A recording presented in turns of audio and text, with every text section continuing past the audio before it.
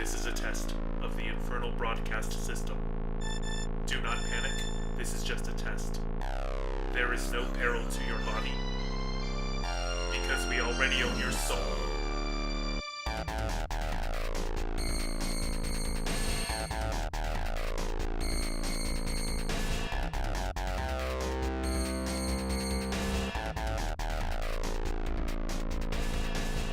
Throwing coals upon this lyrical pyre. Firefest was just a test run, share your soul's desire. Buyer beware, thou would stare as the offer unfolds. In bold letters, read unfettered, let your spirit be sold on. The unbound potential, infernal providential. Signing your name on the blood-dotted line, just grab your writing utensil. Essential apprehension, but don't you pay heed. Just shut your conscience off and put your name on this deed. Concede your hesitation and embrace the cold. You'll get everything you asked, it only costs your soul, so come on.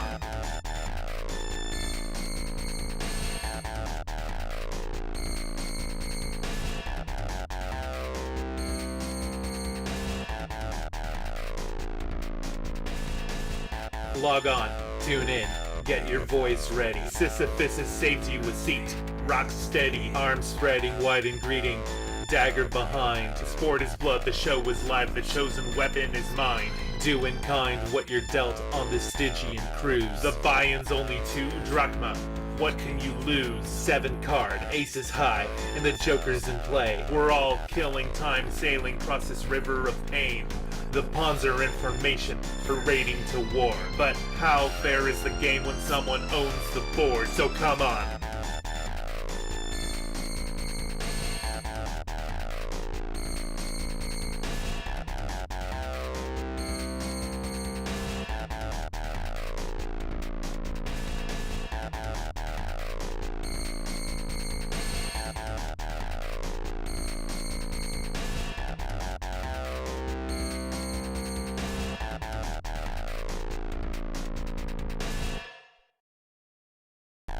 This is a test of the infernal broadcast system.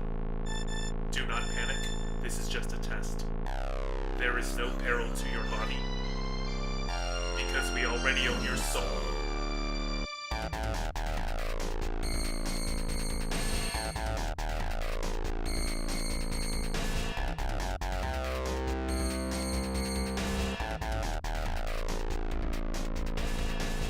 Throwing coals upon this lyrical pyre. Firefest was just a test run, share your soul's desire. Buyer beware, thou would stare as the offer unfolds. In bold letters, read unfettered, let your spirit be sold on. The unbound potential, infernal providential. Signing your name on the blood-dotted line, just grab your writing utensil. Essential apprehension, but don't you pay heed. Just shut your conscience off and put your name on this deed. Concede your hesitation and embrace the cold. You'll get everything you asked, it only costs your soul, so come on.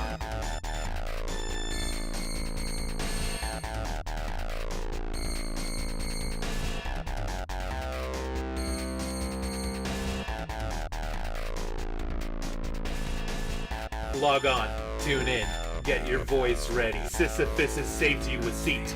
Rock steady, arms spreading wide in greeting. Dagger behind, sport is blood, the show is live, the chosen weapon is mine. Do in kind what you're dealt on this Stygian cruise. The buy-in's only 2 drachma, what can you lose? 7 card, aces high, and the joker's in play. We're all killing time, sailing across this river of pain. The pawns are information, parading to war. But how fair is the game when someone owns the board? So come on.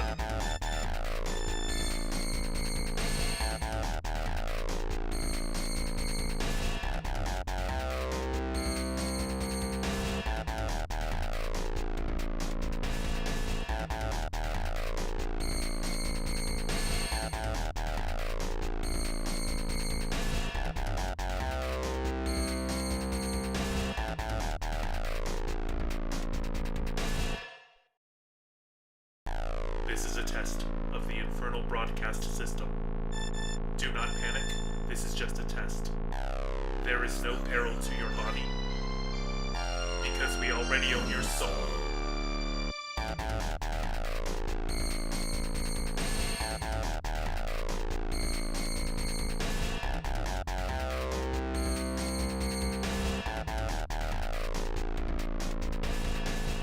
Throwing coals upon this lyrical pyre. Firefest was just a test run, share your soul's desire. Buyer beware, thou would stare as the offer unfolds. In bold letters read unfettered, let your spirit be sold on. The unbound potential, infernal providential. Signing your name on the blood-dotted line, just grab your writing utensil. Essential apprehension, but don't you pay heed. Just shut your conscience off and put your name on this deed.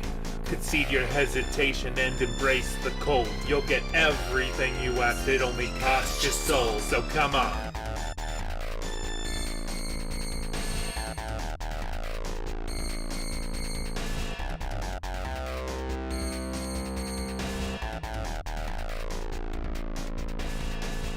Log on, tune in, get your voice ready. Sisyphus has saved you a seat. Rock steady, arms spreading wide in greeting.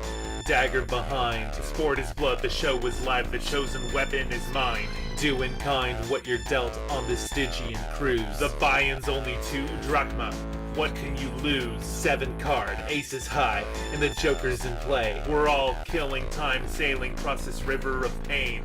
The pawns are information for raiding to war. But how fair is the game when someone owns the board? So come on.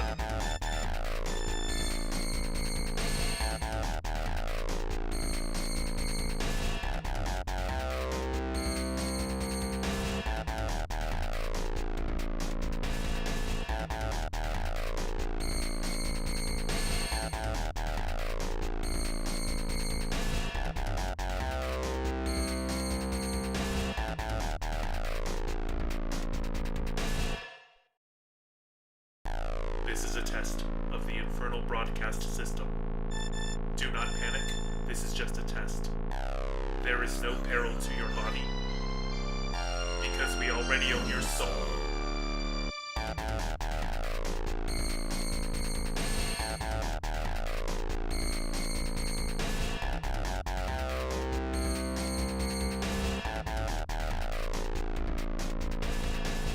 Throwing coals upon this lyrical pyre. Firefest was just a test run, share your soul's desire. Buyer beware, thou would stare as the offer unfolds. In bold letters read unfettered, let your spirit be sold on. The unbound potential, infernal providential.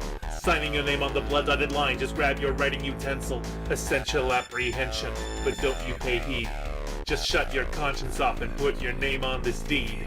Concede your hesitation and embrace the cold. You'll get everything you asked, it only costs your soul, so come on.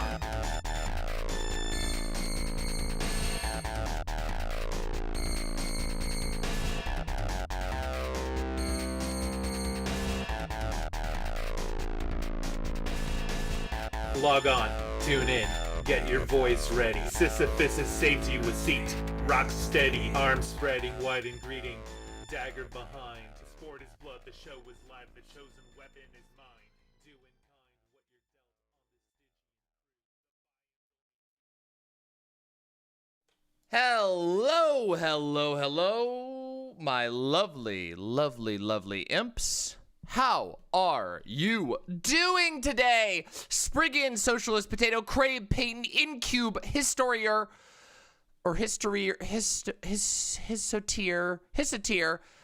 Copioid Crisis, Jessica Metal, Ada Stardust, Castrix, Dragon Slayer, Angry Fruit, Callum G, me, Murder Birder, Jonah Fide, and from the Twitch chat, we have Ziggy Richards and Kajamulist, Malin Win, Callum GTV, Omic, Avatar. We got a lot of stuff to do today. We're going to talk about it real quick. Let me just, 1 second. I just noticed I left this chair in the background, and I'm going to move it back where it belongs.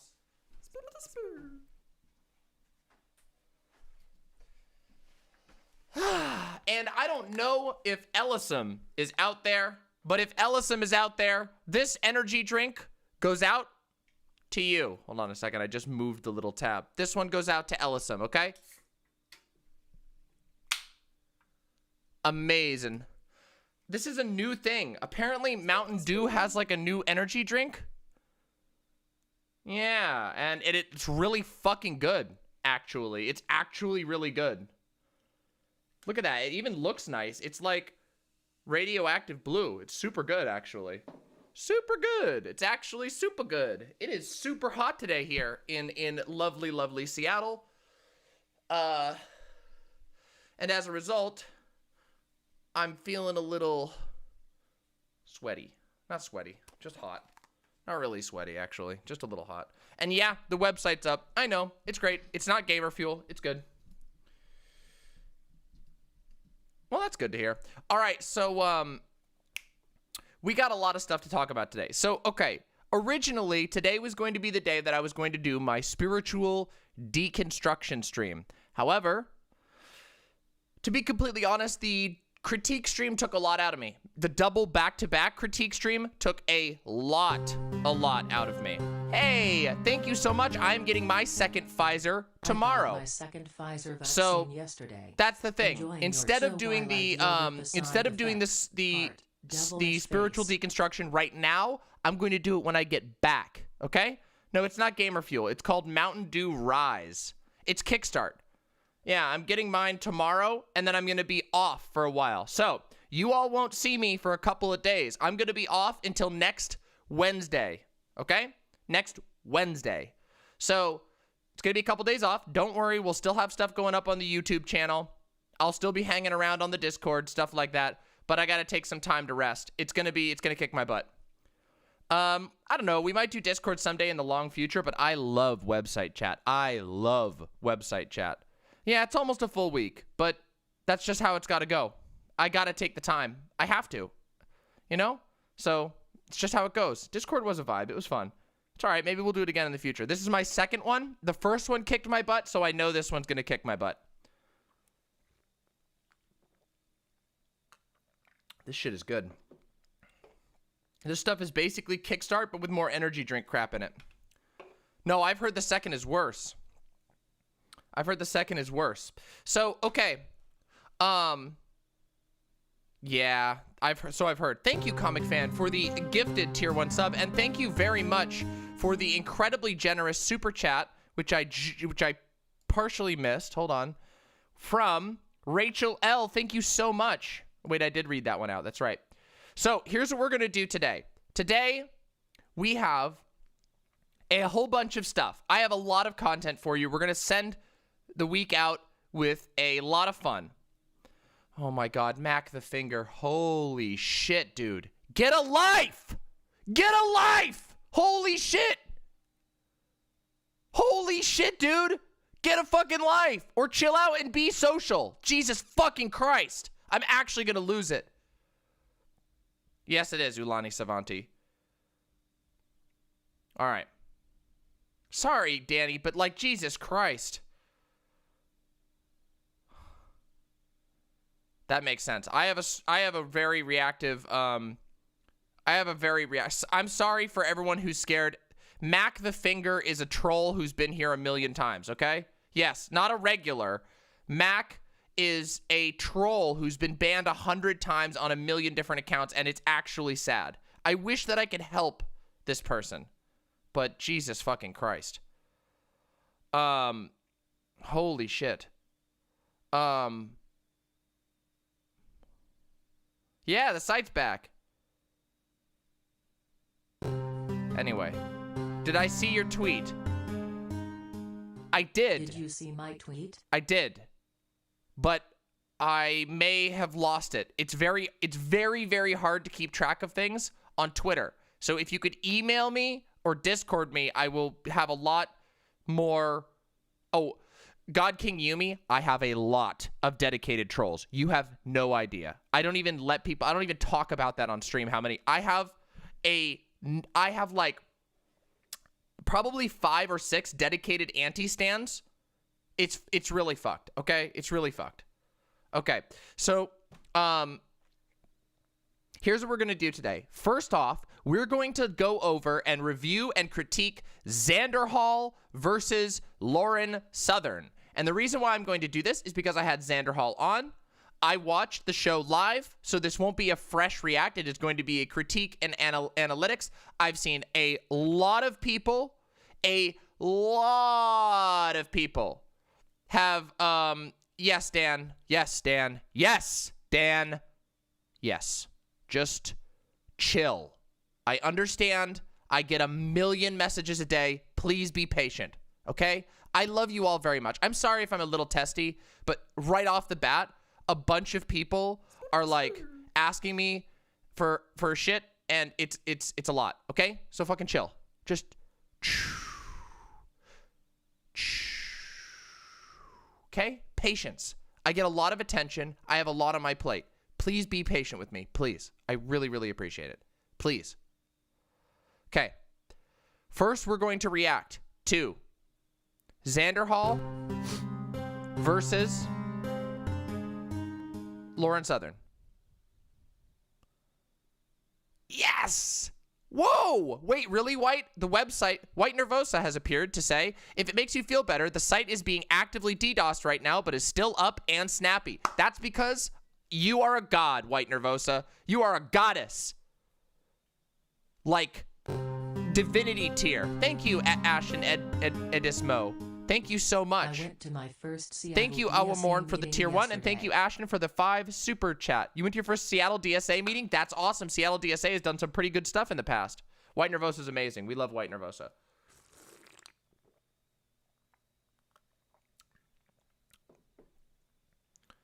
Hell yeah. Oh my God. I can tell today's going to be one of those days. All right. First, Xan versus Lauren Southern. I had Xan on the night before. We talked about it. I watched it. I enjoyed the show. I have some critiques. I have some praise. Okay? Really? That's very interesting, Talking of Sophia. trolls, Thanks for I letting was me going to thanks for letting me know that. debate Chaos's milk that she That's a little pulled weird, out. isn't it?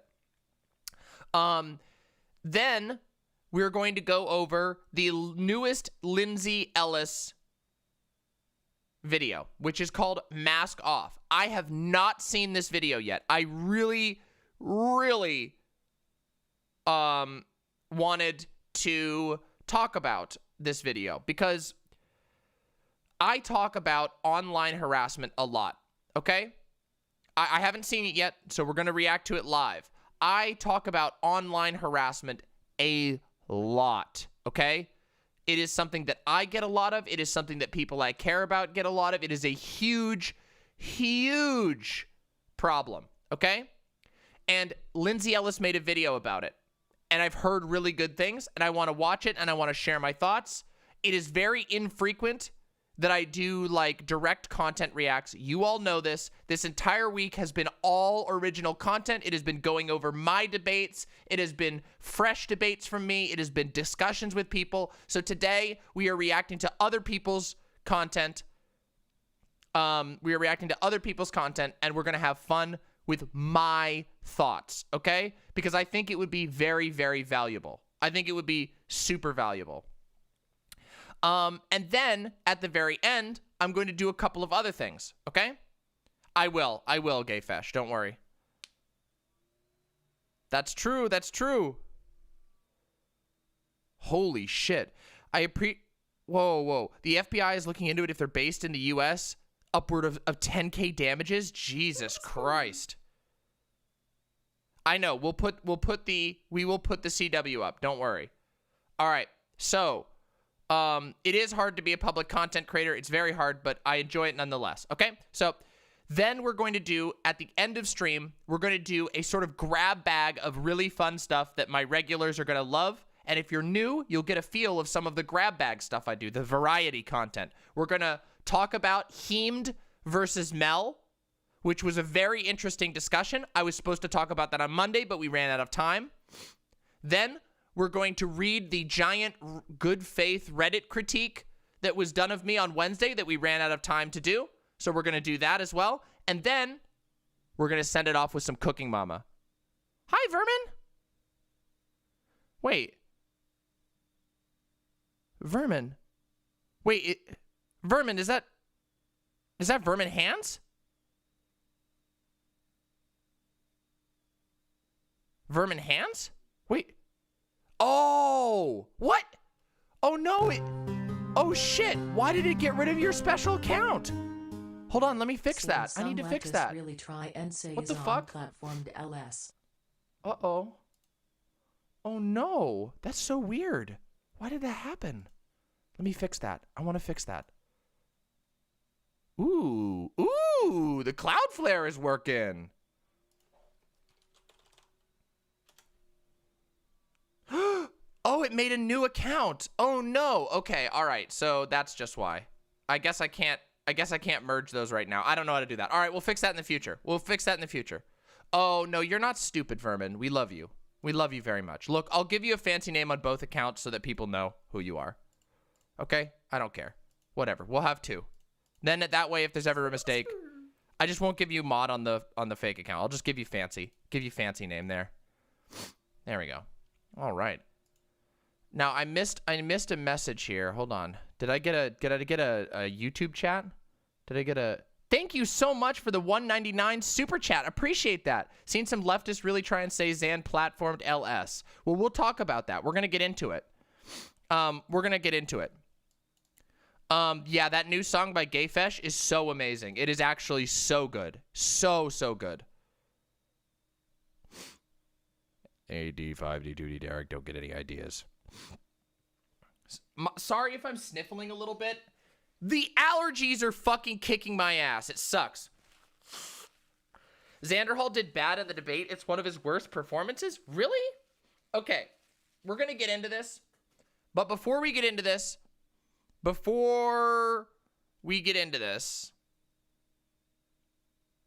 I want to show you something cool. I got something new. Ready? I'm going to show you it.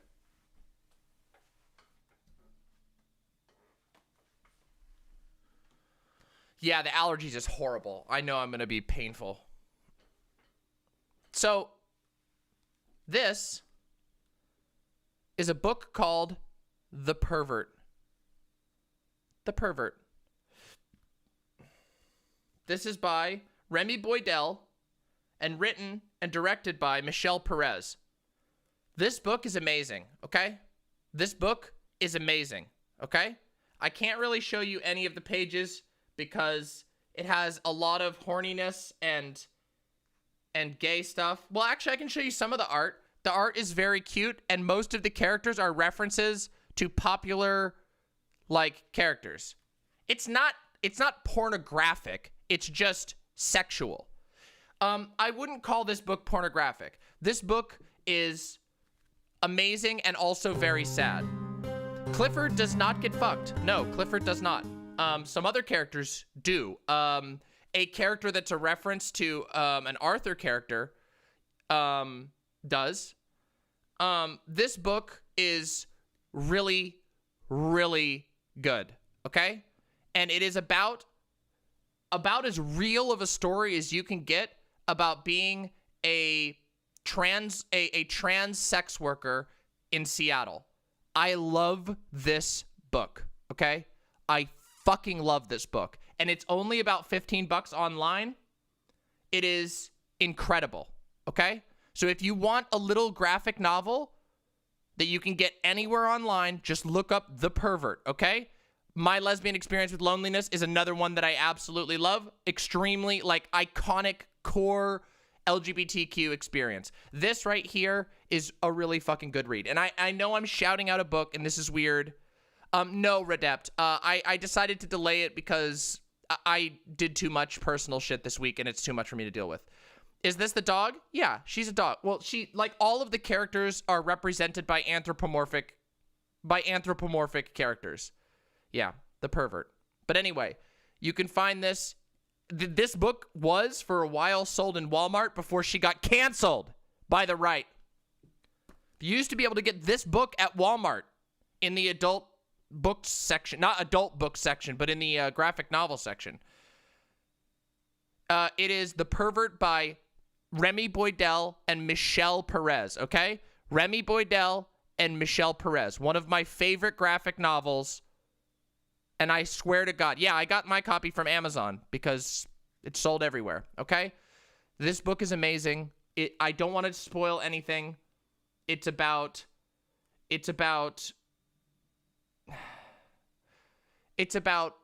life being hard, about getting discriminated against. It's about dating being hard. It's about dealing with drug addiction. It's about dealing with fear dealing with loneliness. It's incredible, okay? This is a book, a life book.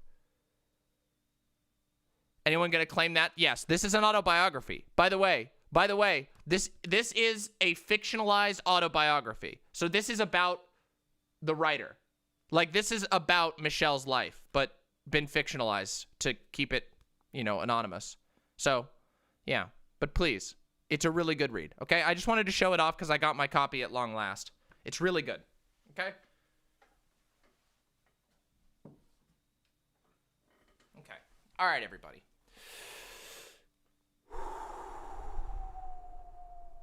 It's really, really good book, and I promise you'll like it. It's sad, but it's very good. And it has a bunch of other stuff. Yeah, you should, Vermin. Vermin, that project was a 2-person team, and it's award-winning. So it really changed Michelle Perez's life in a lot of ways, although she struggled with a lot of things. She went from being...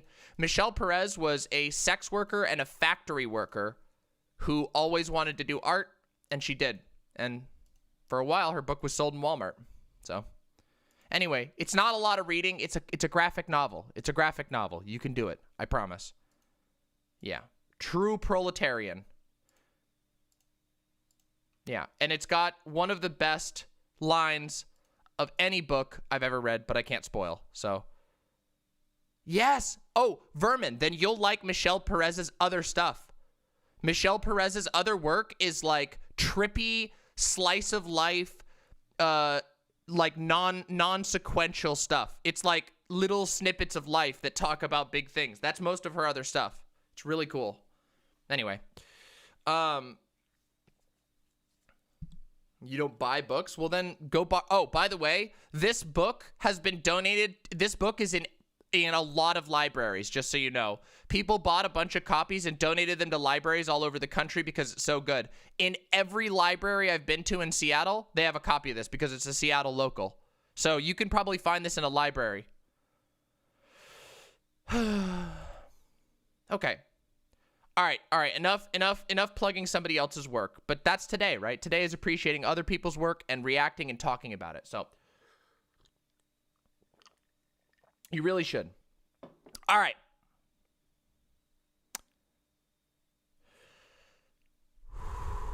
Welcome, Kylie. Welcome. Thank you for joining as a member. Really appreciate that. You get us some special stuff on the YouTube.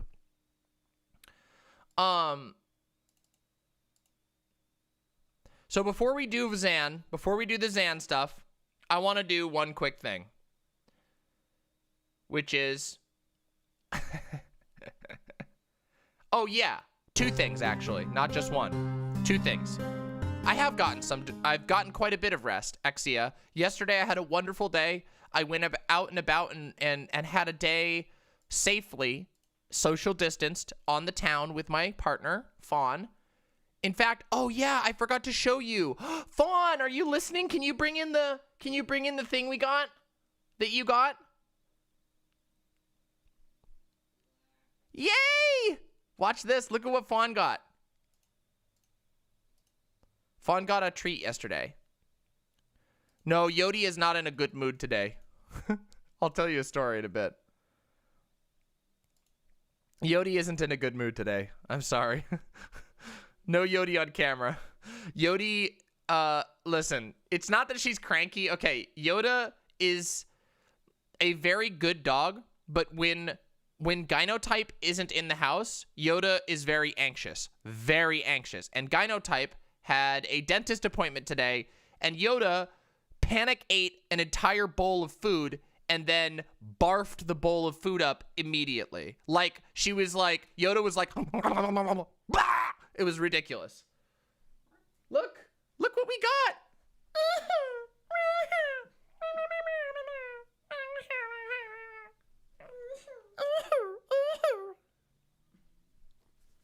It's big.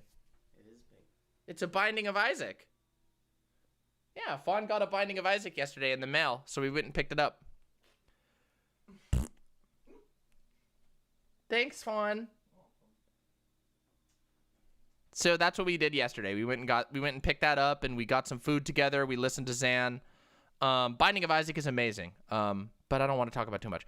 Okay, 2 things before we get into the main meat of the content. 3 things. I'm rapidly changing it. Rapidly changing the rules. First thing, we have 344 viewers on YouTube and 63 on Twitch. If you haven't liked the YouTube stream, please click through and like the YouTube stream. And of course, subscribe if you're not subscribed, but the likes are really important. Likes are the #1 way that we get more people to come and see this stream. So likes are free. Hit me with the likes. We have 333 concurrent viewers right now and only 152 likes. So if you could like it, that would be so helpful. Seriously, it means the world to me. It actually boosts the channel. It means a lot.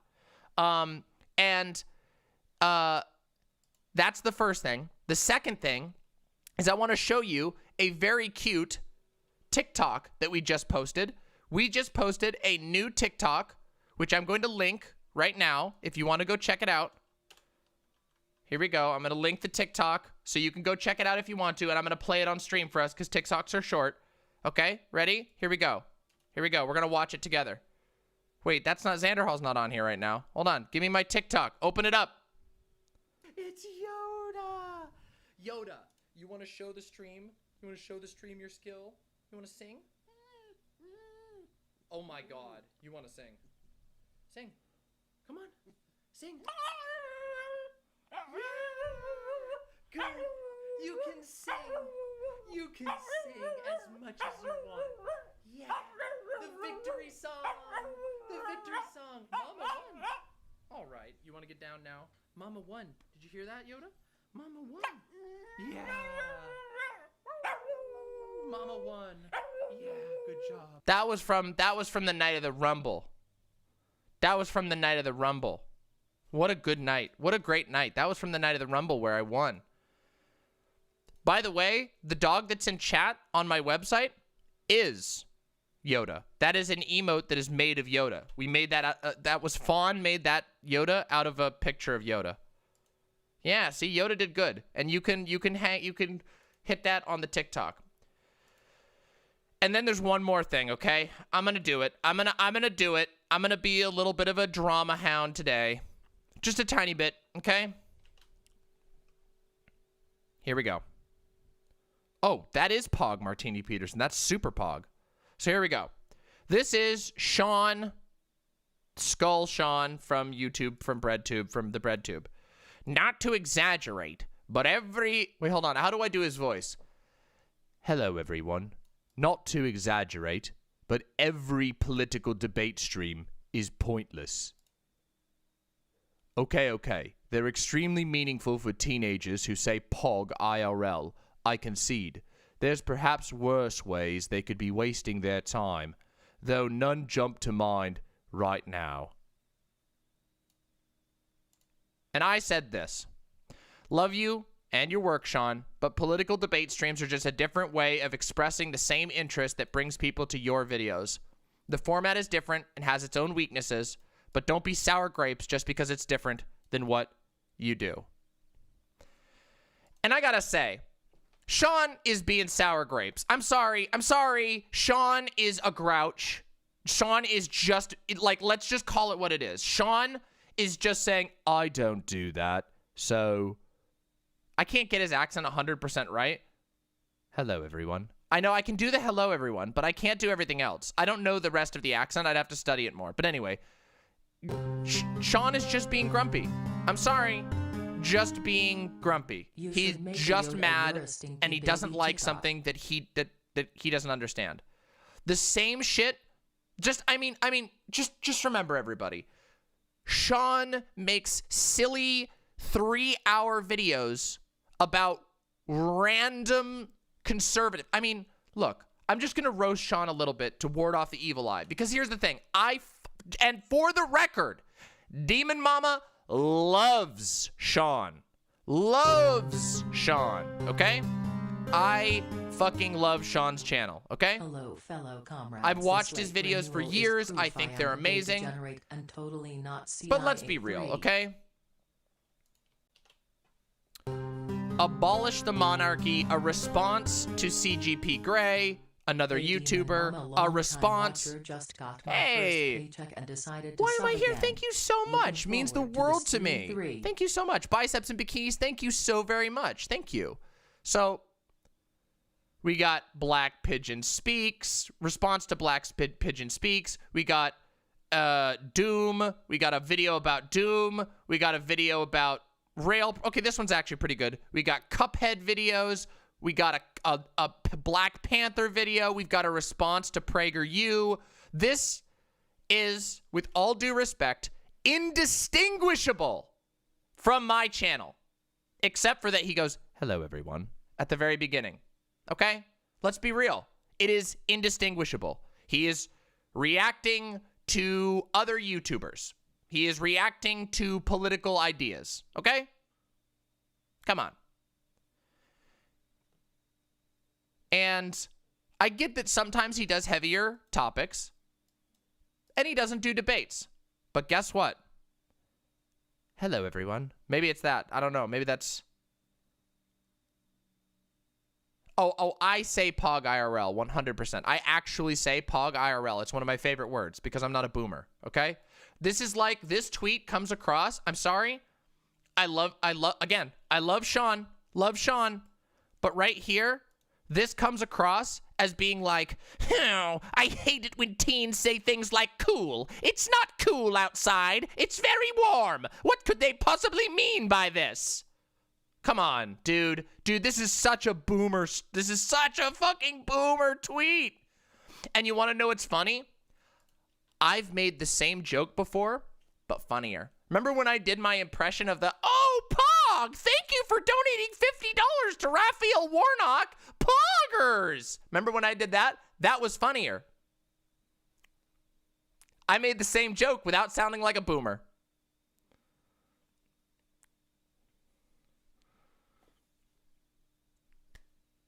Just saying.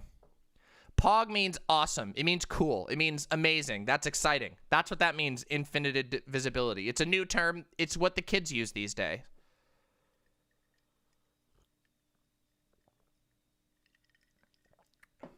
Yeah, exactly. Oh, Pog, you got it. You got it. It's just, Shaun is just this image right now. This one. This is the image of Shaun right now on fucking Twitter. Here you go. This is Shaun. This is Shaun right now. Ah! Get off my lawn, you debate kids! Stop saying Pog! Back in my day, we would say outrageous or radical! Come on, my dude. Come on! Fucking what the fuck? Quit being such a grouch! Oh, that was me, Silent. Silent, I had to explain, because that was when I was talking to Paragoddess. That person, Paragoddess. People said that Paragoddess was being based on one take, and then she got mad at it. But then I explained it. That's wicked, dude! Totally... Hello, everyone. Today I'm going to talk about how back in my day we said totally tubular, and we didn't say things like pogue. Come on. Stop being so boomer.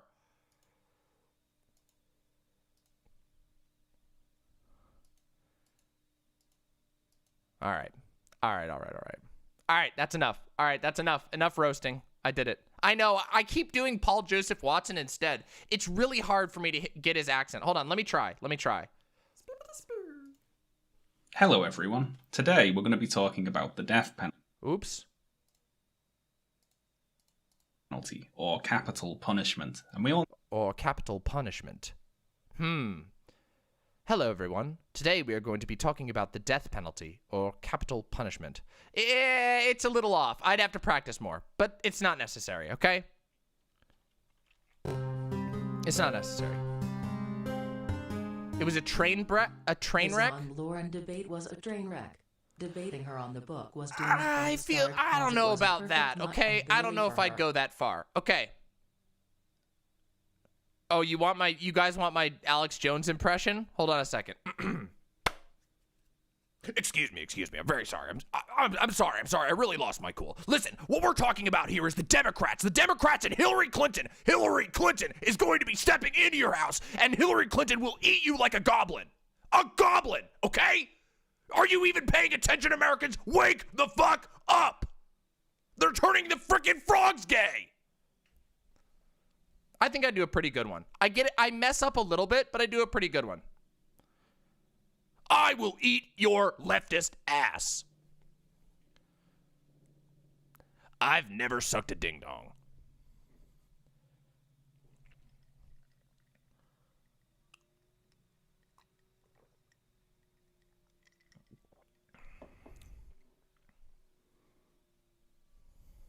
Yeah, my voice isn't actually as deep. I have to try really hard to get my deep that low, my voice that deep.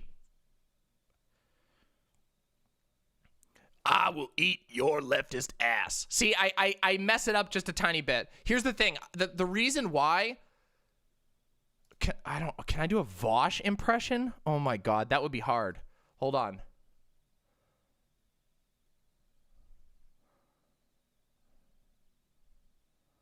Sometime. Shh, I'm gonna fucking ban you, gay fish. That's it. I'm gonna kill you, gay fish.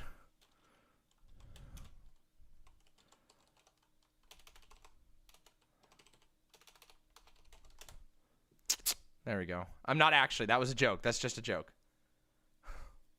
I don't care. I don't know. It would be hard.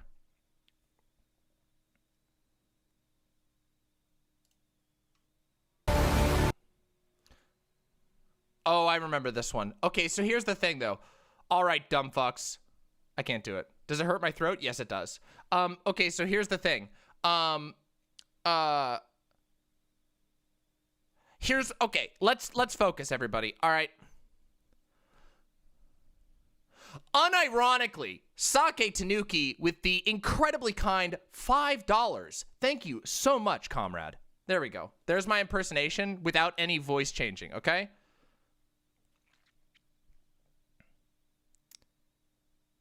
The funny thing is, Sake Tanuki once came by and donated a bunch into my stream, and nobody clipped it. Because I did say, holy shit, Sake Tanuki.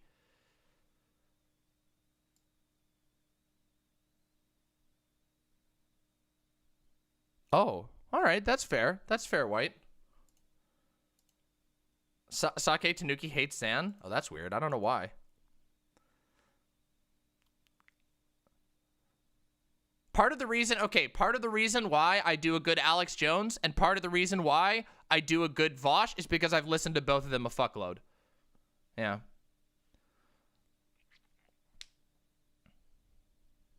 I can't do Hassan. Hassan does this thing where he goes, I can't do his laugh. Hassan has this laugh where he goes, he does this laugh like that. That's really funny, but I can't do it. I can't fucking do it. Hassan has one of the most, like, fucking incredible, incredible laughs. It's fucking amazing. Vermin, you have a very infectious laugh. You have an incredibly infectious laugh, and I love it. I love okay, infectious laughs are the best. Like, that is a blessing. If you have an infectious laugh, you will make every party better. Yeah. No, because I fucking hate that guy. He's a joke. His name is Hassan. Alrighty. Everybody, enough! Enough! It's time to focus. Okay? We've had the frivolity. It's time to get settled in to the motherfucking content. We're 40 minutes in and I haven't even done any content. Well, I guess this is content. Let's chill and let's get into the content without any further ado. Okay? Focus, everybody.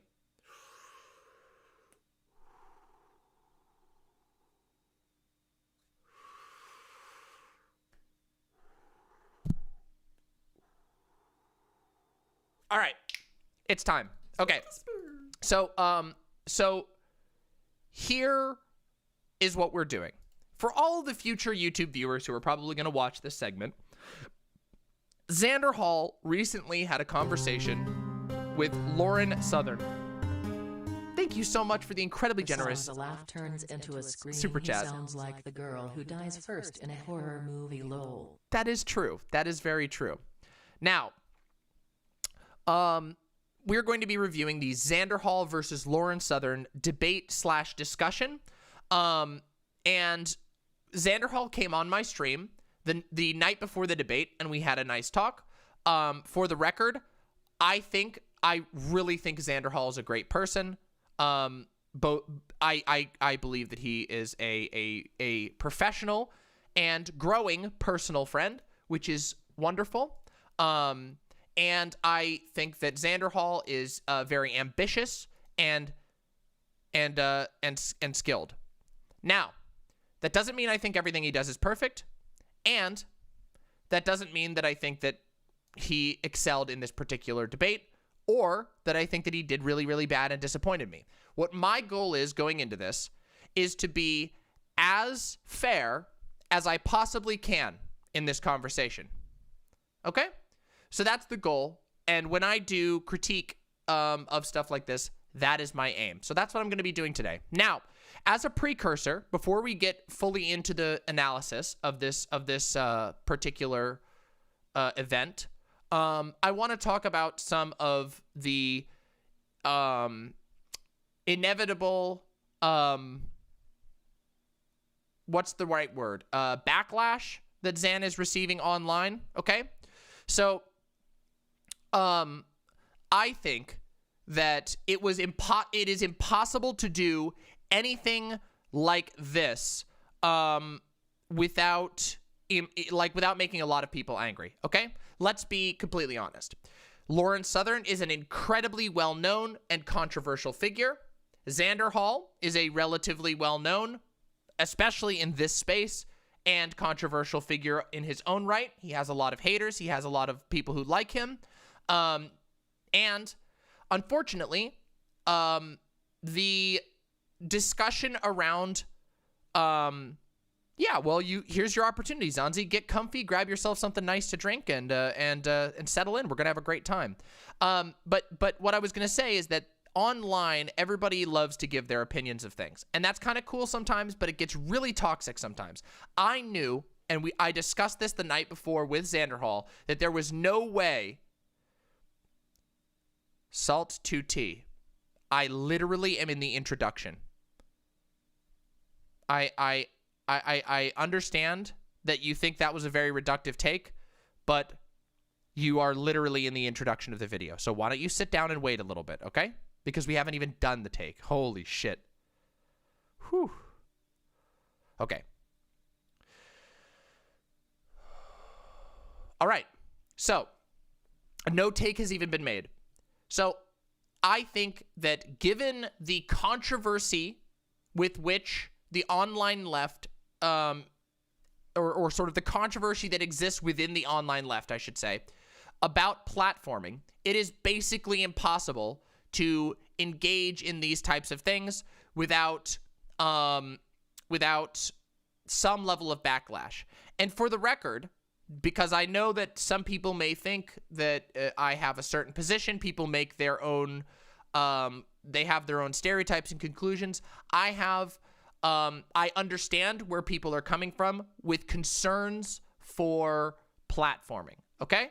So, my position, and I'm going to state this here so that everybody knows what we're getting into, my position on platforming is that it does have to be done responsibly, but that we cannot avoid it outright, okay? I think that there are very, very limited, can we ban that account, please? There are very, very limited platforms in which you can engage responsibly with outright demagogues. Lauren Southern, Milo Yiannopoulos, Rush Limbaugh, there's a lot of such outright demagogues. Tucker Carlson, these are a lot of examples of people that I would call demagogues. They don't engage wanting to change their mind. That is not their goal. They are there to to push a message. And when you engage with someone like that, it becomes a battle of the better propagandist, even if you yourself don't see yourself as a propagandist, okay? So there is a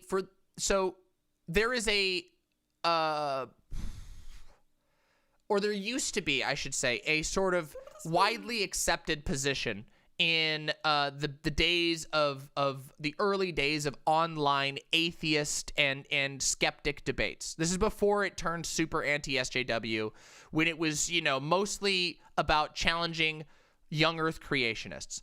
There was a unspoken rule that you don't engage with obvious propagandists, because they don't care at all about facts, okay?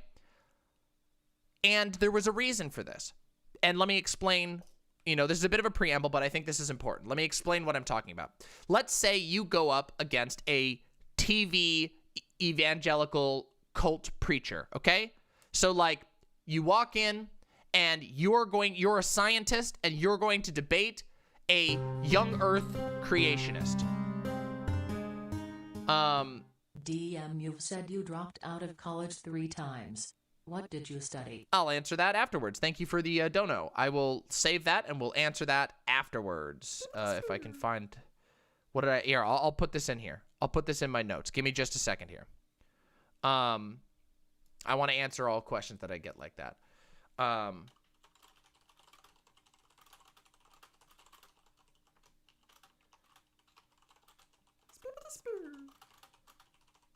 Okay.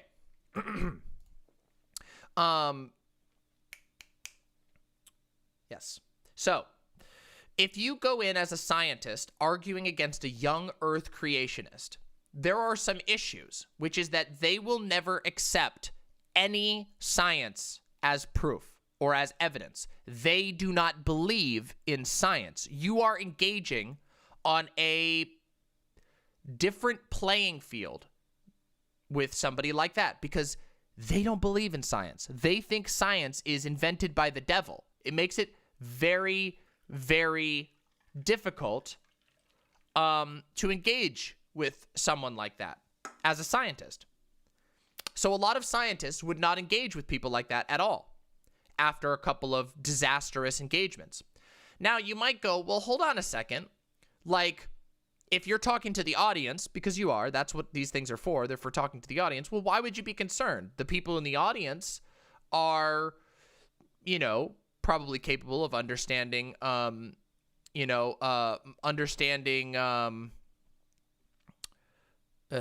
science. So here's the thing. When a demagogue, when a propagandist is engaging with an audience, they are doing a couple of things. One, they are trying to build their own, they're trying to build up their own reputation. They want to be known as for going up against somebody else. Two, they are looking for vulnerable members of the audience, okay? They know that 99% of the audience is going to walk in and think that they are a conspiratorial kook. They know that. They don't care. What they're trying to find is the 1 or 2 or 3 people in the audience out there, or more, depending on how big the platform is. They're trying to find a handful of people that they can hook out. People who are vulnerable for one reason or another. Maybe they're people who have a ton of bias already. Maybe they're people who were harmed by whatever they see as represented. Like, say, if you had a psychologist arguing against a young Earth creationist or a flat earther, that person could exploit the fact that somebody might have had bad experiences with psychology or with psychologists in order to hook you into the ideology. Okay? That is the inherent risk in platforming a demagogue. And I think it's important we talk about this, because I think a lot of times it's easy for us to forget why we care about platforming, why we care about any of this stuff, okay? And this is why we care. Now, You always say they play on the biases and assumptions. Yes, they do. They play on your assumptions. They play on your biases. Exactly. It's all over the place, okay? But they know that most people in the audience aren't going to engage with that. They don't care. They just want to find a few. Nuts. Everyone does do that, but to very different degrees, okay? Everyone has biases. Everyone has preconceptions, but somebody like a young Earth creationist or a Jewish question conspiracy theorist, they are going to engage with an almost incomparable amount of dishonesty, basically, because that is how their ideas spread, okay? So there is a genuine and real, even for you out there who are super debatey types, even for those out there who believe in the arena of ideas, the most extreme of you must acknowledge that there are some people who are just plain manipulative, and it is dangerous to give them a platform to talk on, right? That's why we care about platforming. Now, in the modern era, the discussion around platforming has changed a lot. Debates don't just happen on college campuses sanctioned by a university anymore. They happen every minute of every day all over YouTube. There is a constant fire hose of topics, of content that is debating, propaganda, everything that you can imagine, more than ever before. In the past, if you got an invite to a debate on a college campus, that alone was considered some form of legitimacy. That is not quite the case anymore.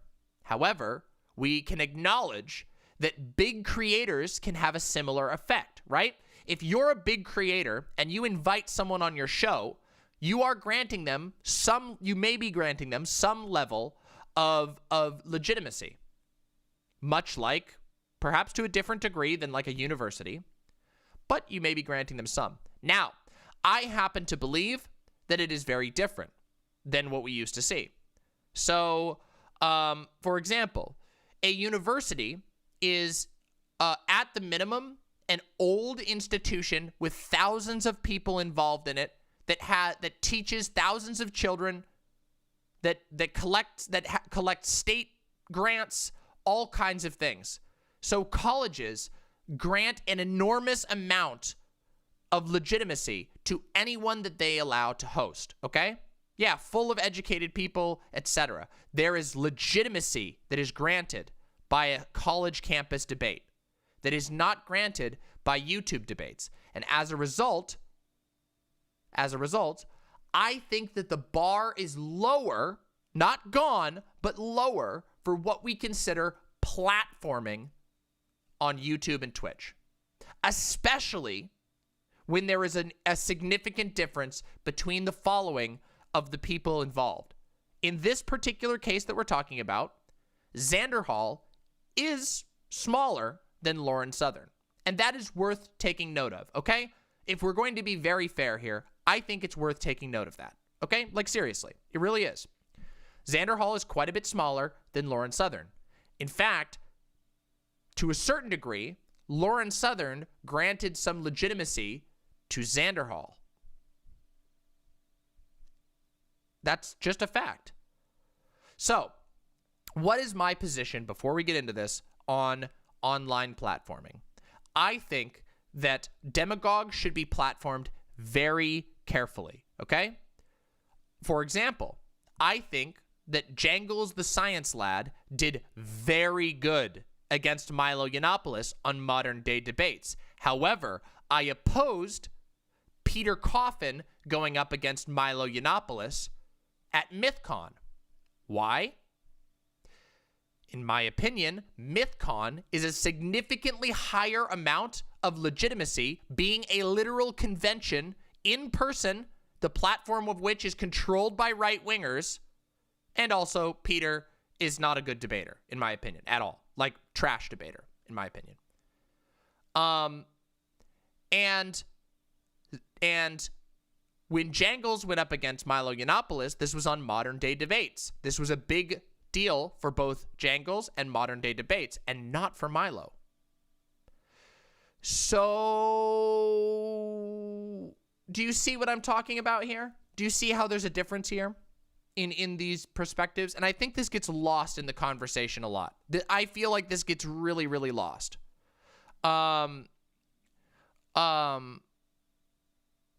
Yeah. So, I really do think this gets lost.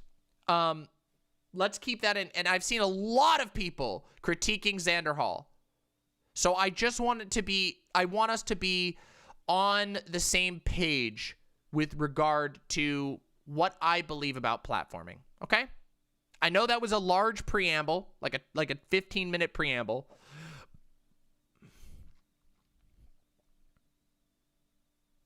But let's get into it, okay? Some of the commands might be busted, okay? Thank you, Giraffe Astronaut. And we're going to get into it, so don't worry. We're going to get into it, okay?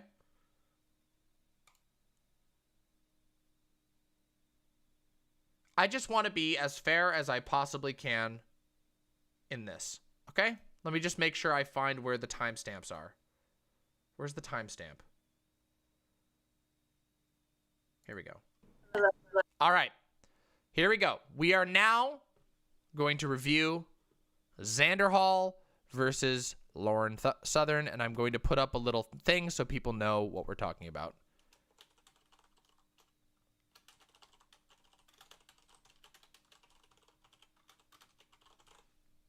Okay.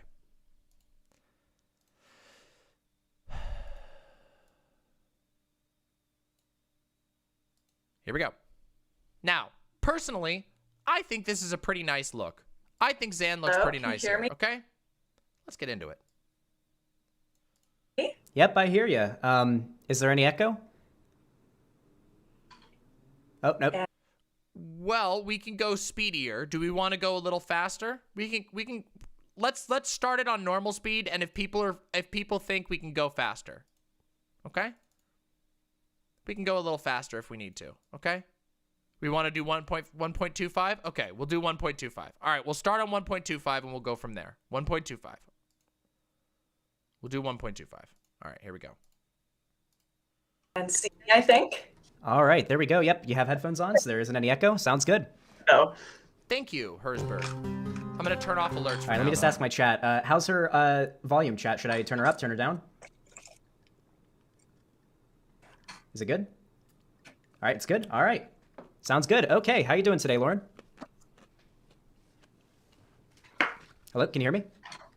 Oh, I can hear you now. It's when I have my mic plugged in that I can't hear you. Because I'm an absolute boomer with technology, so I apologize. Is my mic okay now? I'm just using the Sorry, I'm going to turn it down just a tiny Yep, bit. you sound great. No echo, and it sounds pretty good. Perfect. All right. Well, we'll just leave the Blue Yeti over there. I'm sorry for being late. I had to find my lighter. Gotta have the candle on. Little known fact, white women are exclusively powered by scented candles, so would have been a disaster without it. I understand that. My girlfriend also has a scented candle, though she doesn't use it much. But I also know, and I guess this sort of supports the more conservative view of women. In my experience, women also have no body heat. Like they always want the house turned up as hot as possible. So, oh yeah, one thing I gotta do, I gotta hide the chat. Hold on a second. Hold on. I'm gonna have to do this again real quick, because I gotta not have the chat. There we go. There we go. That'll be good. No, I'm not gonna hide my chat. I'm gonna hide Zan's chat. Okay. Here we go. And we're gonna do this. This will make it look nicer even. Bam. Okay. So, this joke was funny in my opinion. I thought it was funny. And I thought it was funny. Yeah, Sorry, I thought it was funny. I heard your poor girlfri's freezing her butt off for you. She is. Yes. We got By the way, one of the things that I said while I was listening to this, while I was listening to this, I was like, oh no, she's not on camera. Having her on camera would have been way better. Would have been way better. I'm sorry, it would have been way better. If I was in Zan's position, I would have insisted on video. Yeah. AC turned nice and low for this conversation because I sweat like crazy when I sit in a leather Well, I thought she said no, but yeah, she should have been on camera in my opinion.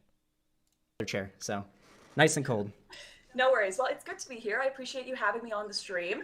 And I do appreciate you admitting in your review of my book that you were a bit prejudiced. She had video up, but oh no. Okay, that was a mistake. Then that's a 100% fair mistake. First picking it up, and you actually like it. You're a fan of the ABCs of morality. Yeah, overall, I don't think there's anything, like, at least on a surface level, that's worth taking too much issue with. Though I was just curious, and I wanted to see if you would elaborate on some of the meaning behind a few of the definitions that you gave. Okay, I am very happy. I'm going to be pausing this a lot, so don't complain. I am very happy that Xanderhal took this approach, okay? Because, and I'm going to explain why. Because I know a lot of people disagree with me on this.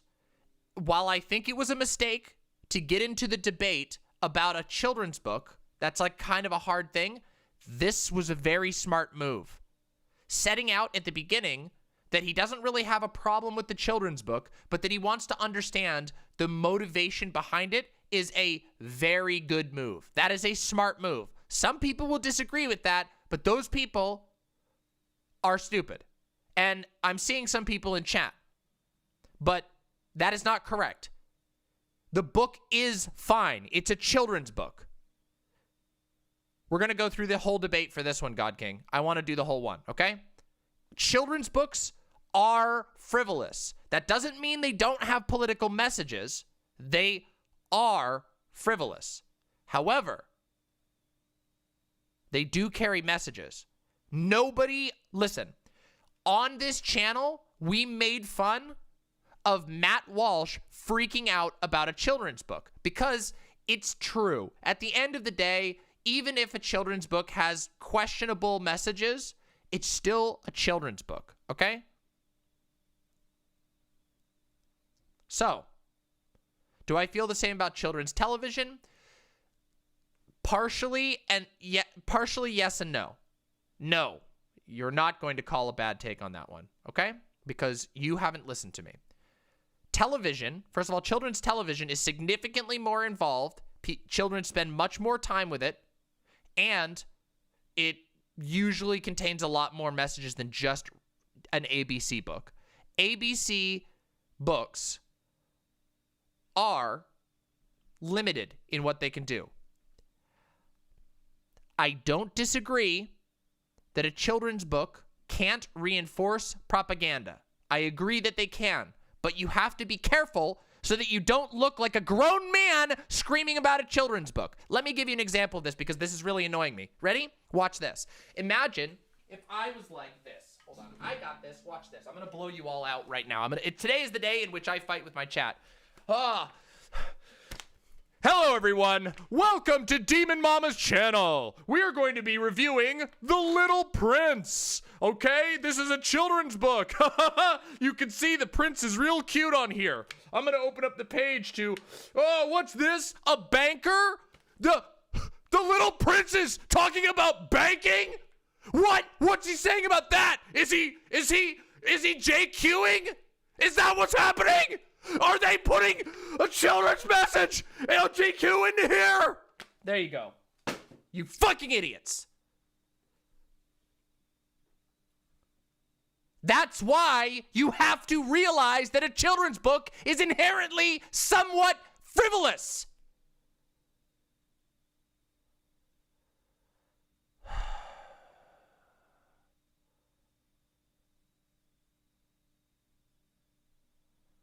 Yes, I agree. The children's books. Yeah, thank you, Ellis. I kind of messed it up. I'll get better in time.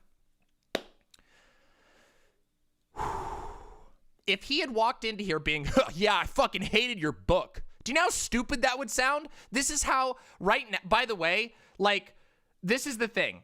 I love you all very much, but this is why some of you aren't debaters. This is why some of you don't do what I do, and instead you just watch. Because if you walked into this debate and you went, and Lauren said, so what'd you think of the book? And you went, ha, it sucked. You would sound like a fucking moron. You would sound like a fucking asshole moron. You have to, okay? You have to. It is a children's book. Yes, I know I'm strong. Oh my God, I'm gonna lose it today. I'm gonna lose it today. I'm gonna lose it. Today's the day. Today's the day. Today's the day. I'm gonna lose it. I'm losing it right now. Okay? All right, let's continue. We're never gonna get through this. We're never gonna fucking get through this. For sure. So overall, good book, but there are a few problems you have. That's where we're at. To be fair, the problems aren't really with the book itself. I guess, Damn, based Xanderhal. Damn, that's correct. See what he says there? The problems I have are not with the book itself, but rather the messages that are in it. That is a good move. And if you disagree with that, you are just simply wrong. I'm sorry, you are wrong. Starting up by pointing out that it is impossible to separate the art from the artist, put her in a position. And that set the frame for this debate. If I were to give my concern in a more succinct manner, I would say, knowing you as a conservative figure, you are certainly conservative and pretty well known for that. I feel as though if a well-known leftist figure we wrote just a started, book for... Aiko, we just started, but I am in the deep end because people are very, very angry and can't approach this with like a rational mind. So we're gonna try desperately, but I am already screaming at the top of my lungs, Aiko. I love you, but I'm losing my mind today. That's just how it's gonna be. It's gonna be a fun one. Kids, and the main idea behind it was to teach kids like values of some kind, right? Most likely left-wing values. I'm curious, would this not perhaps make you a little bit suspicious? It would depend what the book actually said. And Damn. See? This was what Vaush recommended, and I agree with this. This was a very good start. Xanderhal started this great. Okay? that's what kind of surprised me at first is, and why I quite frankly accepted this debate, is I couldn't believe you would challenge me to debate a book you had never read before. It was... Now, this was Lauren attempting to shift the frame to make Xan look like a triggered SJW, and he didn't bite the bait. That is good. That is very good, okay? Xan didn't bite the debate. She's like, you hadn't even read it. What are you getting triggered about? And he didn't bite. That's good.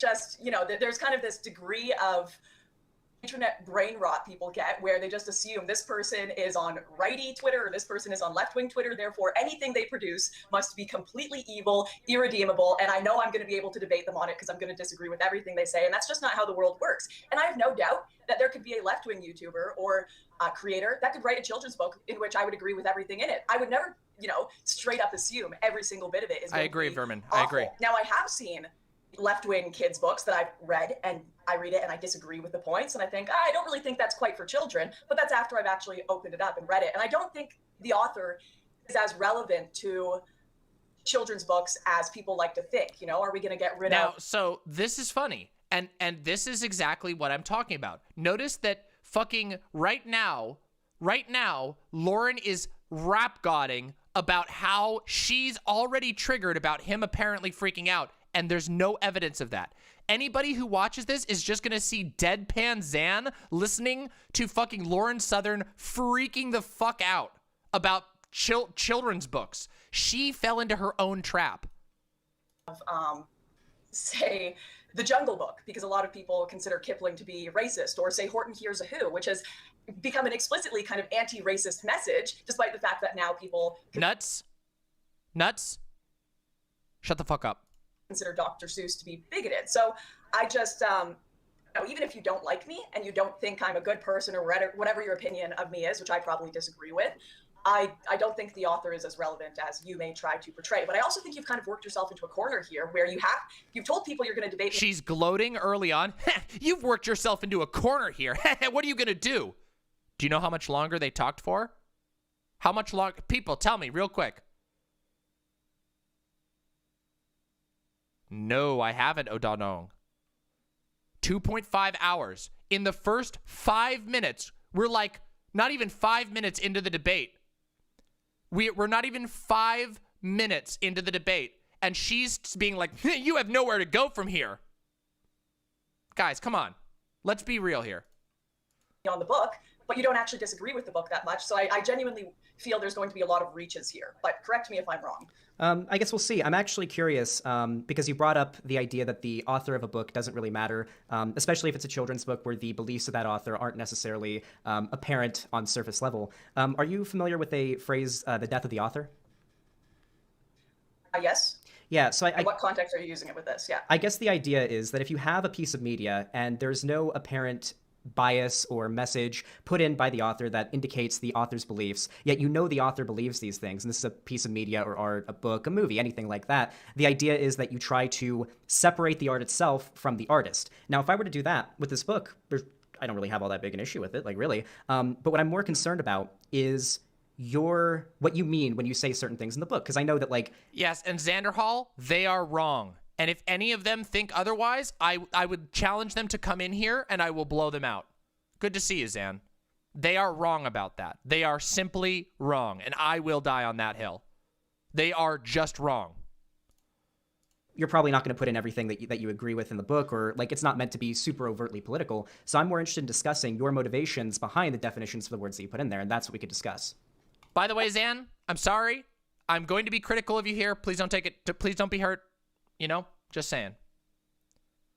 Yeah, don't be hurt when I critique you, because I will. But I have some praise for you as well. Like, I think you started this really, really well. Sure, let's do that. And where would you like to start? What are the words that you have the most issue with, let's say? Okay, now, yeah. I think that this was sort of a little bit, this explanation was a little bit shaky, but the point, yeah, I agree that it was a little bit shaky on how it related, but she didn't notice it, so it didn't matter. Xan got out what he wanted to say. Only annoying pedants are going to care about that. Lauren couldn't debate it. I don't want to go over every single one, obviously, because I don't take issue with most of them. But I guess we can start on E. Okay, do you mind if I read it off, or? Yeah, go ahead. All right. E is for equal opportunity. Everyone is equal when they're judged on the same scale, praised if they're successful, and accepting if they fail.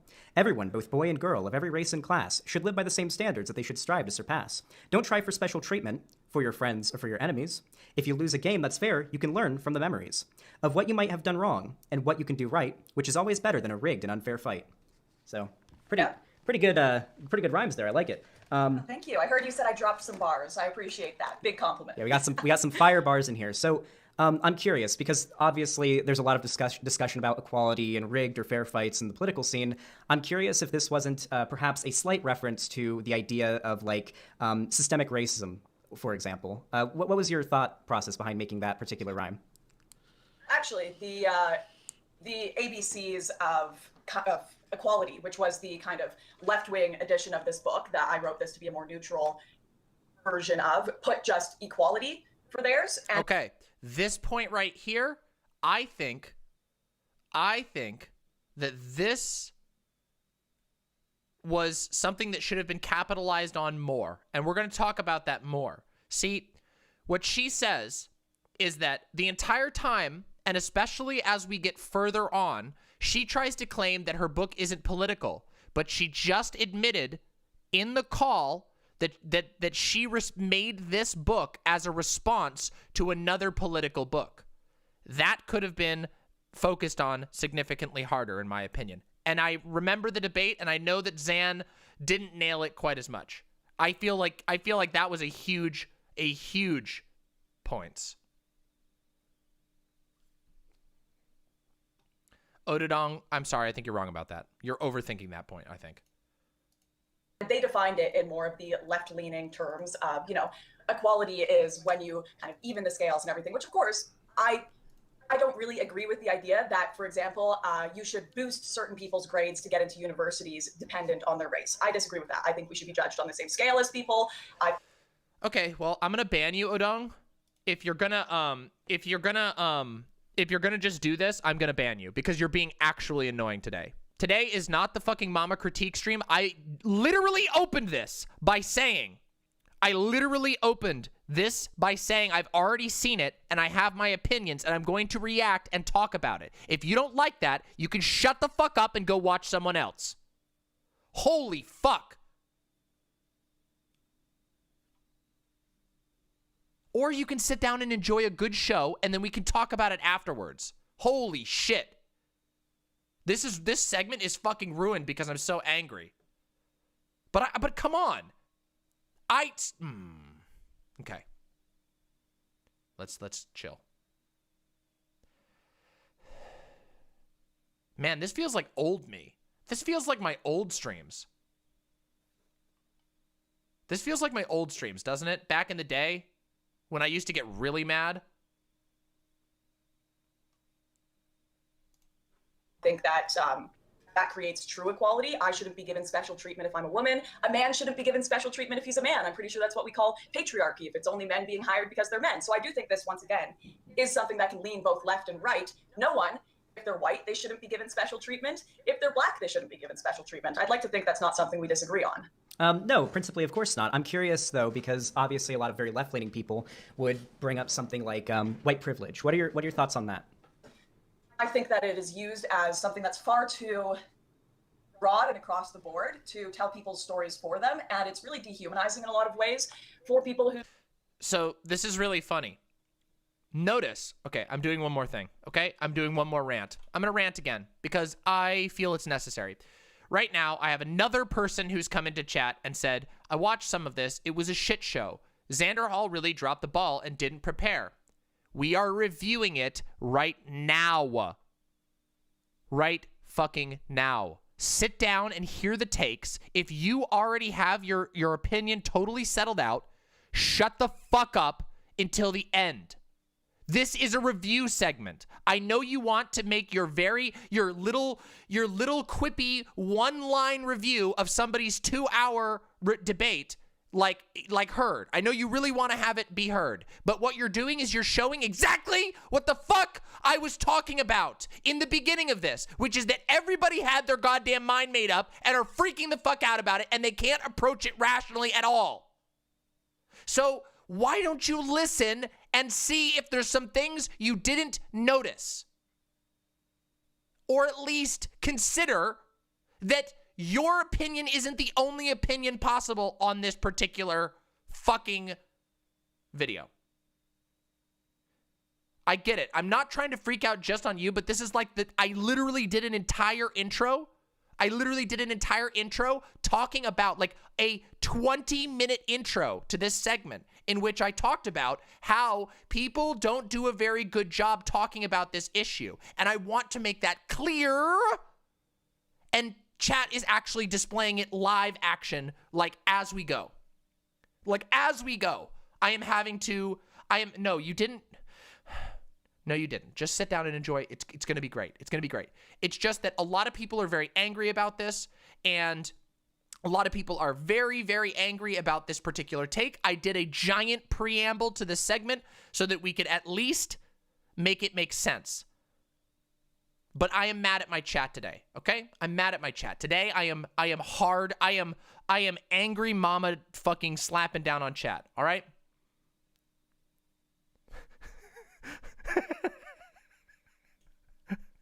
DCK Punk, I love you for that. Hey, Demon Mama, I've already seen this. I have my opinion. What's yours? That's what I'm trying to tell everyone. Thank you. Thank you, Dick Punk. Thank you.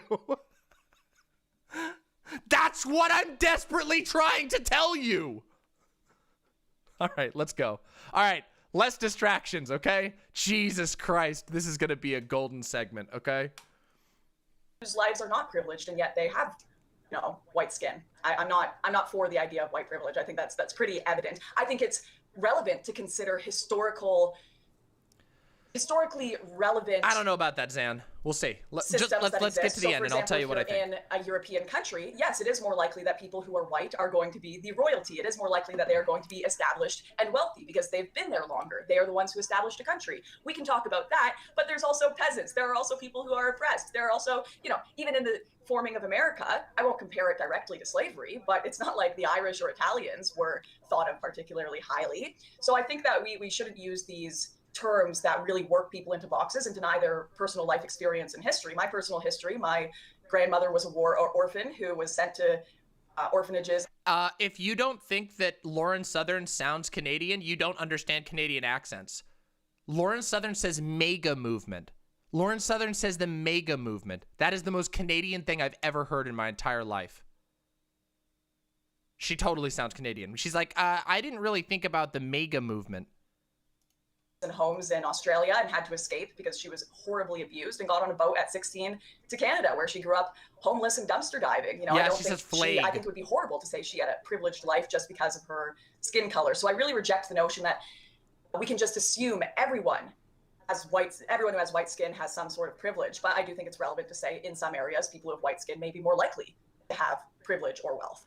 Do you mind if I elaborate on the definition of white privilege, at least as I understand it and as most of the academic community seems to? I understand there are different definitions of white privilege, but I'm talking about it in the way that it is popularly used within pop culture, within discussion, within even my own classrooms when I was growing up. But feel free to go ahead. Yeah, so this is something I like this segment already.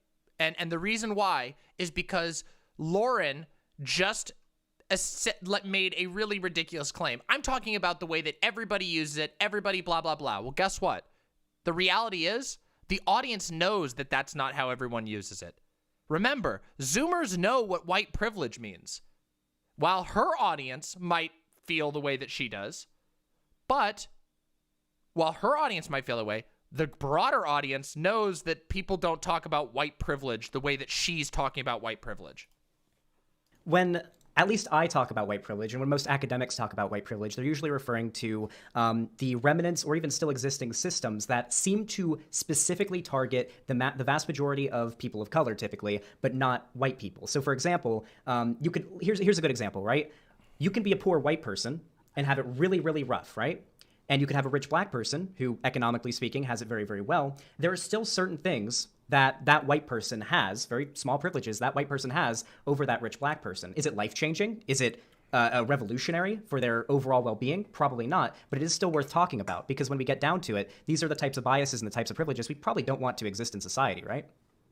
Sure. Yeah, so okay. Yeah, typically I'm referring to things like injustice in the racial justice system, the racism there. We agree on that, right? You agree about the racism in the criminal justice system? You'd have to point out direct examples. I think This is a horrible look. You tripped on the words, but that's irrelevant. You tripping on words is irrelevant here.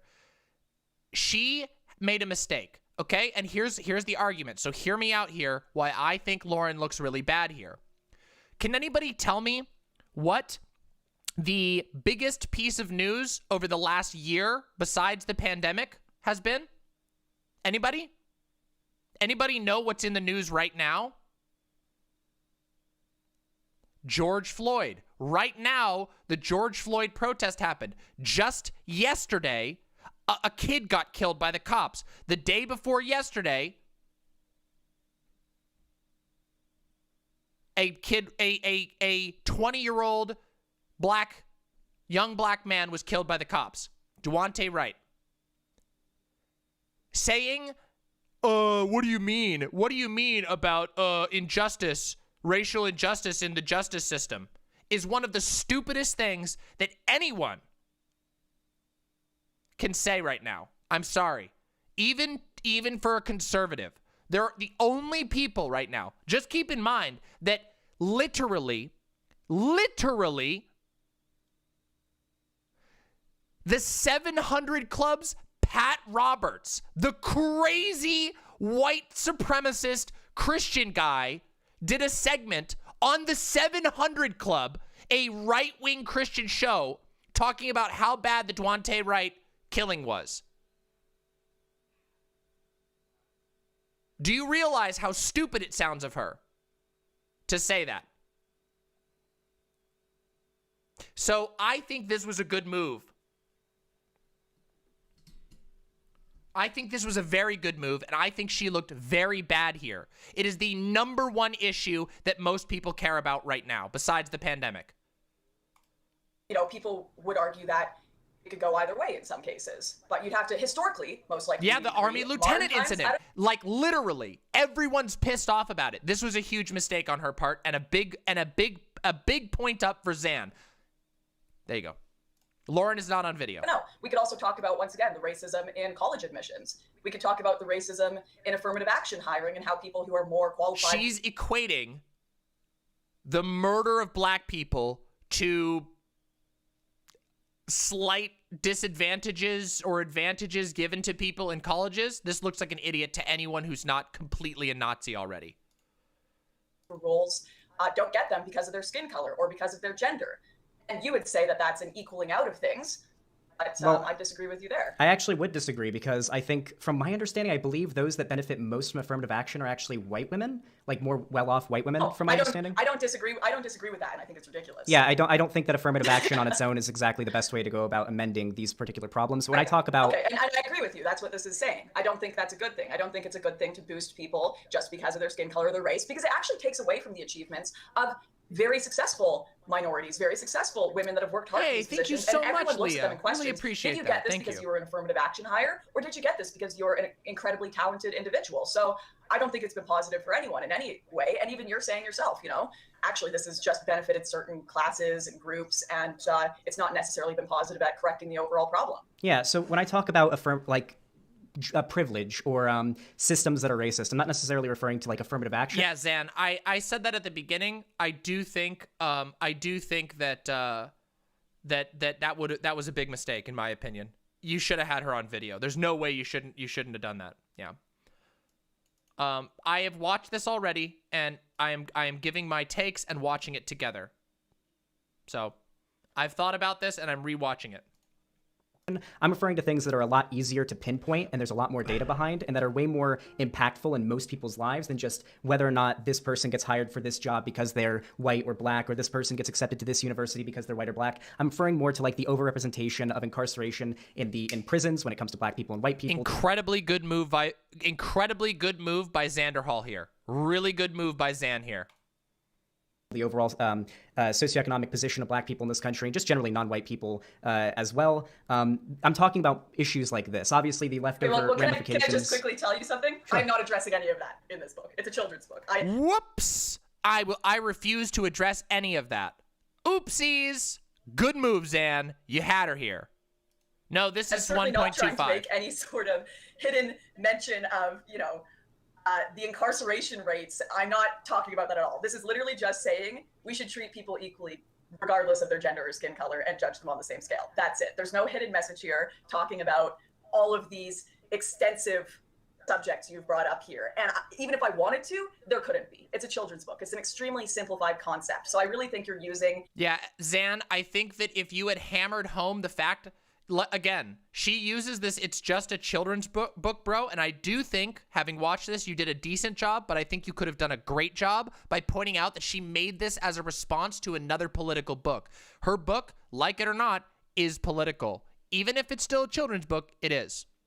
And I think you did a pretty good job. This point that you don't really disagree with, to go off on tons of other topics that you maybe want to discuss with me, and we can save for later when we're done the book. But this has nothing to do with all these topics you brought up, that equal opportunity bit. Well, I apologize if it seems that way, but my main point is that you can't completely separate the beliefs of the author from the art. So when I read this, my interpretation was, okay, so we're talking about equality and how people should strive to surpass, and you know, winning a rigged fight isn't really something that's worth any merit. And so I couldn't help but think of, like, because I watched a lot of your content back in the day, of when you would talk about like how the left overblows the problems with like the racial inequalities in the criminal justice system. It just brought me back to that. It had nothing to do with that. And, okay, you guys can look it up. There's this book called Postmodern Pooh, and it's a book which tries to argue in jest that Winnie the Pooh is actually just rife with post-colonial theory, and it's actually books about satanic ritual abuse using Piglet and other things, and it's quite a funny book for adults to read. Xan's expression here is every single person in the audience who doesn't already know exactly what she's talking about is making this exact face. Just so you know.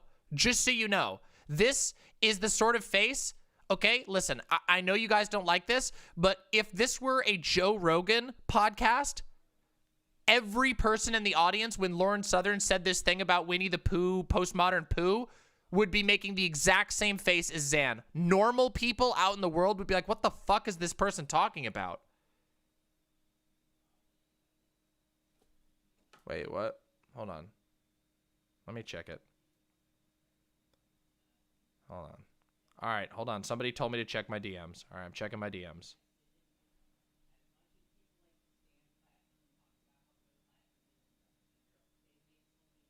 Who else is on there?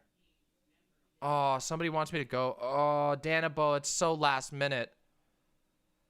Oh, that's so last minute. I don't think I can do this one. Sorry, Danabo. I want to do this content. I'm sorry. No. Not today. Trihex and Joe Lewis, that's pog as shit, but I can't today. Sorry, Danabo, not today. Thank you, though. I really appreciate it. I got to get through this content. Let's continue. And it mocks the idea of like over reading into this and how you could literally interpret these kids' books. Thanks, Danabo. I really do appreciate it. I got to get through this content today. Can come up with, and I think you're starting to just go into that territory a little bit where you are taking this book. Holy shit! 33 gifted tier 1 subs from Leah. Jesus fucking Christ, Leah. Thank you so very, very much for the incredibly, unbelievably generous 33 gifted tier 1 subs. That means the world to me. Seriously. Thank you so goddamn much for that, Leah. You are a champ. Thank you so much. Really appreciate that a lot.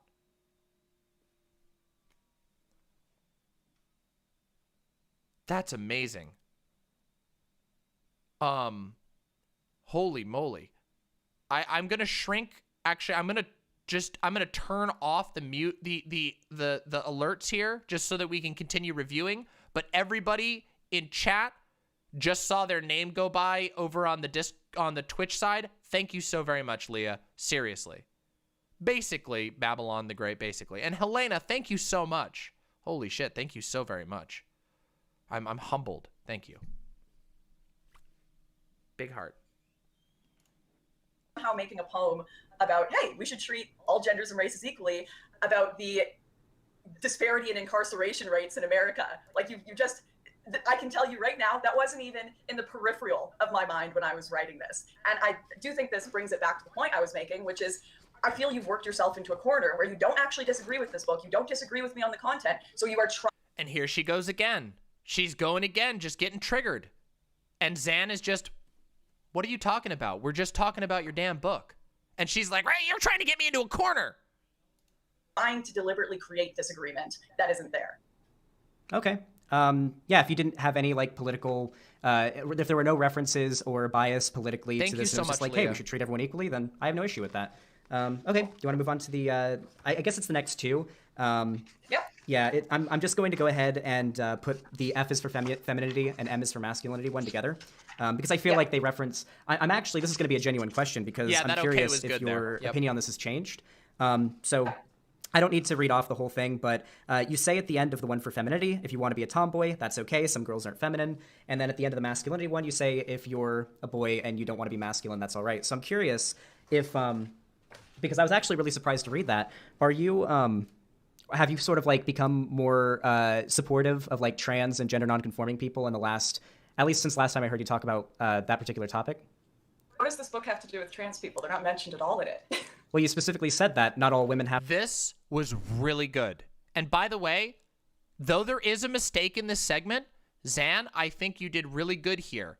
Especially, and let me just explain where the real good move was, okay? Xanderhal here said the word gender non-conforming, which Zoomers know what that means. Zoomers, who are the majority of the audience that are going to be watching Zan's content. Zoomers know what that means. And Lauren didn't. And so she looks stupid because she starts freaking out about trans people when all that Xan said was gender nonconforming. She sounds like a boomer. Have to be feminine, not all men have to be masculine. And I mean, gender nonconforming means you don't conform to traditional gender roles. That's what that's referencing, right? You know, there are guys who are completely straight that act in feminine ways, or there are guys that are completely cis, so to speak, that aren't entirely masculine, and there are women that are completely cis and not transgender individuals that act like tomboys. I was a tomboy when growing up. Are you under the impression that being a tomboy makes you transgender? No, absolutely not. But this is obviously Well, then how did you read encompassed. that from this? So are you only referring to cisgendered people that are like straight and just happen to not really fall in? I'm not bringing up the subject of transgenderism in a children's book. I'm completely against the idea of bringing transgender ideology onto children who are barely even. And then she immediately goes into conspiratorial discussions about transgender ideology. Okay. She goes like, and Xan knows he's got her here. This sounds insane to anybody who's not familiar with it. That is a buzzword that only sells to far righters. Consider the fact of their own, what is, being a female and a male. I don't believe in bringing transgender ideology onto children at all. So no, this has nothing to do with that. Why are you okay with putting cisgender ideology into that? I mean, Yes! My favorite moment in the entire debate. Well, why are you okay with putting cisgender ideology? Now that, I was cheering in the car for this one, okay? I was cheering in the car for that one. Thank you, Xan, for that one. You get the Demon Mama stamp of approval on that one. That was good. in the very same passage, you talk about how football and bravery and whatnot is masculine. Mothers and you've got you've got her on this, Xan. You have her on this really hard because she can't wiggle out of that. She did say that football was masculine. And what about girls who like football?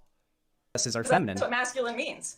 Teaching them words, femininity and masculinity, that's what these words mean. Well, you just said you don't want the transgender ideology being taught to them, but this is, I guess you could say, the cisgender ideology. Transgender ideology is a highly politicized subject that, when put on kids, can lead them to make all sorts of life-changing decisions, which they are not old enough to make yet, ones which can change their biology, make them infertile, lead to massive amounts of confusion, and quite frankly, in my opinion, I have a lot of love for people who are struggling with gender identity issues. I do. I have friends that are transgender. I have friends that have detransitioned.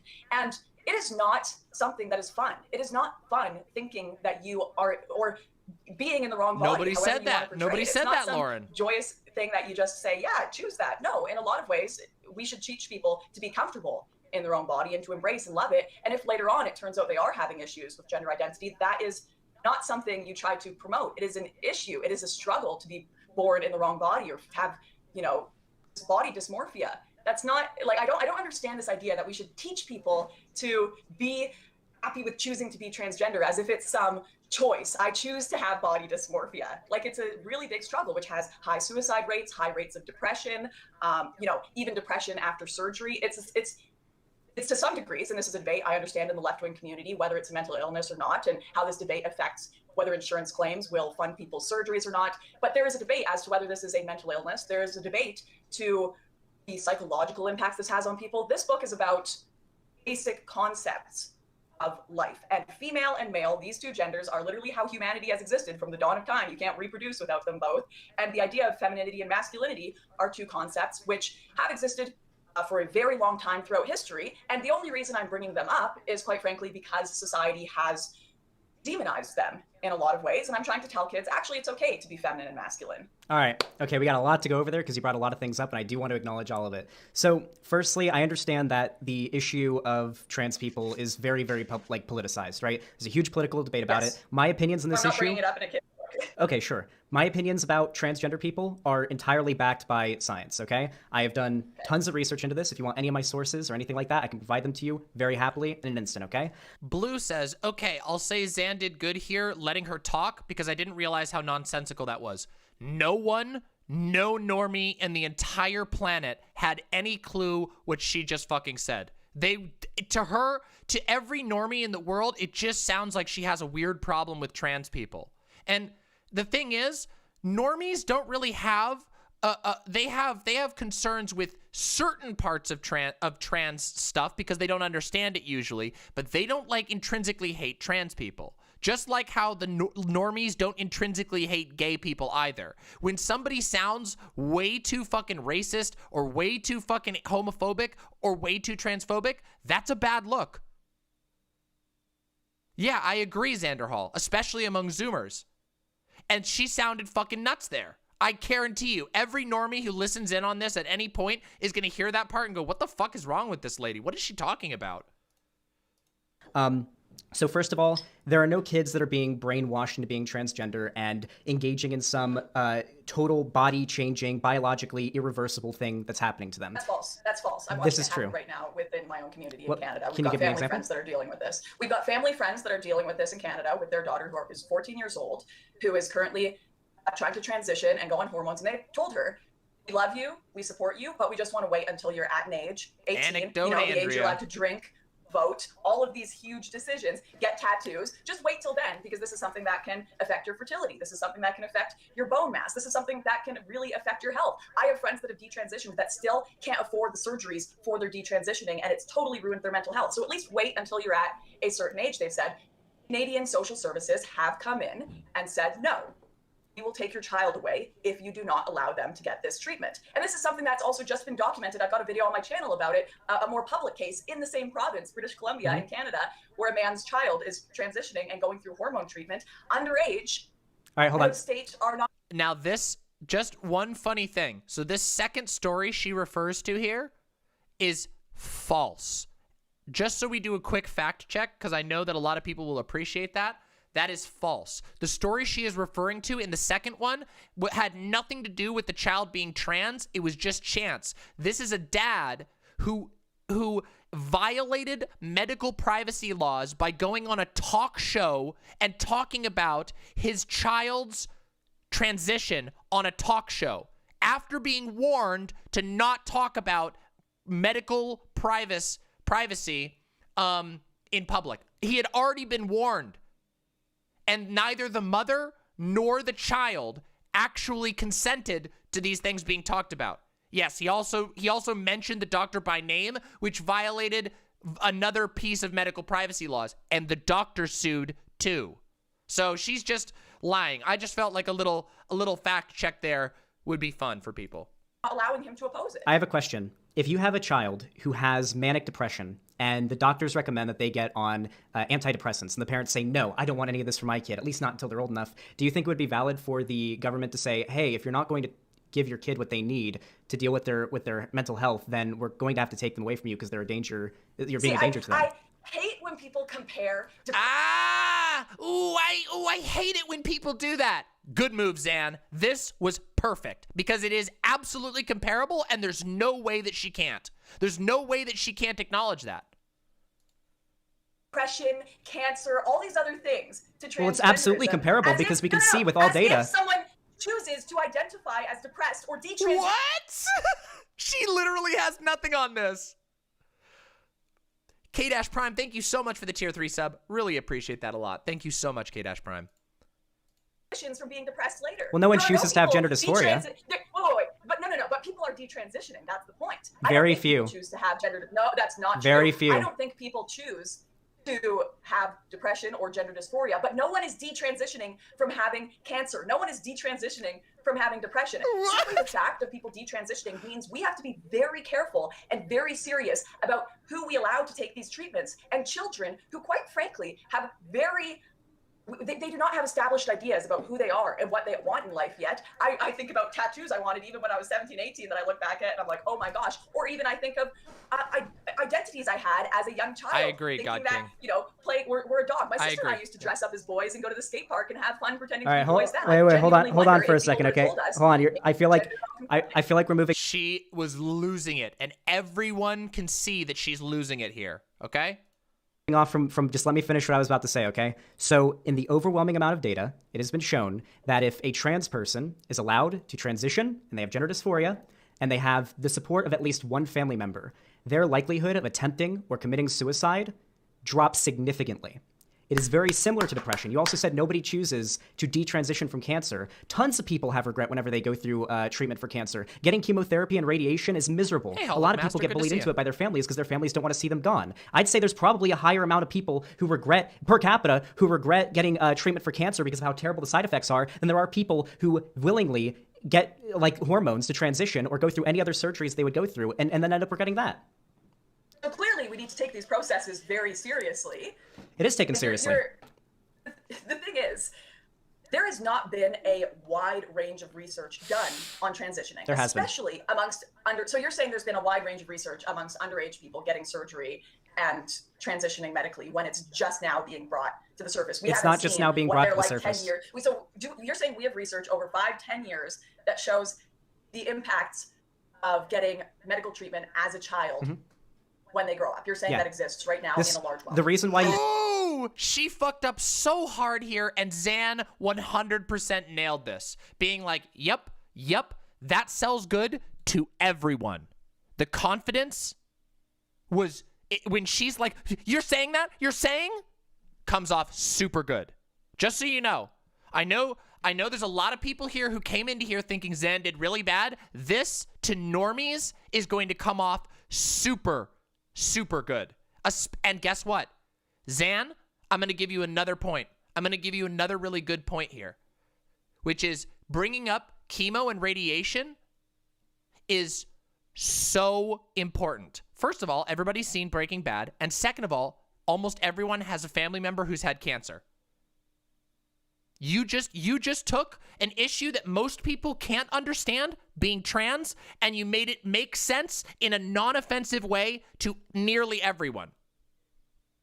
That is, I'm sorry, that is motherfucking based. Right there was a god tier move. And I say this, and guess what? Anybody who disagrees with me on this, you can come and talk to me about it. Because guess what? I'm a fucking trans person. I'm a trans person who argues about trans issues every day. This is like, I've studied the shit out of this, and I think Zan did amazingly here. Like, amazingly.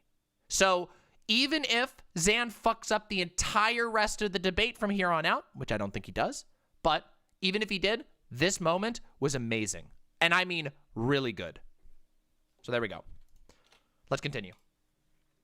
don't think it has. Just recently being brought forward. Yeah, I'll elaborate in a moment, but I want to say this first. The reason why you don't think it has is because this issue has only become extremely politicized very recently. But nobody is advocating, well, nobody with any actual credibility or any power is actually advocating for giving kids hormones. Now, you probably mix these up. A lot of people do. What's been advocated for and what has been tested and verified to be safe are hormone blockers. The point of hormone blockers is if you have a kid who has gender dysphoria or who thinks they might be Also, this is just legitimately educational. Xanderhal is educating people here. And this is good. This is the perfect thing. When you have a platform and you're going up against somebody who's bigger than you, this is exactly what you want to do. Xanderhal nailed it here. People will learn and walk away from this. That's awesome.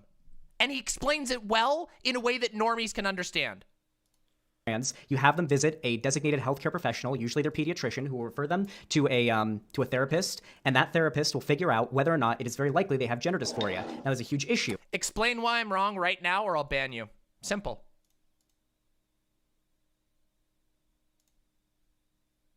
All right, cool. All right, cool. Come on, get in the Discord. Get in the Discord, questing girl, right now. Come on in. Come on in. We're gonna break this up a little bit. You know what? It's gonna be a fun Friday. And hey, Danny, you're gonna have to cut this out and make it its own thing so that we can keep the review a meaningful segment. But just be ready for that. I'll make a note of it. The timestamp is 01:53:09. 01:53:09. I'll make a note. 01:53:09. Debate to be cut out of the VOD and made into its own segment. All right, somebody help questing girl get into the Discord. Somebody help questing girl get into the Discord. I need to go to the bathroom. I need a mod to help questing girl get into the waiting room, and then we will discuss this.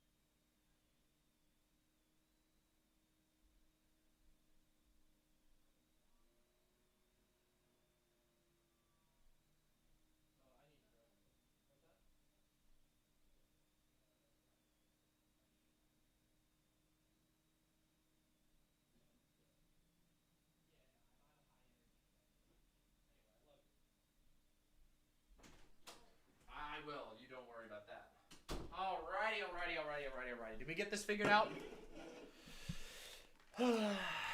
All right, let's do it. Let's do it, everybody. All right.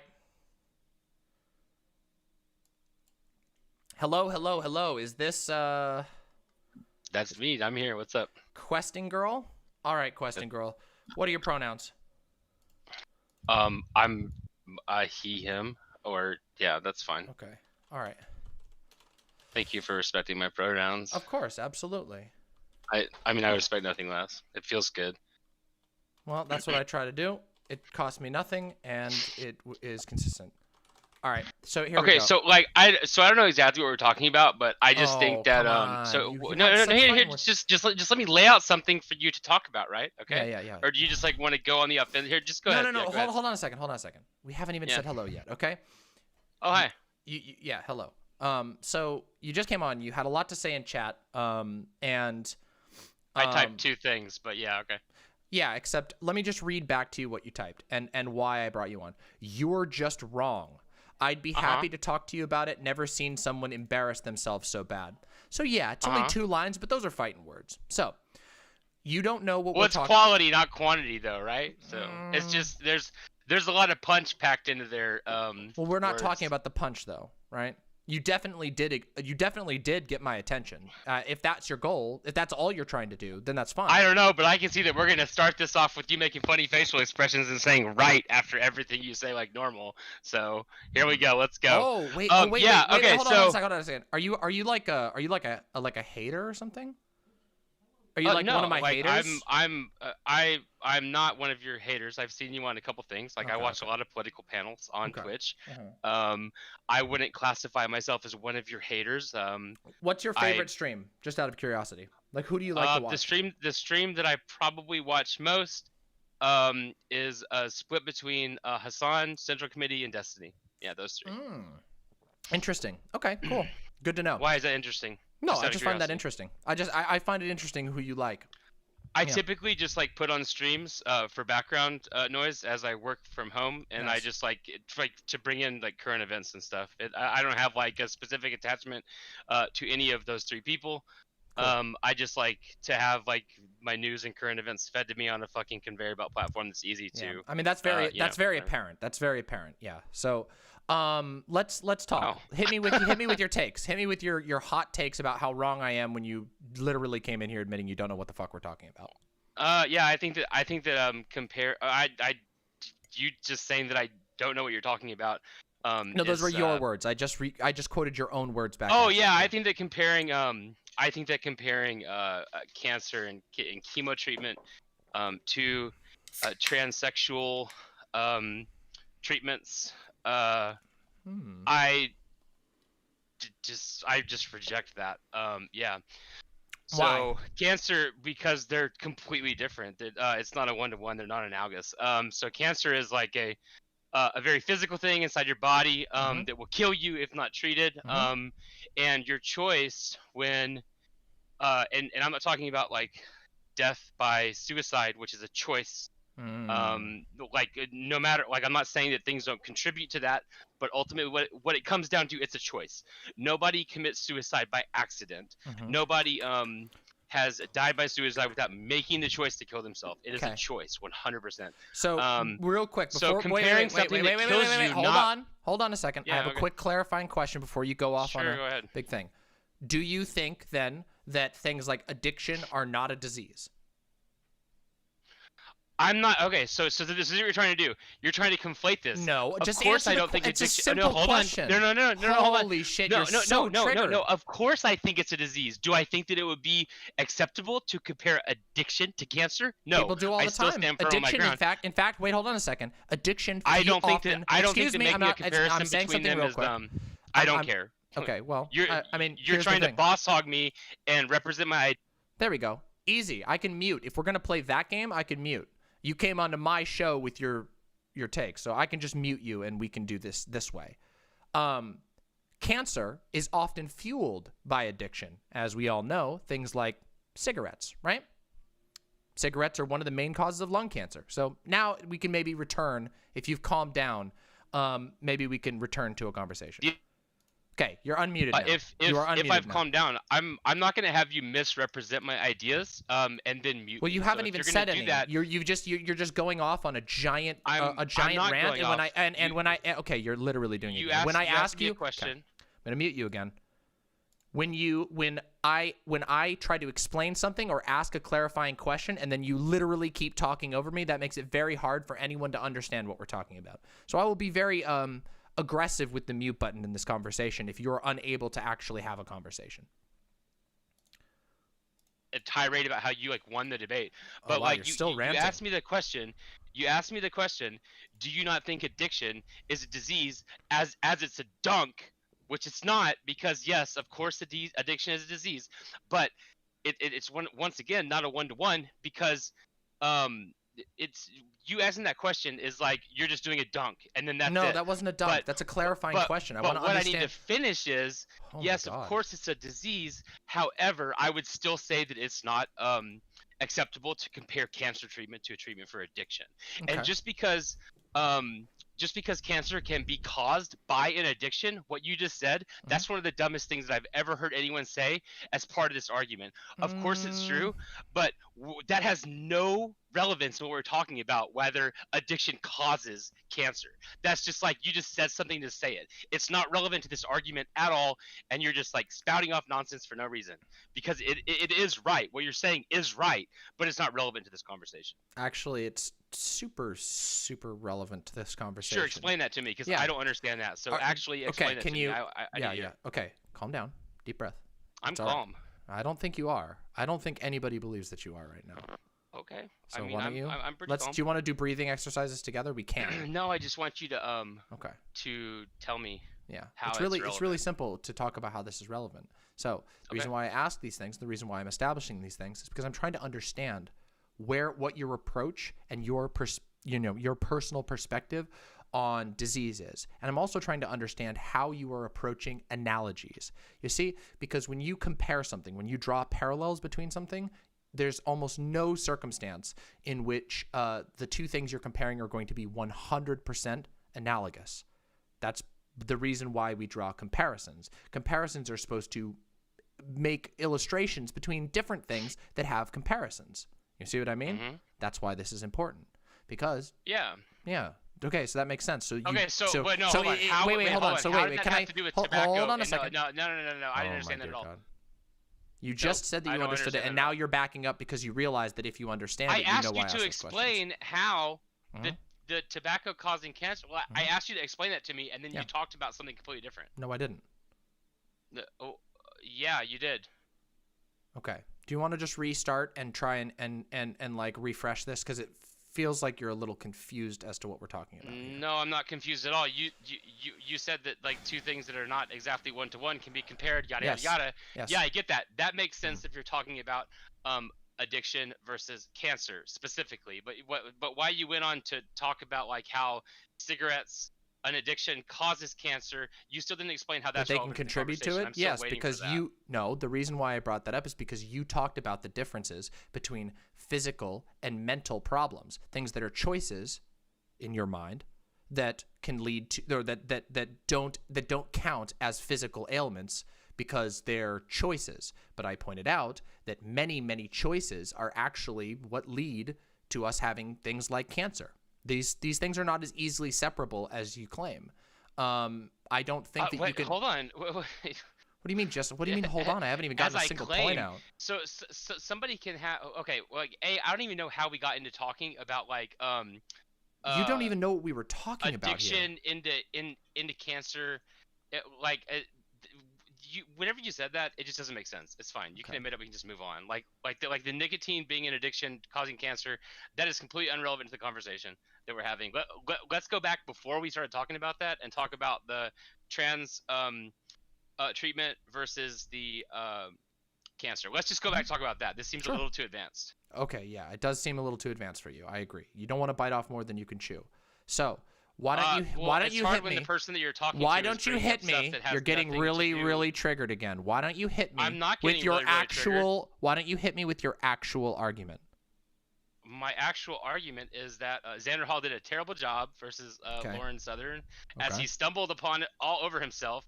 And the thing that you're caping for him about is essentially a terrible analogy. It's not a terrible analogy. Can you explain think why? it is. Can you explain why you think it's a terrible analogy? Yeah, Because I did. Because one of them has to do with a physical thing inside of your body that if you don't get treatment for, you die. Okay. And another thing has to, and the other thing has to do with if you don't get, then you have a possibility to die by personal choice. Okay. And I think so, those things are very different. wait, real quick question. First of all, there's two questions that I want to ask you here. One, Sure. do you believe that the brain is part of the body? Oh, I mean, of course. Okay. Does no one? Yeah. Yeah. Well, I mean, you're making arguments as if it isn't. The brain is a part of the body. Explain how I'm making arguments as if it isn't, because I don't understand. Because you're claiming that that the factors and the risk factors that lead to suicide are somehow ephemeral. You are arguing a dualist perspective that essentially suicide is an action of the soul that has nothing to do with the brain, but it is an action of the brain. Choice. Wait, hold on. Are you saying that suicide isn't a choice? I'm saying that suicide is as much of a choice as any other thing that we yes engage or no? in. I've answered your questions, all of them. Is suicide a choice, yes or no? I don't really know. Like, I think there are some people who don't really have much of a choice in it. I think that there are most people who get to the point of suicide don't believe they have a choice at all. And while while it may be a choice, just like addiction is a choice, you can get to the point where you don't actually believe that there's a choice there, and that the state of the chemicals in your mind drive you to a certain decision. This is why we treat suicidality and depression like a disease and not like a choice. Because if you're just being bad faith. No, that is not. That is not what. That is not. Excuse me. That's not what bad faith means. Just because That you is not. feel like Okay. something. I'm muting you again. That's not what the word bad faith means. Okay, I'll unmute you when you calm down. Okay. Okay, you calm? I'll unmute you when you're calm. Okay, are you calm now? I've been calm the whole time. You have not been calm the whole time. I have too. You won't even say that suicide is a choice, though, and that No, doesn't because- seem to me like because- you're interacting because in the- this conversation because in good the faith. act- Of course, it's a choice. The act of committing suicide is in and of itself a choice, but choices have lots and lots of reasons, and some of those can be very, Okay, very so the answer painful. is yes. The answer is yes. The act of suicide is a choice. Sure, That's all I was yeah. asking. Mhm. Okay, But so choices there are we go. I don't important. know why we need all this fluff in between. No, The because it's answer is actually yes. very super important. It's And- actually and I very didn't- important. And I Yeah. didn't say. Do you want to know what else anything is a choice? Do you want to know what else is a choice? Hold on. All of the stuff that you just said, I didn't say anything against any of that. I didn't say it wasn't untrue. I made no indication that none of that none of what you said was true or not relevant. I just asked a simple question. I don't know why I Okay. can get a simple answer. Right. I gave you a simple After answer. 3 minutes of monologue. Not really, and a actually. mute. Actually, it was you going "Blah, blah, blah, blah, blah," and jumping onto it every 5 seconds because you Because literally you can't just get a answer word a out. question, yes no, or I was no. no because you don't like the Yes. answer. That's a fact. Do you like, think? just Do you can't think answer this? yes or Wait. Do you no. think this is like a good look for you? Do you think that anybody can follow your point right now? A good look for me? Well, like, Yeah. what do you mean? You've literally like made a Okay. 100 viewers stream Hold on on, Twitch hold on, by hold on, going hold on to whoever's stream will have you Watch this. and like screeching and like making a mockery of yourself sorry, and so- actually being transphobic. Oh. Hold Yeah. on a second. Hold on a second. Oh. You actually have made transphobic comments. So I have don't not understand why you're actually. not. But 100% have. I would- In I a would- conversation with Riley Fraser Oh. John, you made actual transphobic comments. Hold on a second. Let me just do a quick fact check for you. I currently have 480 concurrent viewers on YouTube, and I have 164 concurrent viewers on Twitch. Congratulations, that's really So nice. yeah, I know you wanted to I'm try happy and for you, sound. actually. I know you wanted to sound like super cool by being like, hey, you have 100 viewers, but you have what, 0 right now, and I have about Right.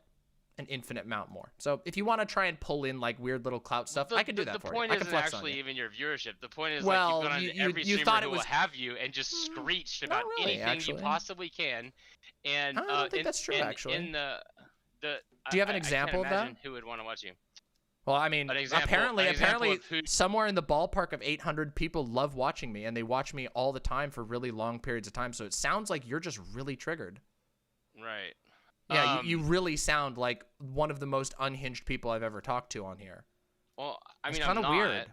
But, I mean, you sound like it. Hold on, can we do something okay. real quick? Can we do a little exercise? Sure. I'm gonna give you an opportunity to ask my chat whether they understand what you're talking about. I don't because care. you can't have even wait answer listen a listen question listen directly. please You just hijacked the Oh, conversation, boy, here we go. and you can't answer a simple question. Yes. I've muted you again. This is hilarious. Okay. All right. Are you done ranting? Are you done ranting? This is your opportunity to ask the chat and find out if the audience that you are currently in front of, that you are supposedly supposed to be making an argument in front of, is actually understanding anything that you're saying. Okay? I'm unmuting you now. Sure. I've unmuted you. Okay? I don't care about your chat at all. Okay, so then why are you here? So why are you here? I just came, I said what I said, then you asked me to get into Discord, so I just came to Discord. So you don't know what you're doing here, you don't know what you're saying at all, and you're basically just What am I doing here right now? I'm talking to you because you asked me to. Well, wait, hold on. Do you not speak English? I just said I came to Discord because you asked me to. Damn, you asked that's a little weird. That's why I'm here. Okay, okay, what the fuck? cool. All right. So do you want to actually have a conversation, or are you just going to keep sort of like nervously jumping all over the place? I would like to have a conversation if you can actually answer questions without going multiple minute monologues and muting somebody. What's the question you would like to ask me? You answered it, and that was suicide. The suicide choice. So that was done, and now you're still mad about it. So how the fuck? I'm not still mad about it. Okay, then can you move on to the? Can you move on to the next part? Because you're literally just right now. You are just. Do you want to have a conversation? And I said yes, as long as we can avoid the negative things that have been happening. You have a really interesting theory of like how to have a conversation with somebody. Do you know do you know actually like do you are you regularly communicating with people? Because it feels like you don't actually know how to talk to people. Yeah, I do. And you're just doing the thing where like you try to or like you remain 100% calm and like antagonize the shit out of someone. This is like your the number one thing that you do. Wait a second. Hold on a second. Wait. Before you go any further, you just made a contradictory statement. You said just a second ago that what I do is that I go on every single stream that I possibly can get onto and scream. And then you just said the opposite, that I say super calm and I make other people go crazy. So which one is it? Am I a screeching? You literally said, I think you said shrieking maybe.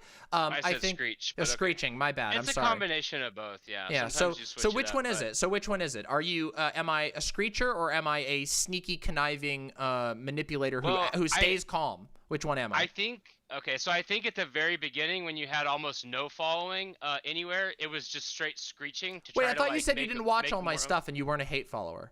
That's why I just said I think. Yeah. You think? So which, like, do you want to give an example of which debate it was that you are referring to? Because I'd love to talk about that.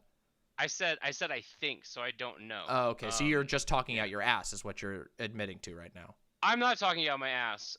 No, I'm not. Yeah. Okay. So then what do you, wait. So then what are you basing it? Wait. So what are you basing it on then? I'm basing it on what I've seen on political panels and why and based on what I've heard from other large streamers saying why they refuse to interact with you. Oh yeah. So which one is that one? Which one is that multiple. One? Yeah. Multiple. Oh really? Yeah. Yeah. There's more than one actually. Yeah. Yeah. Like which one? Irrelevant is one of them. Irrelevant ever said that. Oh, okay. Go ask. Also, I'm bigger than Irrelevant. He said I'm like 8 times larger than Irrelevant. So what do you mean other big streamers? I don't know because I don't watch him a lot, but I think he has more than 100 viewers. I don't think he streams on YouTube though. But yeah, I have 800 viewers right now as we're speaking. So yeah, I'm about 8 times as big as Irrelevant. Yeah. So okay. Well, Irrelevant said that he would never have you on your show because of that. Destiny said that he would never have you on his show because you made transphobic comments. I was already on his show and he was wrong about that. He was wrong about that. The comments, in fact, I can fact check you right now because I, in fact, remember the exact accusation you made, and he made an accusation about. So you think that he would have you on his show in the future? Excuse me. You just cut me off. Hold on. You just cut me off. No. You made a claim about me. I'm gonna mute you. Okay. I'm muting you again. I'm muting you again. Okay, then Okay, I'm muting you again. This is really simple. You just made a claim about me that is false, and I'm going to fact check that claim right now. Destiny did indeed claim that I made transphobic statements, and then he quoted a tweet that was not published by me, that was published by somebody else named Mel, who he mistaked for me. Okay, there you go. Now we've got the fact check out of the way. Okay. I said that someone else said that about you. Okay, So, like, what Okay. you're fact So checking what is? or whatever. So let me that's ask you this: fine. you're making a big. You've come onto my show. You've come onto my show to apparently critique me or do something. I and came into your chat room and said something, and you asked me to come into Discord, yes. Excuse me. I'm still talking. You then stated that I am a transphobe. What evidence do you have of that claim? I said that Destiny said you made transphobic What comments. evidence do That's you what I have? said. Do you what evidence do you have, or do you just like take Destiny's opinion and regurgitate it like a thoughtless idiot? I guess I just regurgitate it like a thoughtless idiot because I didn't say that. Sounds you were like that's transphobe, true. 'cause I Sounds don't like know, that's true. Yeah. But I don't think that he You would actually make, did at the beginning, by the way. We can rewind it, and you did actually say that. You did actually say that I am a transphobe, but you don't have any evidence. So basically, what you've done on here is you came on here. You came into my chat first of all. I came in your chat. No. room, you asked me to come in Discord, and I came in You Discord. stop. I'm talking now on my show. You wait your turn. Okay. So fuck you, dude. You can suck my dick. I don't have to wait my turn. I'm not a fucking child. You're not gonna wait your fucking mute turn. me, dude. I will. Okay. I will mute you. I'm just gonna leave. That's fine. Please, I'm not gonna yeah. have If you want to, fucking if mute you me. want to rage quit out after you come on my show, please feel I'm not free gonna to. have you like I'm gonna boss mute you hog right and now. like. All right, you're muted. So if you want to leave, you can go ahead and tuck your tail and run. Yeah, there he goes. All right, they left the call. There we go. That was super great. That person can be banned. 100%.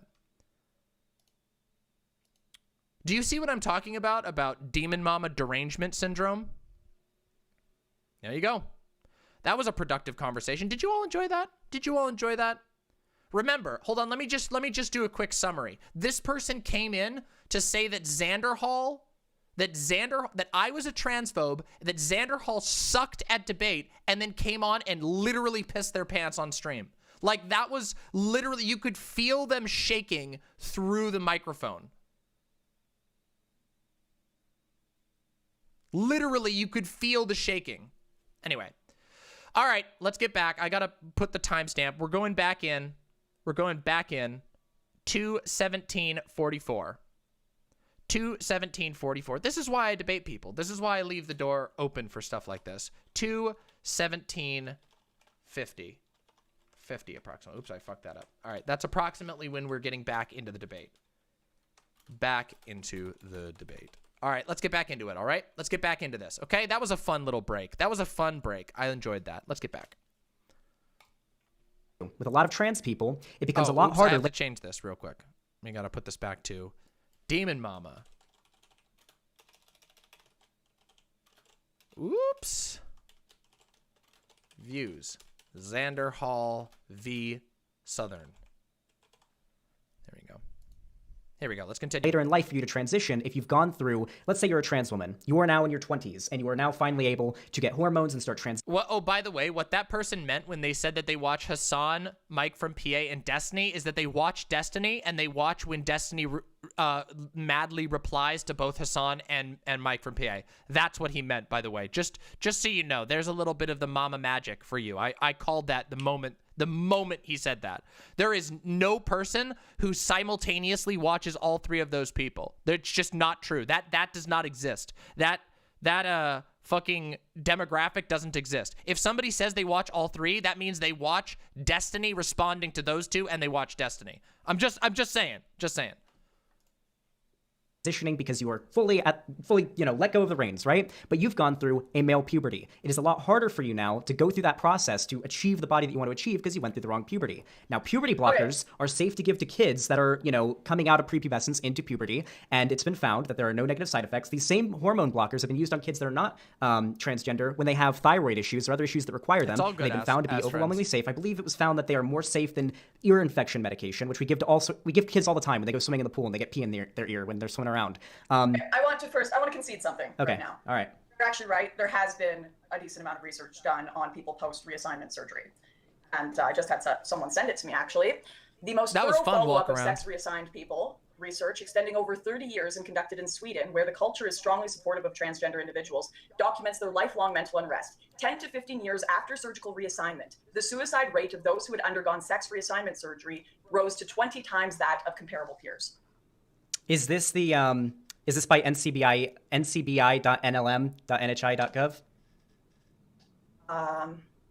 Not that I can see here, no. Can you link it to me? This is something I've heard before from other studies, but I just wanted to make sure.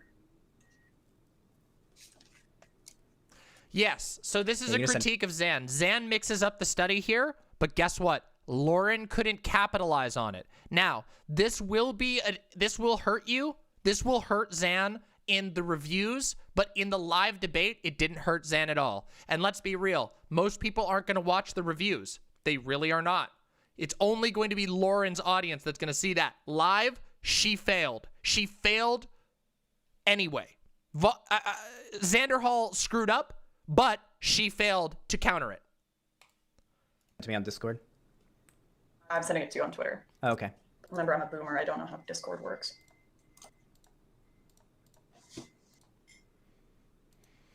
Yep, I've seen this one. So I've actually seen this study plenty, and it's been debunked overwhelmingly. So for starters, Okay, so it doesn't agree with you, so it's been debunked. no. You know what? Do you know who was actually? Do you know who was actually polled by this? Do you know who was actually polled in this study? Who was polled by this? This study polled parents, not the actual children, and those polls were taken online based on, and they like there was no like going to people's homes visiting parents. It was completely online. People just. Well, yes, Awarn. All the left streamers that are going to cover her reply. Well, that's true, but lefties don't need to know this information. Lefties know that trans people are valid. With this part, Xan is challenging the right. If he fucks up a fact that only the left is going to notice, it doesn't matter. The left already cares about trans people. It's a bad look for Xan, but it didn't hurt him in the optics picture. It was an online survey. It wasn't an actual like well-conducted study. Sorry, people. It was terrible data collection. I'm reading the methods right now. It contains discharge diagnosis, up to 7 contributory diagnostics. Wait, 1 minute, sorry. Just, never mind. So it's got national registers. Yes. Xan mixed up these two studies right here. These two. These two were the ones that were messed up. That's it. It's just these two that got mixed up. So Xan was correct. That study was debunked. But he just got the reason mixed up. That's all. Sorry. Just, never mind. So it's got national registers.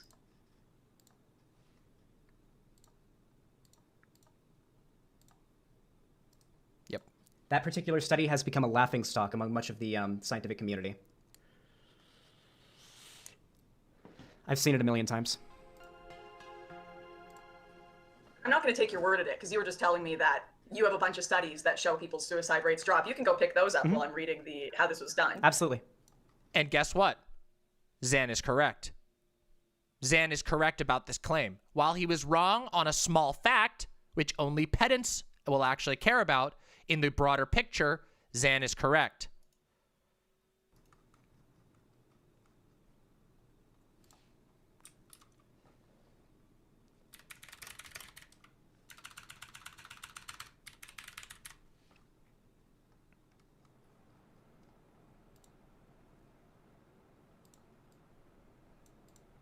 Here we go. I think this is a good one. Here we go. I'm not seeing anything in here about it being an online study. If anything, it's suggesting that they were interviewing people. And it was a survey that was taken online. And it was also extremely biased. I didn't want to bring this one up because I don't know how much you would agree. But the survey, I believe, was hosted on a very well-known like anti-trans website as well. And also, by the way, I know people are going to want to critique Xanderhal really hard on this, but guess what? He went up against a propagandist and he out-propaganded her. He fucked up here and was referencing the wrong study and delivered it so convincingly that even Lauren was frantically Googling. Sorry, everybody. That's a win for us.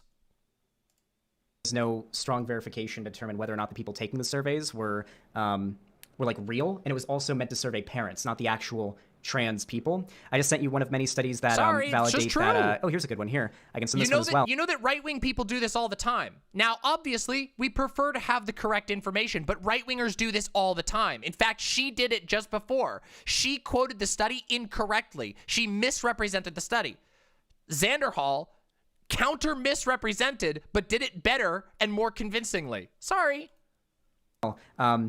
Most notably, strong parental support decreases the likelihood of a suicide attempt in the past year from 57% to just 4%. That is a massive decrease in the likelihood of suicide for an individual who is transgender, who has family support. The data seems to overwhelmingly suggest that support from a family member Now, or a is friend. this studied adults or children? This study, no, it's the right one. Hold on, someone messaged me. This study specifically, here I can actually check right here. Right. Analysis. I am open And to he hearing. is correct in the big picture. He just mixed up 2 studies. That is a very minor mistake. That's like a spelling mistake versus a factual mistake. All that Zan did was mix up 2 studies. What Lauren is doing is misrepresenting science. This kind of stuff, but the research study the that kids. I have personally seen, and Yeah, the I agree. research She who knows no name. You know, That's true. I've seen over the years as I've gone over this topic. think it's not Twitter is something I'm down, actually. particularly into right now and researching right now, has been highly negative towards the surgeries. If that's changed, if you have proof that it's different, I am willing to consider that and look at that. But this is certainly not the topic I came on here to talk Retreating about. So dragging again. me down rabbit holes of subjects that are not even contained in this book every single time you bring up a poem. I apologize. Listen, I'm very eager. I'm very excited. I'm having a good time. This was good. I think this was good. Zan was able to take a joke on the chin, and it made her look petty. If I get a little bit overzealous, but I felt like perhaps there was a reference there to trans people because you talk about essentially gender non-conforming people. Not even a little bit.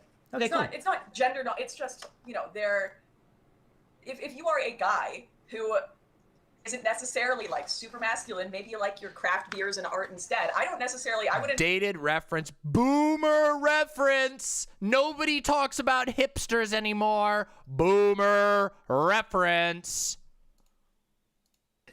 Consider him gender non-conforming.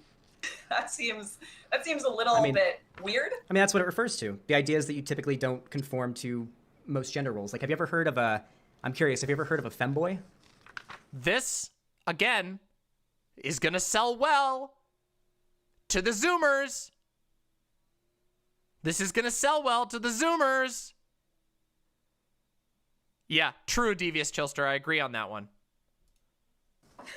I have heard of your catboy femboys. Yes, I have. Yeah, like femboys can be cisgender. I understand that, Atheist Baby, but you have to understand what's actually being discussed here. This is not a scientific debate, Atheist Baby.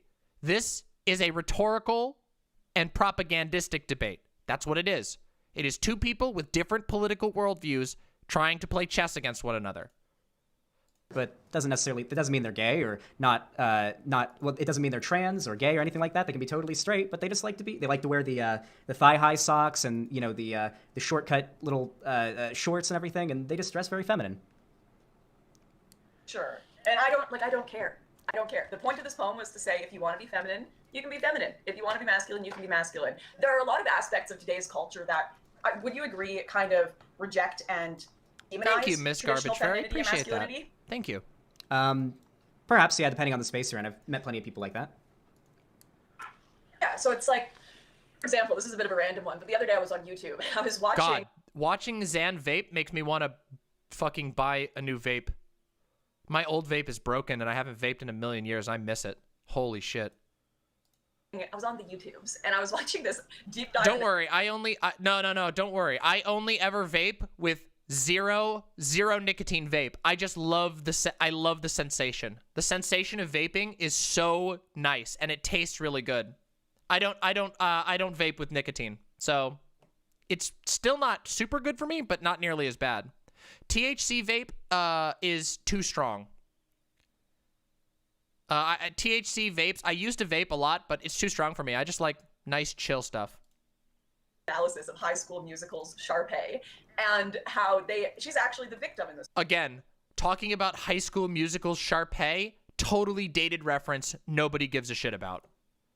Story, but it was a time, and I remember this when I was growing up, the idea of being traditionally feminine was really demonized. Like, you wanted to be a tomboy. You wanted to be the girl that dressed a little more plain and was the girl next door. Because all of the girls in movies that were super feminine were demonized. There was the fact that she wore pink skirts, the fact that she had the little dog with her, she had the long blonde hair. She just loved everything sparkly. And constantly in the show, they would mock that and make her the villain for having these super, just quite frankly, feminine tropes about her. And you know, you can even see this with the bimbo movement on TikTok, where you have girls saying, Oops, hey, if I want...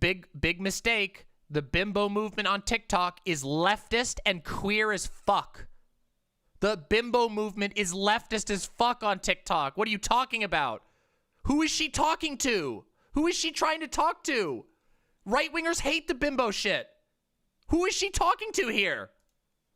Want to walk around and be like Legally Blonde. If I want to be a bit of a bimbo, why are you guys rejecting and saying that can't be that my was a good aesthetic? idea, Why Zan. are you people That was saying a really that's good idea. wrong or bad? So I think that, I was just kind of making a point to touch on, if you want to fall into this, that's okay.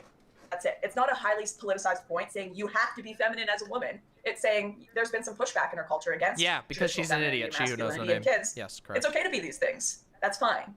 And once again, I don't think you disagree with that. So you tried to make this a debate about transgenderism, a topic which I will admit I am not particularly well versed in. I'm not going to pretend I know all the studies. I don't. Yes, on surface, it's not something I think is good to put on kids. Maybe Lauren looks bad here because remember, she went in super hot into the trans topic, and now she's like, well, I don't actually know anything about it.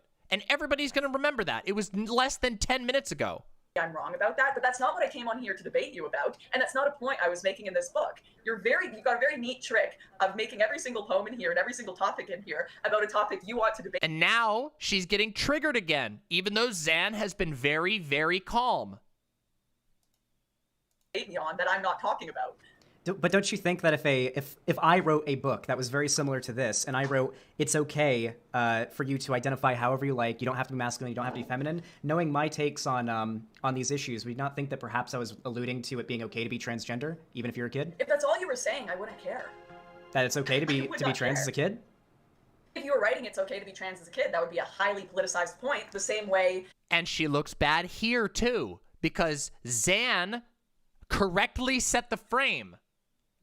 He asked her, why would you care if I wrote about that? And she says, no, it would be super highly politicized. She contradicts herself. That if I were writing, you have to be feminine. We know these are politicized arguments. There's almost no one in the right-wing sphere or conservative sphere of politics that are saying kids should be transgender and should be taught transgender politics. And there's almost no one in the left-wing more progressive realm of politics that is saying all men have to be masculine and all men have to be feminine. Zan did, but I'm not saying either politicized side of things. Okay. Do you want to move on to G? This one's a bit faster. I'm just curious what your thoughts are on this. So G is for groupthink. It's easy. That was a very good time to move off of the topic. That was a very good time to move off of the topic, in my opinion. To accept what those in crowds believe. But if they're wrong, it means more people who will grieve. History has told us that folks are often led to throwing out their reason and trusting mobs instead. Exactly, Groupthink is a nasty and quite well-hidden trap. Yep. When you first step in it, you might not feel it snap. It's not that it's wrong to trust in other people, but think for yourself so you don't follow them to evil. So, what did you mean by that? I really like to think you don't have a problem with that. No, I really like to think. I don't necessarily. I'm just curious what your thoughts are on it. If a group of people tell you to jump off a bridge, don't just jump off a bridge because a group's telling you to do that. If there's a bunch of people on a political bandwagon, whether it be political or social, don't just do something because lots of people are doing it. Think for yourself. Maybe they're all doing it for good reasons, but sometimes crowds do things for bad reasons. Okay. It's that simple. Would it be presumptuous of me to, or perhaps overbearing of me to ask if you have any examples of like a political bandwagon that you've seen people jump on? Any sort of totalitarian bandwagon in history, Nazism, communism, I'd even suggest the MAGA movement. Don't join a MAGA movement just because it looks exciting and lots of your friends are wearing red hats. Think about it. Think about whether you support the policies. Think about what you really believe deep down. Black Lives Matter. Don't go protest with them unless you understand why you're doing it, unless you understand the cause behind it. Notice what she had to do here. Listen how she had to play super nice there. She's like, don't go and protest with BLM unless you know what you're doing. That's not going to play well to either Zoomers, who are very invested in BLM, or right-wingers, who hate BLM. She failed to straddle the difference. Maybe at the end of the day, you decide you do want to join that. She failed to straddle the gap. Jade Monkey, thank you very, very much for the 2 gifted tier 1 subs. Really appreciate that. Thank you. She said mega. Yeah, mega movement. Maybe at the end of the day, you think it is for a good reason, but don't just do it because all your friends are going there. Or because it seems like everyone's doing it on Twitter and Instagram and celebrities have told you it's good. Okay. Yeah, I don't disagree with that. I feel like a lot of people, especially nowadays, tend to perhaps stop thinking as much and maybe join into a group that they feel comfortable in and sort of they're looking for some kind of belonging in a group, and that's what pushes them into wherever they end up going, whether it be left or right. There are a lot of people like that. So I do. You know, I had friends that were posting the black square thing, and I just, because I saw it, I knew they weren't particularly involved in politics, and I knew they likely didn't know much. By the way, real quick moment. For those of you who are here now and haven't liked the stream, please hit the like button. Would love it. Would absolutely love for you to hit the like on the stream. And if you're not a sub, subscribe to me. We'd love to. Like that YouTube stream. Thank you. Let's continue. About it, and I just messaged them and be like, hey, so what's the black square for? And they could not give me. They were like, oh, I support this Black Lives Matter movement. And I'm like, oh, okay, cool. What does it stand for?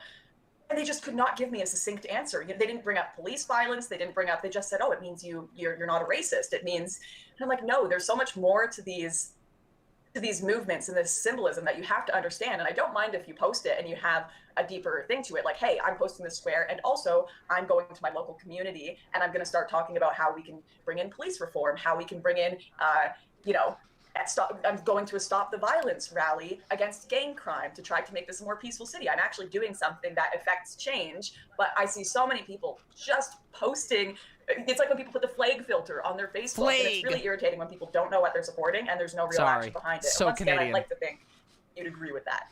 No, I actually don't necessarily disagree with that. I think something that I find interesting is I feel like perhaps there's a difference between like people on Twitter adding like the little thing to their name because they just want to lend some support, or at the very least virtue signal support, and someone joining like a movement and participating in that movement because they want to feel like they belong, or because their friends are doing it, because they see a lot of people doing it. And I guess at the end of the day, I'm a consequentialist. I prefer when people have the right reasons to do what they're doing, but if it results in good outcomes, it's typically not something I'm going to get as upset about or try to drum up a fuss about unless I'm seeing something bad happen because of it.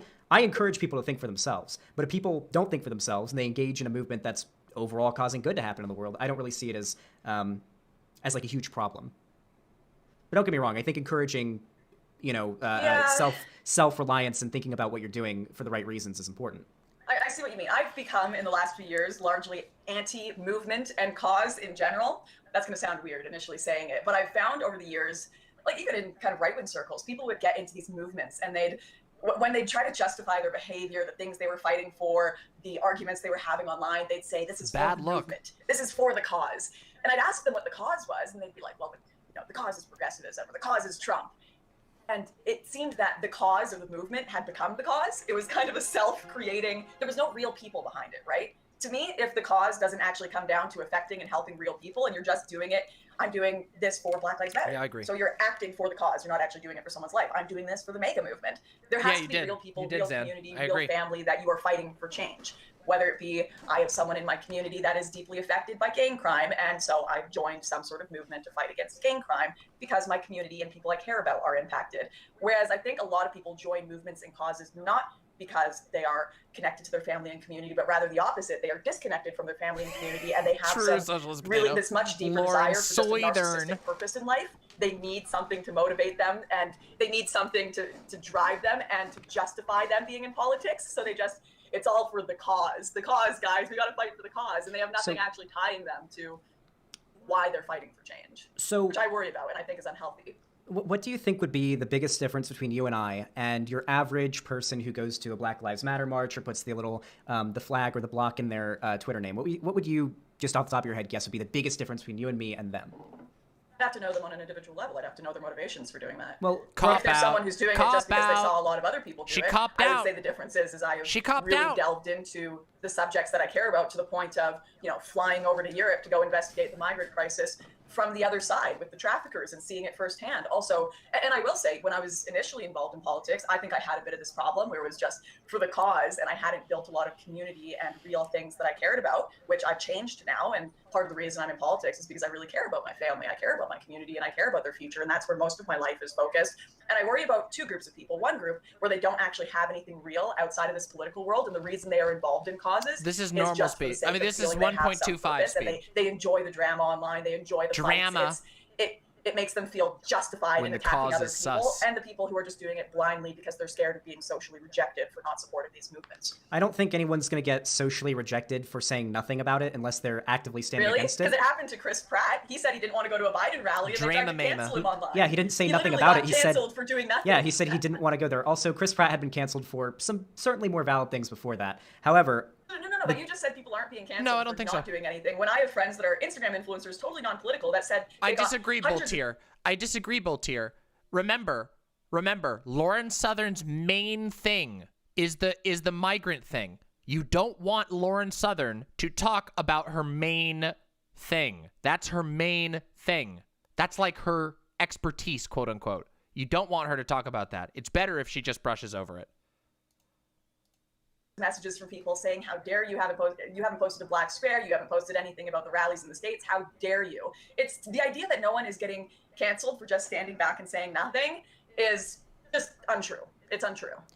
Maybe it's because I'm like a political creator, and when I think about getting canceled, I think of much more virulent, hardcore things and like getting a few mean messages. This was a good move as well. This right here is snarky without sounding condescending. I mean, like, maybe it's because I'm a political content creator, but when I think of canceling, I think of something more severe.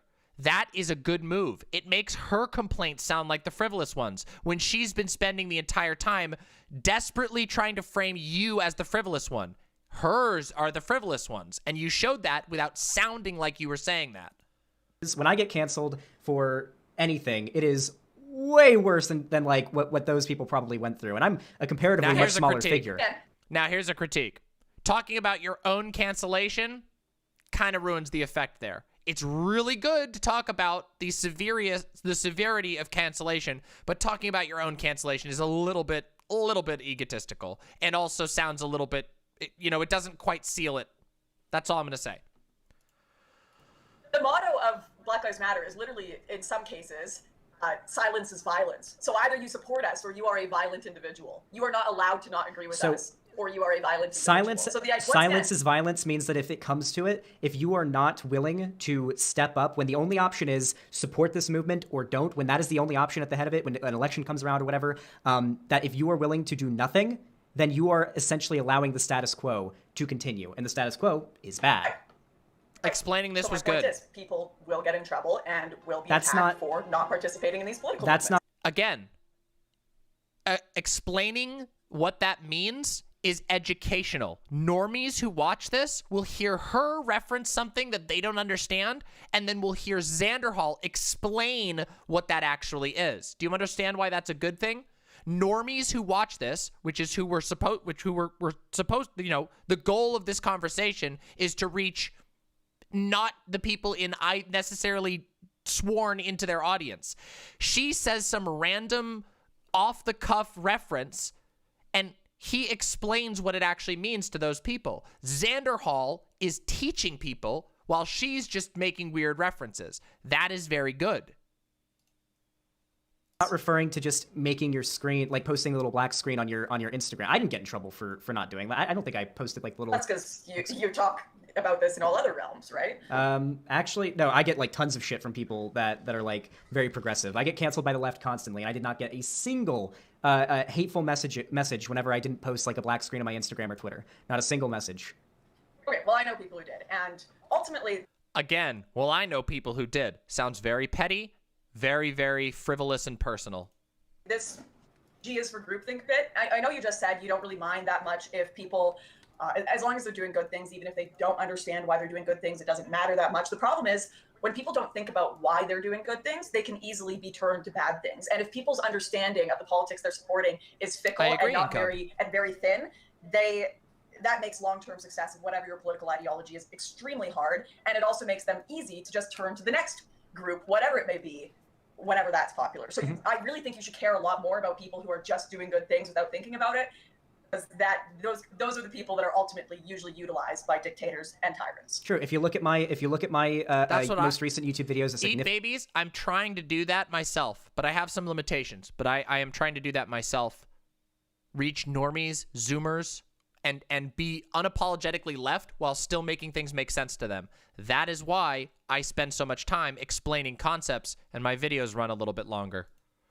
amount of them are me going after people also on the left who do that same kind of thing. I criticize this plenty. People looking for a group and they join into, say, like leftism, like when I am a leftist, and they do it because they want community, right? And I criticize that plenty. But I think, because you brought up a few anecdotes of people that... what do you mean by that name? What do you mean by that name? Do you mean Demon Mama? I don't know if you all know this, but fucking Lil Nas X just made a gay demonic song that just killed the charts. Demons are in style right now. Demon Mama is not gonna hurt me with normies. Oh, you meant the baby name. Oh, okay. Never mind. Didn't, like, they put the little black block in their thing, or they had the flag, or they said BLM, but when you asked them, they didn't know what the issues were. I think one of the biggest differences between us and them that you have to remember is that you and I are media-trained public figures that make our livings off of advocating for the issues that we care about. A lot of these people are just your average Joes. They maybe have a following on Twitter, but they aren't these political figures or political activists that dedicate their lives to learning about and advocating for these issues. We're on the same one. Which is why it is such a problem that we have created a society that forces everyone to have a political position on every single topic. We want celebrities have to be an advocate for every single political issue, every single election, even though, once again, they're not experts in it. The average person has to speak up and has to be an advocate for all of these different issues. Thank you, Mr. They Loglord. never have the time to properly investigate, and that is a lot of pressure. And this is something that is put on us from a very, very young age. You have kids that are doing climate marches that have no idea what any of the data, any of the information on this is about, and they're just doing it because they've been told that it's their job to save the world. No, it's their job to be learning, basic life skills in school. And they're being used as political pawns in so many cases, and this is ultimately the problem I'm pointing out in my book: is all these people that are something happened. Want to look good. No! Wait, I uploaded Palm Poker to the site, and it didn't actually save. Why is Palm Poker not on the site? I wanted Palm Poker. Oh, that's so frustrating. Okay, I'll fix it for next stream. I must not have saved it. Oh no. Oh well, let's continue. Or legitimately being used as pawns by political manipulators when we don't have the time to understand every topic fully, quite frankly. Some people can be advocates for topics that they understand very deeply and not be political advocates, of course, but we're being asked a lot of as humans these days. Too much. I think that political disaffection is one of the biggest problems that we could possibly have in our world. I think being politically aware of what's going on and having a side that you support, ideally the side that makes the world better, is extremely important. I don't care what age you are, you should have a fair understanding of what's going on in the world and understand how to make the world better, and probably have a desire to make the world better. Obviously, another quick point in Zan's favor here. Zan strongly and unapologetically takes the position that political knowledge is good. Remember, the context of all of this is that Xanderhal is talking about Lauren Southern's political children's book, and she's trying to make the argument that her political children's book isn't political.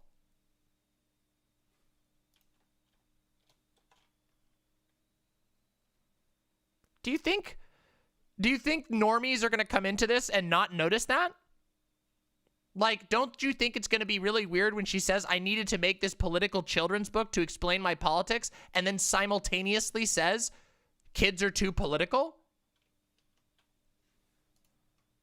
Climate change, that's an issue that concerns everybody. So having kids engaged in those marches, they're learning about climate change in school. This is an important issue. You learn about how the climate works in school. This isn't like even comparable to an issue like the trans thing, right? It's going to be on the site, Sadish John. For some reason, in elementary school, you learn about climate and climate change. Well, this is something that you should care about. I disagree with you. I think the problem isn't that not enough people want to change the world. It's that not enough people want to change their communities. Everyone wants to look good by saying they're going to change the world. What does that mean? Everyone wants to look good by holding a sign and saying, end violence, but that doesn't actually do anything. Going in and helping your communities, building up your communities, volunteering, that kind of stuff changes things, but it doesn't look good. You can't make it, you can't hashtag it and get tons and tons of likes. Sure, hashtag it. So everyone is trying to change the world with not actually doing anything, but no one actually wants to focus on their community and real things because that's not popular. Yeah, sure. So the reason why you can't think of a lot of examples of people doing community efforts to make their community better is because those things don't get a lot of traction. But I myself focus a lot on community organizing. I want to do canvassing for candidates that I support back in Florida eventually when I have enough money for it, when the midterms come around. These things don't make headlines. You probably wouldn't end up seeing it all that much. But if you've looked into it, I've definitely looked into it. Every single city, every local area that I can think of has like a local DSA chapter. They have clubs at universities and colleges that work together to try to... Small critique here, Zan. Ready? Small critique. You got to divorce yourself from the destiny mindset. You can do way better. You can do way better than just canvassing. You can do way better than that. Canvassing is a summer job for college students. That's a good thing. It's great. It's a really good thing if that's what you can do. But I don't know if you know this, but things didn't exactly turn out too great for the last big streamer who tried to do this. Zan, you are a controversial figure, which means you need to not do things that require you to engage directly with the Democratic Party. What you can do, though, you can run fundraisers, food drives, you can set up a charity. Those are the things that you could do that are real. You could lead a local mutual aid thing that you help promo via your stream. That's the stuff that you should be thinking about, not canvassing. The Democratic Party has an entire apparatus to get more canvassers. You have the unique ability as a streamer who isn't a part of the Democratic Party to go out and make actual change in communities. You could fund someday, or you could motivate using your platform a community garden in your city, a series of community gardens in your city, a library of awesome leftist media that's perfectly free in your area. That's the stuff I want to see people like you thinking about. You hear? You hear that, Zan? Get your mind out of the destiny sphere. No offense, but I said I was going to critique. I'm serious. You got to think differently. You aren't a Democratic Party member. You're an edgy streamer who does debates, who argues with people. You go and you start the Xanderhal like fucking trans group. Go to your city and want to know something that'd be super based that I think that that content creators can actually do. You could start a local org, a local trans healthcare org. You just give them some starting money, you boost them online and get people interested, and then it will self-perpetuate. I'm serious. Want to know an example of that? Here in Seattle, there is an organization called Gay City. Gay City has been around for like 100 years. It was started by some random gay people like 100 fucking years ago. And all that they do is, here's what they do. They have a group of people that hang out in a building that's owned by the charity, and those people answer phone calls for gay people who need help finding doctors, counselors, and resources. They help people fill out, they have people on hand who can help you fill out EBT applications. They give out, they every month they buy some bus cards and they give those out for free to gay people in need. That can change a life. Want to know why? My life was changed by Gay City. Gay City has nothing to do with the Democratic Party. It's just a local charity that actually helps people. When I first arrived here, I found the therapist that I've been with for 3 years who has genuinely saved my life through Gay City. And what they do is they just serve as a nexus. And as they've grown over time, they have bought space. So because they're a standalone charity, they bought conference space so that gay people in town who are like, hey, I want to host a meeting on Thursdays for local queer youth. Gay City, would you be willing to let me use your space? Gay City can go, yep, come on in, use our office space that our charity owns, and you guys can host your little queer talk together. That's the kind of stuff I want streamers to start thinking about. That's a big critique, but I just wanted to bring that up. Lobby their local governments for certain policies, like climate related or with social issues. Do they have a website? Issues. Yes, they do. Just look up Gay City Seattle. There's plenty of community activism that happens, but you can't ignore the worldwide scale. Okay, for sure. Let's focus on everything else. Because absolutely, Arson. Yep, I've talked about that in the past. Arson says, I'm trying to get better at this. Arson says, do you think there can be agitprop canvassing that happens like lefty pamphlets or pamphlets of lefty ideas? Yes. Last year, at the beginning of the pandemic, a bunch of people from the Seattle Mutual Aid anarchist free association free food group, which has given out hundreds of thousands of dollars of food throughout the pandemic successfully. They drove around in a truck that had a bunch of Bernie stickers all over it, and they gave away little baggies of hand sanitizer, masks, soap, stuff like that had voter registration information, Bernie information, and information on how to connect with the mutual aid group. Super successful. Absolutely doable, and that cost nothing. It just took 6 people to sit down and do it. Just saying. Just saying. Suggested that things aren't actually, people aren't political enough. They are too disaffected. Once again, I really, really disagree with that. We are at the point where we have literally politicized pillows. Pillows. We have gone, you have the My Pillow guy versus that kid from Parkland. I can't remember his name. He was going to make his own David good Hogg. pillow company. Yeah. David Hogg. We politicized pillows. If you don't think we have got so much politics coming from every realm, you can't even eat cereal. Why is my ice cream yelling at me about Black Lives Matter? I just want to buy a damn taco without being told about how I'm ruining the environment or affecting the world. Like, corporations have literally become... Sorry, Urban Heat says that's empty politics, though. What are you referring to when you say that? What can you clarify? They've embraced this because they know they can get sales out of it. Good to see you. Every single aspect of our lives. Like, no, we need to actually live. We need to have a little bit of real world perspective as well. Do you think perhaps there is something to notice when you see that what you're getting upset about right now are messages on packaging for food and Twitter battles between the surviving victim of a school shooting and the MyPillow guy, and then when you have BLM activists out there trying to advocate for justice or reform of the justice system and systemic top-down changes to help improve the socioeconomic position of Black people in this country? Doesn't it seem like there's maybe a disparity between what you're upset about here and how you feel political disaffectedness doesn't harm the world, and what people that are politically involved, mostly on the left, are talking about, the issues that they're concerned about? Oh, I've seen the memes where it shows, hey guys, we've changed the voice actor on The Simpsons to be representative of Black people, and like the Black Lives Matter Wojak, like all we wanted was systemic change. Like, we don't want another rich Hollywood guy being hired or another corporate platitude. We're getting tired of this, and I agree with that. Do you know how bad it sounds to say I've seen memes? That's a bad look. These issues are ridiculous, and it's crazy that people are talking about them so much, and I'm probably a bit part of the problem there because I see it and I get frustrated and add to the conversation. And there are people on a community level that are trying to make change that are getting I disagree, my Bluebird. So far, this has been very good.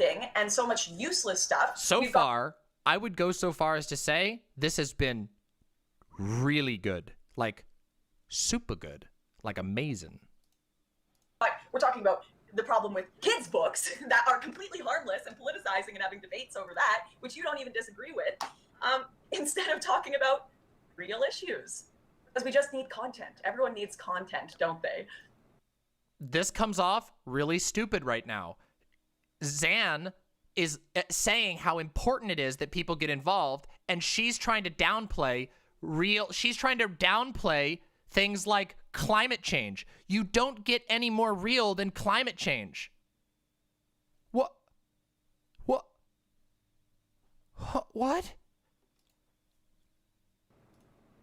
Sure. So that, I don't know what that has to do with what I just said. The argument that I was making is I think that being disaffected from politics is harmful, and that everyone should care about making the world better, making their community better as well. And when you brought up ways in which people are too involved in politics, what you brought up was political messages on food packaging and Twitter fights between public figures, and not real issues that are going on. It seems like why were genuinely reasonable seeming people saying this was a bad performance? We'll get there.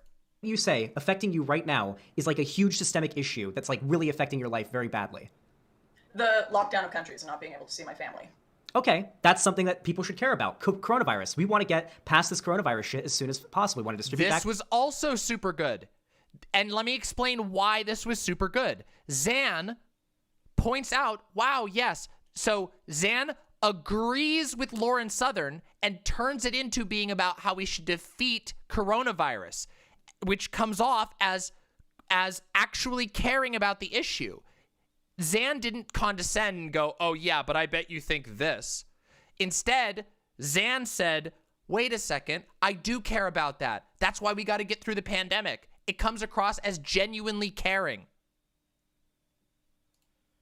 Vaccines. Is this not a political issue that people should be caring about? Because that's something that affects your life directly. I want to quickly go back to your point. My point is that people are not disaffected. They are involved in politics, but they are being brought into it and involved in the wrong ways. Rather than on a community level, rather than where they can actually make change, they're being distracted by all of these ridiculous platitudes, which I think ultimately we agree we've just been talking past each other. So I'm saying people are not disaffected from politics. They are being used and abused by politicians and corporations to talk about issues that make them popular, and they're following groupthink to talk about useless issues instead of thinking for themselves and going and involving themselves in politics that are actually really helpful on a community level. So once again, I think we agree there. We're just talking past each other.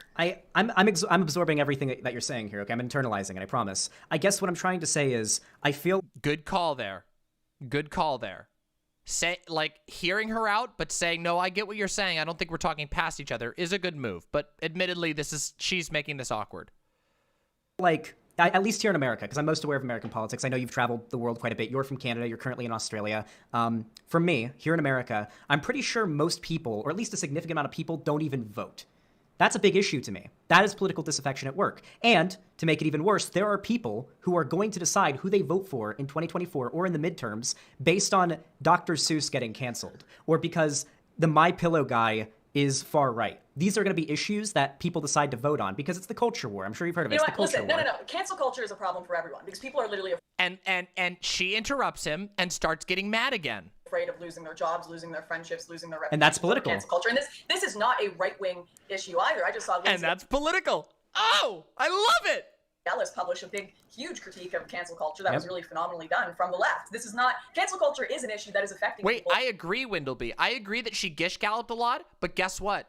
No one will remember it because Zan brought attention to the stuff that mattered and let her gish gallop about meaningless things that don't have any context outside of her already core fan base. I'll explain this at the very end.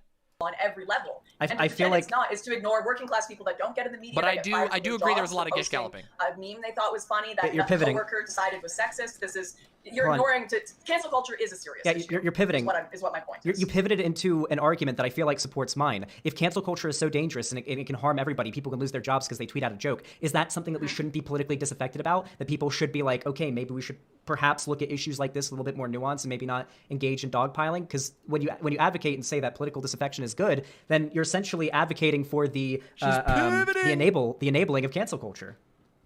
Cancel culture has come as a result of the politicizing of everything. We're going to make pillows political. We're going to make ice cream political. We're going to make, every TV show we watch, we have to analyze on a political level and decide whether it's okay or not. I hate that, and that is also part of what has led to cancel culture and people who don't want any involvement in politics being dragged into it and analyzed on a scale of progressive ideology that, in some cases, they don't even understand. And cancel culture has been around for a lot longer than even the internet has, but cancel culture as we see it today, especially nowadays in recent years, seems to be propagated mostly by the fact that everybody is inside, everybody's on the internet, nobody is able to go out and do things in the real world, so everything that happens on the internet feels like it's going to be the end of the world. Trust me, as a victim of cancel culture, I see the kind of people that go out. This also very good. Doesn't sound condescending, sounds very caring. Hey, everybody's trapped inside right now. That is, by the way, let me explain something here as to why I've come to this conclusion, because I know some people are going to be like, oh, but Demon Mama. Think about it. For a lot of Zoomers out there, for a lot of people who are probably going to be watching this debate, the people who are going to be attracted to this type of content, their experience, they're young. The last year of their life has been spent online. So Zan saying, I know that right now it feels like everything that happens online is the end of the world. But don't worry, it's going to be okay. You can engage with politics. That is good. That is a good point. That sells to people whose experience is being trapped for the last year away from their friends.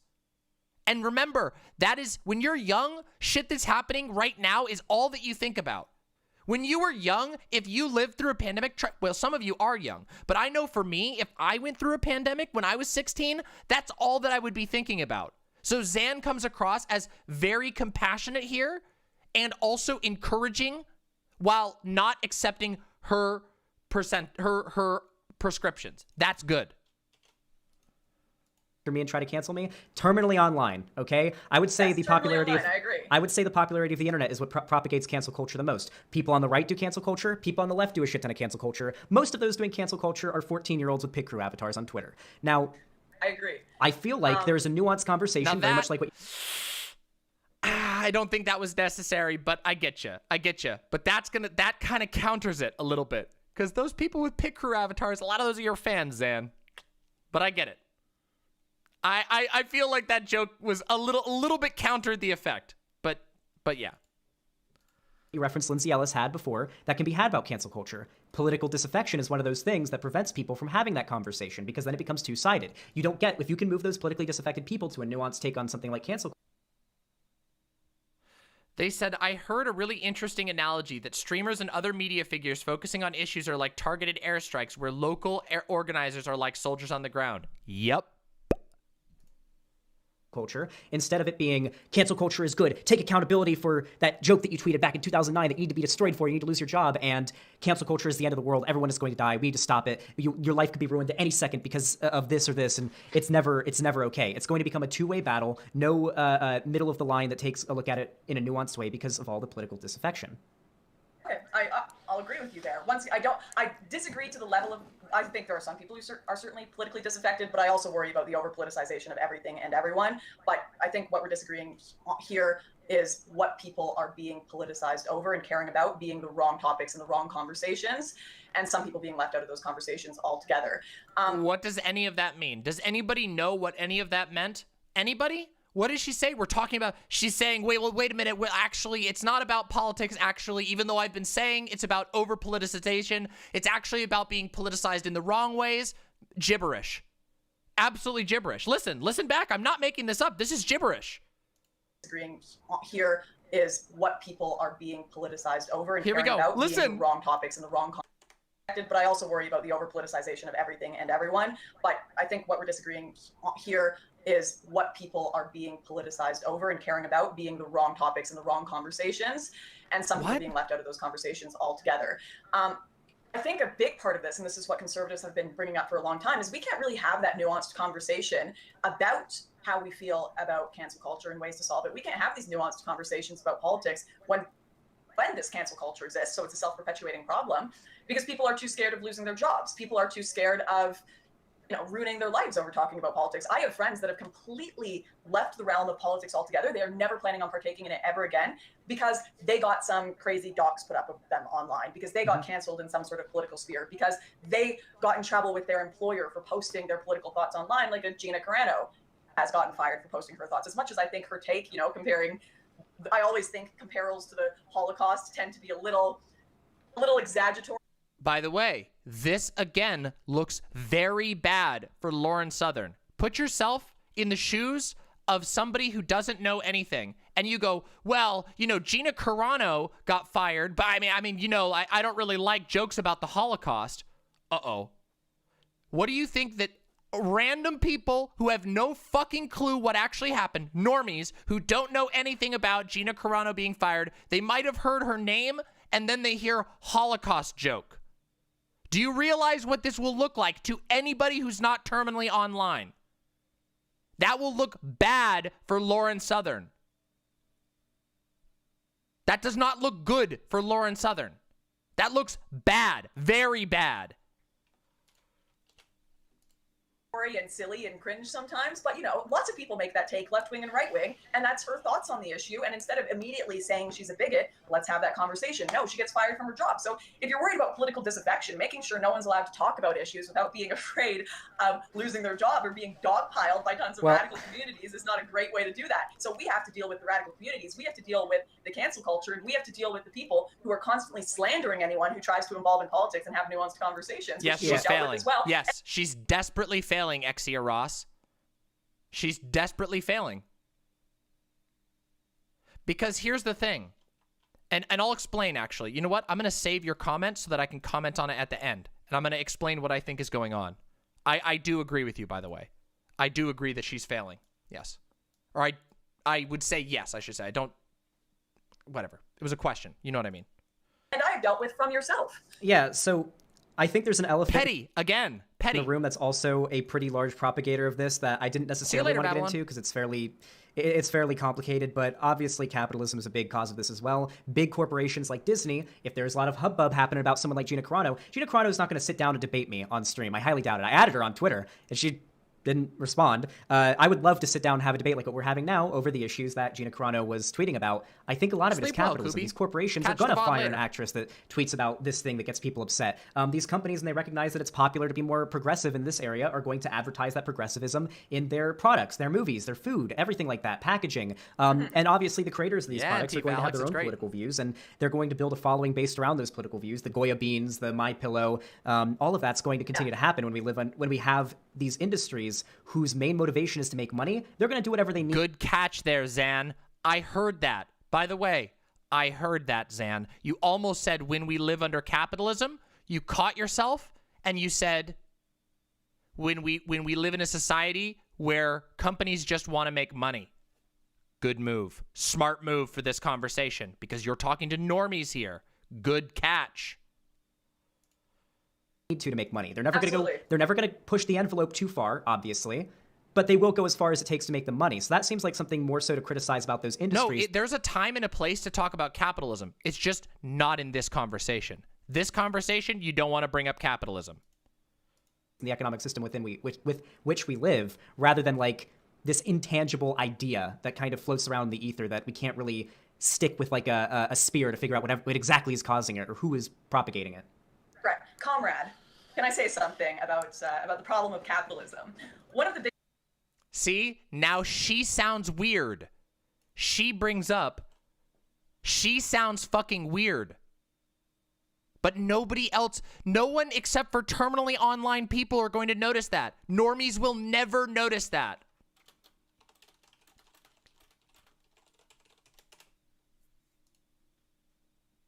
Yep, you did. That was very good there. Sorry. I don't know if you meant that 100%, but you did a good job one way or another. Biggest issues I agree with you on all of this, actually. And one of the biggest issues that I've identified, certainly in the media sphere, is something that I'm working on an article on right now, something I've dubbed. That was so good. Systemic tabloidism, and how capitalism, classism, and dehumanization has been pushing journalists to divert all of the important conversations we need to be having to kind of this just like horribly shallow cancel culture type conversation. You know, if you have all of these sociopaths, or not all these sociopaths, some sociopaths and some people that are just dragged into their system of writing, creating clickbait, having to write 4 to 5 articles a day, having to find something to cancel, having to find some problem with society without any deep nuanced view. What is she talking about? They constantly have to make What money. is she talking about? What is she talking about? Who is she talking to? Who is she fucking talking to? If she's trying to reach normies, normies read that stuff. Normies like that stuff.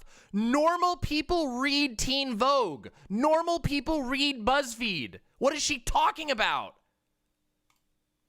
For the Huffington Post, they have to make money for the Guardian. They have to make money for, you know, the ABC, whatever it might be. And it's all become about profit and not about people. And it used to be also about tackling really big problems and powerful people in society. We need to talk about the problem Any with askers? pedophilia and Prince Andrew. We need to talk about these issues with crime. Pedophilia and Prince Andrew?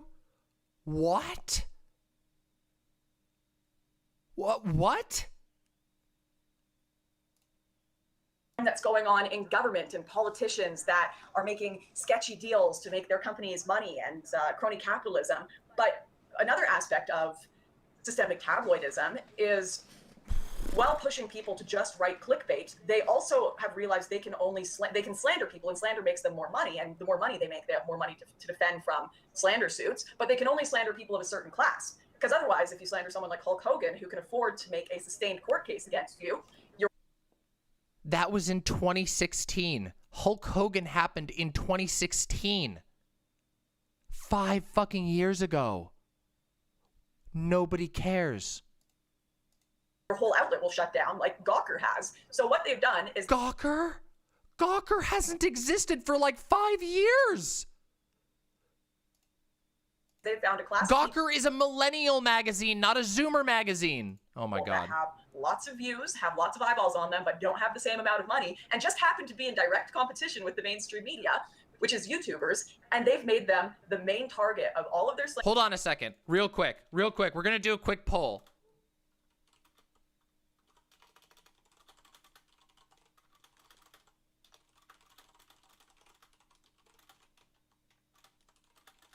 real quick.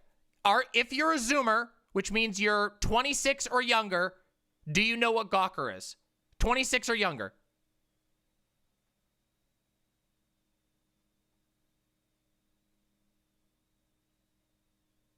If you're younger than 26.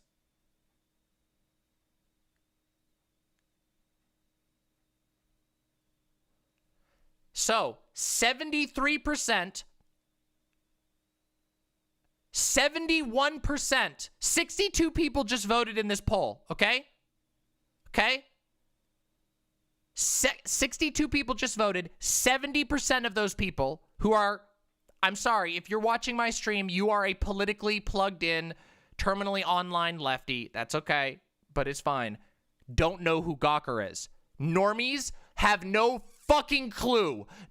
If you, the terminally online, politically plugged in Zoomers, have no clue what Gawker is, normies have no fucking clue. Nobody knows. Oh, you should send me that. Slander, harassment. Send me those in DM so I can check it afterwards, Dan, on Discord. Whilst ignoring these genuinely wealthy, powerful people. Because once again, it's about money. They know we can't sue them. They know we can't shut down their companies because it sounds like a gay app. Yes. Average YouTuber's salary, you'd have to pay 3 years of it to go with the defamation case. Yeah, and we need to address that. We need to address Am I going to tell you what Gawker is? You don't need to know. It's a magazine that went under like 5 years ago. It's a random online magazine that appealed to like tech bro normie millennials. Nobody knows because it's been gone forever. These problems. Yeah, of course. I agree. I am not this like hardcore. We need to have just a capitalist free market where you can sell babies heroin and have them working in your of course bauxite mine for $2 an hour. Yeah, of course. I feel like this was a bit of a departure from what I was talking about, but I feel like where you moved into. We have, but it's fun. It's fun. But I feel like this goes back to the political disaffection. People are being sold what sells. And it's mostly not like serious political issues. How many people do you think, if you asked right now, know about the Uyghur genocide happening in China right now? Most people probably don't, because that kind of news doesn't sell. So that's what I'm talking about when I say that I want to fight against political disaffection. I feel like that's a huge problem. So why do you guys not attack the media, who have been such a problem in this? This has been a completely largely, if you look at it, the conservatives have been the ones that have been battling with the mainstream media, saying I'm not cottagecore lefty. It's just, listen. Cottagecore lefty says, Mama, you're the only good millennial. No, they're just, listen, millennials are at the tipping point right now. We are either going to, like, millennials right now are either going to break and turn into Gen Z, where we take the black pill and just die, basically lay down and die, or we're going to snap and go the path of me, which is you say, nah, fuck it. I've had enough of this shit. It's demon time. One of the two. That's the two paths for the millennials going forward. And there's a lot of good millennials out there. They just hurt. Listen, I'm going to be completely honest. Sorry to be one of those people. Millennials are hurting. Everybody, millennials, we have not had a good time. Yay, Crime Dango! Yay! I'm so happy to see you. Sorry. Sorry, I was being very silly. But millennials, listen, millennials are hurting, okay? That's the thing. Millennials have not had a good time. Let me just tell you from my own personal experience. I was working my hardest. Like, I was working 3 jobs in the aftermath of the financial crisis. I worked my ass off and made less and less and less money each year. I was struggling. I was hurting. Everybody I knew was struggling and hurting. Millennials have not had a good time. That's why you don't hear much about millennials. But I believe that millennials will not become the next Gen X. Excellent. Excellent. I'll check that afterwards, Zan. I think we've been through 2 full recessions. And now we're going through a depression. So, and don't get me wrong. This doesn't mean that I don't think that Zoomers have had a hard time. They have. And this is why I believe, everyone, this is why I believe in the millennial Zoomer Alliance. The Millennial Zoomer Alliance must be built. The Millennials, we must embrace our monstrous forms and go, we must protect the Zoomers. We must protect the Zoomers at all costs. They're the future. If we can protect the Zoomers, we can win the world. That's what the Millennials have to do. We need the Millennial Zoomer Alliance. Let's continue.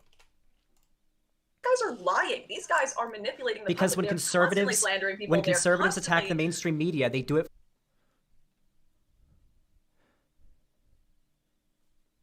All I'm going to say is that if we don't get our shit together, if we don't realize the strength that can come from the alliance between millennials and Zoomers, then there's no way that we will be able to make it through the future. There's no way we're going to be able to overcome Metal Gear. For the wrong reasons and from the wrong position. I attack the mainstream Who media. decides what the wrong reasons are? Investigations. You can have independent journalists that investigate these things. When like So when I attack the mainstream media for slander, you think I'm doing it for the wrong reasons? Can you give me an example of this? So like, let's say the New York Times. The Zoomer Millennial Alliance is a weapon that can overcome a weapon. Sorry, I fucked up the line. Whatever, fuck it. I fucked up the line. Falsely published that the Christchurch shooter donated to me, and this was republished in multiple different outlets. They then deleted their tweet, but the other outlets had already republished it, so they didn't correct it, and now tons of people think this actually happened.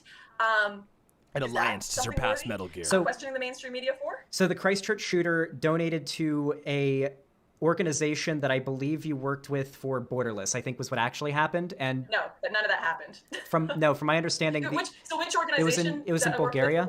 It was in Bulgaria. It was a Bulgarian like militia that was searching for like illegal refugees in the woods, and that organization was associated with like actual designated like white supremacist other organizations, and they donated to that. This is the first time hearing of that, and that wasn't the claim. I'm not claiming that you knew about that, but Oh my God, that is a drop. Holy shit, that was good. So see, this is what we call how you use the buzzwords well. Watch this. Zan, I don't even know if what Zan said is true. Okay, but listen to this, okay? We're going to watch it again. Watch this. I don't even know if Zan is telling the truth right now, and I don't care, actually. Let's wait. Here's why. Because we're not talking about the truth right now. We're talking about the presentation. Let's do this. Like illegal refugees in the woods. Let's go back, sorry. It was in Bulgaria. It was in I want to go all the way back. So questioning the mainstream media for? So the Christchurch shooter donated to a organization that I believe you worked with for Borderless, I think was what actually happened. And no, none of that happened. So first she claims none of that happened, and it was good that you kept pushing. Which organization? It was in Bulgaria. It was in Bulgaria. And now she has to ask because she realizes, oh shit, I might get fact checked on this. It was a Bulgarian like militia that was searching for like illegal refugees in the woods, and that organization was associated with like actual designated like white supremacist other organizations, and they donated to that. Oh, this is the first I've ever heard of that. That looks bad. Zan stumbled a little bit. It would have been better if he had the name on hand, but white nationalist is a buzzword right now that people listen for, and Zan got her on it, and she stumbled really bad. She should have been able to say, no, this is false. That has been debunked. She couldn't. She didn't. That wasn't the claim. I'm not claiming that you knew about that, but I'd already learned about that, and I knew of that. So I understand where you're coming from, because I'm pretty sure the Christchurch shooter didn't donate to you. That's not even the claim the New York Times made, and I've never heard of that, and I feel like I would have heard of it by now if that were even remotely true. Oh, was it Generation? Maybe you can send that to me. Maybe. Yeah, sure. I can whenever. If you want me to, I have to do it off screen. But anyways, the point there is that they are spreading demonstrable slanderous lies that ruin people's lives. Did they not correcting it? Did they correct it? Did they remove it from the article? No, they did. They just deleted their tweet about it, and then all now it sounds bad. She's stumbling again. Publications had already shared it and shared the tweet and cited the tweet, and they never posted a correction. So it was never addressed. You're losing out on a lot of money right now. I know it's expensive, but the payoff. No, I'm not. Do you know how much the average? You can sue for that. You could if you can prove that these media outlets. Oh God! You called her on it. You fucking called her on it. You're missing out on a lot of money. Why didn't you sue? Uh-oh. That's knowingly lied about something you can objectively prove to be untrue, that there's no evidence anywhere that the Christchurch shooter actually donated to you, you can make quite a bit of money off of a suit for that. You think I haven't talked to lawyers about this? Well, I believe the quote directly from my lawyer that I spoke to last month was, Lauren, defamation is a rich man's game. And this is where the classism comes into it once again. Oh, classism's a big issue. Don't get me wrong. I know about slap suits, but like, if you can. Okay, let me ask you, Xander. Do you have 100K just? No, I don't. Around? You're much larger than I am, okay, though. Well, then you couldn't do it either. I don't have 100K. Oh! I'm sorry. Oh! Well, I don't know how much people think YouTubers make, but people don't just have hundreds of thousands of dollars that they can throw away. Plus, in the States, you have to be able to prove malice. You have to be able to prove all these extenuating factors. So the media are able to get away with so many lies, so much dishonesty. I'll even point out the ABC here. I actually need to go and correct it today. I've been meaning to, because I accidentally believed the ABC, who shared a video of this dance crew twerking in front of a bunch of, like, doing kind of a twerk style dance. What does twerking have to do with anything? Of the launching of a military ship, and the governor general was there, and all these high up individuals in military. And the way they do these ships is these ships adopt the historic names of military boats that have already gone out and set sail, people who have died, ships that have been kind of sunk, or not kind of sunk in. Oh my God, that's another boomerism. She kept saying the ABC, and I just realized she meant ABC News.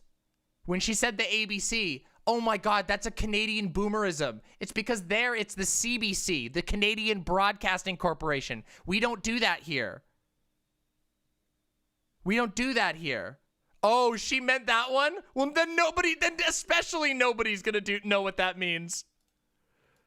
World War II, and the idea is when I just did an Americanism, but who cares? The audience is American. The same name and rename them. The crews never die; they live on. It's a very important ceremony that occurs here. I feel like this is like a really big pivot, but I looked it up right now, and it does not seem like defamation suits are nearly as expensive as you made them out to be. Okay, wait. Can we get back to that? I just want to make this point here. Okay, sure. So this crew, I mean, I initially shared it, and I was like, "This is like, read your audience. This looks ridiculous. What are you guys doing? Everyone looks so uncomfortable there." Turns out, actually, the dance crew were the victims. They went to go hire an Aboriginal dance crew to do a kind of Aboriginal dance to open the ceremony. And the dance crew asked them, would you like a contemporary, more pop culture dance, or would you like a traditional Zan's dance? expression here is every single person listening to this having no fucking clue what the fuck she's talking about. No one has any clue what the fuck she's talking about. Yes. Whoever hired them said they wanted the modern pop culture. Wait, yes, so ABC exists, but nobody calls it the ABC. And the ABC went on to edit the governor general watching when he wasn't even there, concocting this entire situation that make the dancers look horrible, that make it look like they're just disrespecting the governor general and mocking this, when none of that occurred. And this happens on a daily basis, both towards the right-wing audience who will get outraged over it, and a left-wing. Every single day, twerking Aboriginal people make the governor general of the ABC look bad? I'm sorry. What? What?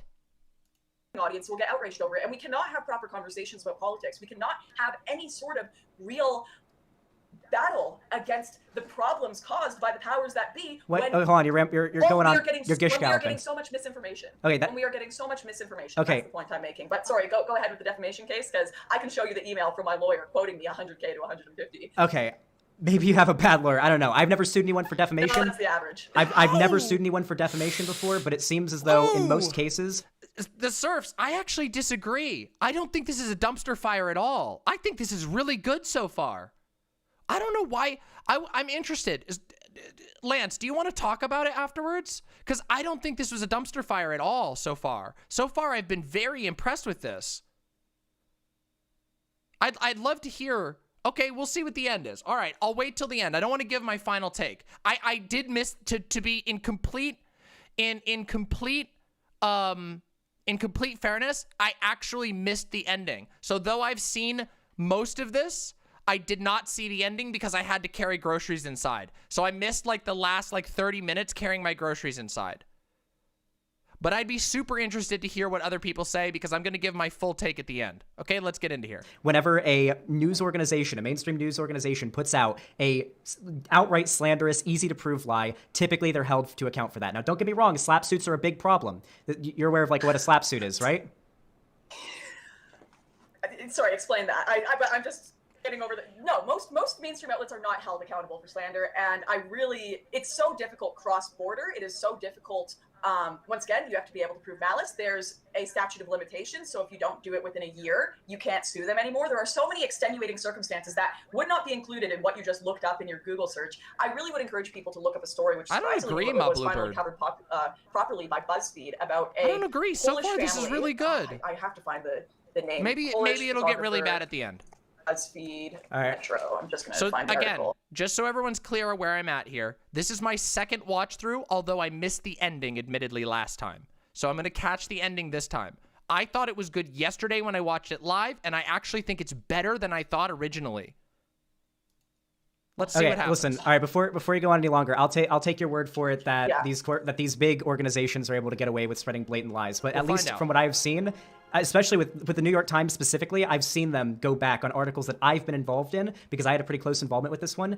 Post something that was accidentally misinformation and voluntarily go back and change it once they were made aware. And it wasn't a big deal. They went back, they changed it. Normally, I think it had something to do with Philip DeFranco. This is typically what ends up happening. If there are cases where some person is lied about by a mainstream media organization, if I find out about it, you better believe me to get on top of that shit, okay? I'm a very big propagator of the idea that if you have a serious issue with someone, then you shouldn't have to lie about them in order to bring up that problem. But in most cases, it doesn't really seem like that's what happens, in most cases.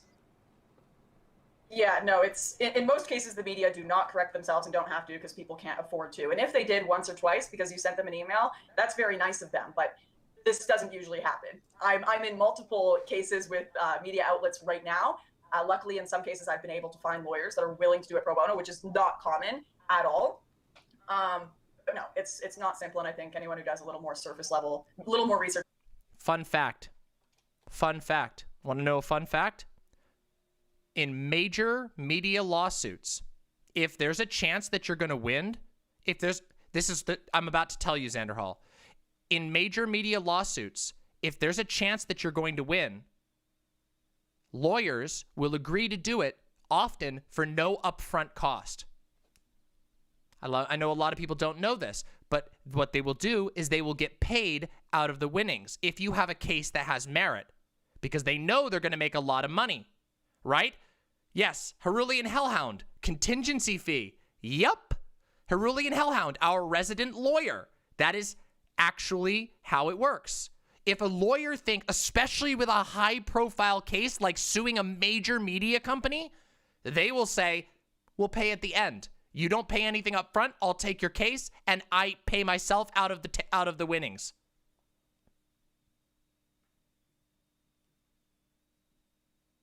So there you go. 25 is standard for plaintiff's lawyers. Defamation suits can get massive punitive damages. Yes. Yes. Than surface level would find that. Sorry, I'm just trying to find one really important article here. Okay. Here it is. There's a guy named Molodinsky. There was a huge BuzzFeed article about it, and he's a Polish man who had a ton of articles in the Metro, Daily Mail. Hold on. The example you brought up, ABC apologizes for Australian Navy ship twerking video after dancers allege deceptive editing. The twerking dancing troupe who performed. They apologized, but what I'm saying is this deceptive. Once that Hold on, Lauren. This always happens. Wait, this always happens when I talk to people and they bring up these examples and I can't look them up right away. Thankfully, I have my chat here. But usually, whenever I hear these examples and I can't look them up right away, later I'll go and I'll find out that these were accounted for. These things were apologized for. These things were amended. But I can't look them up at the moment. In some cases, the apology does happen, which thank goodness. The unfortunate part is most people don't see the apology. And I've experienced this so much in my personal life. I had a huge article. I think it was by the New Yorker. I don't want to exactly say. I published all of the evidence of this, but they wrote an article alleging that I lied to individuals that I had in my movie Farmlands, and I took advantage of them. And it was really awful. It made me look very, very bad. Now, I sent them proof that this was untrue. I sent them all the messages with this individual that was in the movie that showed that she was overjoyed by her portrayal. She was so excited to talk to us about the farm murders. She couldn't believe how much attention and joy she was getting from it. And the article just said the complete opposite. Ariel, her name was, sent me an apology and said, "I'm so sorry, I can't believe I misreported this. Let's try to fix this." So we went back and forth for a month. Actually, emailing back I and have an forth, even and hotter they take, Exia Ross. refused to put I have in an the even article hotter that take. it was untrue. And I'll tell you they later. They said they would publish in letters to the editors I have an my even hotter correction, take. and they even inserted People are in gonna my get mad at me. correction, it is Lauren's opinion that this is inaccurate. All right, it wasn't don't my worry. opinion. So it wasn't I'll accurate. They explain published the letters to the editor. It was never seen by anyone. The original article was never corrected. It never went to print. It was just on a random webpage of the site you can never find. That's quote- what usually happens. So I assume you're referencing the quote from the lady whose father was killed on that farm in South Africa, right? Correct. From my understanding, the exact quote was that she felt exploited and that she hadn't been fully made aware of the purpose of the interview. She didn't know what your goal was or why you were asking these questions. And when she found out, Hannah thing. My family sued a major Fortune 500 cable company that caused my lifetime disability in an accident. Our lawyer did it free, as he took 10% of our settlement once it was resolved. Lauren is a dum-dum and doesn't understand litigation. Yep, she lied. It's because she doesn't have a case. she felt like she'd been exploited. Do you want to know who can't sue? It's not people like Lauren. People who can't sue are people like me 5 years ago. 5 years ago, when my insurance company ripped me off over $3,000, which to me was backbreaking at the time because I was poor as shit. I couldn't sue because then I would need a lawyer that I needed to pay up front over $3,000. And the insurance company knew they could call my bluff and they could get away with not paying me the $3,000 that I needed. And they did, because I couldn't get a lawyer. People who are really poor and have to do that type of litigation can't get litigation that they need. A defamation suit against a major media corporation? Nah, she's bullshitting. She doesn't have a case. She doesn't have a case. And that was the Right. that was And the quote so we that I sent, saw. We sent all of the private messages talking to her, which she was fully aware of what the interview was for. She loved the portrayal. She thought it was all great. And we sent these to the New Yorker, and they all apologized. They literally apologized to me for publishing what they had and not fact-checking with me, and said, yes, this was inaccurate, and then refused to publish the correction. They only published it on an unseen page and said it was my opinion rather than truth. Okay. So that's, I mean, I can send you all I've uploaded it to my Facebook and Twitter before, but I can re-upload it If that's after this. true, if what she's claiming here is true, she should be able to sue for it. Send it to you after this if you'd like, but that's what usually If happens. this is true, she should be able to sue for this. Why did the lady say that she felt exploited then? That's a very good question, and I would love to see what the actual questions were from the journalist, because I have done interviews with journalists where they have taken quotes of mine completely out of context, completely out of entirely different conversations, and put them in place of a narrative they've written beforehand, and I wouldn't be surprised if that happened in this instance. Okay. So what was the publication that you I was said? making, Huh? sorry, I think it was the New Yorker. It was the New Yorker. Okay, I'm not I seeing think it was the New Yorker. Uh-oh. anything from the New Yorker here. Every article that came up when I looked up Lauren Southern Christchurch donated money. All I see is the Christchurch gunman. Sorry, I was talking about that South Africa one. That was in the Daily Dot and the... Daily Dot? Oh my god. Daily Dot. The Daily Dot. The Daily Dot is... That's the one that had the fucking Dan Avidan. It's a tiny magazine. Oh my god, Daily Dot is a tiny magazine. She's complaining about a tiny magazine. She lied. Oh god. Holy shit. She failed so hard here. Oh my god. Pendant? No, not the... Oh, maybe they said it too, but... I can't remember what it's called. There was one other outlet that repeated it, and it was like direct. You know what? I've got an email to my lawyer here. But the point Notice how much of a backpedal this is. Massive backpedal. So we're getting off topic. Can we finish the book here? Because the point I was making is we can't have these nuanced conversations about politics until we deal with the people that are quite frankly controlling the narrative and controlling how people think, lying. Yeah, I agree. And Yeah, boy, it's boy. misportraying and misdirecting what conversations the public should actually be having first. And until we hold these people to account, the public are going to be constantly pitted against each other, have people's views misportrayed to them, have people that are legit. I mean, look what happened to Bernie Sanders. There are so many people that are kind of those who want to criticize the establishment that could get completely torn down by biased media that are not addressed. Hold on. It says here, biased systems. It's a quote. So what you're referencing from the Daily Dot is a quote saying that the Christchurch shooter had donated to your media company. or donated to a media company you're affiliated with, not specifically to you. No, he said he donated to my media company, and that is why he deleted the tweet. And even that isn't true, that he donated to a company I was affiliated with. The Rebel Media hosted the finance. So the Rebel Media, sorry? The person that the Daily Dot interviewed lied about you. It wasn't the Daily Dot lying about you. It was the New York Times writer. The Roos? It was the Kevin Roos. Kevin Roos, tech writer. Okay. Yeah. So they interviewed him and he lied about you. As far as I'm aware. As far as I'm aware, to be fair. Thousands of retweets. Yeah. Anyways, so these are just. Notice she doesn't say that he lied, because then he could sue her. Holy shit. Zan, this is delightful. This section, delightful. These statements that keep going out are completely false and easy to debunk, but these publications, I've sent the Daily Dot, I've sent all these people to lawyers and asked about it, and they're like, there's no point. There's no point. The amount of time and the amount of money is not worth it, and it's unlikely. They'll just be able to say, there was no malice behind it, so it's fine, and they'll probably just ignore your messages. I've sent tons of letters to outlets. Some I'm pursuing a bit harder than others, and hopefully that will turn out. But defamation cases can take years, like 7 years. Yeah, they can be drawn out. But by that time, people's reputations are ruined. And I don't. Once again, you guys might think this is just a right-wing issue, but this ruins lots of people's lives that are normal people that have no political affiliations. And that's why I was bringing up that Polish photographer Molodinsky, who had all these stories in the Daily Mail and the Daily Dot published about him, saying he lied. Polish photographer. Who the fuck is she talking about? Lied about his community, saying he lied about another couple, calling them drunkards that were on a sleigh that were almost running people over. It's a long story. You'll have to go read it. I'll look into it. I did a video called Sainthood for Sale on it.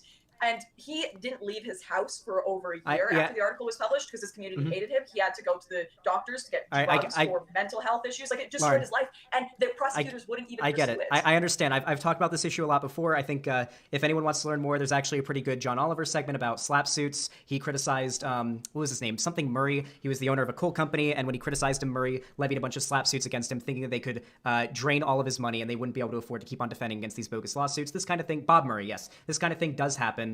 And there is worth in criticizing mainstream media and these large companies. I think the problem is our capitalist system. But devious I think we're ready to move on to the final letter. I'll look into it. Is Xanderhal's "That's nice, honey" to a 5-year-old saying that a bumblebee just toppled a car true? Ready, Lauren? All right, let's do it. All right. I'm excited. Oh, last thank letter you, is X. I'll This is a explain hard my one. thoughts. I was Listen, thinking I explained my thoughts in the beginning, but for people who've come in since the beginning, I'll explain my reasoning behind all of these things at the end. I'll go over and summarize my takes. Shit. You're skipping over patriotism? I mean, I'm excited for that. It depends on how much. My main idea for patriotism isn't anything crazy. It's just, would you, hold on, I'll just ask you. Do you think if there's like a very, like a tyrant, that was another letter, if there is a tyrant in charge of your country, is it unpatriotic to say, criticize that tyrant, or to burn your country's flag, or to protest to try to make that country better? Is that unpatriotic? Well, this was going to be my point, and why I was excited to talk about it, because I actually think, arguably, throughout history, patriotism has been more of a left-leaning thing than a right-leaning thing. I, of course, portray it in a neutral term, but, every single anti-government, aristocrat movement has considered itself patriotic, whether it be the Risorgimento, probably pronounced that wrong, the Italian radical left-wing patriotic movement, which was anti-Habsburg, anti-clerical, and if it happened today, we call it a post-colonial movement. The American Revolution, which of course, by the standards of the time, was going against the rule of a king at a time where absolute monarchy was a thing worldwide, and they were instituting a constitutional democracy, which was clearly a move to the left. The Viet Cong were explicitly patriots and nationalists, most liberation movements. So what you're saying I just wanted to make the point that patriotism is not some sort of relic from the right wing. So I didn't think. Yeah. So I'm surprised you actually didn't have a problem, and we didn't get into it. But I guess you thought that. That's a bad look for her. Again, being like, I'm surprised you didn't have a problem, as she goes off on some complete rant, and Zan's just like, well, yeah, what? Like, this really sells home that she's trying to make Zan seem like a triggered SJW, but it didn't work. It didn't work. Yeah, so what you're saying is, and at least this is my opinion, you can correct me if I'm wrong, this is what I believe. I don't think patriotism has any left-right political bias, personally. It's more of a... What I'm really curious about is it unpatriotic to do something like burn the American flag? Would that be an unpatriotic action? I consider it unpatriotic, yeah, to burn the flag. Because, you know, the idea of patriotism is you love your country and the people in it, sometimes even over the government or the powers that be. It's about the people. And that flag, I'd like to think, is a symbol of the country and not necessarily the government. And that's been the case throughout all of these revolutions in history. The revolutionaries, liberation movements have waved their country's flags at some points, even while opposing the current governments. So I do think it's unpatriotic to burn your flag. I completely disagree. I think that the fact that, at least, I know you're Canadian living in Australia, but I'm American. Here in America, I think that burning the American flag is the most patriotic thing you can do, because we're in a very privileged position where we have the right to criticize the government, which a lot of people in a lot of places in the world don't have the right to do. There are laws against burning the flag in a lot of other countries. Our veterans, our soldiers fought for our right to be able to criticize our government. And if that takes the form of our freedom of speech, our freedom of expression takes the form of burning the American flag, because we want to make our country better, and we are trying to demonstrate where we feel like the country is right now and how it needs to be improved, I feel like that is the most patriotic thing that you can do. By the way, this is going to sell very well to Zoomers right now. This comes across as super pro free speech, super pro American, super like cool. It comes off as cool, is what it comes off as. Sorry. It's just true. The only people who are going to be mad about this is boomers. And guess what? That's not who's on the internet in droves right now. The symbol that represents your country. Self-own, because the flag is supposed to be a symbol of the country, not necessarily the government of the day, as the flag stays the same throughout all of the governments. Well, the government runs the country. You know, it's not. I don't think so. I think a country is the people in it, and the government are just some people we have put in as organizers that are supposed to be responsible to us and not the other way around. But this doesn't have to just be referring to the government. You can also be criticizing the culture of your country or behavior or things that are happening. If the flag were a symbol of just one government at the time, like they switched it and they're like, this is officially the flag of the Republicans, that would make sense. You know, if you went out and you were opposing Trump and burning a MAGA flag, that makes sense to me. But to burn the American flag just seems like a self. Even if you were burning the American flag just for fun, just because you were like, I'm just gonna burn it. Okay, that action is patriotic because I don't know. I think it's unpatriotic and dumb. Burning the presidential effigy, an effigy of the president, that may be patriotic if the president is being oppressive and horrible to the people, sure. But I disagree with you on the flag point. I think that's. My reasoning for why I think it's patriotic to burn the flag is because you're exercising a right that is pretty unique to Americans, where you are allowed to burn the symbol of your country, because there's a lot of people that don't have that right. And America's all about freedom, exercising that freedom to do something. So if people go in the street and start yelling the N-word, is that patriotic because they're expressing their right to do it? And they're in America and they have the right to do that. America is pretty racist, so yeah, it could be pretty patriotic. Oh, good. That was a good response there. Yeah, just like letting that one sit. Good one. That is patriotism to you. If America to you is about racism, then yeah, that would probably be pretty patriotic. It's a subjective thing. Oh, you think patriotism is subjective? Absolutely. You don't think it's many people believe that criticizing the government is unpatriotic. Patriotism is loving your country, wanting the best for your country and the people in it. Because I would argue that's most people's opinion on it. The word patriotism has a definition. The only thing that differs is how you think we should make the country better. And if you think that people, I don't think there's anyone.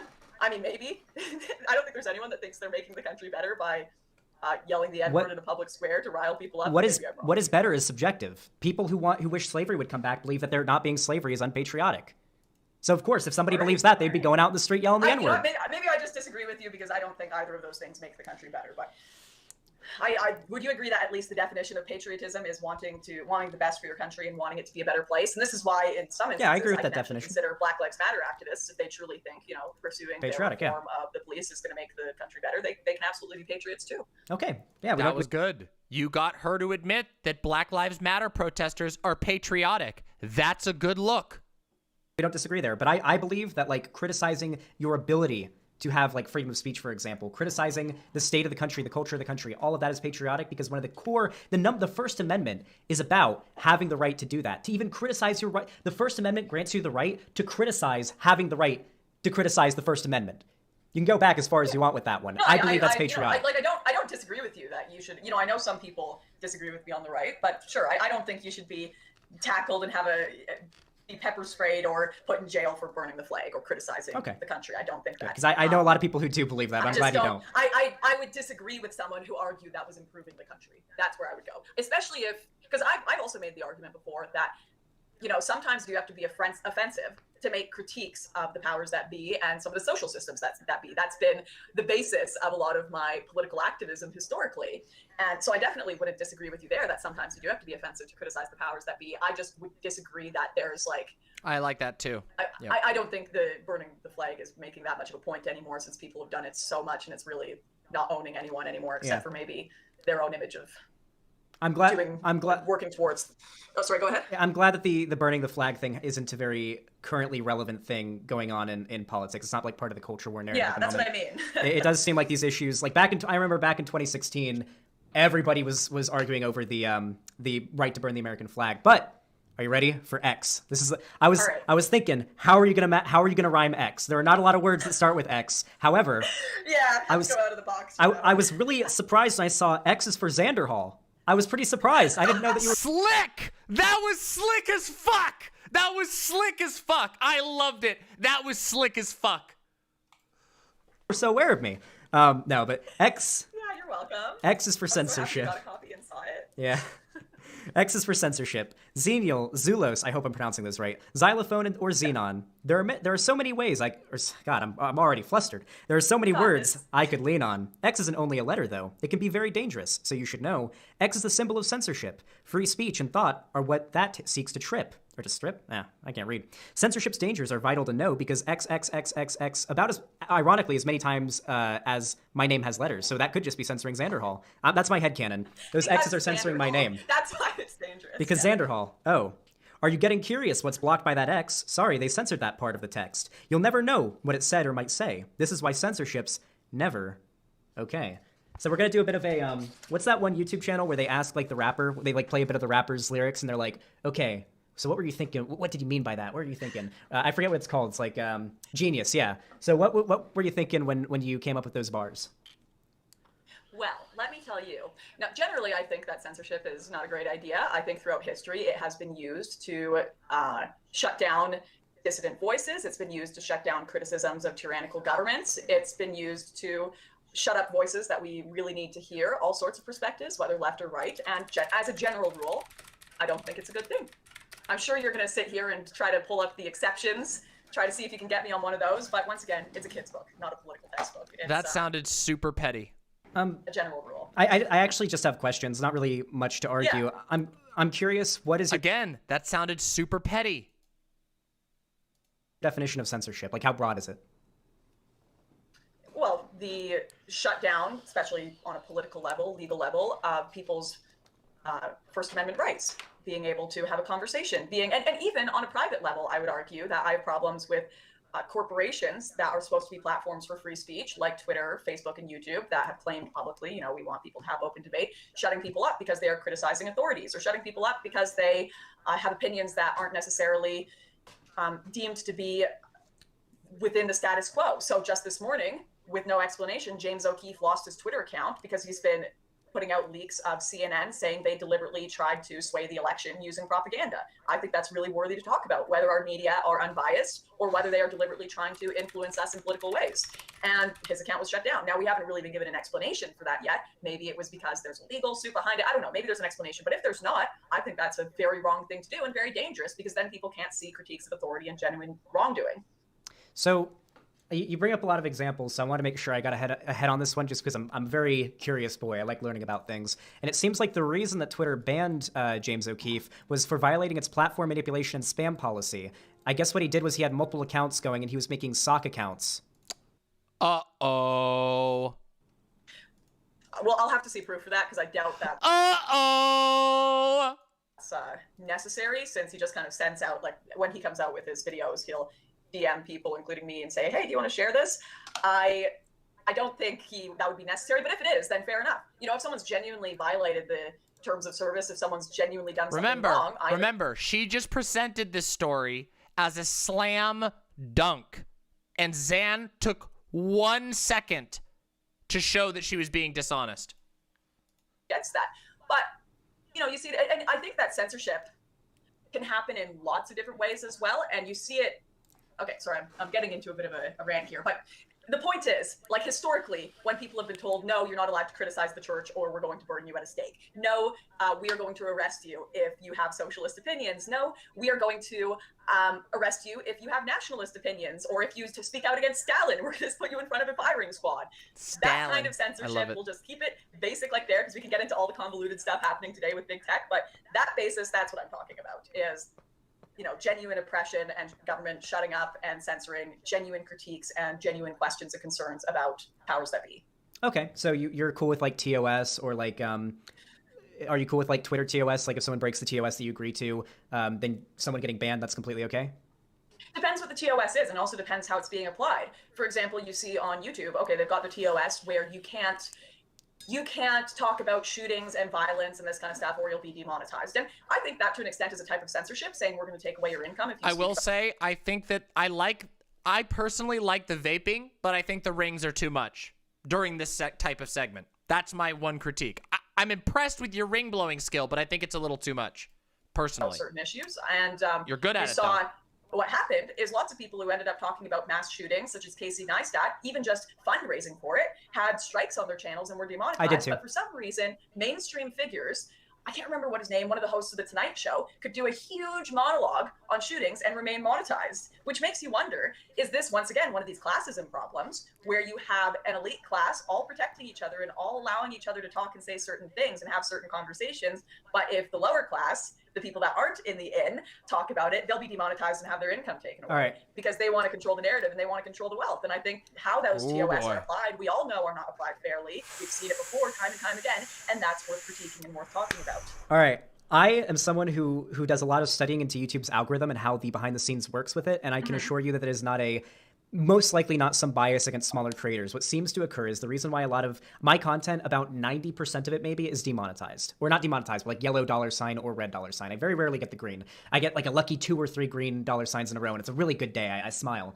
The reason why this tends to happen is the reason why YouTube implemented their demonetization policy was to help them keep ads on the platform. A lot of people rely on YouTube in order to make a living. And most people on YouTube aren't making content that's, controversial. Most people are Minecraft Let's Players or vloggers or people doing stuff that advertisers aren't going to have an issue with. But when you have hardcore political topics, currently happening events being discussed, advertisers get really iffy about that. And they get really mad if they find out their ads are playing on something they don't want it to play on because that could get their company in trouble. This is just a symptom of capitalism. No, so YouTube's in a position where actual username, Zan has killed at this debate so far. Protect their income and the income of their and creators. I'll give you the reasons they have why to implement I a system that those advertisers will agree on. It allows them to grade that content, be like, okay, is this too yikesy for us to run ads on? All right, there we go. Now YouTube's a very big platform. A lot of people make content on it. In the grand scheme of things, nobodies. I'm a nobody compared to Jimmy Fallon or John Oliver.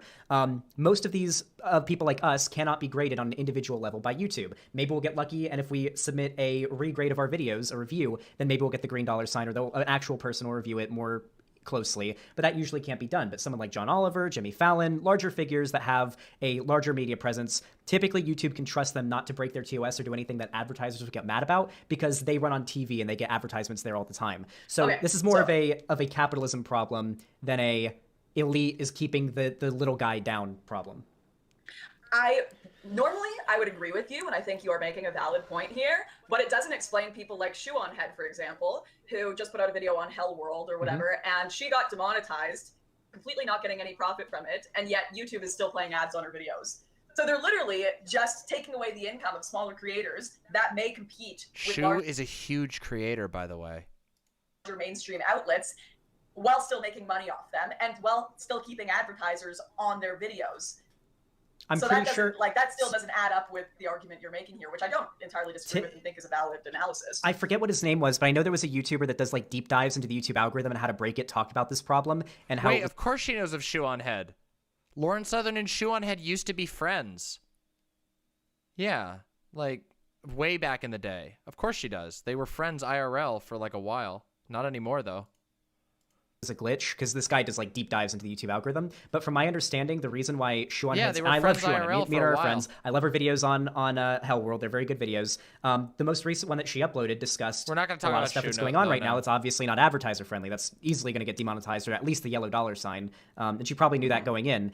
As for ads playing on the video anyway, from my understanding, that was a glitch. It's a convenient glitch for YouTube, But nonetheless, from the experts that I've seen that like built their entire channels on investigating the YouTube algorithm and how to exploit it, they've said it is also a glitch. So Okay. But even the point you've made there, which is they can trust these mainstream media outlets more and know that they're going to be more safe with advertisers, that's still a continuation of implementing and supporting the class system that tries to prevent, poor, lower class, smaller creators from breaking into big time and making money off doing it. And I think that needs to be questioned and that needs to be challenged.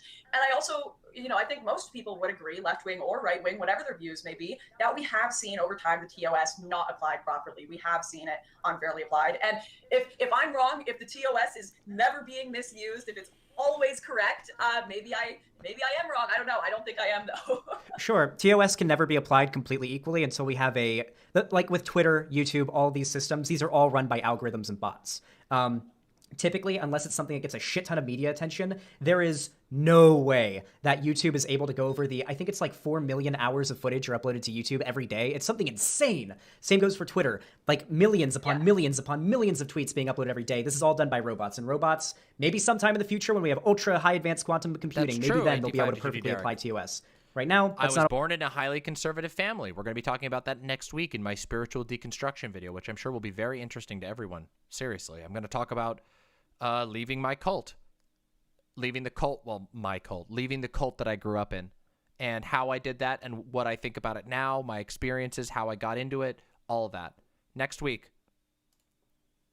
Always going to be the case. The people that are going to have direct action done upon them by the company that runs whatever platform, getting banned or getting unbanned, it's typically going to be done when it drums up a large media frenzy about it, right? Like if it gets trending on Twitter that someone was falsely taken down. I mean, I'm pretty close to the YouTube drama community. I've sort of made friends with a lot of those people. There are completely apolitical YouTubers that get falsely striked down all the time for no reason whatsoever, and they get brought back when enough people on Twitter make a big fuss about it and at YouTube. I don't think this is so much a deliberate agenda by like the elites or whatever. I think this has to do with the incompetence of a company that has no other way of regulating this massive platform and how many people use it. I think that's part of it, and I won't discount that at all because I do think that that's an absolutely fair analysis. But we've also, we've observed on a large level where they would have individually analyzed both because they're big figures. This hypocrisy and not applying things evenly taking place, like with Donald Trump when he was taken off Twitter and every platform. He was even taken off Pinterest, as if Trump's sitting there with pin boards making up how he's going to arrange his floral, arrangements in his house. But why was Trump banned? Saw him banned. He was banned because they alleged that he was promoting rioting, and they alleged that he was promoting, an insurrection. Even though he tweeted something that, some people would interpret as, well, I guess this is what happens when you rig an election, and for saying that the election was rigged. And also, even though he posted after, go home in peace and don't behave this way. But we know for ages, tons of Democrats have accused the Russians of stealing elections. They've accused Trump of being an invalid president. We've seen Colin Kaepernick come out and say, support rioting and not get banned off Twitter. So this has been this application of banning people for apparently or potentially supporting riots and for saying elections are rigged. It's only used one way very often. Lauren, I didn't see a single person Twitter published a blog about this. Banned for saying Russians stole the election. So Lauren, I have bad news. You have stepped on my trap card.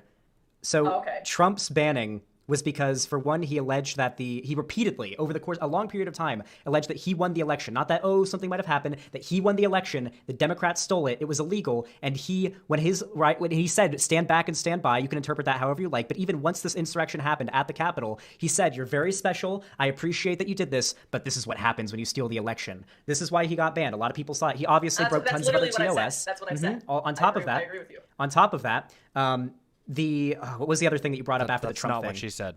She just... I said stolen election and riots. Yes. I mentioned both things you're mentioning slightly differently. So you argued that it was slanderous for the Democrats to argue, or for like the mainstream media Democrats. I didn't say slanderous. I said they too. Or it was the same thing. It was comparable. Said elections were illegitimate, which is why people are getting banned for saying the election results were illegitimate. They invested this. They investigated this, and they found that Russiagate.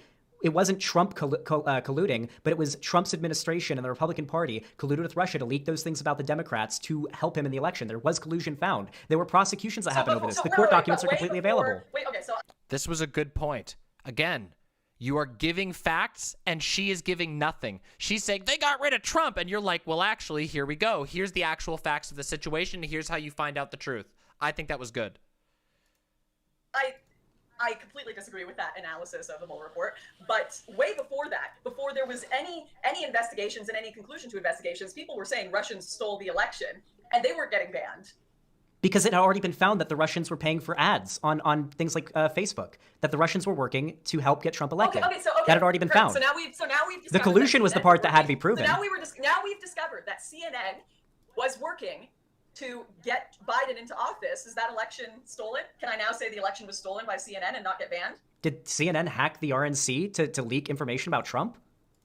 No, they said they controlled the minds of the people with propaganda to try to get Trump out of office. Can I say that the election was stolen by CNN now without getting banned? I don't think that's comparable, no. I don't think that's comparable to leaking information from the party. You're saying that because Russians bought bots to spread information, that's stealing an election, but I can't say when CNN openly says the reason why you heard people say... one of the largest platforms in America to try to spread propaganda to get Trump out of office. That isn't the same. The reason why you heard random libs on Twitter saying that the election was hacked by the Russians was because it had already been revealed that the Russians were spreading misinformation on platforms to try to get Trump elected. That's where that came from. The Democrats did not try to overturn the election. I really wish you'd had comparable showed the to what camera. Republicans That would have been did awesome. after Biden won the election. And the reason why now Russiagate ended up being true was because after all the investigations, they found that yes, Trump's administration, the Republican Party, worked with the Russians to hack the DNC and spread the emails about Hillary to help get Trump elected. That's what was found. There was collusion. It wasn't between Trump and the Russians, to be fair. That's why Trump didn't get in any trouble legally for it. However, people in Trump's administration and people that Trump worked with did, because there was collusion. It was found. The court documents are there.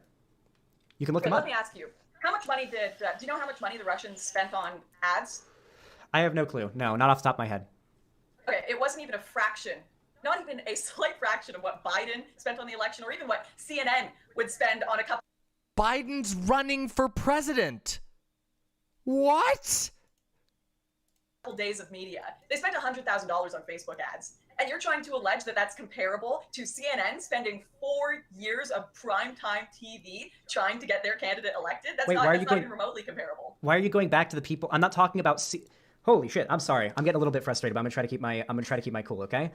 Why do you keep going back to comparing what came out from the Mueller investigation and the numerous investigations that were done by the U.S. government to find out whether or not there was collusion between Trump's administration, his election? You just admitted there was no collusion between Trump and the Russians. You were saying Trump's administration and his running party. So what was the exact thing that the Russians did that won Trump the election? The Republican Party and Trump's administration, not Trump, people in Trump's administration worked with the Russians to hack the DNC to leak those emails from Hillary's private server. So Hillary was doing illegal things, and that got exposed. That's still collusion with the Russians. That's where the collusion thing came from. Okay, so Hillary was Wait, doing... we're not... Whoopsies! She fucked up again! I'm not trying to argue in favor of Hillary here. The election was like back in 2016. I'm not trying to argue that. That's collusion. So you're saying people having access to more information, real legitimate information about what the other candidate was doing won Trump the election. Okay. Wait, people went to jail for colluding with the Russians for this. We're colluding with an enemy country to hack into a government party in our country. Well, I guess not our country, but in America, an enemy country. They colluded with another country. This is treason to leak information on another party. That's where Russiagate came from. That was what came of it. This was really good. This was really good. There were convictions. You can look it up. The court documents are public. There's some redacted stuff because for national security, but it is completely available there. This isn't a secret. Okay, fine, and it's also not a secret that, and that's why I don't think that people should have been banned. I'm not arguing that people should have been banned from Twitter or Facebook for talking about Russian collusion. I have never argued that once. You guys, on the progressive side of things, Democrats, big tech, are arguing that people shouldn't be allowed to talk about potential problems with the election that Biden won. No one has argued that people should be censored for talking about potential collusion with the Trump-Hillary election. It's only one side arguing there should be censorship. Well, I'm saying there is legitimate information showing CNN colluded to try to get Trump out of office, and you're not taking any of that seriously, and you are still supporting censorship of people who want to talk about it. My concern isn't people who want to talk about it. I'm talking about it right now. My problem is when people deliberately spread misinformation. Point. There were people on the right. Excellent point. You are, and so is she right now. These platforms that were saying the election was stolen. There was no evidence, no concrete evidence whatsoever that's been found that hasn't been debunked about there being that the Democrats stole the election, that Biden stole the election. There's no evidence whatsoever. It is completely unsubstantiated. And that rhetoric goaded conservatives into doing what they did at the Capitol on the 6th. So you don't think rhetoric of saying that Trump stole the election and that it was all the Russians that did it, which I do not agree. I don't think it was all I don't think it was all the Russians, but I think you don't think that rhetoric can cause riots and cause disorder, which it did. I was there. I was at the riots that occurred and destroyed massive areas of DC when Trump went into office on inauguration. And surprisingly, no one talked about that much. Nobody heard about the riots. I went to some riots that nobody heard about that destroyed DC, but nobody heard about them. Trust me, bro. With it. I don't have a but the problem difference with is that the left was spread right. Misinformation. I don't have a problem with. Oh, so the left were right to do that. They were right to destroy DC and destroy people's businesses. They were right about Russian collusion. Okay, so why were people banned right away before any investigation had properly taken place? And you know what? It looks like Trump supporters were right that there was some form of rigging as well, which is with CNN propaganda. That's not what rigging is. We're talking about collusion, not rigging. So, when it comes to nobody argued the election was rigged. The Russians stole the election. Nobody with any credibility argued that the Russians hacked into the election, like for sure. Nobody argued that. There were like random people on Twitter and Facebook, but we're talking about something that was confirmed by an investigation by the government. And something with no evidence. There is an inconsistent application of the TOS, and we know that. She sounds totally unhinged. Stealing elections when they are, and they say they ban people when they talk about starting violence. Let's look at a more solid example here instead of arguing the nuances of the Mueller report. Colin Kaepernick directly supported a revolution and violence against the government and has not been banned from Twitter. So you can agree with his support of that revolution, you can agree with his support of that violence, but that still points out what I'm saying here, which is there is an inconsistent application of the TOS. So Colin Kaepernick's statement was, when civility leads to death, revolting is the only logical reaction. He said on Instagram and Twitter, the cries for peace will rain down, and when they do, they will land on deaf ears because your violence has brought this resistance. Wait. That's almost identical to what Trump was saying. That's not even close to what Trump was saying. Trump was saying, well... True, beta audio. I haven't, Silent. I haven't. Beta audio, though. Beta audio! Actually saying we have to fight back, where Trump was saying this is what happens when you rig an election. And once again, people would disagree that civility leads to death. And people would disagree with Trump that the election was rigged. Wait, so you think that him saying that people fighting for civil rights and Trump lying about the election being stolen because he's salty, and then those people proceeding to go to the Capitol and try to break in, which, by the way, they're all getting arrested. Their identities are being collected by the government, but they're being arrested. It's crazy to me that Do you think these are comparable? Current rioting going on in Portland. And of course they're focusing on that. It was an insurrection attempt. People who have taken over dozens of federal buildings over the last year, who created their own autonomous radical zone called Chaz, in which multiple people died, and they're not searching for any of those. What does that have to do with anything? People. I'm saying everyone should be found out who led to the death of people who tried to take over federal buildings. Everyone, not just one side. It sounds to me like you're saying only one side should be arrested for doing that. And the point here is people are going to disagree with Trump's statements and cause and find them non-factual at all, and people are going to disagree with Kaepernick's cause and find them non-factual at all. And who knows? We're watching the case right now. You understand? And he may walk. And you understand that the vast she sounds breathless here. Like she's actually like you can hear her huffing and puffing. Majority of these BLM protests, 93% have been completely peaceful. That this is even close to Trump. Gosh. And guess what? 99% of Trump rallies have been peaceful. Like, why are you trying to excuse the violence? Because I'm talking about a specific occurrence. I'm not the one that's trying to excuse trying to excuse what happened at the Capitol. Trump rallies are peaceful. You're the one trying to excuse the BLM violence. Because I'm talking about a very specific riot that happened, an attempt to break into our Capitol, and there were people there that clearly had the intention to kill or kidnap government officials, people that are elected officials, and you're trying to paint it as though BLM is this violent movement. It seems that way, at least. I feel like it's a reasonable way to interpret it. Was there not literally an assassination of a Patriot Prayer member by a Black Lives Matter member with a tattoo of BLM on his neck? Nope. Within the last year? Please do not gloss over political radicalism. Do you think this is even clear? What is up with the whataboutism? I am not doing it with the Capitol. I am saying that is wrong, and they shouldn't have done that, and they should have been arrested for that. The only thing happening here is you are not acknowledging the radicalism, the actual fucking terrorism and murder of individuals by Black Lives Matter, the taking over of federal buildings by Black Lives Matter, the literal autonomous zone created by radicals in which multiple people died in. Can you at least acknowledge that and acknowledge it was wrong? Because I've acknowledged the radicalism on my side and said it was wrong. This isn't a whataboutism. This is holding you. I don't know much about the Chaz thing. I think it was like pretty LARPy and insubstantial, and I'm not a big fan of it. And I think that rioting typically is at best it's bad optics, and at worst it's probably not good, because depending on where you're rioting. What about murdering people? What about the probably not good man who was murdered? Not good. Probably not good. No, not a fan of it. No, not very. Okay. Don't think highly of it. Then we agree. Okay, so you don't We agree that it is not comparable what Colin Kaepernick said to what Trump did when he was rallying his fan base to attack the Capitol?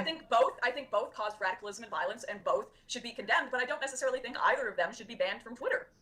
That's the only disagreement here, is that you're being inconsistent and I'm being consistent. Okay. I'm pretty sure I've been pretty consistent, but all right. How have I been inconsistent? In both instances, Trump rallied. Good question. I think it's questionable whether Trump rallied up people. I don't think he rallied up people to go Good and question. cause an insurrection. That's one interpretation of his tweet, saying he potentially defended it by saying this is what happens. Oh, but no. he certainly wasn't telling people to go do it, and he tweeted out after, be peaceful and go home. Whereas Colin Kaepernick has actively called for a revolution and actively called for violence. That's the difference between these tweets. And I'm not even saying Kaepernick should be banned or taken off Twitter. If they actually followed No the TOS, answer. he No would. answer. But you are trying to argue that somehow Kaepernick should be absolved of this rhetoric that has led to Because murder, Kaepernick that has led to hasn't- people's shops being So burned down, for that has starters, led to mass riots for Colin years. You're Kaepernick, excusing it. Colin Kaepernick isn't the president, for one. Two, from my understanding, Colin He Kaepernick still didn't has tweet it mass out. amount of power over people and their opinions, apparently more than the president himself, because he didn't get banned from Twitter, whereas the president has lost his voice on every platform in the country. The president had protections, TOS protections, for years. He didn't get banned until right before he And left still got banned office. off everything. Yes, after he And got out of still got office because he banned kept off on breaking everything. TOS, and they doing didn't ban him. less, for doing less than what They Colin voluntarily, Kaepernick has done, which Colin Twitter Kaepernick voluntarily actively didn't called ban for Trump for violence. breaking TOS. Trump has literally told his fan base to go. Trump literally told his tiddly. fan base to go home in peace. Kaepernick has not done Trump that said once. He's you not are. once told Trump people said, "I on love you. Friday, You're very he's not once special, told but this people- is what you all need to go home. You're very special. You're my beautiful little pog champs. But this is what happens when you steal the election from me. By the Okay, way, So the difference between the Trump tweet is Trump said, this is what happens, but you guys should still go home and not do this. And Kaepernick just said cause violence. sure. If Colin Kaepernick got banned, I probably wouldn't really care. But to be completely honest with so you, you I don't think agree he's with even me. close. Do you think they're comparable? Do you think they're comparable? No, I don't. I think Kaepernick's Okay. is way worse. Why? Because he's calling for violence, whereas Trump was at worst Wait, maybe excusing it. At worst, whereas Colin Kaepernick is actively calling. Are for you a it. consequentialist? What does this have to do? A consequentialist is somebody who not. judges like how bad something is based on the outcome of doing that thing. Give me the context for it. Okay. Ow! This is such a bad look on her part. What Trump did resulted in a full-scale attack on my capital in an attempt for an I'm insurrection. sorry, but if you think those LARPers were actually going to take over the Capitol, it's. When I say take over, I they don't- broke in. Bad look. Bad look. Just so you know, no one liked the Capitol siege. No one. No one. This is a very bad look for her. They got in. They were full-scale looking for. attack. Yes, they were there with handcuffs. They were looking to kidnap public officials. There is That's a full-scale security cam attack. We had footage. a year of rioting and taking over That's the public buildings. closest. That is the closest that's the closest the Confederacy ever got to taking over the government. Considering it was the first time in history that a Confederate flag flew in the American Capitol. So there's that. There's also security cam footage You're giving these of LARPers security way too much guards. credit. It's actually crazy. There's security footage of the vice president having to run down a hallway because a bunch of the rioters came around a corner and they almost got him. Someone sniffed AOC's shoes. No one was trying. They had to go evacuate take over the it. government. That was a fake tweet, and she's saying it as if it was true.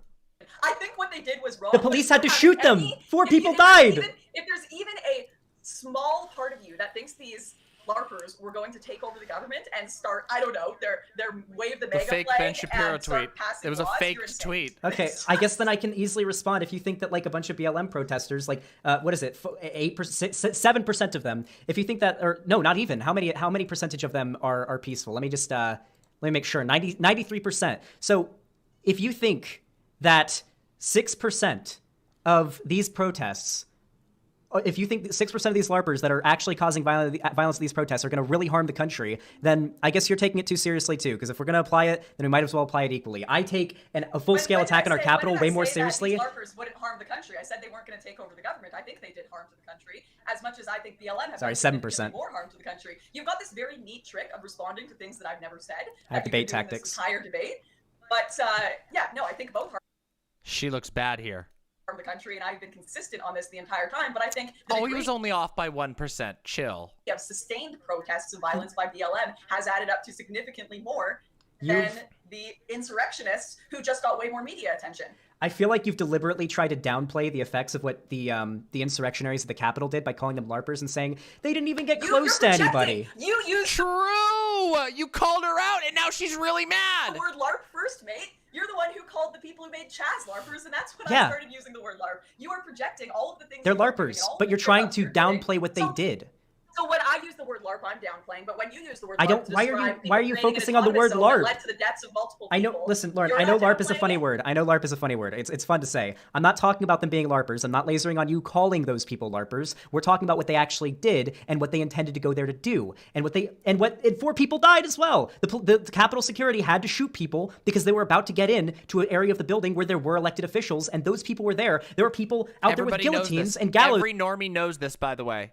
There saying to cut off Mike Pence's head. There were people searching around offices trying to take information from elected officials' laptops. There were people there with handcuffs looking to kidnap. Why else did they have handcuffs? Looking to kidnap elected officials. I think it's pretty different. Both are bad, but pretty different than rioting in the streets. Pretty different. Okay, so once again, you have glossed over. Like, I still have not once tried to excuse the actions at the Capitol. I think She just did, and everybody heard her. that your number is potentially wrong because there were people who died of an overdose. They claimed a cop was killed by rioters who actually wasn't and had to be corrected. This had to be corrected later by the media. Once again, I still have never said that that was okay. You are trying to say that Thank you, somehow Silax. that is different or on some mass different scale than all of the rioting that has gone on sustained for over a year, that has taken over multiple federal buildings, led to the deaths of significantly more people. 93% of the protests have been peaceful. I condemn the rioting. I don't think it's good. 99% of Trump rallies have been peaceful. We're not probably talking about Trump 99.9%. rallies. You're And the I'm one that not brought up the talking about- comparison. I'm talking Okay, about a so- very specific event, and you are trying to draw a comparison between a And I'm ex-football I'm player. talking about very specific events too. I'm talking about rioting that has been going on. The rioting is bad, and I all over don't the support country. it. The rioting is bad, and I don't support it. Well, why are you trying to say it's Because it's you're somehow trying to. better You than are. what happened at the Capitol when It is. multiple people I'm not died, saying it's people were better. I'm saying it's not as assassinated bad. I'm So saying it it's wasn't. not as bad to assassinate people, to lead to multiple deaths, to kill. I'm not it's talking. not as bad to I'm literally not kill talking about the people one in riots you're and talking. burn down Wait, their buildings. why do you keep going? Businesses. You're I switching argue around. that it You're is switching actually around from better riots to to attack a very federal particular. building that at least is going to be repaired with the infinite government. They were money trying than to. people's They were for trying to private kill people. businesses. They were trying to kill people. And By the way, BLM rioters successfully killed people. and I don't support that. Whenever it happens, And I I don't don't support support it. people But trying why to do you kill keep people going? either. You're But trying to how? argue Why against is it? points I'm not making. Why is it that you keep on bring up BLM riots, and then when I go back to the Capitol, then you bring up the instance where like they assassinated one guy, which is horrible, and I don't support it. You keep on trying to bring up that one instance, and I guess ostensibly try to connect it back to Colin Kaepernick, when the reason for the riot was very specifically because Trump kept on saying the election was stolen, and they wanted to punish our government officials for not keeping Trump in office. This Xanderhal just completed the narrative circle. His narrative was intact while hers was impossible to understand. That is a major win. That is a rhetorical win right there. Xanderhal got his narrative out clearly. Lauren was all over the place. No one will walk away understanding what Lauren was saying. Everyone will walk away understanding what Xanderhal was saying. Why do you think that these are comparable in terms of who holds the responsibility for what? Because that's what this argument was about. Because you've got a bunch of Black Lives Matter rioters saying we need to hold the government accountable as well. X, this is the last one. Literal, Yeah, I've seen guillotines with Trump's head in them. Like, you're making these comparisons about Where were those rioters that were in the guillotines? Capitol when it has happened the other way around a million times and sustained. Also, for over small a year. note: earlier in this debate, she defended burning effigies of the president. Now she's condemning burning effigies of the president. Where were those guillotines? Okay, what we're arguing here. People can post pictures. There have been guillotines in the streets with Trump's head attached. Where to though? pages. This Not is even, not at the Capitol. While hundreds of people, thousands of people are trying to break in and are specifically out to capture and behead that particular elected representative. Somehow it's worse if you take over a building with Nancy Pelosi in it than if you terrorize and take over some poor black person's shop.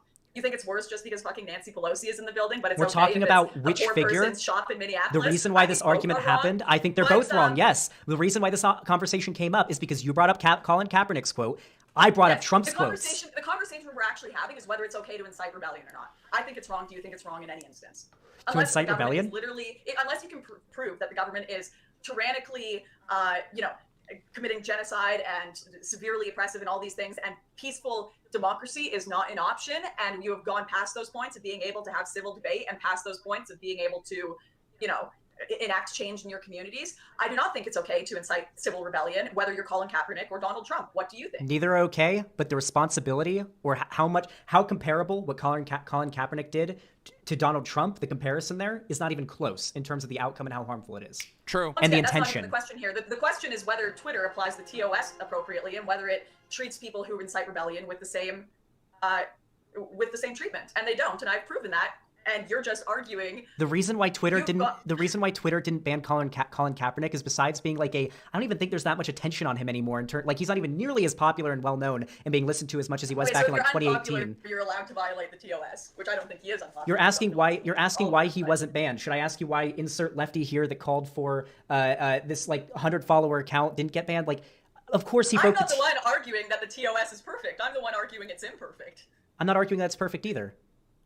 Then You're arguing that it's been applied fairly. No, I'm not. I've never said once that the TOS applied fairly. So we agree. Okay, so we agree then. Okay. We're arguing over nothing. I think that the problem with Twitter and Facebook and YouTube giving them this much power over people's speech. First of all, I don't think private companies. She have looks this much power so over bad the here. country.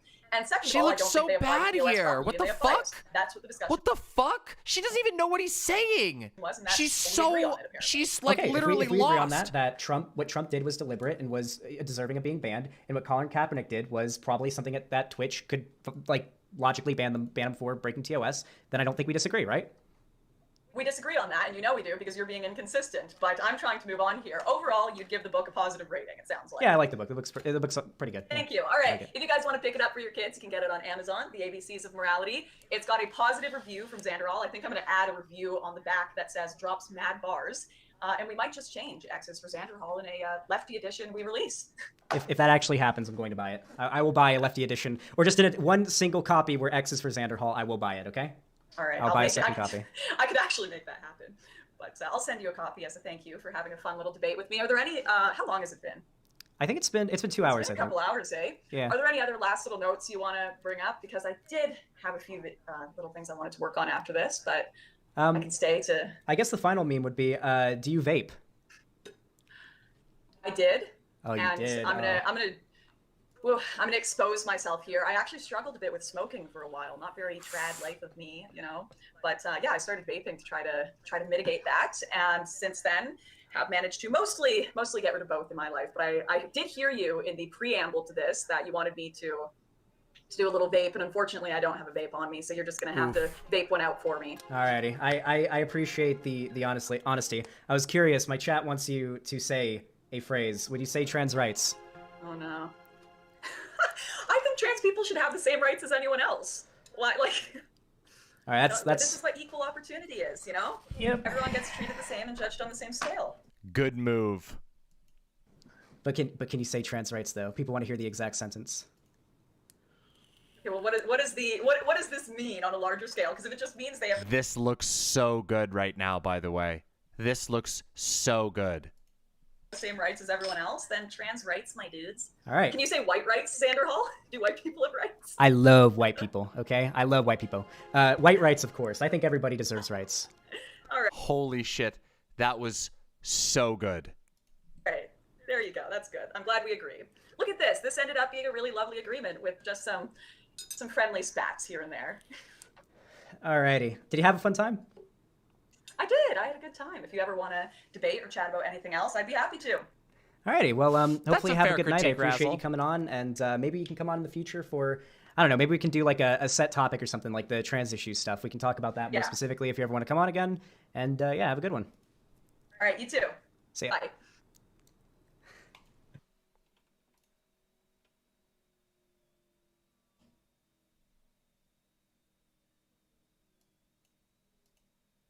All right, everybody. All right. I need to pee. And when I get back, I am going to give you my take. My take is going my whole read and all of my reasoning in one place. Let me go to the bathroom and I'll be right back. Have fun with each other. Talk and don't go anywhere. Get comfy. Talk to each other.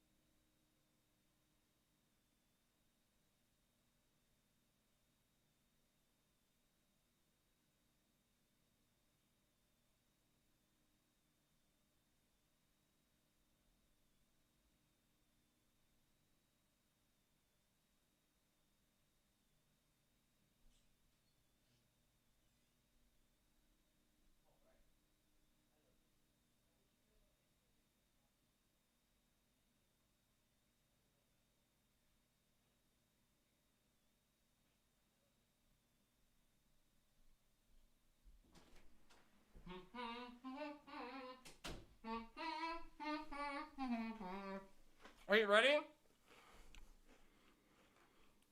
All right. I'm gonna finish my pretzel first, and then I'll give my take. I hope Rosanna's still here.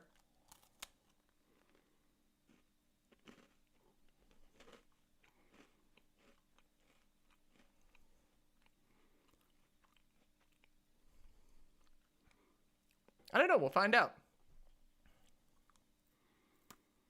If Lance wants to come on, I'd love to.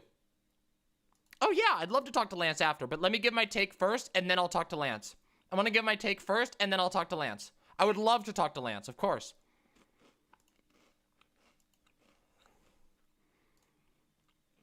If anybody here is in Lance's community, I would love to talk to Lance about it.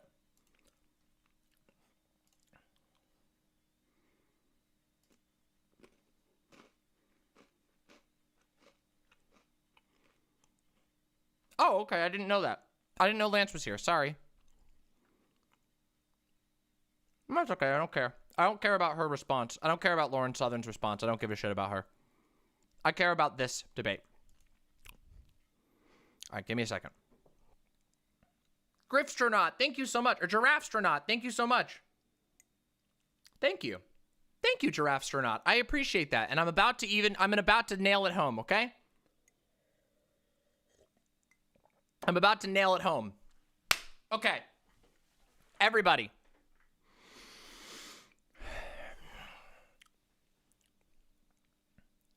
Holy shit, we're only 20 subs from 9K? That's amazing. All right, here we go. I think this is one of the best debates I have seen since Destiny versus JonTron. I'm not kidding you. Yep, I mean that. I mean that. This one is a Hall of Famer. Yep, I really believe that. And I'm going to explain it. I'm going to explain why. Okay? I'm going to explain why. Let me explain why, okay? And the only reason why the JonTron debate wins is because it exposed JonTron, whereas we already knew Lauren Southern was a racist. We already knew that Lauren Southern was a Nazi. But we didn't know that about JonTron. That's the only reason why. And yes, that is high praise. And I think that Xan deserves it here. I think that Xan deserves it. And here's why. Let me take a couple things, okay? First of all, I've watched it twice now. One time, I listened to it just for the memes, just for the fun of it, while out having a day out with my partner, and I thought it was good. I went online, and I saw a lot of negative critique, and last night, I sat down, and I was like, what did I miss? Maybe I missed some things. Maybe I need to go through and fact-check it. So I did. And then today, I decided we were going to watch the whole thing online. Again, together. And I would commentate as we did. And I gotta say, it's fucking good. It's goddamn good.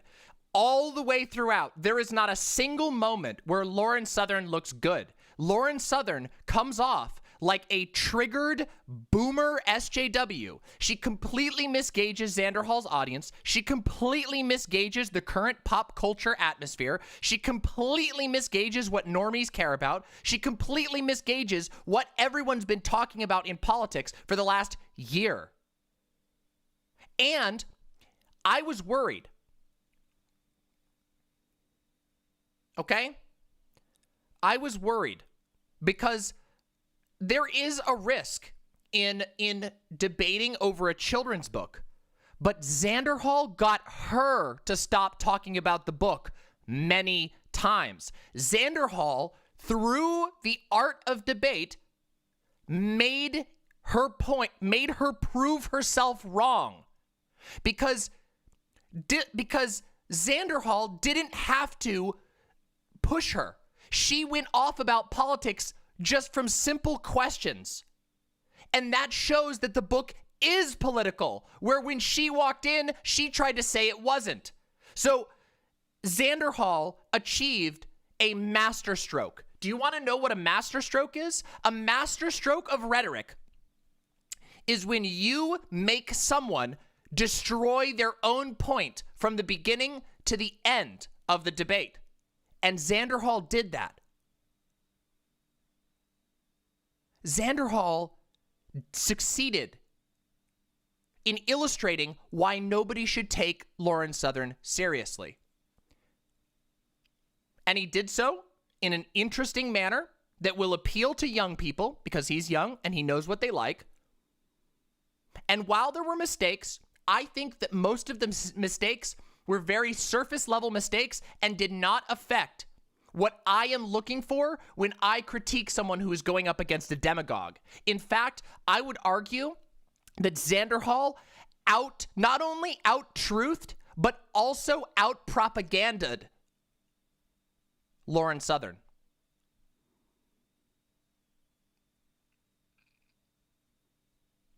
So I gotta say, I think that this is pretty good. And Xanderhal, if you're still listening right now, this is very high praise. But it comes with a warning, okay? Do not let this very, very, very high praise from me go to your head. I want to see you do this again and again. And I want you to put as much, if not more, effort into future conversations as you did in this one. Learn from it. Get better. Don't let it go to your head because you can do this. And you were nervous yesterday, day before yesterday. I know you were nervous. But guess what? You did it. You fucking nailed it.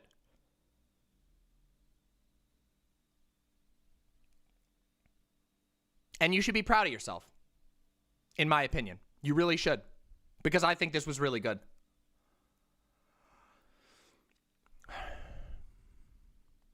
I think this was really good.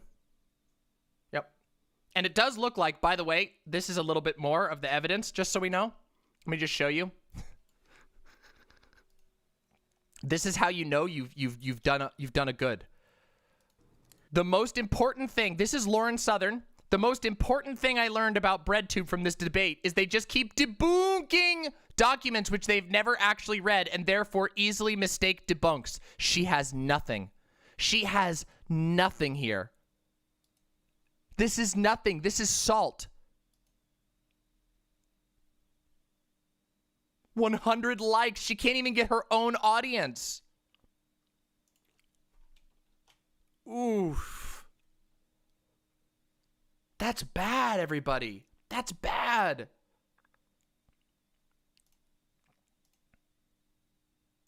Oh, and the flirting retweet. That's weird as hell. And let me explain another thing, by the way. Because I know that a lot of people are going to say, "Oh, but what about platforming?" Y'all, I want everyone, listen. Here's a critique I have, okay? Here's a quick critique I have of the online everyone, okay?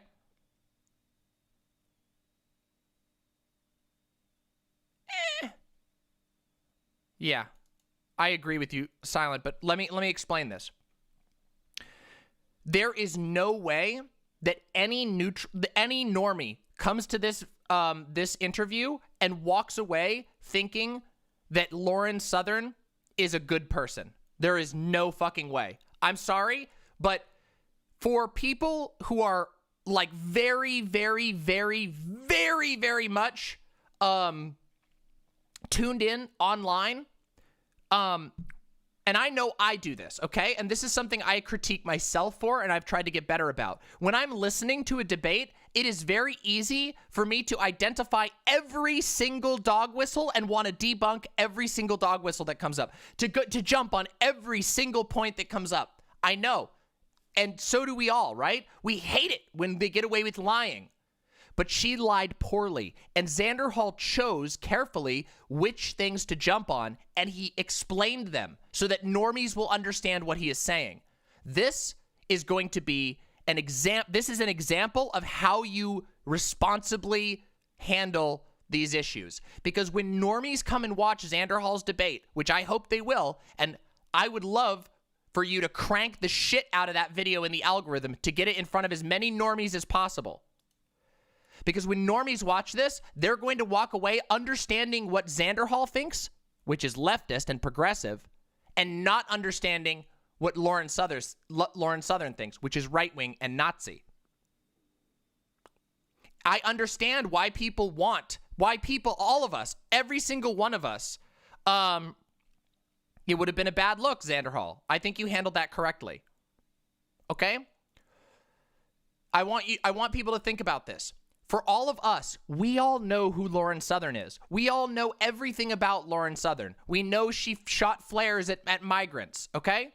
Nobody else knows that. People who aren't us, people who aren't plugged into politics all the time, they won't even know what she's talking about.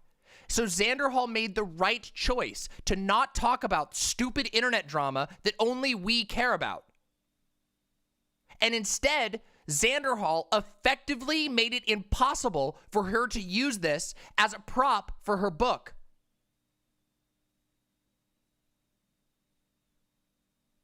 And I think that's a big deal. I think that is a huge, huge win.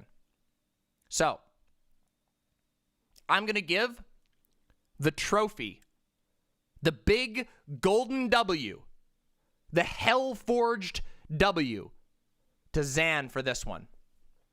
Because I think you did really good, Xan. I think you did really good.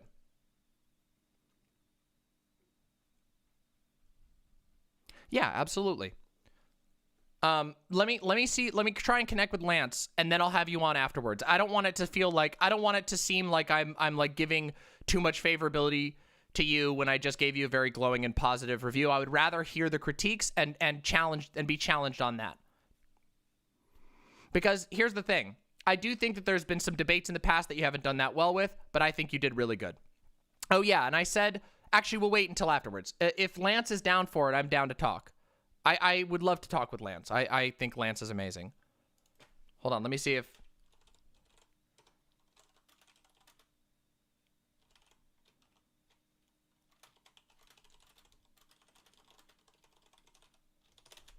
I would love to talk with Lance. I think Lance is amazing. And I'd love to hear where we disagree, because maybe I'm missing something. It's possible.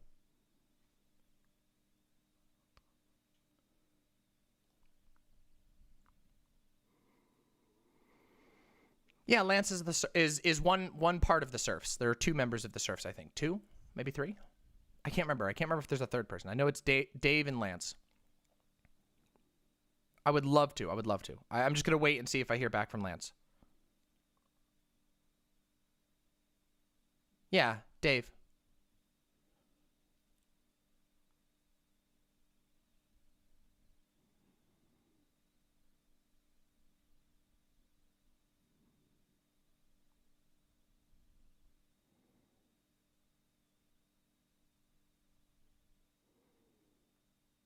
Anyway, yeah, I really liked this, and honestly, yeah,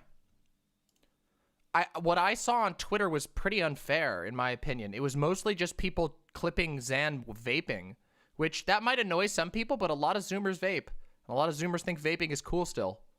It's just true.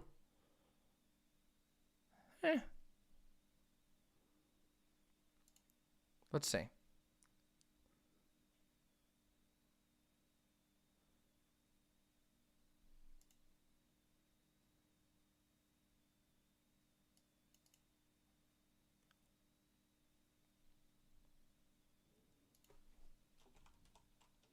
I think Lance might not be at the computer at the moment, but that's okay.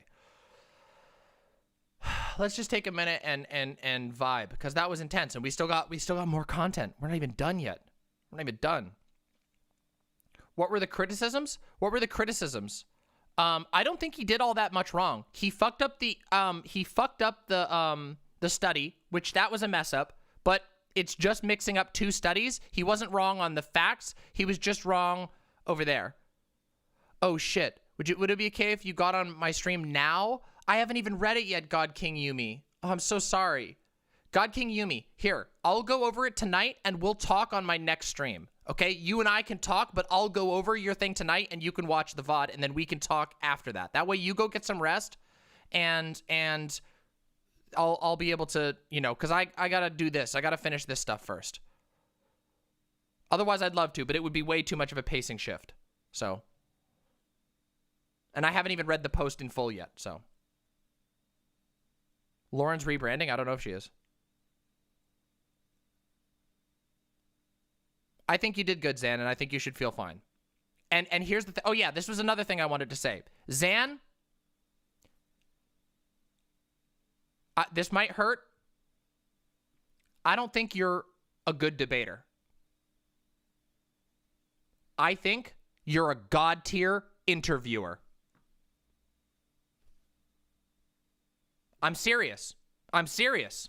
I'm dead serious about that. I'm serious. I think that you should do hardball interviews like this because you are better at hardball interviews than you are at debates, like a lot better. And this was amazing. And this is a proof of concept. And we need hardball debaters. We need, I mean, not hardball debaters. We need hardball interviewers. Nobody does that shit. You should do that. Seriously, you just proved that you can nail it. Evolve to interviewer.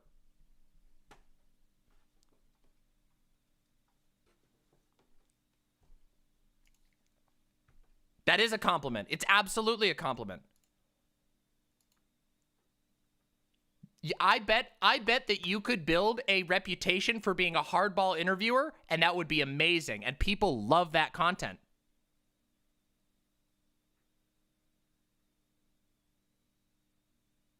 Oh, I think you can become a good debater, but it's a different type, right? It's a different style, you know? And I think Xanderhal is super good at hardball interviews. Really do. Yeah, an interview, bro. But honestly, listen, I'm going to be completely honest. No one will agree to an interview like that. You'd be surprised, actually. Lonnie, there's been entire series that do that. In fact, I would argue that, like, think it like this. Joe Rogan, but not a chud, and slightly more aggressive with his guests.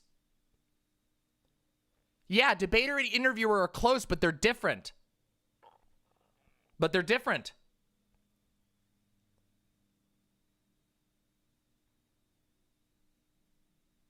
Yeah, you got, I mean, there's tons of them. By the way, people love this shit. This content is, people are hungry for it.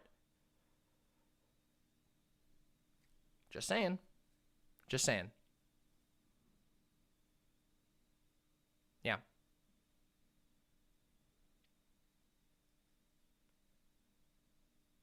So yeah. Yep.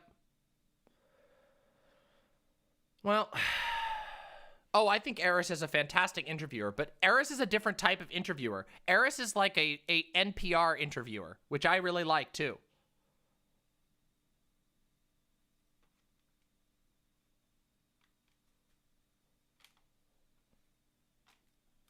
Well, the thing is, here's the thing. Hot take, Joe Rogan isn't shit. Joe Rogan is bad at politics, but he's actually an incredible host. And I say this like I really hate how Joe Rogan is about trans stuff. Like, I really hate it. He's horrible at politics, but he's a fantastic interviewer. You want to know what a great example? You want to know a great example of that? Watch Joe Rogan talking to any wrestling person. Nothing. She's dodged me for like days. Joe Rogan interviews like when he interviews wrestlers or when he interviews sports people, he's so good at it. He's so good. And the show is amazing. And he gets these people to open up about all kinds of stuff that they would never talk about. Like super, like I'm serious. Like if you go and you watch, just try to go in with an unbiased mind and watch Joe Rogan interview a wrestler. And it's amazing. Like, it's amazing. But then he does politics and he sounds like a dumb shit. Unfortunately.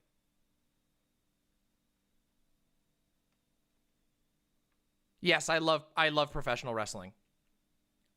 I have patchy knowledge, but I do love it very much. Very, very much.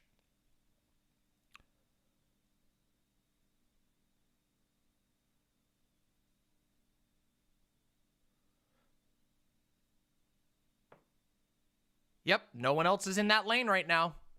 Pretty big, pretty major. You never found Joe Rogan interesting? He's kind of an uneducated stoner. Actually, you know what? We can watch something. Let me show an example real quick of what I'm talking about.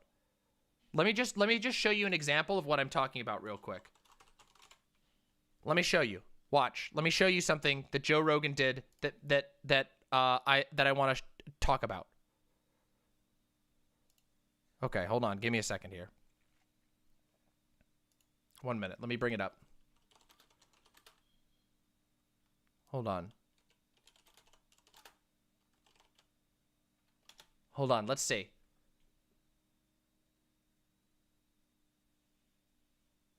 Let's take a look. This is the one. This is a Sam Cedar clip, but I want you to just bear with me here, okay? Bear with me, all right? Bear with me on this one, okay? I'm gonna show you something that's good. I think this is the clip I'm talking about. Hold on, let's jump forward. Wait, is this the one? Hold on. Yeah, here we go. I think this is the one. That's the way you get them. You get them through the U.S. Postal Service. But you don't get them through UPS. I'm pretty sure, though, that if they're not talking about politics here. They are talking about something that Joe actually knows about. So this is Dave Rubin and Joe Rogan. Okay, listen to this. That's the way you get them. You get them through the U.S. Postal Service. But you don't get them through UPS. I'm pretty sure, though, that if the USPS stopped, it didn't exist anymore, you'd still get chickens delivered. And Amazon could probably do it even more effectively. That's my point. It's like, I'm not saying these things have... Amazon uses the U.S. Postal Service to deliver their goods. Anyways, go ahead. That's these things have just to a be little... eliminated tomorrow. I'm not even really calling for them to be eliminated. But just generally, what problem would you... Everything you're building here right now, right? Do you want the government to tell you how to do all these things and all the regulations that you got to have your electric thing this far from this and like all of the regulations like that for construction are important though. You do have to make sure that people don't do stupid shit. But make sure you generally, don't have a power line that's near a water line. There's a lot of. But I would put most of that on the builders, though. They want to build things that are good. Now I get it. That's not true. Listen, people. People are going to build corners all the time. Like you have to have regulations when it comes to construction methods, or people are going to get fucked. They cut corners when there are regulations anyway. They do. They would cut a lot more if there weren't. Do you see what I'm talking about? When Joe Rogan knows something that he's talking about, he's an incredible interviewer. Regulations. I'm not totally... You go to third world countries and look at construction methods. They're fucking dangerous. Yeah. That's why schools collapse on kids in foreign countries sometimes. Like, well, I'm not telling you that I'm against all regulation, period. That's where I said intellectually I like that argument because you could make I think you can make a very sound argument that competition would force people to do better work. And also, there's of course Jake the Snake. Jake the Snake is another great one for Joe Rogan.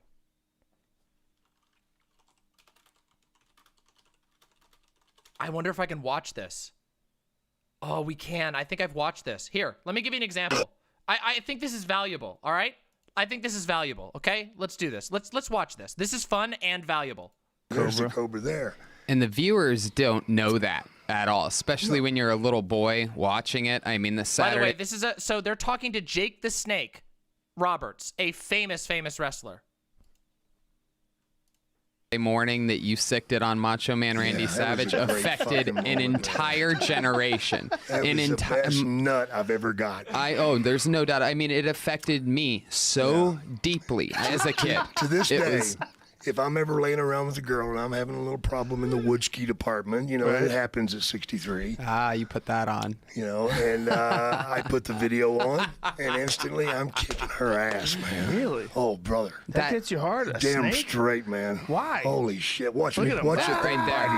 I mean, that was this was literally the ultimate bad guy putting a snake on a good guy. I mean, look at the look on that kid's face in the corner there. Oh, I know, it's great, isn't it? That's the best part. I love this. Look at this kid screaming. Scream! The kid is screaming. Looks like somebody just shoved a finger up his ass or something. Look at this. That kid is ready to have a goddamn heart attack. I bet you have a heart rate monitor on him. He'd be like 180 beats per minute. I had a conversation with one of my good friends, Pete. You know Pete? When he saw this. You have a good friend. Wait, that's the first question I want to ask you. But check out, this is the kind of quality friend I have. He's a weed dealer. When he saw this. He is. When he saw this as a kid, all on the same day that I saw it, he ran away from home. It freaked him out so badly. When you put this snake on Macho Man's arm, he packed it. He didn't even have anywhere to go. He ended up coming home later that night after it got cold. Poor kid. He packed a bag and just left. How old was he? Oh, geez. I mean, I got it. Probably. I would guess, 11, 12, something like that. 300 kids are raped that day because Jake, right? Okay. Oh no. Let me tell you the real story on this whole fucking thing. Love okay? that. Yeah. You want to hear this, Joe? Yes. All right. Here's how it really went down. Woo. Okay. All right. I've been waiting 30 years for this. I'm done with the python because that motherfucker, to tell you the truth, is killing me. Weighed 100 pounds, and then he would bite me, and then it would be 30, 40 stitches. That was 30-something stitches there on that. Really? Yeah. Oh, my God. You got the vein. And what was really weird is the snake actually committed suicide that night. Look at that shit. It's cool, isn't it? I mean, Macho Man just handles it. Look at this thing. You get a better bite. He's a tough motherfucker. I reached down there and went, Watch, you're doing a great job, kid. Yep. He's like, fuck you. Yep. Look at that thing sinking its fucking teeth into him. And then at the end, a little stream of blood comes through, and that was the final. There we go. Oh, my God. I'm trying to get him loose. I couldn't get him loose. Oh, my God. I struggled to get him off. The blood. Finally, I had to pry his mouth open to get him off. And by the way, this is on a Saturday morning. So it's this. You flip the channel, it's little old school cartoons that weren't even like entertaining. You know what I mean? And then there's this chaos on another channel. And it's so obviously real. Oh, yeah. It's so obviously. See, Piper's terrified of snakes.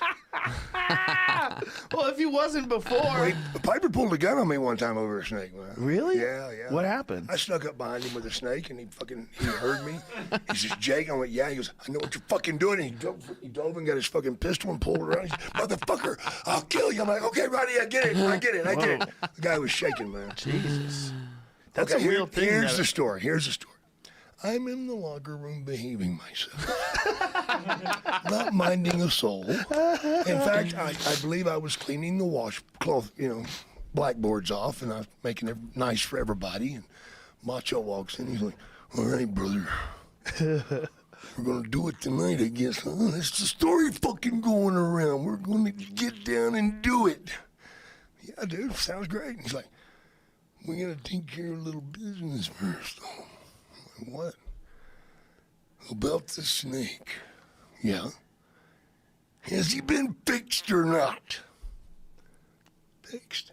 You mean poisonous? He goes, yeah, that might be the fucking problem. I'm like, Randy, of course he's been fixed. He goes, maybe he has and maybe he hasn't. Stranger things have happened in the WWE. Somebody wants the Macho Man's Intercontinental Heavyweight Championship title. It's just you and him. A poisonous snake on him, and that fucking rest is history. Macho's dead. Snake's the champ. I'm like, dude, are you fucking... Cheek, I'm just telling you this. He has to bite you. Now. Wow. Whoa. I'm like, what? He goes, if not... we gotta go at it right now, me and you. And he's up in my fucking face with his fist. I'm like, fuck, man, what the fuck is wrong with you? Don't play no fucking games, G. Get the fucking snake out. So I got the snake out, man. I'm like, you fucking psychotic motherfucker. I'm like, any special place you wanted to bite me, like my dick? What? He's like, anywhere's good. How about the leg? I'm like, fine. Oh, shit. Oh, shit. Oh, no. I have to stop it. Oh, no. I can't do it. Oh, fuck. It's warning. YouTube is warning me that they're like, oh, no, we've detected some. Oh, no. I hope it didn't go down. Oh, no. What? When did they start claiming this? People watch this shit all the time. Okay, it stopped. All right. I have to... YouTube. Okay, we didn't go down, though. They don't want it. Okay, but you got the idea, right? You got the idea? You got the idea what I'm talking about, right? See how he got this guy to tell this fucking hog wild story? He's a good interviewer. He's bad about politics, but he's a good-ass interviewer.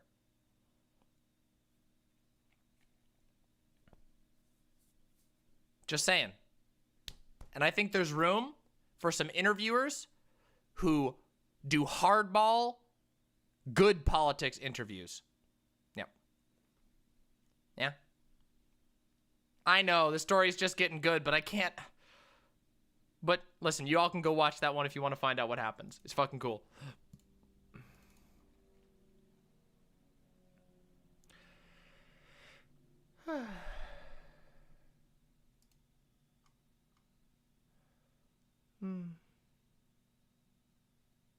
Yeah. All right. Well, I haven't heard back from the Surfs yet. I haven't heard back from Lance. Let me check. Let me message them. Here, I'll message them. Yeah, if they don't pop in, then we'll talk. But that's okay. Yeah, you could do both, but the problem is that if you get it, here's the thing. If you get a reputation for being a debater, people will avoid you. If you have the if you get a reputation as an interviewer, people will seek you out. Telling on myself, what?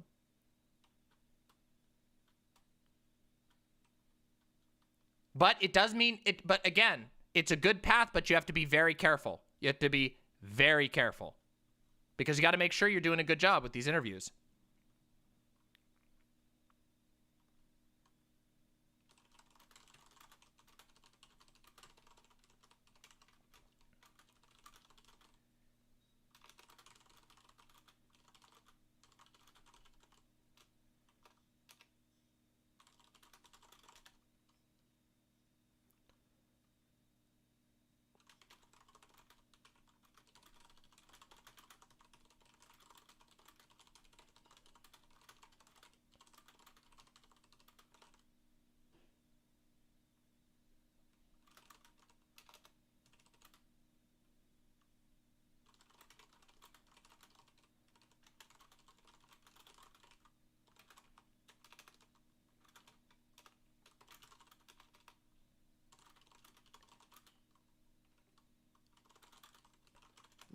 Let's see. Sorry, I was just sending some messages. I'm just sending messages to the Surfs. Yes. Oh,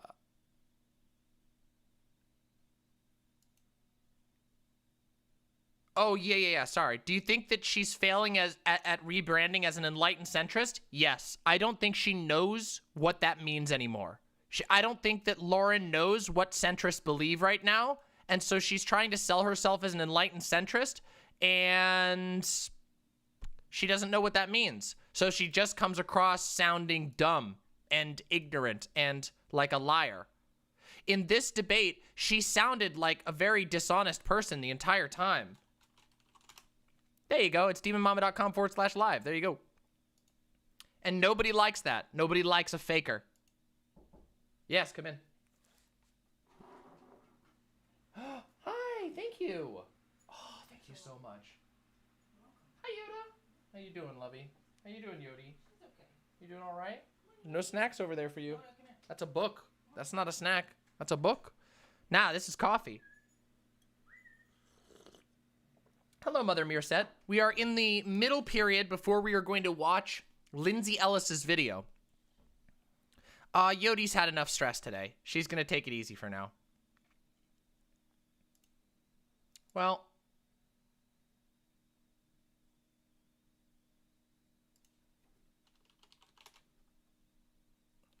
Oh, the monkey emote. I forgot to put it on. Yeah, I do need to put that on there.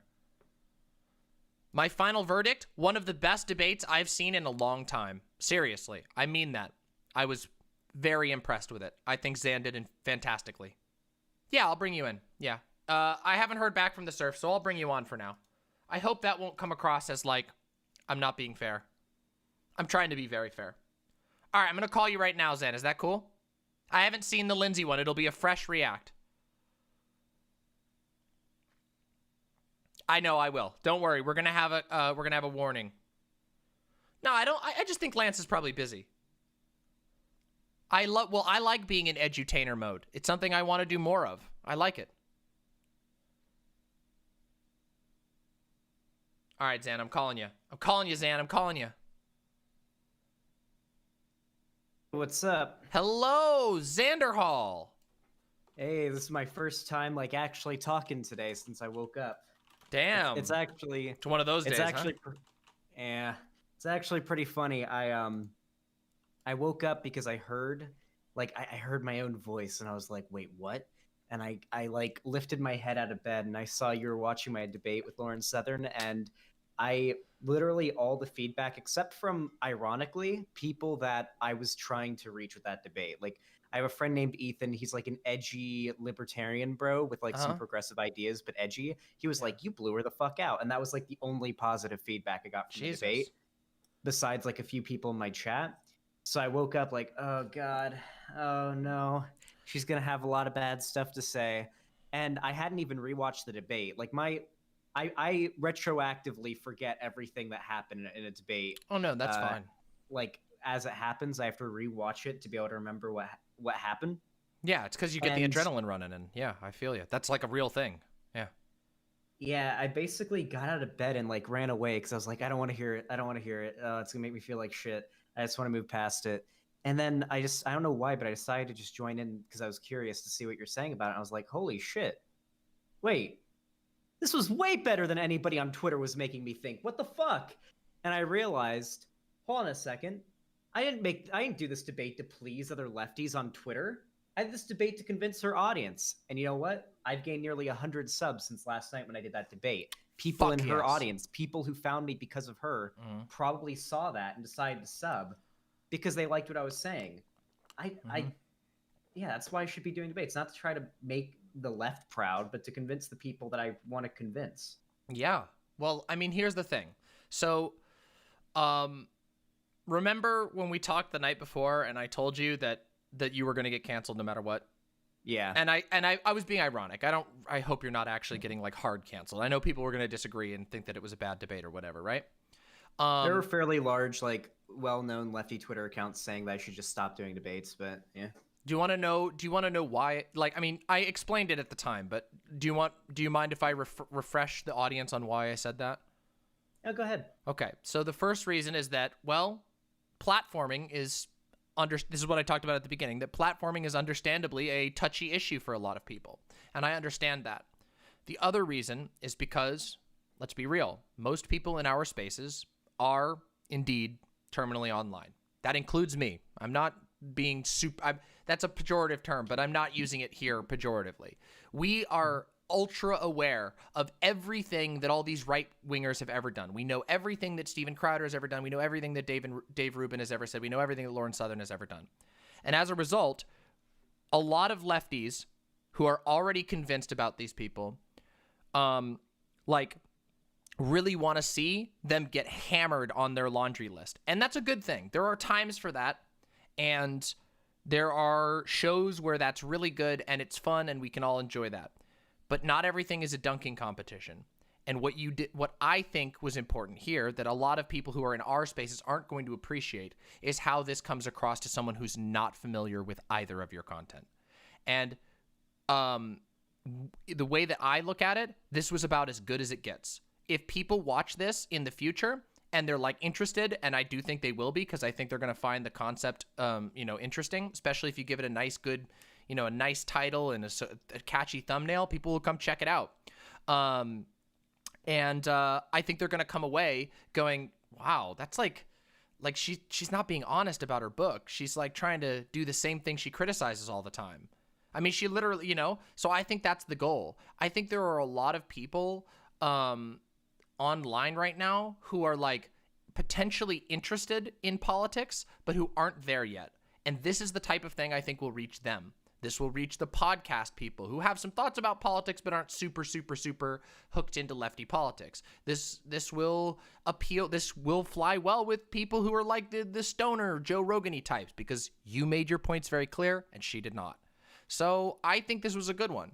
And I'm sorry that people are being uncharitable. I did predict it, because I do feel like I do feel like a lot of people on the left are going to have this, are looking for something different than what this conversation was ideal to be, if that makes sense. Does that make sense?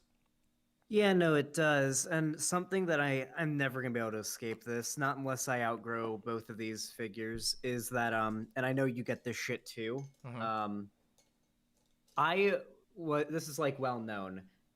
Both me and Vaush were inspired to stream and do what we do and debate and whatnot by Destiny.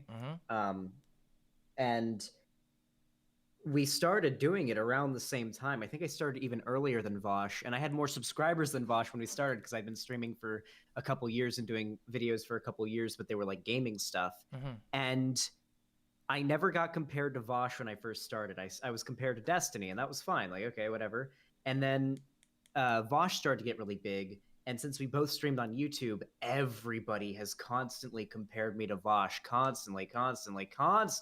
Yeah. Which really sucks, because prior to doing this YouTube stuff, I'd never actually debated or did public speaking or anything. Yeah. I am 2 years deep into this shit. And with everybody that I get compared to, these are people who have had tons of experience before even getting into this content. So there's not really much that you can look at them where they were like inexperienced. But for me, something that I always thought could be like a appeal, but unfortunately for a lot of people it isn't, is seeing someone sort of go from being your average person to becoming like a really good debater or really good political person or public speaker or whatever from the beginning. But I guess a lot of people don't see it that way. And as long as people are going to call me a Vaush clone, they're going to expect me to be a Vaush clone. So when I don't do that, they're going to think I'm doing badly. I mean, that's part of it. I think also just like I think that people don't know they didn't get what you were going for here, because they are used to a certain type of content that you do, and they're used to certain things, and they were thinking about that. You know what I mean? A lot of people walked into this not just thinking you were going to be a Vaush clone, but expecting it to be like debate getting blown out in the arena of ideas, and that's not what you went for here. And I'm glad you didn't go for that, actually. I mean, I advised you not to go for that, and so did Vaush, and I think that was a good call here. And honestly, maybe there's room for more of that, because you did do really well. You came off super cool-headed, you came off super respectful, you came off really, really smart, even though you messed up that one study, which I do agree was a misstep, and but if those things happen, and she didn't call you on it. She did afterwards, but that doesn't really matter as much. Like she said, she offered a correction on a page no one will see. So Yep. Sorry, it's just the truth. 100 likes, ooh, tough. For a 600,000 follower Twitter account, 100 likes is really bad. Kissy Time from chat says, okay, I keep hearing this. Which normies are watching a 2-hour debate between Lauren Southern and Xanderhal? The same normies who will watch a 3-hour conversation between Dave Rubin and Joe Rogan. The same exact people. Do you know that podcasts are really popular? People like long-form content. You just got to make sure you market it correctly. So it's now the challenge for Xan is going to be getting this out to normies.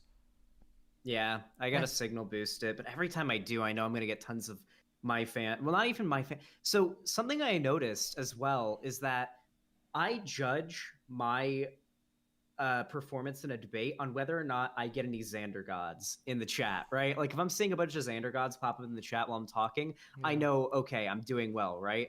Obviously my chat's biased, but when I do bad in a debate, like as bad as people have been describing me as doing, my chat, it is obvious the way my chat reacts. Like there's a few debates where I have unquestionably, it was just bad. We talked about it before. And my chat lets me know. You don't see any Xander gods popping up in the chat when I do that. With this debate, there were at least a dozen times when my chat was spamming the Xander god emote. So I knew that I did well, and I knew that at the very least my audience, having already known what my goal was going into that debate, recognized that I succeeded in my goal. Yeah. It is just sad, like, that most of the online left, even people that I like, it is sad they've been so primed for like the Destiny or Vaush style of debate that if anyone departs from that, then you're clearly trying to do what Vaush and Destiny do, but you're failing to do it, and that means you lost the debate. Well, I mean, I think that if I'm completely honest, I think that the online left is a little bit short-sighted sometimes, and that's not that's a broad stereotype because we're talking about a large group of people, but it's true. They're just a little short-sighted. The online left is new. We don't know what types of shows are like possible, and for a while, the debate show has been the main thing, and I think that, like, I mean, my channel is kind of proof of this, right? Like, I guess people like the idea of like a trans debate bro. That's kind of cool, So, and that's the truth is that's only half of my content. The other half is all kinds of other different stuff. But yeah, like there is that room for that. So, I mean, I think there's room for other styles and like, it might take a little while for people to figure out what you're doing, but I think you did well. I think you did really well. And I'm sure there's gonna be some people who are gonna be real mad about it. But yeah, I think that they should rethink. I think a lot of people were, again, yeah, I think they were primed. They were primed to want a certain thing, and they didn't see that. But I hope that people will rethink it and look back on it like better. And I'm interested to see. I mean, you said the video was doing really well. Well, that's a good sign, right?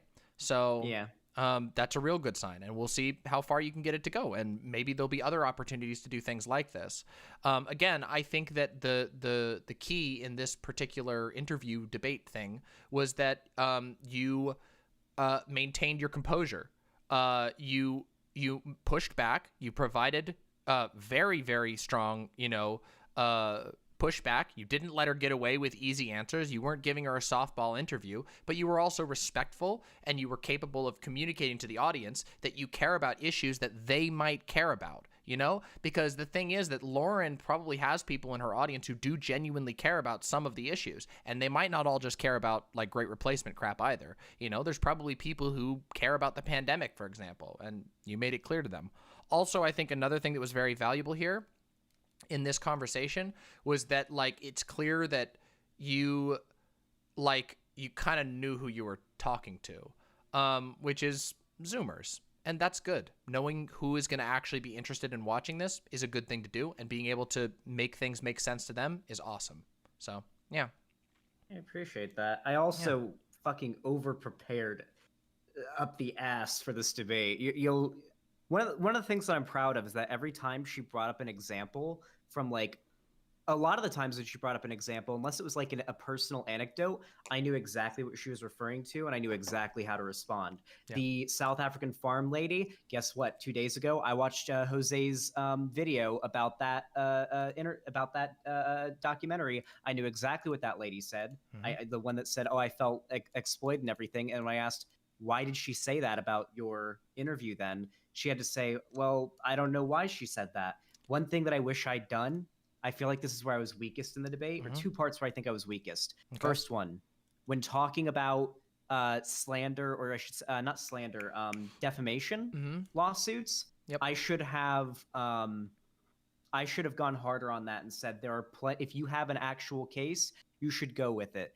Yeah. There's plenty of lawyers that if you have an actual case, will be willing to go in for free and take a percentage of the winnings if you have an actual case. Yeah. And anytime she said, "Well, you have to prove it," then I'd say, then if you don't have a very strong case, then it's probably not as serious as you're making it out to be. Something like that would. You'll have to workshop that, because you don't want to come across like you're just being like victim blamey, kind of like, you're just like, "Oh, I don't believe you." You want to come off like, "Oh no, like if you've got a case, you should be able to get these people on your side," and then you could just be like, "You're making a lot of claims. I just want to make sure that, if this is what's happening, that it's actually being justice." You have to come across like that.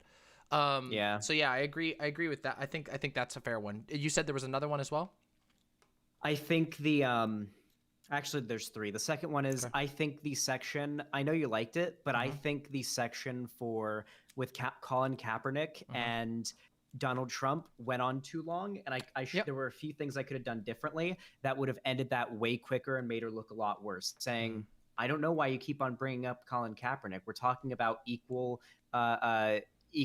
enforcement of TOS. Most of this is done by bots. Why would the bots ban Colin Kaepernick for saying something off platform when Trump is saying things publicly on Twitter and is the president. He's got every eye in the world on him. Everything. It's not about equal. Like, do you think there's an agenda behind it? Do you think Twitter is specifically out after Trump? She would say, well, I think there's a possibility. Then why did Twitter voluntarily allow Trump to stay on the platform, even after breaking TOS, and say they wouldn't ban him until after he was out of office? Yeah. Like that would have been a way better way to go, and it would have destroyed her argument. Also, it would have been really cool for you to be able to bring up that I believe it was Twitter that did they did a blog post on the official Twitter blog about why they made the decision to remove Trump, that had all of the evidence, all of the tweets over the years that they decided not to. That would have been hella good, because that's like, and giving that link out to the audience would have been super valuable, because I think that can serve as like you're basically doling out medicine. Yeah.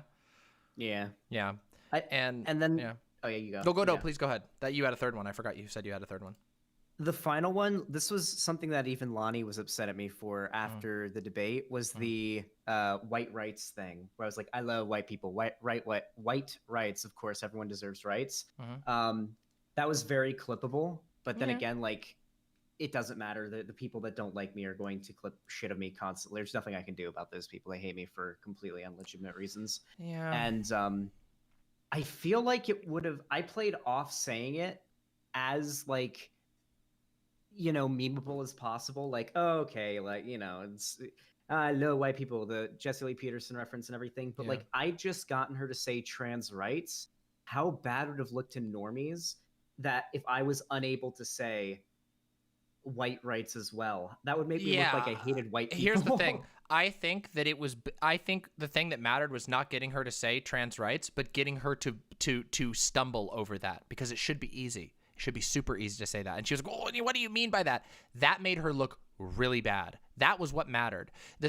Here's the secret. The secret is, when you ask trans rights with a right-wing figure, you want them to do that. You don't want, let's be real. We love trans rights, but we don't want them to get the free virtue signal points. We want them to stumble over it and look like a fool, because that says a lot if you're not willing to say that. So I think that was fine. I think you gave a very minor concession for a very major win in my position. So yeah, I don't think that, like, who cares if you say, like, what is white rights? That is not a slogan. Like, yeah, no. Like, it's nothing. Like, if she made you say white lives matter or blue lives matter, then it would be, it's okay to be white. That would be one where I'd be like, what's that mean?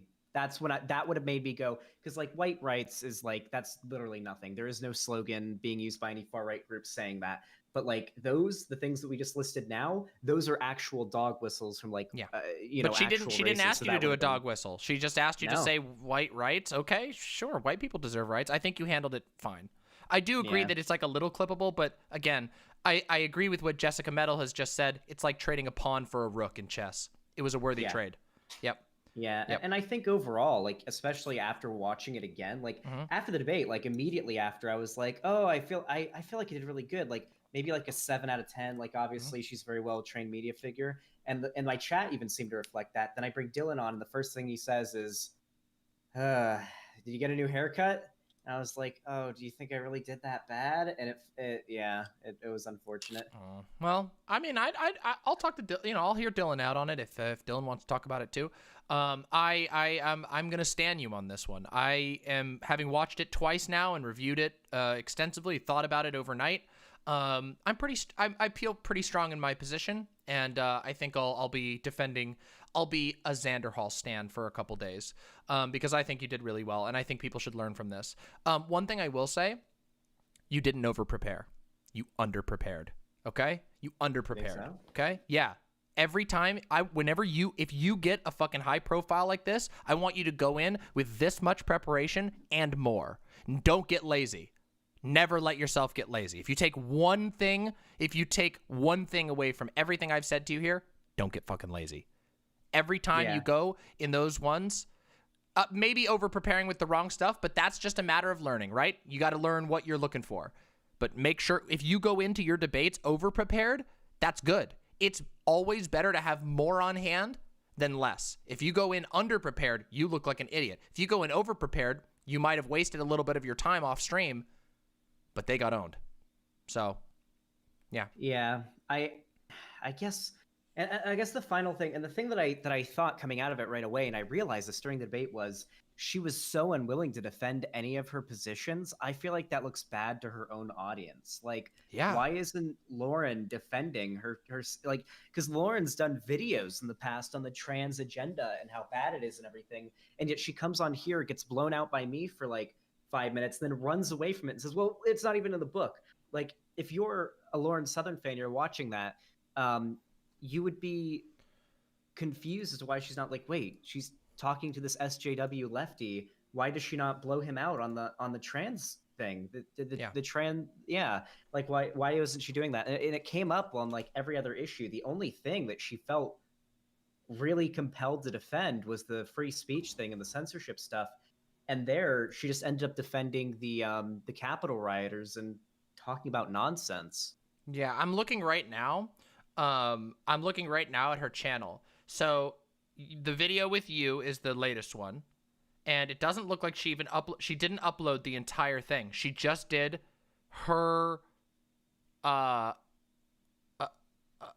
she just did a 13-minute rant about it. Wow, that's a bad look. That is a bad look. Those are shower thoughts. That's always a bad look after a debate. Shower thoughts. Yeah, exactly. Then she has empty love documentary announcement. And then she has father arrested for misgendering child, which is a lie, by the way. I investigated that live on stream. That's an absolute lie. Then we say how to actually make women safer, not all men, the truth about the Derek Chauvin trial, the insidious nature of fact-checking. Honestly, I don't think she knows what she's doing. And I think that you just put I don't want to oversell it, but I feel like you stepped on what she's trying to do, which is, I think people are right in saying she's trying to become like an enlightened centrist, but like her content that she's putting out is obviously far right. Her existing audience is obviously far right. But in that interview, she couldn't stop doing the far right stuff. I just think she doesn't know how to do it. I don't think she knows how to do it. I don't think she's able to.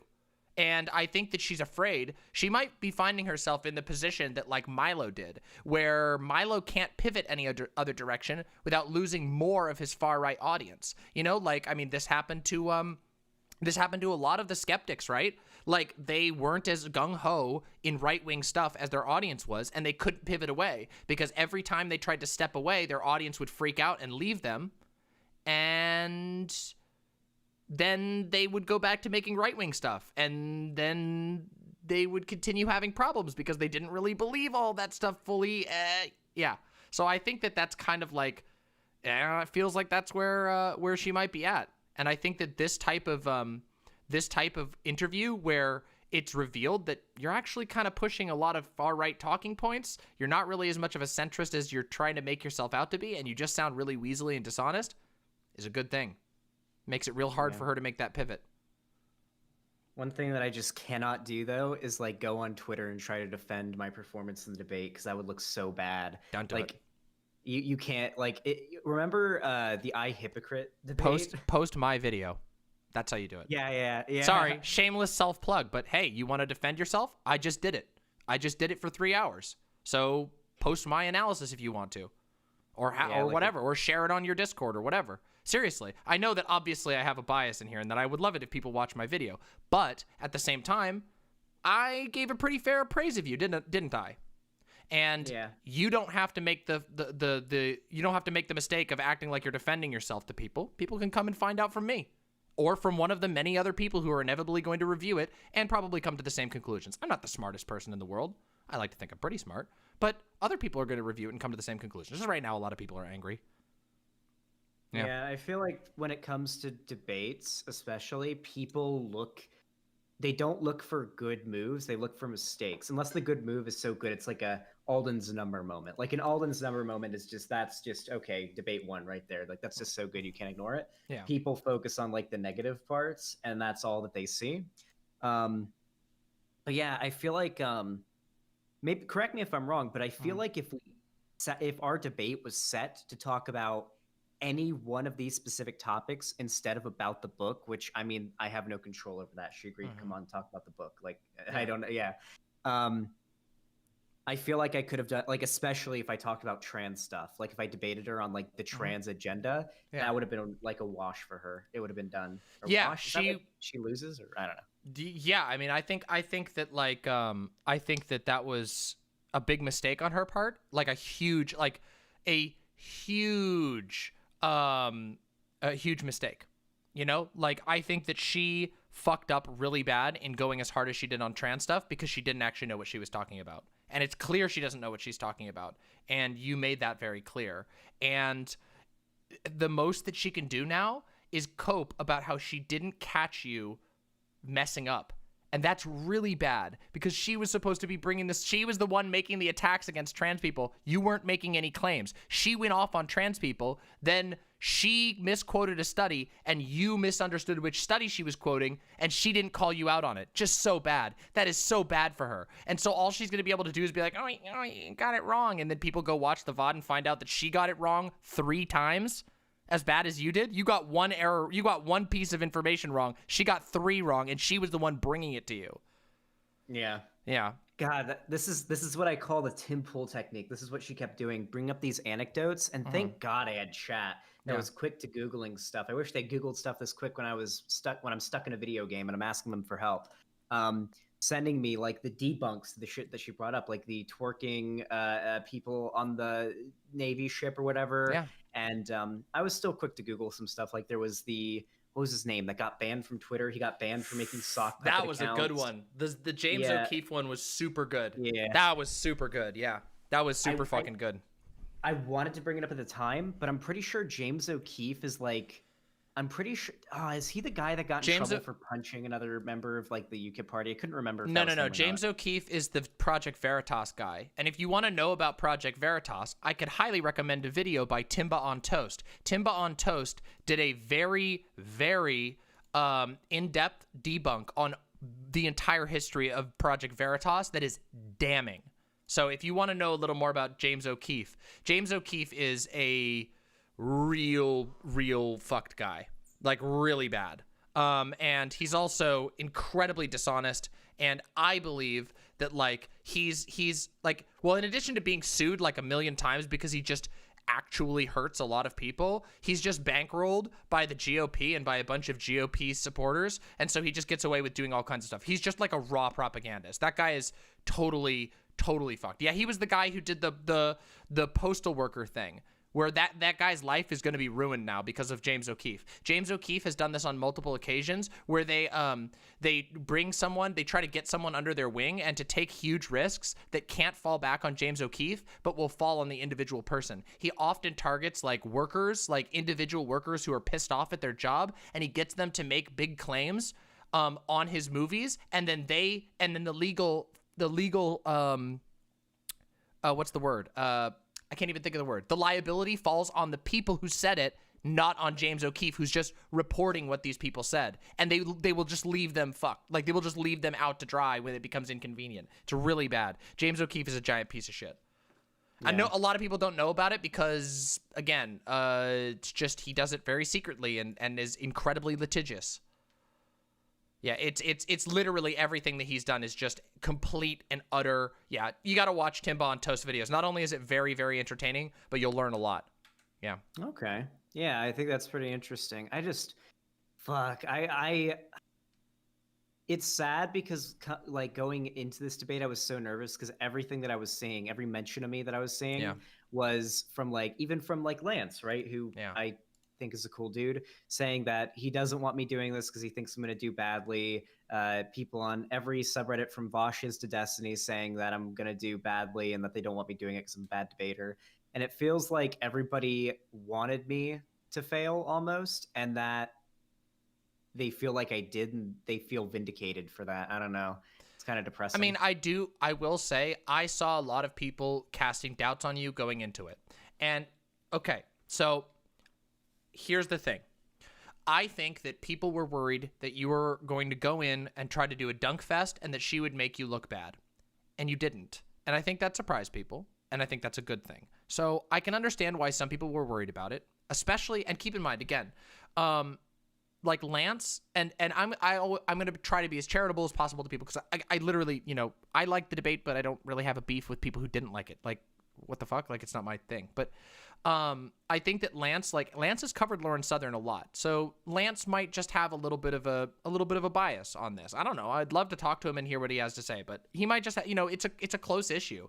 And I don't blame people for having issues that they're like really like, I don't know. Like, it would be like if I'm trying to think of like Blair, Blair White. It's like how I feel about Blair White. When Blair White goes on somebody's platform, I'm always like, oh, you better fucking get it. You know what I mean? Because I have a personal, I kind of have a personal stake in the race, and I can understand that. I can understand people being that way. But I do think that, at least from what I've seen on Twitter, people are being fucking stupid.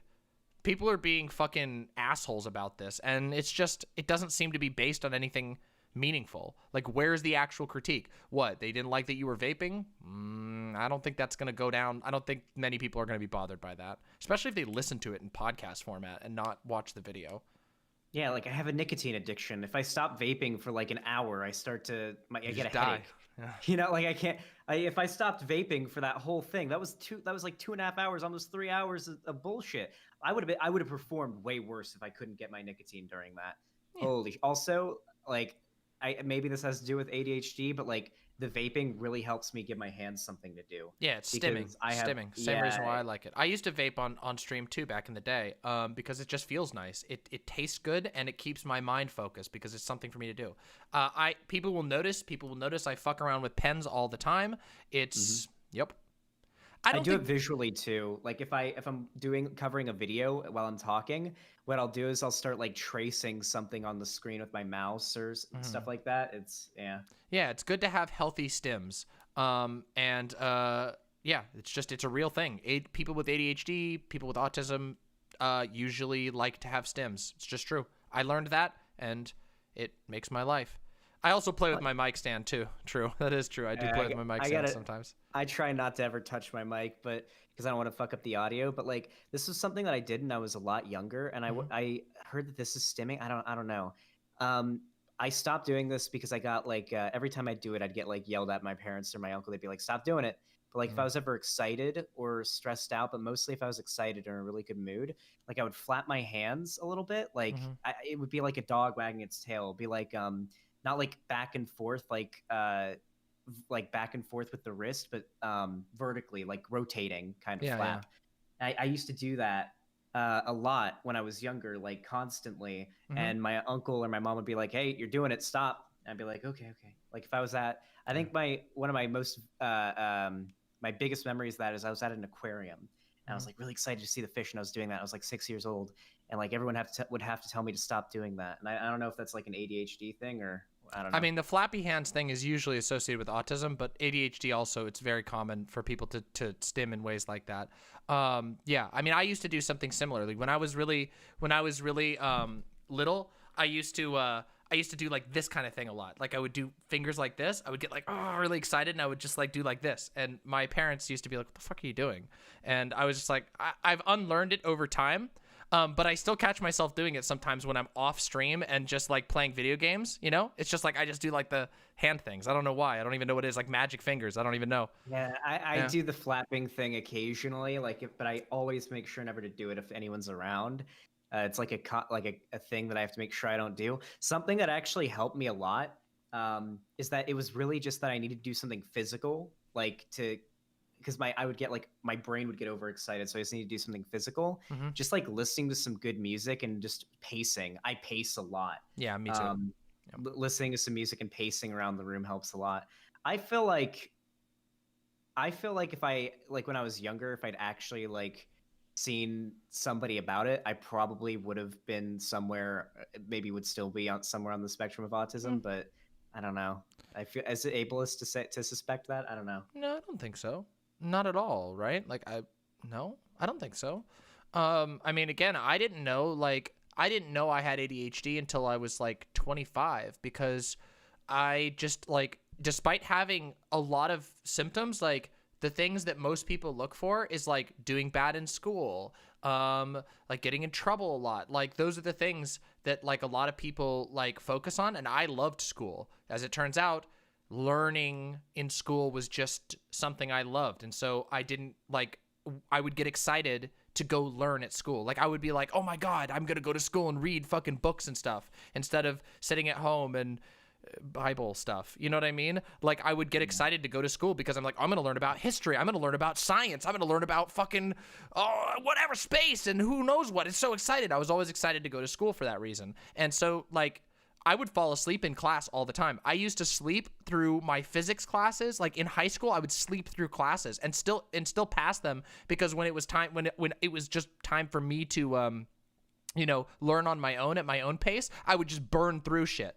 But nobody really put two and two together until like when I was in my 20s, I started struggling with a lot of things that I used to be able to do more.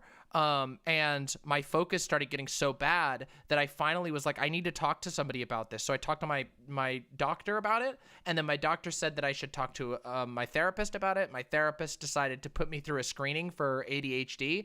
And it was like fucking Geiger counter, like crazy. I hit like every single thing for an ADHD screening, mostly on attention deficit. And so then my therapist was like, yeah, I think it's pretty safe to say you got ADHD. So here's a prescription, and it helped a lot. And also the thing is, like, I would say more than just the prescription, like more than the meds, was learning about stuff that you can do to like help ADHD in general. Like, for example, I only take my ADHD meds on work days, on days that I'm actually working, but I'm still good at focusing. I'm still much better at, not great, but I'm still much better at focusing than I used to be on my off days because I've learned a lot of coping mechanisms. I've learned a lot of things that help me actually, because I didn't, before I just was like, well, what am I doing wrong? I must just be being wrong. I must just be not doing not doing things well enough. But once I realized I had ADHD, it was like, oh, okay. Then what do people with ADHD do to deal with these things? How am I different than other people? And once I accepted that, it's like, it helped me actually build things that are really good for me.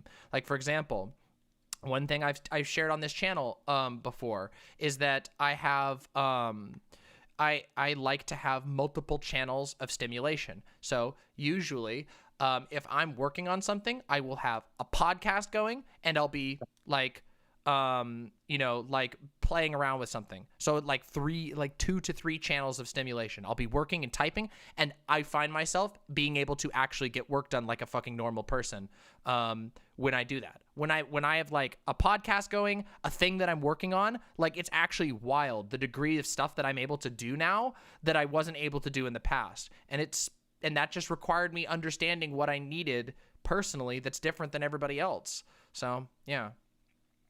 ADHD. Oh, go ahead. Sorry, go ahead. I was going to read a quick question. I didn't. There was the ADHD moment right there. But yeah. Yeah. There's like this thing that, so I obviously, like if I'm doing anything, like unless it involves like all my attention, like let's say I'm editing a video, when it comes to the time where I need to like listen to it, I have to turn off whatever I'm watching, or if I'm in a game and like something really, really like requiring my focus comes on, depending on what it is, I could turn the video I'm listening to off, but I always need something to listen to in the background when I'm playing a game. Almost always, depending on the game. And but I also get overstimulated a lot. Like I'd say I get overstimulated way easier than I get under. Like I guess my most relevant memory I have of this is like a few months ago. I think I was in the bedroom and the TV was on. I don't know. It was honestly probably your stream that was on. And I was listening to that while I was sleeping, and then Lonnie started asking me questions. It was probably like, hey, what do you want for dinner or something? And I remember getting just like super, super unreasonably frustrated because it was just too much. The TV, me trying to focus on sleeping or doing whatever I was doing, and then Lonnie asking me a question. It was just too much. And I remember getting like, I don't think I like had an outburst or anything, but I remember just getting like really frustrated and be like, stop, please, just stop for a second. Let me pause the TV, please. I can't listen. I can't do this right now. I gotta pause the TV. I remember like that happens. Yeah. No, I mean, that happens to me too. Like, for me, it's like, for me, it goes like this. Like I have like, it's like understim, overstim. Like it's like there's like this much of a sweet spot, you know? Yeah. And I've learned to get that sweet spot. And Vermin was just talking about that. There is just that sweet spot, and the overstim sucks. I think everyone hates overstim, but I think a lot of people don't understand what that actually like means. like what It's not- overstimulation feels like. It's not really like unpleasant. getting annoyed. It's Yeah. not like getting annoyed. You go from like completely calm, like 0 to a 9. Yeah, it's like almost like for panic. no Yeah. reason. Yep. Yeah, like it's like, oh my god, stop. You know, like I'm actually like frustrated now. It's the equivalent of like if you've been trying really hard to beat a particular part of a game for an hour and now you're like peak frustration, like you're about to yell, Yeah. like going from nothing to that instantly the second the overstim happens. That's Yep. basically what happens to me. Yep. Real quick, I want to answer 2 questions from chat on this because it seems like this is interesting. The first to people in chat. So one question was, are medications as important in adulthood? Yes, they can be. It depends on the person, though. In fact, I would argue that medications are more helpful in adulthood because you have a specific purpose for taking them, whereas when you're a kid, they're kind of forced on you to make you better at school. Whereas for me, again, I only take my meds on work days. And the reason why is because, first of all, I want to manage it and I know when I need my focus. Like, so yeah, they are important and they can be very helpful. They're not necessary for everyone, but they can be very, very helpful. They did change my life. They changed the way that I go about doing things because before I just could not get work done and I was very miserable. The other thing is, would you be comfortable sharing what dosage you're on? Absolutely. I am on a 20 milligram slow release of Adderall is my ADHD medication, and I take it on work days. So basically 3 days a week. Usually I don't take it for video game streams. So 3 days a week. Sertraline is what I take. Sertraline for a antidepressant. Do I behave very differently? No, not really. Not anymore. In the past, yes. In the past, if I hadn't taken my meds, it would be like a lot harder, but nowadays it's much more even. Yeah. Sertraline helps a lot of people too. It depends on the person. Yeah. So yeah, there's the answer to those questions. Yeah. I absolutely do want to get medicated because I know I have ADHD because like when I was in school, my teachers tried to get me on it because I just could not focus in class. My grades were constantly terrible, and my parents wouldn't let them put me on it. Like my parents were like, they think there's something wrong with you. They want to put you on this medication. We're not going to let you turn into a zombie. And I was like, okay. And I was like on my parents' side with that. Like, okay, fuck these teachers. They're trying to dope me up because they think there's something wrong with me. I'm fine. They're just not doing a good enough job teaching. In reality, I definitely, like, when I'm capable, I certainly do want to get medicated with, like, I don't know what it would be. Probably, I don't know, maybe Adderall or something, like you mentioned before. Yeah, I mean, I tend... Now, here's the thing. One big, giant thing I want to tell for everyone, all medications for your brain are very, very personal, okay? It's just a fact. And, like, any doctor will tell you that. Any doctor will just straight up be like, hey, like, it might take you a little bit to find the right dosage. And, like, for me, I switched from the, like standard Adderall, which is just like you take it 2 times a day, like 10 milligrams 2 times a day, and then it kicks in pretty quickly, to the slow release, because the stuff where it kicked in really quickly was fucking weird. It made me feel really weird. So instead, the slow release was perfect though. Same dosage, just different release schedule, and that was great. So you have to be a little patient, and so that's the first one. Secondly, somebody asked here real quick, have I reviewed cannabis-based medication? No, but what I will say is that that I think, like, weed really has helped me a lot. Like, I really like weed. It actually counteracts a lot of the negative side effects that I would get from my other meds. But you have to use those things responsibly. Like, seriously, learn, like, you gotta just recognize to use it responsibly. Some people, it's gonna be too much for them. Other people, it won't. And yeah, there's a lot of different stuff. Zan, if you want to make progress on this, just talk to your doctor, talk to your general practitioner, and they'll start the ball rolling for you. Seriously. I don't have a doctor. What? You need to get that. You need to get a doctor. Come on. Come on.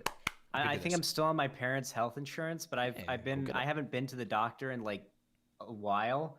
I think the last time I went to the doctor was a walk-in clinic, and it was when I had tonsillitis, and they gave me amoxicillin. They gave me like a shot in the top of my butt cheek because my tonsils were super inflamed and like swollen. And I was like, hey, I want them out. Like, I don't ever want this to happen again. Every time I look in the back of my throat in the mirror, it makes me want to throw up. I can't stop gagging. I can't swallow like my own spit because it feels so disgusting. Like I'm gonna swallow. Because I saw a video once of like tonsil stones. Have you ever seen that? Yeah, I know exactly what similar. you're talking about. Yeah. I was worried every time I swallowed that I was swallowing one of those disgusting tonsil stones. So I was just like, no, I want them gone. I never want this to happen again. I want to be able to swallow and everything. That was the last time. That was in 2018, like early 2018. That was the last time I saw a doctor. Yeah. I got my. Wait, didn't you? No, I got my wait a wisdom second. teeth out. Wait, didn't you used to cough on stream all the time? Was that before? Was that before you had your tonsils looked at? That would make so much sense. No, I wasn't doing political stuff before that. When I coughed on stream, I feel got like you used to cough on stream. I don't remember. Maybe that. I'm thinking No, of something else. I mean, I've coughed before, but Well, like I've never obviously, had. Like, I'm not saying that. Never mind. I I've must never be had, thinking. like, I must be misremembering something. I was gonna say that would make a lot of sense because your tonsils will make you cough if they're fucking irritated. If your tonsils are getting irritated, they are like so fucking annoying. Beginning of 2019, I got my wisdom teeth out. I guess that would technically be the last time I went to a doctor, but that's not the same thing. That's you're going in for like a particular procedure to a dentist. I didn't get like a checkup or anything. Yeah. Well, here's the thing. Like if you need some advice with doctor shit, please message me. I've been through nearly every single state's medical system, and I could probably give you some pretty good advice on how to find a doctor that you'll like. Like my doctor is like a lifesaver. My doctor that like my GP, my life is so much better since I have a GP that I can trust, that I know is like super chill and understands me. Like it sounds like it's a little bit of a hassle to get set up with, but once you're set with a doctor, it's like the best thing in the world, because anytime you have an issue like that you're worried about, you can just call that doctor and they will help you. And like you'll spend a lot less time thinking about shit. And if you do need specific medications, then you can get them. It's super good, super helpful. And there's a lot of ways to do that, even in America, even with shitty American healthcare. Like there's a lot you can do. GP, Okay, general practitioner. No, everybody says GP, at least. I don't know. I think everybody does. For me, it's just whenever I'm sick or I need to, I would go to the doctor. And I've never really gone to the doctor that much. It's always been for something like serious, you know, like I have an ear infection or tonsillitis or just something that requires medication. I've never broken a bone in my life. Me neither. Yeah, I'm worried that one day it's gonna happen, but well, hopefully it won't. Hopefully, if I break a bone, it's a leg. That would be, and not my femur. Breaking a femur is Why would you want to bad, but, break like, a leg? That's like the worst. Because I need my hands and my arms for stuff. Why wouldn't you want to just like break a toe or something? Well, obviously I take that over a whole leg. But I mean, if I have to break a limb, I apologize. If I have to break a particular amount of a limb, I would prefer leg because you know. Okay. Yeah, I was gonna say breaking your leg is like considered to be one of the most painful experiences a human can experience. Like besides getting burned alive, it's like right behind that. Really? I heard it's really bad. My uncle broke his leg when he was a kid, and it was pretty terrible from what he described. Yeah. I guess the main point that I wish more people realized when it comes to the Northern Southern debate, to go back to like the original thing that we were talking about. Yeah, go for it. I really wish that people would realize that it would look so bad to the people that I'm trying to reach if I went in there the way that people wanted me to go in there. Because I heard a lot of Xan needs to hold her to account for what she's done. That is not what I should have done, and I'm so glad that I didn't. I agree. Yeah. I wrote down you and Vaush's suggestions, and I have the document still open in a tab from Vaush's suggestions, and the things that I feel like I achieved. I want you to tell me if you feel like I achieved every bit of this advice that he gave me. Mm-hmm. Get her to admit she would be suspicious of a book like this with a woke agenda made by a well-known lefty political figure. That was the first thing I asked her. Would you be and I feel like she more or less conceded that. Like, yeah, I guess if like it was overt, yeah. Well, she also revealed that in fact, yes, she made her book to respond to a quote unquote lefty agenda children's book. So, yeah, she did. You got her on that. Okay. The next one was give her the rope to hang herself with. Do not be super aggro and willing to jump from point to point. Yep. I think you did that. Yep. Secure a strong win and hold on for dear life. Build the rest of the debate on top of that solid win. I don't know if I managed to do this one. I actually think that you did. I think that was kind of the trans thing, and then you carried that through. So I don't think you like stuck on a single point, but you did win pretty hard on the trans issue, and then from there on out, she was shaky for the rest of the debate. So I think you did good enough on that one to call that a success, in my opinion. That's good, because I wasn't sure about that one. And then I guess the last one was, if Lauren starts to get defensive, ease up a bit and make it clear she's getting defensive to make her look silly. Yep. I think you achieved that very well. There were a couple of points where she got really defensive, and then you were just like, okay, yeah, let's, why don't we move on to a different subject then? And that made it look like she was the triggered SJW, which she was, as it turns out. So, yeah, I think that was pretty good. Yeah. All right, that's good. Yeah, I don't know. I feel like I hope that this doesn't end up being like one of those things that people are always going to bring up, like, hey, you got destroyed by Lauren Southern, because it's always going to be lefties. It's never, I feel like I'm never going to hear a conservative say that. I'm going to always hear other leftists say that. Yeah, I think people are real mad, but they don't have anything of substance. It's not going to stick. Yeah. How do you, what is up with her? I'm really curious what your thoughts are on this, because I can't tell what this means. Her retweeting, by the way, the person who retweeted that is the person who tried to do the fake sex cult allegations, by the way. Oh, okay. Saying that I was low key hitting on Lauren, and then her retweeting that. That was a mistake. And then the name got changed to Lauren Southern as a Nazi, which is pretty funny. Yeah, I think because she didn't realize that Lauren Southern would retweet it. Yeah. If you want my honest truth, like, I think Lauren Southern's just kind of horny. Yeah? All right. Yeah, I just think she's kind of horny and lonely. Like, come on, what she got? Like PJW, and like Stinky Poo Shaman. Like that's what she's got to pick from. She's married. Isn't she? Oh Zan. Listen, that is the most young person take ever. Isn't she married? Doesn't that mean she should be completely satisfied sexually at all times? Hey, listen, all I'm saying is, do you think trad wives have a good time most of the time? Nah. Okay. Nah. Well, hey, listen, We know she fucked PJW while she was married. So Oh, okay. All right. Listen, Lauren. All right. If you're watching this right now, you still have me added on Discord and Twitter. You know? No! I'm just kidding. All right, no. We're memeing. Are you there? I'm here. Listen. I'm glad you made this cringe, because that will ward off the evil eye for sure. That will ward off the evil eye for sure. I'm gonna bonk you with that one. Here, let me just get a little bonking in. Okay. All right.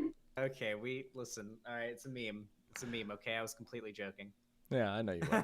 I can hear Lonnie trying to get in my room. Lonnie's gonna come kill you right now. All right. Lonnie, so she kills me. What's up, Lonnie? Oh, nice. Thank you, babe.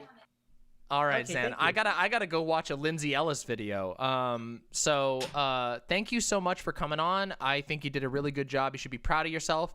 Take a nice little victory time. Enjoy yourself and get ready for your next one, because your next one's gonna be even better. I got a feeling here. Don't slack up.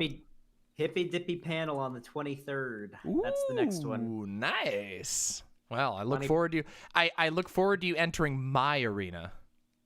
Yeah, I don't know if I'm going on the Hippy Dippy Royale. I'm not trying to go for the belt. I'm just trying to practice debates. Yeah. Well, do you know who you're going up with, or is it still secret? I don't know who I'm going. I was invited. Right as soon as I woke up, I was invited to go on the one tonight because someone canceled. But I was like, I just woke up and I'm completely unprepared. I got invited too to fill in, but I couldn't. I was reviewing your thing, so. Yeah, I'm gonna watch the Lindsay Ellis thing, because I only got halfway through before the Lauren Southern debate started. Hell yeah. So I want to see that. But yeah, Lonnie printed me out a calendar so I can help keep track of things better, because I mixed up. You got to do that. I thought the Lauren Southern debate was on Wednesday, when in reality that was the Turkey Tom Nick Diorio podcast, which I did very well on, by the way. Can't wait for that one to go up. Big oofer. But yeah, I was. Oh God, I'm so glad it's over. I hate having like a big thing on the horizon, like dreading it coming. It's one of my least favorite things. Well, it came, and so did we. Congratulations, Zan. And next time, listen to what Lonnie tells you about the video shit. All right, Lonnie's got Lonnie's got a mind for that. About the video stuff? Yeah, you got to put your video up. You got to have your video. Oh. You got to have her on video. Oh, yeah. That I really should have, because I feel like that would have changed a lot of people's opinions, because she was like, you know that thing that, like, I feel like this is mostly women that do it, where they, like, fan their face when they're getting stressed? Yeah, this? With their hand? She did that a lot. Like, when she was fanning her face, or she was, like, visibly upset, people could hear it in her voice. There were people that were telling me also in your chat and my chat they could hear it in her voice. Yeah, we could, totally. She sounded totally nervous. Yeah, I wish I'd shown it. Yeah, it's all good, though. It's minor issue. Otherwise, you did great. Yeah, next time, anytime somebody puts their camera on, my friend Ethan's gonna show me how to do it in a way that won't fuck up my Streamlabs setup, because like the way that I thought I'd have to do it is I'd have to full screen Discord and then window capture Discord, then like crop it, and then if I close Discord to look at my page, then it would just be like a box showing, like, it would have been weird. Yeah, I can help you too. The way that I do it is I run 2 instances of OBS. One instance of OBS only imports my camera and then immediately converts it to a virtual cam. And then my second instance of OBS captures the virtual cam from the first one, and then my Discord captures the virtual cam from the first one, etc., etc. It's basically there's almost no lag on it. It adds almost no system resources, and it looks great, and it lets you freely jump into Discord calls and stuff like that. So it makes it a lot easier to do it that way. It took me a bit to figure it out, but I can show you sometime if you want to. Okay. Yeah, I look forward to that. Well, all right. I hope you enjoyed the Lindsay Ellis video. I'll be chilling in chat. See you, Zan. See ya. Bye. Bye. What a good call. Oh, Zan's great. All right. Zan's great. I think that was Pog. I think that was Pog as fuck. All right, everybody. Are you ready? Are we ready to do Lindsay Ellis? Are we ready? I'm ready. I'm ready to do Lindsay. Well, wait a second. That is not what I was trying to say. I meant to say I'm ready to watch the Lindsay Ellis video. I'm ready to watch the Lindsay Ellis video. Yes, I will. Mods, can you make a CW warning? I'll put up a little quick warning here. Here we go.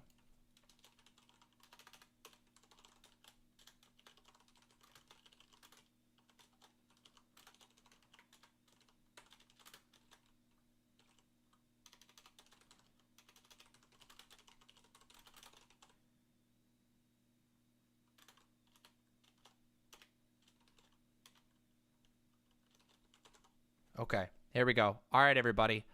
Quick content warning. Lindsay Ellis is an incredibly talented video essayist and media figure. Lindsay Ellis is amazing. Lindsay Ellis has been making content online for a very long time.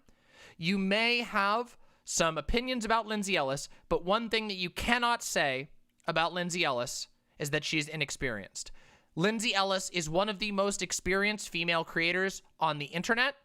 She has been making things for like 15 years online, and I have been a Lindsay Ellis fan since she was known as the Nostalgia Chick way back in the day. So I'm very interested to see what Lindsay has to say about this. Now, I hear this is a heavy video. We're going to be reacting to it. I will probably not be pausing as much as I usually do. We're going to find out what it's all about. I have not seen this video, so this is a fresh react. Yes, she was the Nostalgia Chick. Yep. You may know Lindsay Ellis from that gif of her face getting hit with 10 hot dogs, which has basically been, unfortunately, the story of her life, which we're about to find out. That's not a name I haven't heard in a long time. All right. Yeah, exactly. What's the statue behind the Demon Mama? This statue? That is a Dark Souls 2 statue, and this one is a pop-out book of a octopus lady. And then there's some Binding of Isaac figurines. There is a what's it called? A Polinian, and then there's some piggies. All right. Let's do it. Let's do it. Also, I found out my partner ordered curry, so I'm very excited to have curry. So all right, here we go. Let's watch together, everybody. Let's get comfy and let's react. I don't do super long reacts like this very frequently, but I am excited to. So let's do it. Week I was in a restaurant in North Carolina, and we were sitting at the bar, and the owner was sitting right there because they were about to close, and my mother starts talking to her, and somehow or other the owner just looks at me and she's like, well, what do you do? And, you know, I wasn't about to tell her I'm a YouTuber. So I was like, I'm a writer. I mean, I am, technically. And she's like, well, what do you do? So I told her my name, and she's like, I'm going to Google you. And I was like, okay, but I'm super canceled right now. And she, like, laughed and clearly thought I was kidding. Or maybe didn't know what that meant, or, you know, knew it in some, like, right-wing way. And then she, like, Googled me and, like, started laughing because the first thing in the, you know, like, the questions people ask is, why is Lindsay Ellis canceled? And, I mean, why indeed? But before I get into this, I need to lay some groundwork. Ladies and boomers of the jury, here you go.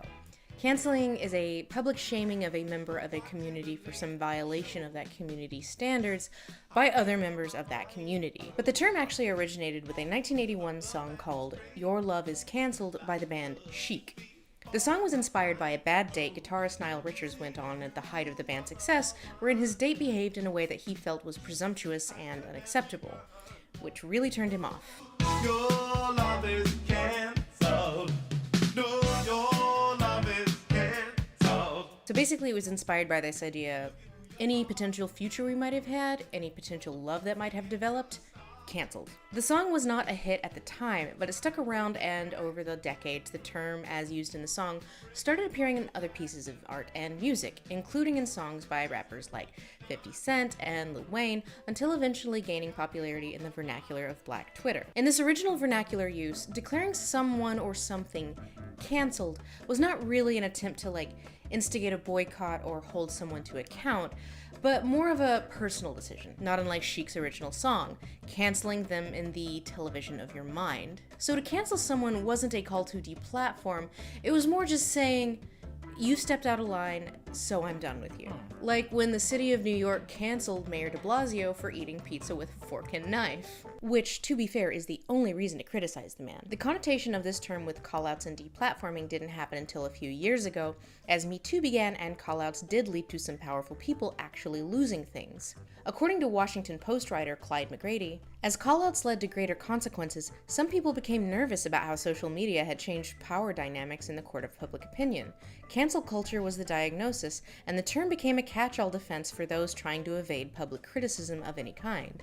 But now, cancel is just another word that white people have taken and run into the ground. So like woke before it, it has gone from AAVE vernacular to right-wing grievance buzzword, which is more or less where we are today. Pretty quickly, and we are now seeing wokeism and diversity and inclusion. And this is just the cancel culture, and I will tell you, the people at home should be scared because their ball game is next, their business will be next. If it continues, it won't just be Republicans who get canceled. It won't just be the President of the United States.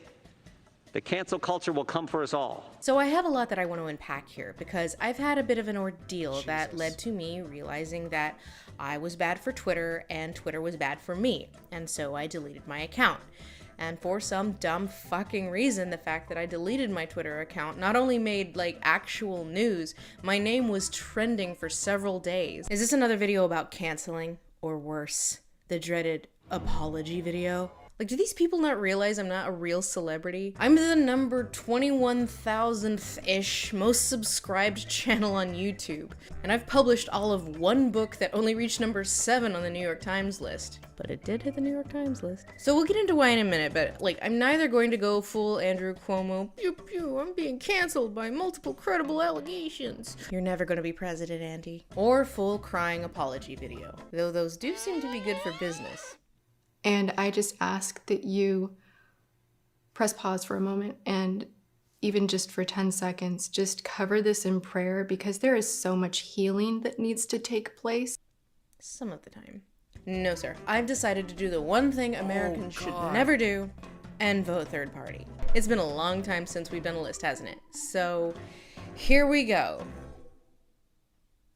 List. Part 1. Twitter is garbage.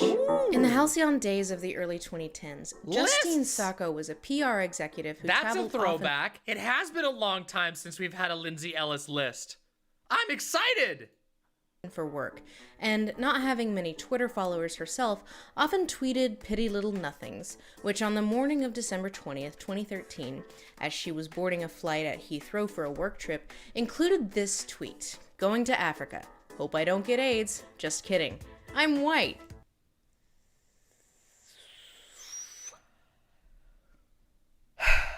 Okay, so on its face, this is pretty inexcusable. It didn't take long for the tweet to catch the eye of Sam Biddle, then an editor at Gawker Media, who signal boosted it with a comment, "And now a funny holiday joke from IAC's new PR boss." The flight from Heathrow to Cape Town was 11 hours, and in that 11 hours, attention to this tweet spread like wildfire. What? Incredulity. Oh no, we're talking about Gawker! Oh, god damn it! God damn it! Oh, good thing I explained it to all of you. Good thing you watch me. Oh, shit. Now you know what Gawker is in advance. Horror, disgust, and also very quickly, glee, excitement. Sacco had less than 200 followers, and being on a plane with no internet, didn't know that she was Twitter's villain of the day, nor that she was one of the top trends worldwide. So there was a delicious irony to the fact that this woman had been canceled and didn't even know it. People had her flight number, tracked it obsessively, were just thrilled with this idea that she was going to land, and realized she had been found out. The hashtag #HasJustineLandedYet also began to trend. Someone even went to the Cape Town airport when she landed, took a picture of her, and shared it with the rest of the world. That's really weird. A few months later, upon being asked why it appealed to him, Sam Biddle said of the incident, "The fact that she was a PR chief made it delicious. It's satisfying to be able to say, okay, let's make a racist tweet by a senior IAC employee count this time." And it did. I'd do it again. But while people, of course, gleefully obsessed over the tweet, I remember no it. one Yep, seems I interested remember it in live. why Yep. she said it or what she meant by it. No matter how you cut it, it's a bad look. It's a flagrant flaunting of privilege. So it's funny that she got fired, and I mean, I'm not gonna... She had it bad for a while. And like, I don't want to speculate on exactly how ruined her life was, but it would also be reasonable to assume that this is a joke about white privilege, right? That it was bad and insensitive and made light of a terrible affliction that still kills thousands of people every day, but that she didn't mean it literally. And at the time, everyone involved seemed to think that of course she deserved to have her life ruined over it, even if they understood it was a joke about white privilege. Justine Sacco's family in South Africa were African National Congress supporters, the party of Nelson Mandela. They were longtime activists for racial equality. So while I can't read her original intent, perhaps she felt worldly enough and enough in the club and enough of an ally that she could comfortably make such a joke, and that it would be understood. White people do this a lot, and I cannot say I am not guilty of this too. A year later, Sacco said to John Ronson, author of So You've Been Publicly Shamed, "To me it was so insane of a comment for anyone to make. I thought there was no way that anyone could possibly think it was literal. Living in America puts us in a bit of a bubble when it comes to what is going on in the third world. I was making fun of that bubble," while also conceding I had no business commenting on the epidemic in such a politically incorrect manner on such a public platform. Biddle got caught up in his own shitstorm when he tweeted the following in 2014. And you'll never guess who was mad on the internet in 2014. Ultimately, Gamergate is reaffirming what we've known to be true for decades. Nerds should be remember constantly this shamed tweet and too. degraded into submission. Then adding, "Bring back bullying." I was there, man. Bold of you to provoke them like that. Well, you can guess what happened. There was a massive campaign against him, some from obvious bad faith right-wing trolls, but some who seemed to think that he literally was advocating for a return to the 1950s, where dumping books of dorky middle schoolers was de rigueur. Biddle publicly apologized to Sacco on the anniversary of her, well, it wasn't called canceling yet, Twitter-wide dogpile, let's call it, writing, "Twitter is a fast machine that almost begs for misunderstanding and misconstrual. Deliberate misreading is its lubricant. The same flatness of affect that..." Imp's code, baby. Imp's code. That's what the Imp's code says. I say this all the time. Can make it such a weird and funny place also makes it a tricky and dangerous one. Jokes are complicated, context is hard, rage is easy. By this point, they had actually become friends, and comparing their experiences, he said, structurally, we had made the same sort of joke. Here is what a truly horrible person, a person whose attitudes were entirely opposite from mine and those of the people who know me, would say. You could argue that hers was worse, conjuring a real and pernicious attitude that had resulted in systemic historical oppression and mass death, but the impulse was the same, and so were the reactions. So even though there's a disconnect between the intended interpretation and the actual interpretation, there's also a disconnect between the severity of the crime and the gleeful savagery of the punishment. Right, MP and this Asylum? is not relegated Right. to the early 2010s. It is like I'm onto something. It happens now more than ever. Twitter always has a villain of the day. Before me, it was Shrimp Bean Dad. I don't know. Something milkshake duck. Got it. You should watch the VOD, Captain Gwendolyn. It was a great debate. My milkshake duck? I feel like I'm too old to be a milkshake duck. I've been around too long to be a milkshake duck, right? To a certain extent, the villain of the day almost follows a script, especially now that we've all been losing our minds because we've all been inside for a year doing nothing but looking at our phones. Person says dumb thing, it gets some attention, person gets defensive, the defensiveness spurns outrage, people start coming out with receipts, the OP deletes their account. And Twitter is garbage because the user experience, UX as they call it in the industry, is designed to encourage this kind of behavior. It's engagement, fast and emotional and satisfying, and easily forgotten. Communication through Twitter often happens through shorthand, micro-interactions that fit a limited number of predetermined narratives and scripts because you're exposed to thousands of these per day, which is why we have these Twitter script phrases such as, wow, this blew up, friendly reminder, casual reminder, mask off. I don't know who needs to hear this, but thank you for coming to my TED Talk. Should have stayed in the drafts. Read the room. I'm trying to see something. I'll just leave this here. Asking for a friend. Send tweet. The list goes on. And the way it provokes rage and dog piles is baked into the way the very platform itself is designed. Twitter as a company has a really big problem where outside of its user base, its reputation is quite bad. Hey, Nuts, better than be in the chat, lady! I'm up here, you're down there, fuck you. All right, sorry. Let's continue. And it hasn't really seen an increase in active users in years. When a site hits its peak in terms of total active accounts, there is still capitalist pressure to increase value and profit. A shrinking pool of eyes plus a need to increase revenue equals a service that needs to squeeze more blood from the same stones. So every UX decision is geared towards increasing time spent with eyes on the screen. That's why they've developed non-chronological timelines, tweets that get added to your feed by virtue of other people liking them, goddamn fucking quote tweets, and so on. Twitter is designed quite literally to be addictive. They aren't getting new users, so they have to keep the ones who are there from logging off. Twitter wants you to post, and it wants you to boost, and it wants you to engage. He did make some very weird jokes, Posadas John, but he wasn't really a Nazi. Anyway, so let's it will continue. put as few barriers between the user and engagement action as possible. So with all that in mind, it's no wonder that among the many pre-written shorthand Twitter scripts, Twitter's villain of the day is even a thing, and that it's a common truism on Twitter that the only goal is not to become the villain of the day. The unspoken understanding that it can be anyone if they're not careful. It'll happen to you. No way, man. We're gonna keep on rocking forever. Forever. Forever. Forever. Forever. Engagement is often driven by outrage, and so we have this combination of high emotionality with a desire to perform. Social media is designed to manipulate our desire for approval, and a part of that these days is the desire to perform allyship.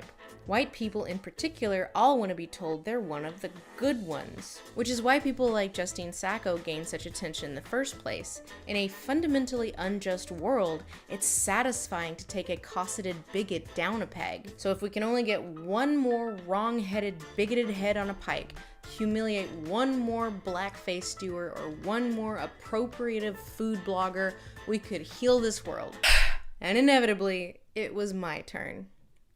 Cannot shut the fuck up on Twitter. On Friday, March 26th, 2021, I was Twitter's villain of the day. So, for those of you who haven't yet seen my offending tweet, let's have it. My Justine Sacco moment. Are you ready to see why mommy's canceled? Also, watched Raya and the Last Dragon, and I think we need to come up with a name for this genre that is basically Avatar: The Last Airbender reduxes. It's like half of all YA fantasy published in the last few years anyway. That's it. That's the tweet. So I imagine some of you are very confused. Part 2, Valid Criticism. So from what I can tell, the whole thing originated when some Southeast Asian artists and animators read the tweet as being dismissive and reductive and implying all Asian-inspired things are the same genre. And to me, it was made even more frustrating by the fact that several of the people who started this hadn't even seen the movie. In fact, most people who were getting involved with this conversation hadn't even seen the Dragon movie. Looks like no one saw the Dragon movie. But here's the thing, I kind of had my own has Justine landed yet experience by popping off the tweet, reading a few responses who understood what I was getting at, going to bed, and it blew up while I was asleep. Uh-oh. Hashtag has Lindsay woken up yet? And because by the time I woke up, I'd already gotten a few like, oh my god, are you okay? Messages from friends before I even opened Twitter. By the time I looked at my timeline, I saw very little that I would consider valid criticism. So I feel like I need to establish that this whole thing stopped being about valid criticism very, very quickly. And I'll talk about that later in the video. But by the time I woke up, it had already blown way past this is a careless display of white privilege to this sort of thing is a contributing factor to the mass murder of Asian women that just happened. So, this is what we call an overstatement of harm. It had gone from possible insensitive microaggression from a C-list YouTuber to contributing to hate crimes. And I know. that didn't feel like anything I would consider valid. So it's, early in the morning, I just woke up and I responded with frustration because I was being ascribed an intentionality which was not there, which, well, if anyone who spent any time on Twitter can tell you, getting defensive and doubling down is about the last thing anyone should do, so that was an oopsie. And I tried to give, some credence to the valid criticism by saying, like, if you squint, I can kind of see what you're saying, and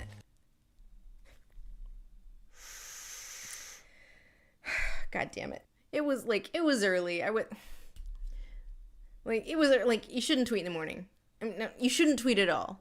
You shouldn't tweet. Nobody should tweet. So that very poorly worded frustration was met with even more outrage that I was not taking in to be valid critique of POC when I am too busy being bowled down by mountains of hyperbole. And this word racist over and over and over, which is bound to make anyone a little bit defensive. So when all of these things are coming at you, it's impossible to genuinely consider actually valid critique in a timely fashion, because your defenses are at 100. And when I'm being accused by hundreds of people of contributing to anti-Asian American hate crimes by saying that the Disney thing reminded me of the Nickelodeon thing, it's honestly kind of stunning to me that any reasonable person would expect someone in my position to take in all of these hundreds of tweets, process them reasonably, and within minutes be like, yes, I see your point, reasonable ones, because I am able to parse you out from the people saying I'm responsible for hate crimes.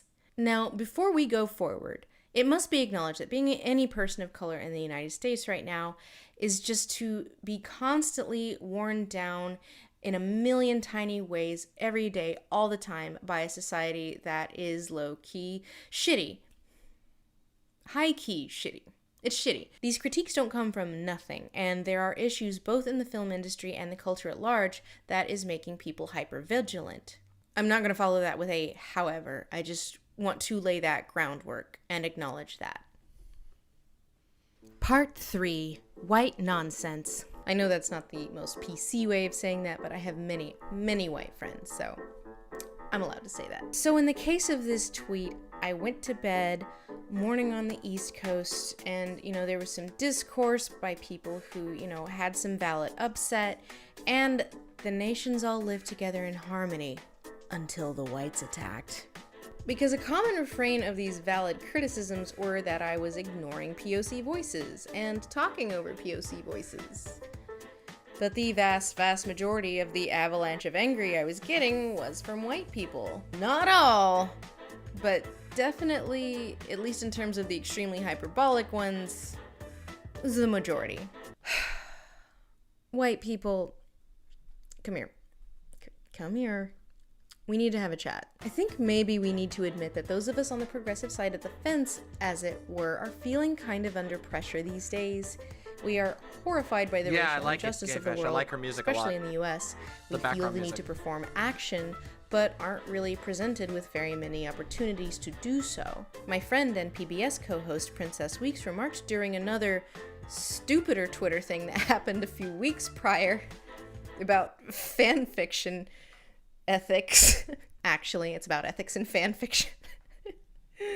It deeply amuses me when people treat shipping, pro and anti, with so much political importance when they literally apply that to nothing else, and to remove all nuance and context, to share fake quotes and facts, to perpetuate harm in order to own people over the right for two white people to kiss. When you marginalize really queer BIPOC and marginalize people, for what? In other words, often white progressives cite black voices when in service of your, well, in this case, ship. Yeah, it was Hannibal or oh my god, this is so stupid. You're interested in black voices when it's in the service of poning another white person or white creator whomst you disagree with, but show little interest for issues or advocacy that actually concern black voices in their community, independent of said ponage. Only to immediately be told you're not a real queer little girl, you privileged little twat, by a white lady about 15 minutes later. To be clear, this discussion was about fan fiction. This was about pretend people kissing. Pretendly. So I saw a lot of mealy-mouthed smug nothing about do better and listen to POC. Always listen to POC. Why aren't you listening to POC? Elevate POC voices. Always. Okay. Hoomst. Hoomst is the valid person of color. By the way, just noticed, Lindsay Ellis has the same chair as me. Yo! Wait a minute. Lindsay Ellis has the same chair as me, the same mic stand as me, and the same mic as me. What the fuck? That's weird.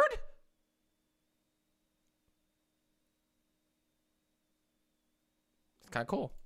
Oh, allies of the jury, because I did listen to a lot of POC, both in public and in private, and I gotta tell ya, there's a diversity of opinions, almost like people of color aren't a monolith. Marginalized communities are not without diversity or conflict, so treating it as such is totally reductive and ignoring other POC voices by censoring the loudest.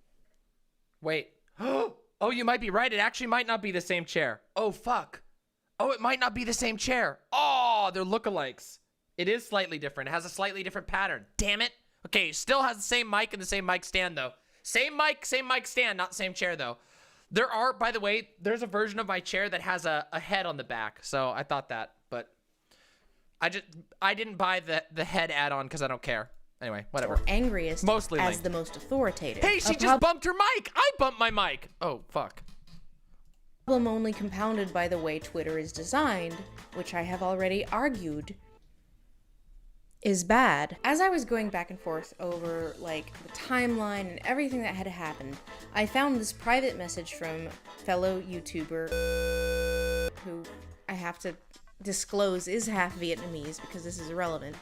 And he said, "I'm trying not to say anything I'm going to regret here, but I have very little respect for the people dogpiling me and mine in the defense of a typically derivative corporate product from the biggest media company in the West because 2 of its 7 writers and 0 of its directors were Asian." This in private, of course, because, you know, he didn't want to get harassed.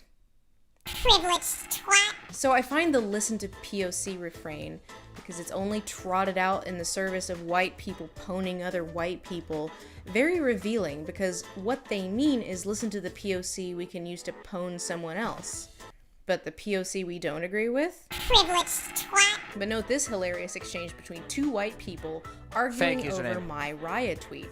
When pressed on what exactly it is I need to admit wrongdoing for, this woman says, "Again, you're just another white woman talking over actual POC concerns."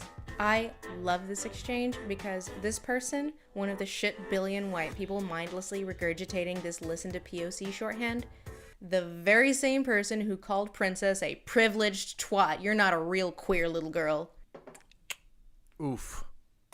True, though. Princess's law in action. There's this incredibly childish dichotomy with the way a lot of people discuss racism, that there are the racists and the non-racists.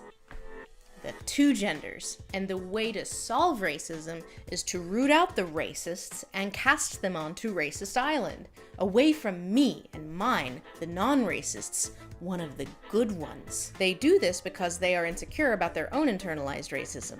They cannot conceive that that's so painfully true! They have any.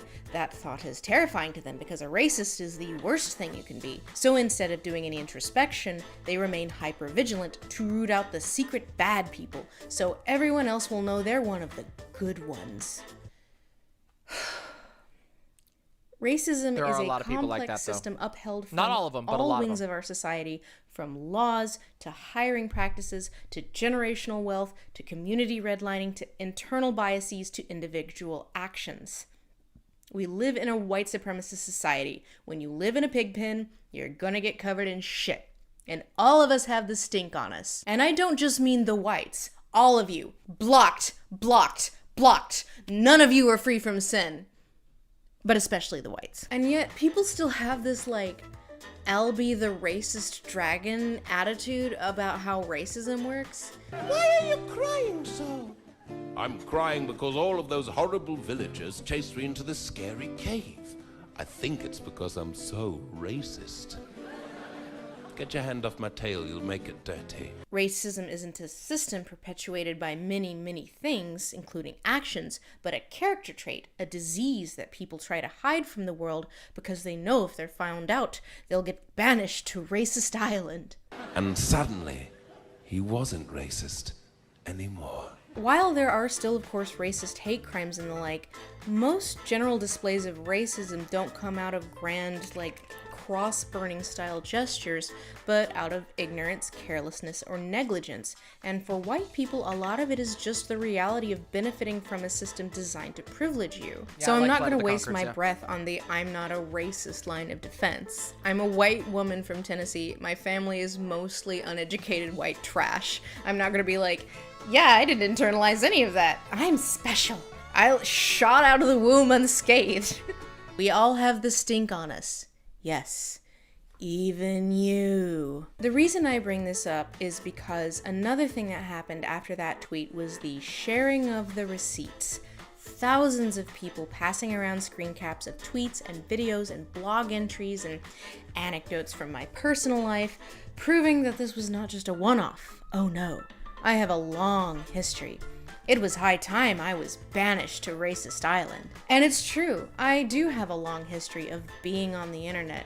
Longer than pretty much all of you, statistically, probably.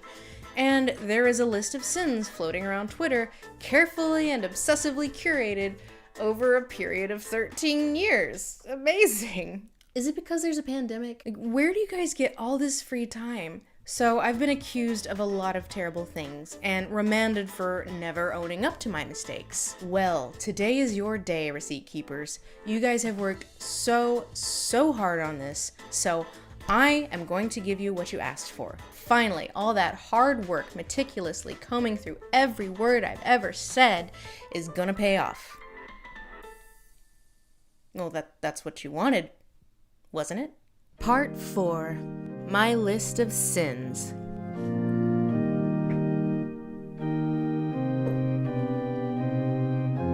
You weren't prepared for this to turn into a drama channel, were you? Yeah, maybe you were. I mean, this is just what happens when they break your spirit utterly. So, a big part of my, self-preservation strategy over the years is to explain one real quick thing. Content warning. There will be a discussion of sexual assault here. Okay? So just be ready.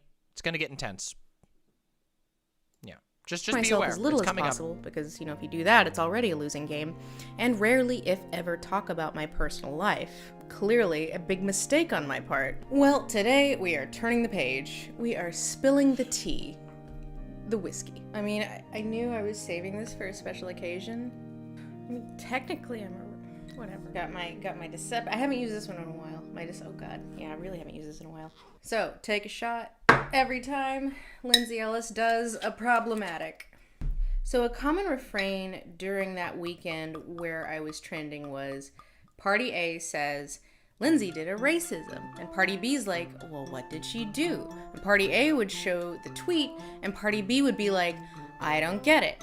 This doesn't seem like a big deal. And then Party A would be like, no, she has a long history of problematic. And Party B is like, I get it now. And then they skip off together into the sunset. Twitter user Dragon Lady Celeste Sparkle has conveniently collated my long, storied history of all my other sins that explain why the Raya thing was just a mask-off moment, and I deserve this, actually. A very good and normal thing to do with your finite minutes on this earth.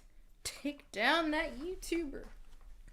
Take her down. Literally, all day, people have been replying to my tweet with more and more examples of truly harmful rhetoric that Ellie has been pushing for a while, and all I can say is how the fuck has she not been called out on a mass scale before? Well, Dragon Sparkle Celeste, she has. She just never deleted her Twitter account before. Actually, no, that's not true. Last time I deleted my Twitter account, I didn't trend because I guess I wasn't, number 21,000 on Yes, come in. Oh, it's eating time.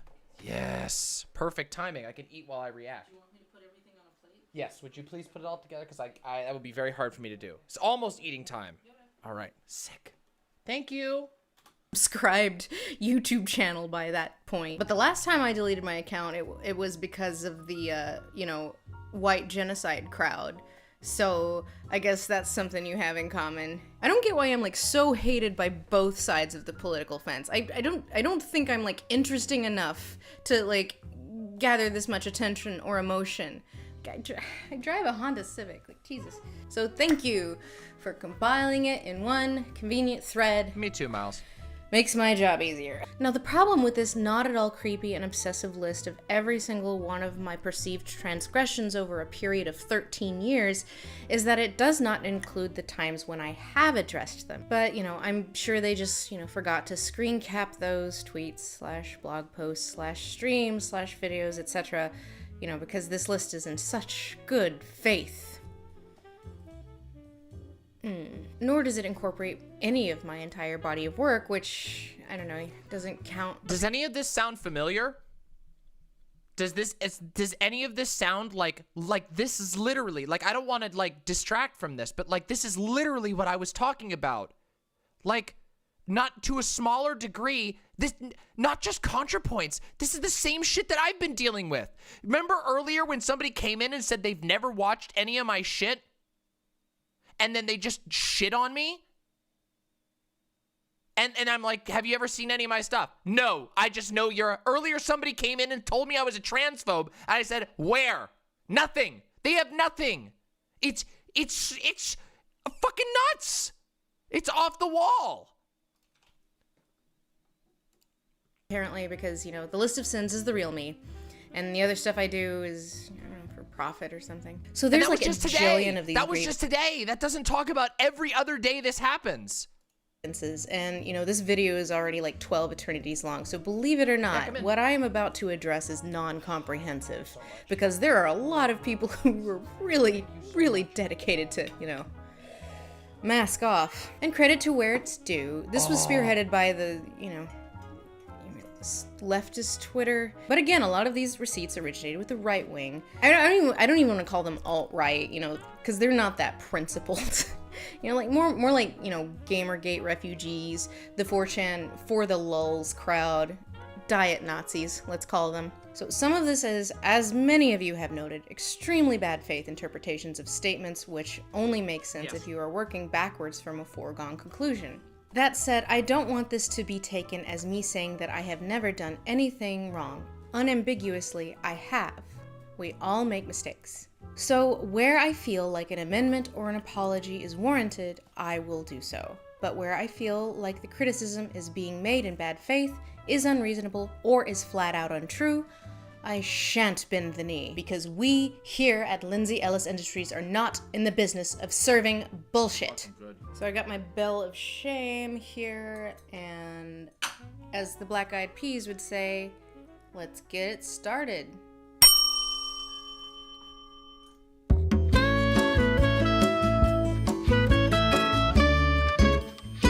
2020 Harriet Tubman fanfic. This one is like really popular. So the narrative here is that because of this tweet, I ship Harriet Tubman with her enslaver, and I want there to be fanfic of it. I'm just saying, you have to be giving this a very weird read in order to think that's what I meant, but I'm also going to go out on a limb and assume that most of the people mad about this have not seen the Harriet Tubman movie, or if they have, are not familiar with her real history. So the central conflict of the film revolves around Harriet's relationship to her enslaver, a twinky blonde guy named Gideon, played by Taylor Swift's then boyfriend. They are around the same age, they basically grow up together, and early in the film he's framed somewhat sympathetically until he propositions her, demands her submission and fealty, which of course she refuses, and then when she escapes he becomes obsessed with recapturing her, and he is the central antagonist of the entire film. But here's the thing about Gideon. He never existed. He was completely made up for the film. Harriet Tubman's IRL enslaver at the time of her escape was a woman, but instead of having the film center more around Harriet's journey after she got away from the Broaddus family, it instead creates this character in the form of Taylor Swift's boyfriend as the antagonist, a man who, and I cannot express this enough, did not exist in real life. So basically the film creates an OC that is like super obsessed with recapturing her in a movie where Harriet Tubman also has superpowers. It just felt a little fanficky to me. And so one day I was on an airplane and the person next to me was watching it, and I just kind of started wondering why the filmmakers decided to go that route with the film creatively, because again, it just kind of felt weird to me. Like, and you know, the final showdown in the film is between Harriet and Gideon in a forest that to me was somewhat evocative of the last showdown in The Force Awakens. And this was also kind of like at the height of this sort of thing, this tendency to fanficify historical figures that was partially enabled by Hamilton. So I just kind of idly have this thought like, oh man, I wonder if this movie spurned fic of these two characters. Oh god, actually, I'm not going to check because I don't want to know. Usually I don't really check my mentions, so I didn't see any anger when I tweeted that. Only a few days later when screen caps started circling, and then I got some white women in my DMs demanding that I do better and apologize, specifically not to them, but to all of my black fans that I hurt. So like an hour after I tweeted it, I was like, I better take this down because this is the sort of thing that someone could take out of context in bad faith.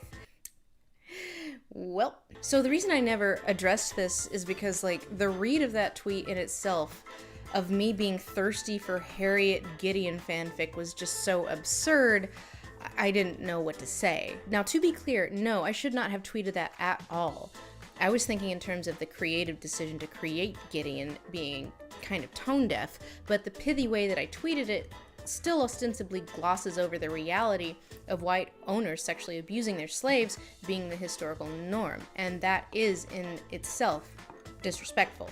So while I definitely did not mean what people seem to think I meant, I definitely should not have said that. I was, as the kids say, showing my ass. Next. 2009 Autistic Temper Tantrum. Oof. Boy, had to go way back for this one.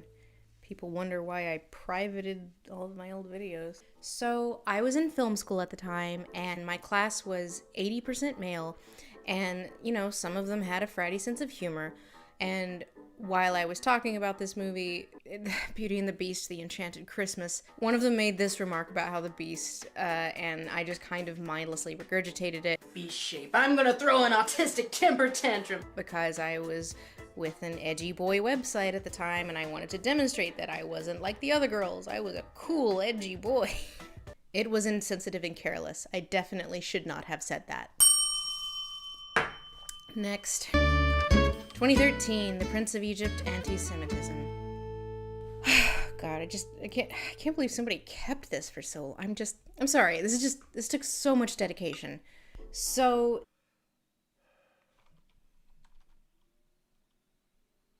This shit's giving me fucking... I'm sorry. This shit is giving me fucking anxiety about the future. Anyway, let's continue. The qualm here is that I did an anti-Semitism because I don't like the way the Prince of Egypt, you know, functionally excuses the mass slaughter of innocent children in the narrative, you know, because the book of Exodus frames it as a necessary evil. And yeah, I don't really care for the Prince of Egypt, and I just don't think the book of Exodus works as a kid's movie. Because it's a kid's movie, it has to frame the protagonists as understandable and relatable to modern family audiences, and frame what happens in the book of Exodus as, you know, all fine and good in the framework of the movie, even when the good guys do some light, you know, mass slaughter. That 10th plague, man, it's a doozy. I remember when we got to Exodus in Sunday school, and, you know, when it got to the part of the wailing and lamentations of the Egyptian women, you know, when they woke up and there's no dead children, like, even at the age of 5, I was like, yeah, this is pretty fucked up. So my thought process here is that we take for granted the morality of narratives of biblical texts because we grew up with them and they just kind of have so much informed our cultural framework, when if a story like this existed independent of the Bible, it would probably be considered pretty messed up. Especially considering how the movie frames it as all Pharaoh's fault because he's such a stubborn jerk. Ramesses, you bring this upon yourself. Like, at least in the Bible, God keeps hardening his heart. And the other thing is, like, in the way that the film progresses, it's really funny to me when, you know, like, mass slaughter of children happens. Pharaoh Ralph Fiennes is weeping over the corpse of his only son. And then Val Kill Moses morosely pieces out, and then, bam, miracles.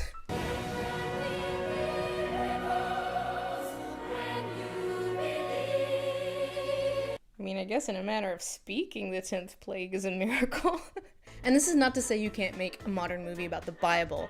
I actually really liked Noah. It's easily my favorite Darren Aronofsky movie because it leans in hard on how fucked up and traumatic it would be to have to sit back and, you know, watch and listen while every other human on Earth dies, you know, because God said so. They are just people. There is room. There is no room for them.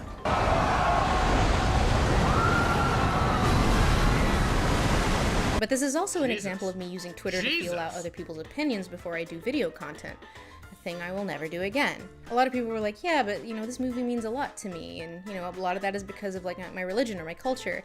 And that was when I decided I was not ever going to touch this movie as a topic for a video. And in the context of this thread, I shouldn't have used the word genocide, considering it's a film about Jewish characters. And for that, I do apologize. I don't think I'd be making the world a better place by talking about why I don't think the Prince of Egypt works, because I don't feel that strongly about it. It's not a big deal. Nope, it's coming. I'm not really here for thing you like is bad actually content for its own sake. Although I love how every tweet in this thread has trigger warnings. Trigger warning, she didn't like the Prince of Egypt. Next. 2013, Charlie's Angels Niqab. This is another one I've addressed a few times, most recently on a live stream a few years ago where we rewatched it and had a high old time laughing about what a comical example of early 2010s white feminism this was. You know what, guys? I'm sorry. I'm calling it. Like, feminism is over. I'm sorry. I tried. We did our best. But it's our feminism too. We shot. You just can't end it for everyone. I'm not sick of the go make me a sandwich jokes. That lever. Yeah, so not gonna lie, this one's pretty bad. This whole thing came about when I was on Twitter one day talking about doing a video on Charlie's Angels and trying to think of like how visually to dress myself that was like the opposite of Charlie's Angels, and someone on Twitter was like, hey, you should do it in a burqa with like pigtails poking out, and I thought that idea was funny. It's too confusing. We don't know what we want. It is apparently way too much to ask that women like either have a certain body type or dress a certain way without being judged for it, so 2 options. Burqa or slut.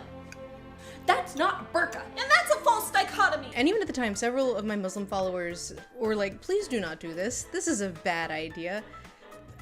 And okay, so this is not excusing it, but here is some context. So at the time, my next door neighbor was an Egyptian expat named Hajar, and she was/is a full niqabi, meaning whenever she goes outside, she dresses in like the full, you know, Well, basically what I was wearing, minus the pigtails sticking out. And basically Hudred was like the only next door neighbor I've ever been friends with. And it's another one of those weird problems of considering culture as a monolith. Like, one would assume, or at least I assumed, that like she would have zero interest in talking to me and we would have nothing in common considering she's like super, super religious. And yes, some women do it voluntarily, but that's its own thing. I'm not gonna get into it. But basically one day we started talking when I was watching The Hunchback of Notre Dame too loud. Really, and she was like, she caught me on the landing like, well, stupid. So Hunchback of Notre Dame, huh? So anyway, I mentioned Lexi, thank you so much. Has anyone else noticed how Demon Mama is so fucking rad and deserves your money? Aw, thank you. Actually, some people have. So thank you so much, Lexi. Great to see you, by the way. This thing to her and she was like, yeah, whatever, that's hilarious, lol. And so this is not excusing it, but I kind of took that as, well, my friend I know personally said it's fine, so I'm going to, you know, take that opinion over these strangers. But again, even at the time, I had people on Twitter saying, do not do this thing, and I ignored them. And either way, I wasn't making content for Egyptian expats, which I'm pretty sure she's never even seen one of my videos. And either way, it was also completely unnecessary to the point of the video. Like, I could have made the exact same point with like a potato sack with pigtails sticking out, and it probably would have been funnier. This one was bad and wrong for a lot of reasons, and I do regret that. Thank you so much for the incredibly fucking generous 10 tier 1 subs. Thank you so very much. Seriously. Thank you. Amazing. Thank you so much, Reza Sutra. Really appreciate that. It makes me feel good. Piftle Cakes, thank you so very much. Thank you. Next. 2018, Stephanie Meyer apologia. So the Dear Stephanie Meyer video was about me reflecting on how carelessly I had participated in the casual misogyny surrounding the early Twilight backlash around the time that the first... That's a good video in my opinion. Holy shit! I Eat Babies 131. Thank you so much for the incredibly fucking generous 20 tier 1 subs. Oh my god. Thank you. Wait, I say it like Tingle? Like that Tingle? Thank you. Thank you so much, I Eat Babies. Well, you know, just gonna say, thank you so much. I think Tingle's cool. Yeah, I appreciate that. I appreciate that a lot. I'm gonna be off for a couple days, and that always means a dent in the income, the old income. Thank you, Reza Sutra. Oh, thank you so much. Oh no. Oh no. Oh no. You're gonna clip it. All right, let's continue the video. Thank you so much, everyone. Came out seriously, late 2000s. It means the world. And so the to me. general objection here is that the video is racist because I neither mention nor condemn Stephanie Meyer's depiction of the Quileute people. So I'm not gonna lie and say I didn't consider addressing it, and I did have some conversations on Twitter with Indigenous people that were actually productive. See, Twitter's not always bad. Just, you know, mostly. But there were two main reasons I decided not to discuss it in that video, you know, besides the fact that that was back when I was trying to keep videos around like the 20-minute mark. One was the fact that during the backlash of the late 2010s, Twilight's appropriation of the Quileute was not a common criticism and certainly was not weaponized against Stephanie Meyer. It is now, but that just was not a substantial proportion of the backlash at that time. The second one is, once again, we come to this question of... Shout out to the imps and mods from Shaun. Thank you so much. The voices of a group being considered a monolith. I definitely talked to some Indigenous people that condemned it, but I also saw some that were like, yeah, actually, no, it's not the best, but I liked it. It was something new. It was like a representation we hadn't seen before. It was refreshing to have Jacob as this character who isn't like a noble savage stereotype and isn't like magically in tune with nature and doesn't have like a sad, broken family. He's just like a nice, normal kid who lives on the res and vibes, you know, at least in the first book. Again, this video was addressing a point in time before Breaking Dawn came out. So I just wasn't really comfortable making a value judgment on which of those was the correct opinion, especially because it didn't really feel relevant to the central thesis. And it's also a complicated issue that just didn't feel at home in that video. Like, for instance, on the one hand, the way the Quileute are depicted in Twilight puts the onus on the real Quileute to educate people that they're not werewolves. And then the elders, they said, hey, Miss Ann, you got to get out there and educate people that we're really not werewolves. But on the other hand, the attention Twilight has brought to the tribe has helped them tremendously. Thank you so much, Vorbuddy. Thank you so very much for that incredibly generous, gifted Tier 1 sub. Thank you so very much. Not just through tourism, but actually helped them get land back from the feds. It's opened the way for our tribe economically. And then the media, it helped us a lot. Our ancestors and our past council members have been fighting for over 50 years for our northern boundary dispute. To actually have that day and have President Obama sign, a document saying that, this land is yours. It was like, wow. But on the other hand, Stephenie Meyer is a multi-millionaire many times over. It is kind of weird that she has given none of that wealth, as far as I know, back to a people whose culture she appropriated, for supernatural love triangles. And while we're on this topic, Amanda the Jedi has been doing a Twilight retrospective, and she brought to my attention a fundraiser that the Quileute have been running for a few years to help move some of their village to higher ground to, protect them from all the tsunamis and, the climate change and whatnot, so that is linked below. If I did the video again, especially now that my videos are like 8 hours long, I'd probably add a little bit mentioning that this conversation became prominent later, but this criticism does kind of always give me weird vibes because it usually comes with this subtext. Thank you so much, Hallador. Really appreciate that. And this is why Stephenie Meyer did and still does deserve the harassment she got. One, that is not why people were hassling her in 2008, so I could not fold that into the valid common criticisms folder. And two, no one deserves that. Next. 2018, Transphobia via Tarzan. I genuinely, honestly, really do regret this one, and I have said so a few times. Why do they never screen cap the retractions? Weird. When it was announced that LeFou would become the first out gay character in a Disney movie, the L's, the G's, the B's, the T's, and of course all you filthy Q's. I think it was like 15 minutes after this video went live that I was like, oh god, why did I do that? Less because I was thinking about the optics so much as it wasn't a good joke. Like I should have used Mulan, goddamn my eyes. I thought this idea of AFAB Turk being angry about wearing a dress was funny, but in hindsight, I really should have considered that it wasn't just any Disney character, it was a gorilla, an animal that trans women are sometimes compared to, and it was extremely careless. And it's a shame because I otherwise really do like that video. Next. 2020. Trans men don't experience oppression, actually. I didn't say that. Sick. I said that anecdotally. I had heard from a few trans men over my 80-odd years of existence that they felt that they didn't experience the same level of scrutiny or harassment that they had before they transitioned because of misogyny. That said, this was also before Elliot Page came out, and I've seen so many people be beastly to him, so that is a strong counterexample. And I could say that I can't speak for all trans men's experiences, but I didn't claim to, and I'm not sure how you could read that into my statement. I was just repeating anecdotes I had heard. So some of the hate mail I've been getting is calling me a TERF because of this, which I think is really funny. It's like, called a TERF for saying trans men are men. Alright. Next. 2017, Zack Snyder hates his mother. Once again, tweet clipped out of context, and another one the Gamergate refugees were really obsessed with. Not that you guys have anything in common, but... So these tweets are all long deleted, but this was a conversation between me and another film critic, I forget who, talking about how difficult it is to meaningfully discuss Zack Snyder's films, especially at the time, because his fans are a little touchy. And one Snyder fan said, I don't mind when critics talk about his movies, I just don't like it when they say stuff like Zack Snyder hates his mother.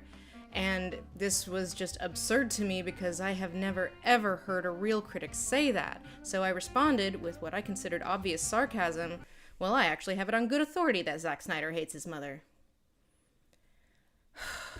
So this was really bad timing because I made this joke literally the night before the news broke that Autumn Snyder had killed herself, the very night before. And so I wake up to just this flood of outrage in my mentions and I am so deeply confused before I even realize what's going on, and it was just like, oh my god. So I don't like Zack Snyder's movies for a lot of reasons, but he does seem like the rare, decent, powerful man in Hollywood, and I can't imagine how awful it was to go through what he did, especially during such a huge production, and I'm impressed and appreciate that the Snyders have been doing such broad advocacy for suicide prevention now. But like harassing me in the name of like suicide prevention advocacy is like,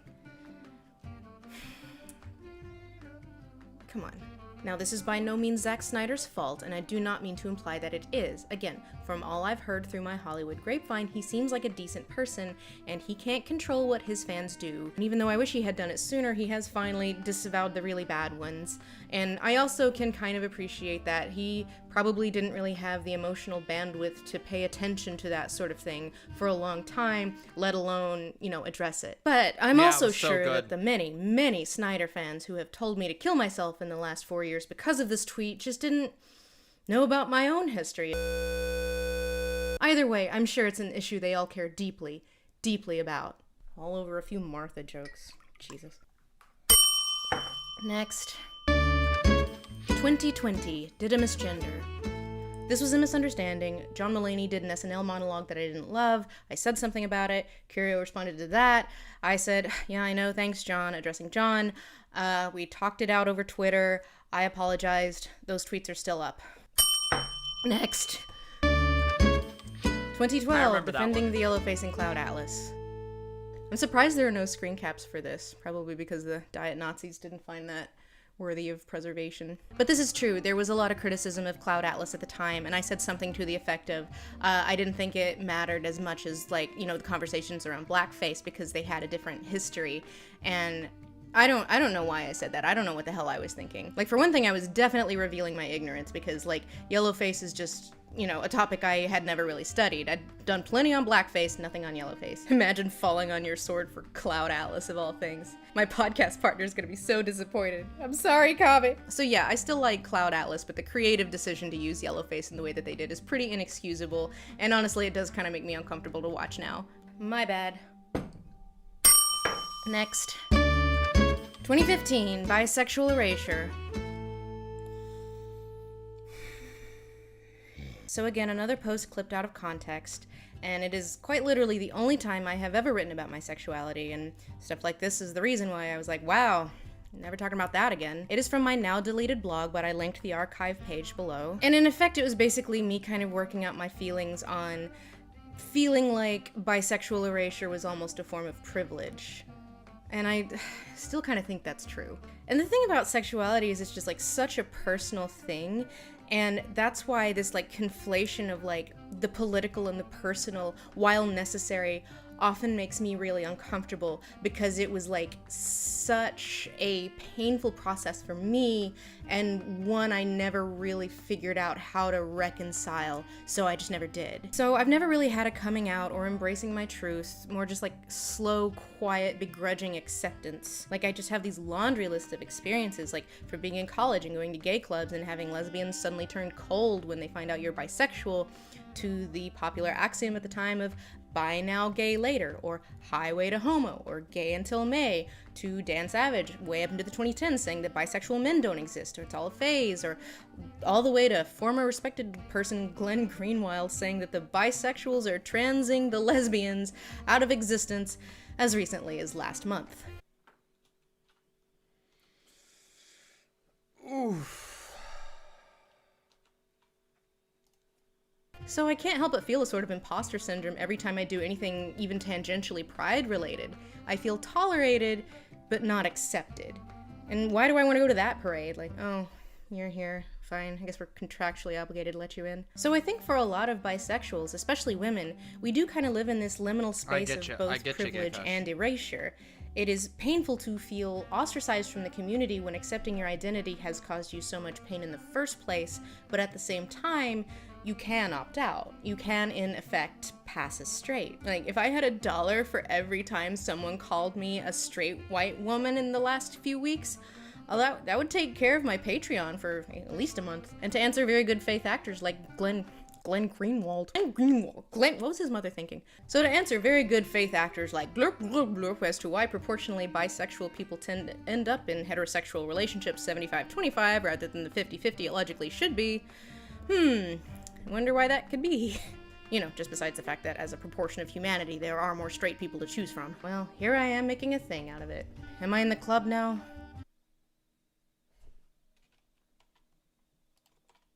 I'm looking at Don't be fucking biphobic. I'll kick your goddamn ass. I'll kick your fucking ass. You stupid idiots. I fucking hate that shit. Next. 2014. Did a bisexual gatekeeping against Mara Wilson. Ah, so we have reached the speculations on my private life portion of the game show. Is now a good time to bring up the fact that Lindsay Ellis was super shitty and biphobic to Mara Wilson when she came out as bi, or are we giving people of color a moment to drag her for filth before we bring up other shit? Be honest. True, Lexi. We're doing this. You may know Mara Wilson from her work as a child star in films like Matilda and Mrs. Doubtfire. In the last decade or so, she's worked as a nonfiction author, a voice actor, a Twitter person who makes approximately 680 retweets per day, and also occasionally a writer of op-eds for outlets like the New York Times. In 2016, when she gave an interview about coming out as bisexual, it included this quote. I remember being with bisexual friends. I said, I think I might be bisexual. And a friend of mine who's not a friend anymore said, no, you're not. She was a gatekeeper. Okay, that gatekeep, that's good. I'm gonna use that. So I'm not sure how this random Twitter user decided that she was talking about me as the gatekeeper in this interview from 2016, but someone decided she must have been talking about me based on no evidence whatsoever, and the accusation. Kai Woofy, thank you so much for the incredibly generous $5. Just viewed your review of Zan's debate, so it shouldn't shock me that everyone who's covered has acted in bad faith or just said herder, he dumb.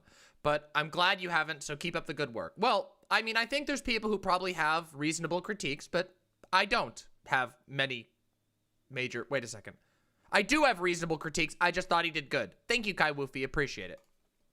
Stuck, mostly because Mara liked that tweet, and then about 50 other tweets of people having a high old time with me as Twitter's villain of the day, and I really don't know where this random user's supposition came from, because I have been very, very careful never to say anything about her publicly, either by reference or implication, despite the many times she has talked Thank about you, Kai this Woofy. awful No, I former appreciate that. friend I she got used to that. I got have, that. Either, in interviews, podcasts, in subtweets, in print. It was me. It's me! I was the turkey all along!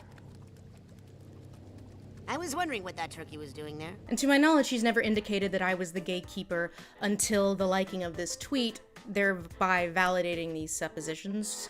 Cool. Cool. Okay, y'all, I'm about to blow some minds, but first I need to provide some context. Mara and I were, at a point in history, friends and literal neighbors. We were both in our mid-20s, we lived like 2 blocks from each other, we were both recent NYU grads, and we were both aspiring writers. And many people who've been following us for a long, long time have observed, you two used to be really good friends, and then suddenly you were not. And that is true. But here's the thing, the anecdote about the gatekeeping bisexual former friend is also true. I do remember the conversation she is talking about, and while the wording she uses isn't how I remember it, the basic gist of the conversation is true.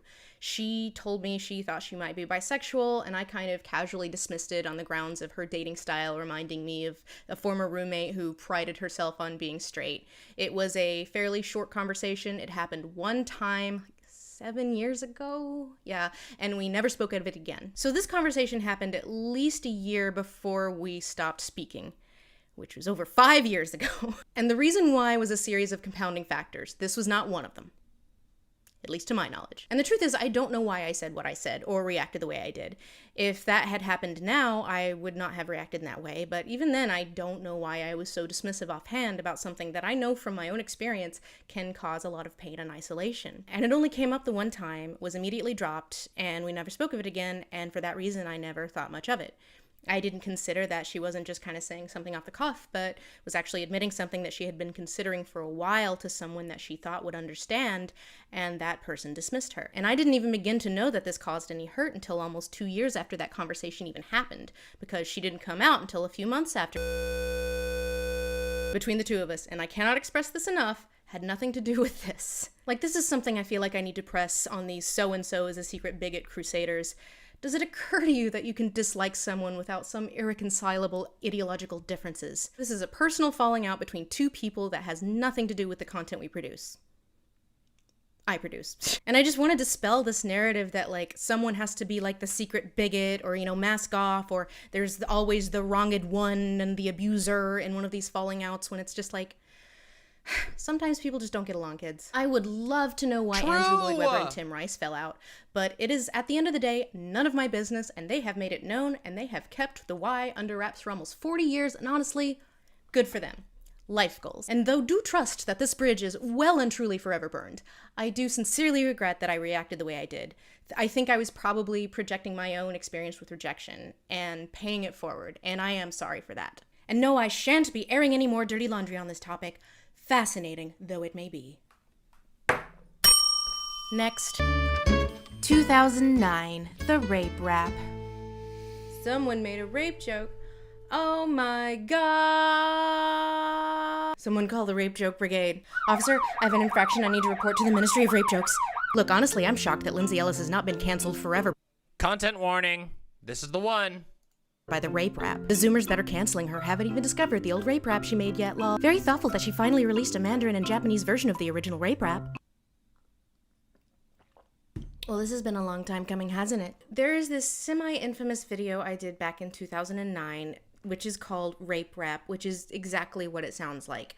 The joke is that my friend Brian, playing a rapping sexual predator, says horrible things to me online because woman, and I try to get him not to say these things. And honestly, I kind of want to give a slow clap to the Diet Nazis because this is a fetch they have been trying to make happen for years. And I'm honestly kind of happy for them, you know? Like, they have used this to hurt me and humiliate me. And they sent it to like PBS affiliate, PBS corporate trying to get me fired. And they've uploaded like 800 mirrors to YouTube. They've sent it to my colleagues. They've spammed me with it for over a decade. And it just never spread beyond the Diet any captions yet. There's no captions yet. Sorry. Here. Sorry. And it's finally content into warning. The mainstream woke skull Twitter.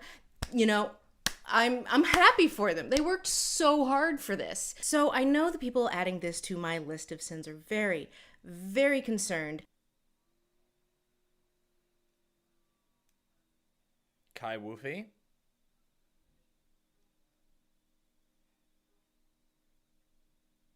You better explain what you mean by that right now.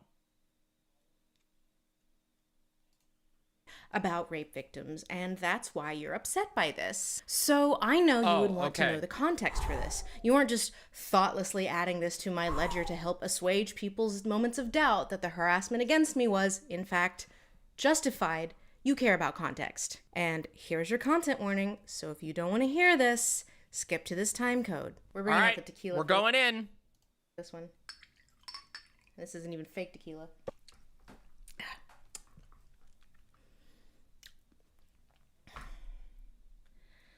So, when I was a sophomore in college, my very first sexual experience with another human being was...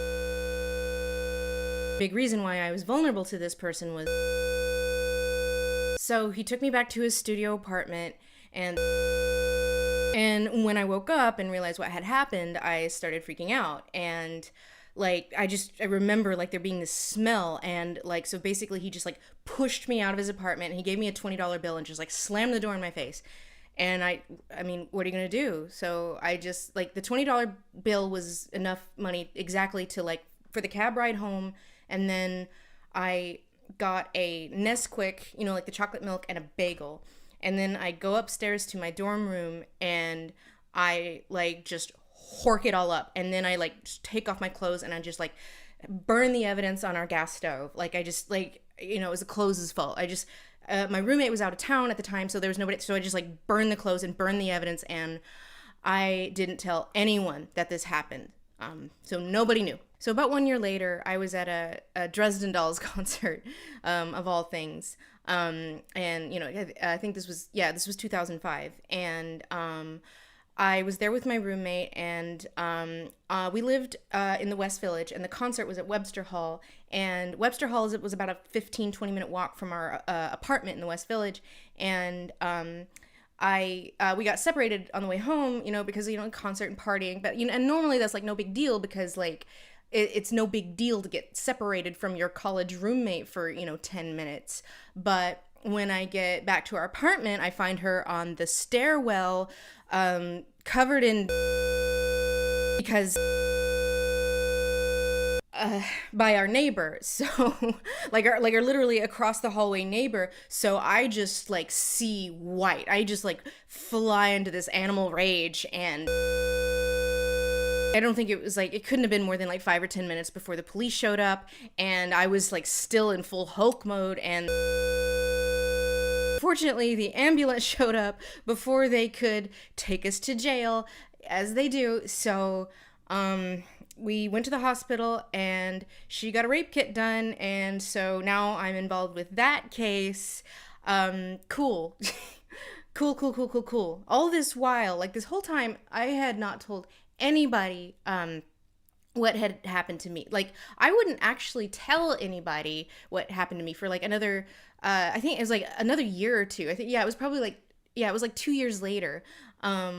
And of course I didn't do it in a healthy way. I think it was probably, it was something like this, like, is this healthy? So here's the thing when like something like this happens, and like, there's police involved and police reports and hospitalizations, besides the DA pressuring you out of pressing charges, which is what they did to my roommate. And, I didn't realize that was because, they want to deflate the crime stats in their districts until about 15 years later when Reply All did an episode on that. But the thing is, like, there's a lot of paperwork and like, no, this is relevant. So basically, like, she and I shared this like hanging file, like for all of our paperwork that we had for like various things that were just like, financial aid, essays, college stuff, rape. For the first like few days, it was just this like untouchable, horrible thing that like happened and had to be endured, and was just like this pall over both of us. And and this was before the DA pressured her out of pressing charges. And so we had this folder, and so like we just somehow, like, I asked her like, well, what's in that folder? And she's like, rape. And we kind of like embellished the folder like with the musical, so it was just like rape and like horror font, the musical. And I'm not gonna lie and say this like began the process of healing. Categorically it didn't, but it did make the reality of the situation like accessible. Joking about it brings it down to earth. It's no longer this like unspeakable horror. And if Cora's life is based on mine in any way, it is this. NYU's TAs were having a strike that semester. Meaning that the undergrads were allowed to drop classes basically up until finals without penalty or a failing grade. And what happened was that, like, that was the only semester where that was an option. And if it weren't for that technicality where I could drop classes up till finals, I would have failed out of school. I mean, the failing out part is taken from my experience, not the rape part. I didn't give Cora that tragic backstory. So being just like this 1-2 punch of horrible things, like I was honestly terrible. Like in so many ways, I went catatonic. I wasn't supportive. And I just don't remember like just big chunks of 2005 and 2006. Yes, the better Chipotle. And that sucks because like I really, treasure a lot of my time and education at NYU. There are just like huge blocks of it that I don't remember. But I do remember this. Not long after I graduated, a couple years later, Rape the Musical came up in like a different context. And my friends Brian and Pat, both to this day are, still two of my dearest friends. Brian even officiated my wedding. So Brian had this jacket, which he joked made him look like a flasher. And like somehow or other, he was like freestyling these raps to me and Pat, and I, at the time, found them just like hilarious and cathartic, and I was like, keep going. And so we like started workshopping it, and we're like, oh, let's make a sketch out of this. And I just remember these like lame freestyles while Pat just sat there with this like dead serious expression, not paying attention, and just me like dying laughing and like finding it honestly really helpful. And I don't think, like, at the time, I don't even think they knew. I think they were just like humoring me. So this was a way of tying in all of this like horrible nonsense that happened to me and my roommate in college with some of the misogynist garbage I was getting as a baby woman on the internet in 2009. So it was, as the kids say, a cope. Now, with regard to this jokey joke little sketch that makes such light of rape. I know what you're thinking. This must be so hard for you. That's so sad for you. That must have been super fucking hard for you. But if this was indeed a copey cope jokey joke between friends, should it not have remained private? Yes, you observant good faith person you, it should have. But this was uploaded without my knowledge or permission. Without my consent.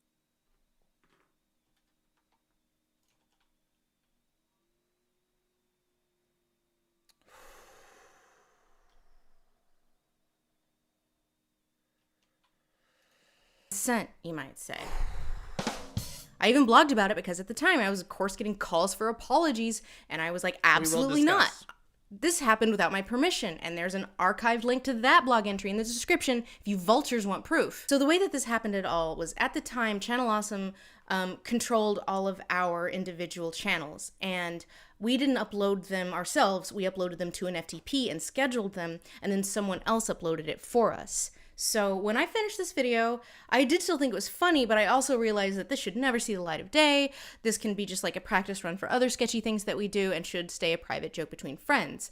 All the while forgetting that my export folder automatically uploaded directly to this FTP. So months pass, I forgot it was even there, and then one day the guy who ran the schedule, I guess, got annoyed that I kept blowing my deadlines, and he was like, fine, I'll just upload whatever's in that FTP folder. But like I started getting these phone calls asking why I scheduled that, and I'm like, I didn't. Take it down. But it was too late, and now here we are. So the Diet Nazis loved this video because, you know, they think I'm like this high-minded liberal who is like so holier than thou, and therefore that this exposes my hypocrisy, and so we can use this to just like torment me and humiliate me and just like constantly like upload it, and like I'll just see it like in my mentions, and sometimes they'll send it to like my colleagues or my publisher just to like try to get them to get a reaction. And so now Woke Skull Twitter has discovered it and just mindlessly adds it to my ledger of sins. And so now here we are, and I'm having to relive one of the worst times of my life just to get you people to back the fuck off. She tried to pretend this in the rape rap. Lindsay Ellis doesn't want you to remember this. Plays the rape rap one more time for the homie. Almost as tragic as a rape rap. Imagine getting canceled over this and not the rape rap. Lindsay did make rape rap, so she's fine with edgy jokes. I always thought that Lindsay Ellis would get canceled when her rape rap would resurface. Hang up to these woke people for years. Did you think they wouldn't eventually come for you? Just wait till the discovery of the rape rap. May I remind everyone of the rape rap? That track was fire. So like all of you, just these people who've been trying to get to me with it and think that like me staying silent is an admission of guilt. No, this is not TOS. Rather than it being none of your fucking business, even considering that this was not No, reacting to personal stories like this is not TOS. Graphic descriptions would be, but there were no graphic descriptions here. Supposed to be made public, and now these woke skulls are just adding it to like my ledger and trying to use it to discredit me. All of you are just loathsome people, and I hope you all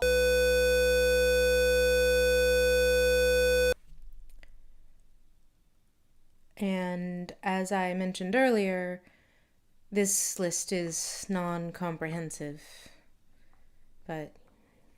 And to everyone out there who is like, well, yeah, but why are you making this all about you? I didn't make this about me. You did. Part 5, the tweet. So if this tweet were a video essay that had been researched for months instead of a tweet popped off in a minute, which I never will make, I will never talk about either of these properties again, it would probably be structured something like this. Avatar: The Last Airbender was a game changer in a lot of ways. Here's some of the things that influenced it: shonen anime, Asian folklore, There's a new generation of American writers, many of them people of color, who were influenced by it. Anime and young adult literature have changed a lot because of this direct and indirect influence, and honestly, I think that's cool.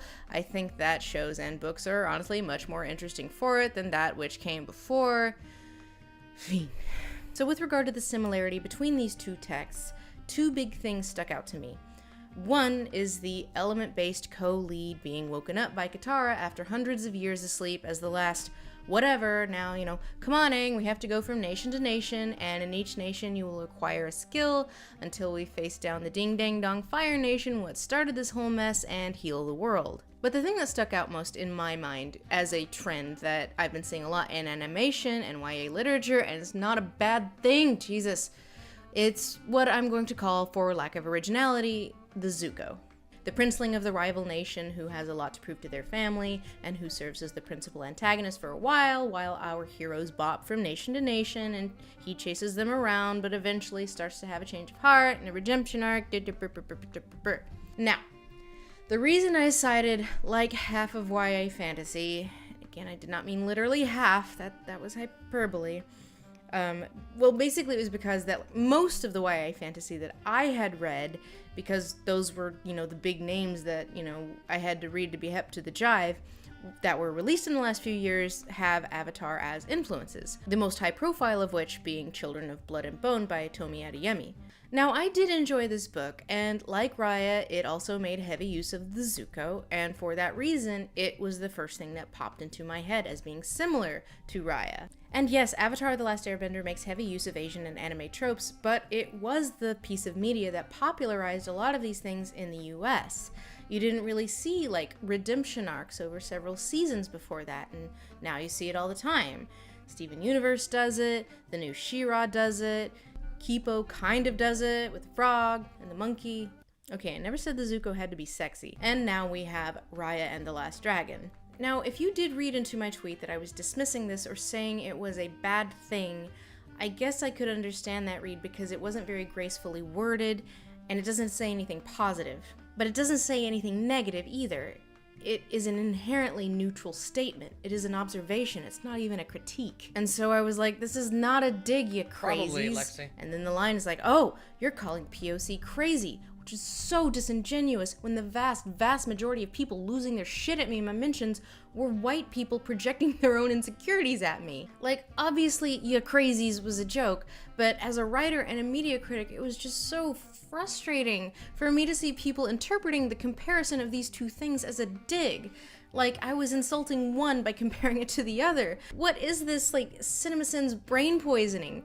Thing being similar to other thing not bad. One of the funnest things as a writer you get to do when discussing your book or your media is discussing the influences, because ostensibly they are something the author loves and is excited to talk about. So I also saw a bunch of these weird low digs oh, Axiom's End is so original. Oh, Axiom's End is derivative. I know that! I have marketed the damn thing on it being inspired by alien invasion movies and TV shows of the 90s and 2000s. There's a reason why I made a bunch of content about those influences in the year leading up to its release. Do you want me to give you a list of them? Everything has influences, and Avatar: The Last Airbender is one of the most successful and beloved children's shows of all time. Author Tomi Adeyemi said of Children of Blood and Bone, the book Raya reminded me a lot of, I have Shadow Shaper by Daniel Jose Older, and to the right of it there's An Ember in the Ashes by Sabat Tahir, and above it is Avatar: The Last Airbender. Children of Blood and Bone is the baby of all three. And even one of the screenwriters of Raya has said that although Avatar was not a direct inspiration, we don't shy away from the comparison because it's a beautiful series. No matter how many mental backbends I do, even if you're tired of this take or feel like it's flattening everything inspired by the largest continent on Earth, I cannot begin to understand this causing hurt or anguish unless you are reading into it something that I did not say, especially when I'm like the 800th person to make this very milquetoast observation. Screen Junkies had released an honest trailer several days earlier making the exact same comparison for the exact same reasons. Long ago, the five lands lived together in harmony. Then everything changed when the Drew Nation attacked. Raya, the last air dragon, Avatar, Raya and the last dragon. And look at that dislike ratio. I don't think there is a single video on my entire channel with a dislike ratio that low. I wonder why they didn't get any backlash. I wonder why it could be. Part 6, She Deserved It. If Twitter had streets, there would have been dancing in them when I deleted my account. Like Justine Sacco getting fired, like everyone held accountable by an online mob before me, this was taken as a victory by many, many people. And so the problem with making a big thing out of this tweet, which at worst could be considered an unintentional microaggression, made the outraged reaction to it kind of hard to justify. Which is why we need to establish a history of my offenses to bolster their case. And this is where the list of sins comes in. I'm trending on Twitter for like 2 days. There's all this discourse, so of course people are going to have second thoughts. Like, why are so many people talking about this? Maybe this has gotten out of hand. Maybe the backlash wasn't worth the original sin. And here comes Dragon Celeste and hundreds like her like, no, don't worry. This is accountability. Here is the long list of sins proving that this is just mask off. She has a long history. How has she not been called out before? I know someone who's met her and they say she's a bad person. So you don't need to feel bad about hounding her because she deserves it.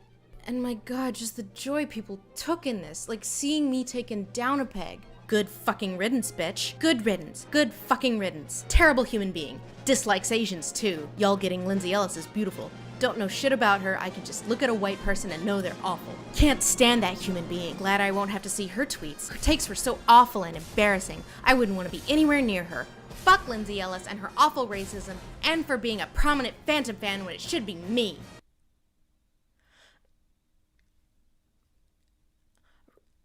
But mostly the racism. I hate her and Jenny Nicholson. Serene smiley faces. Lindsay Ellis deleted. People like Lindsay Ellis are finally facing consequences for being atrocious human beings. Lindsay Ellis getting canceled is good, actually. I will die on this fucking hill.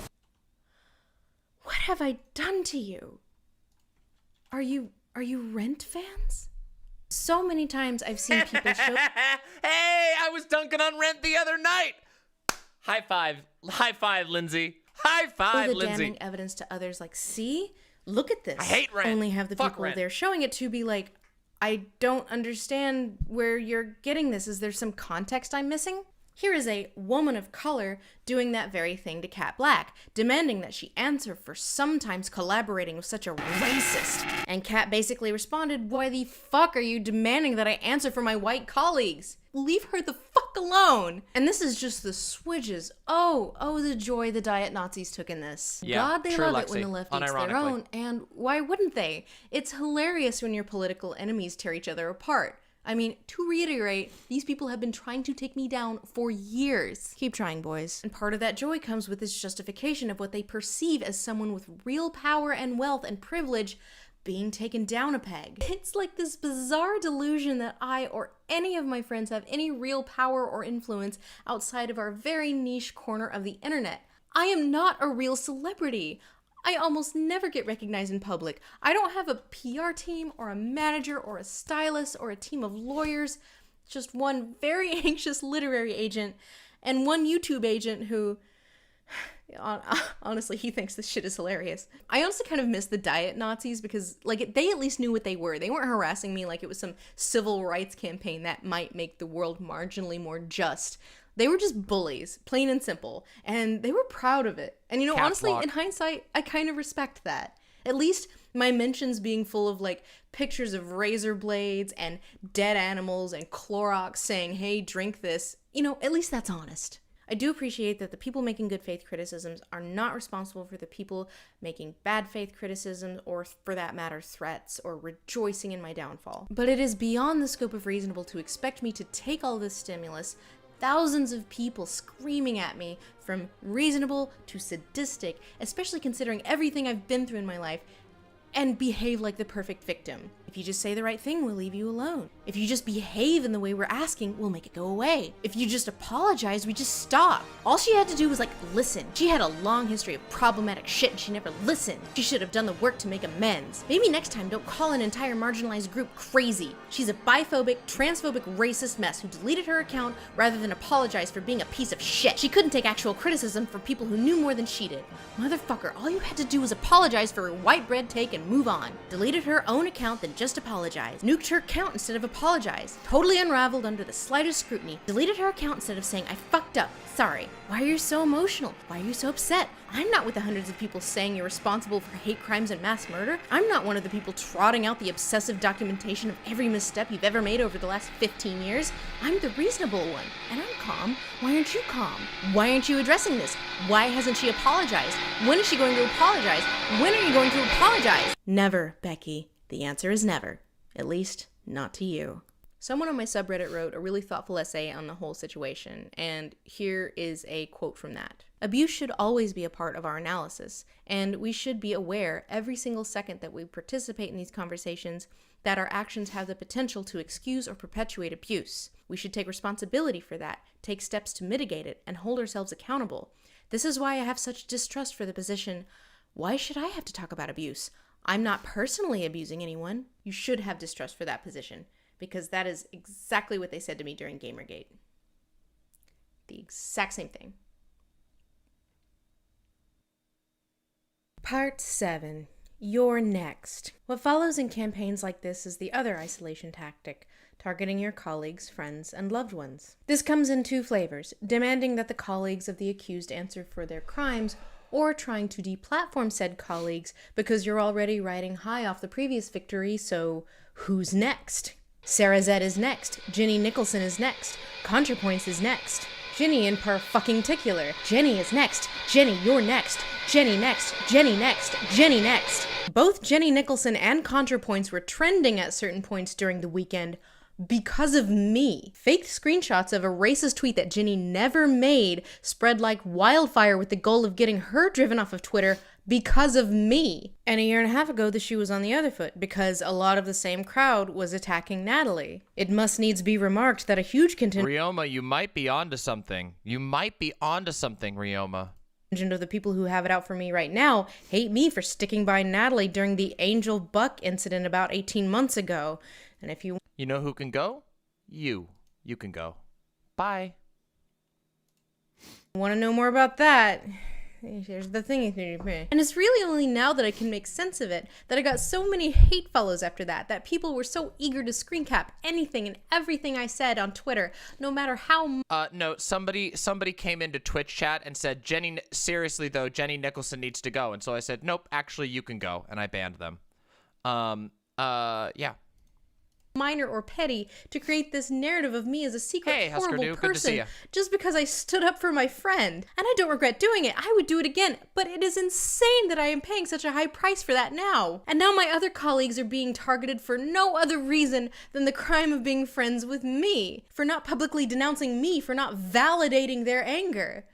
And why? Jenny is one of the smartest, most insightful people I know. Sarah always floors me. It is very odd, isn't it, Catherine? It's very, very odd, isn't it? Do you remember the streams I've done about this exact topic? Literally one of my first most successful videos, at least in my book, when I had 25 viewers, was a rant about just this. About this exact topic. With how much research and nuance and sensitivity she brings to her topics. And she's only 22.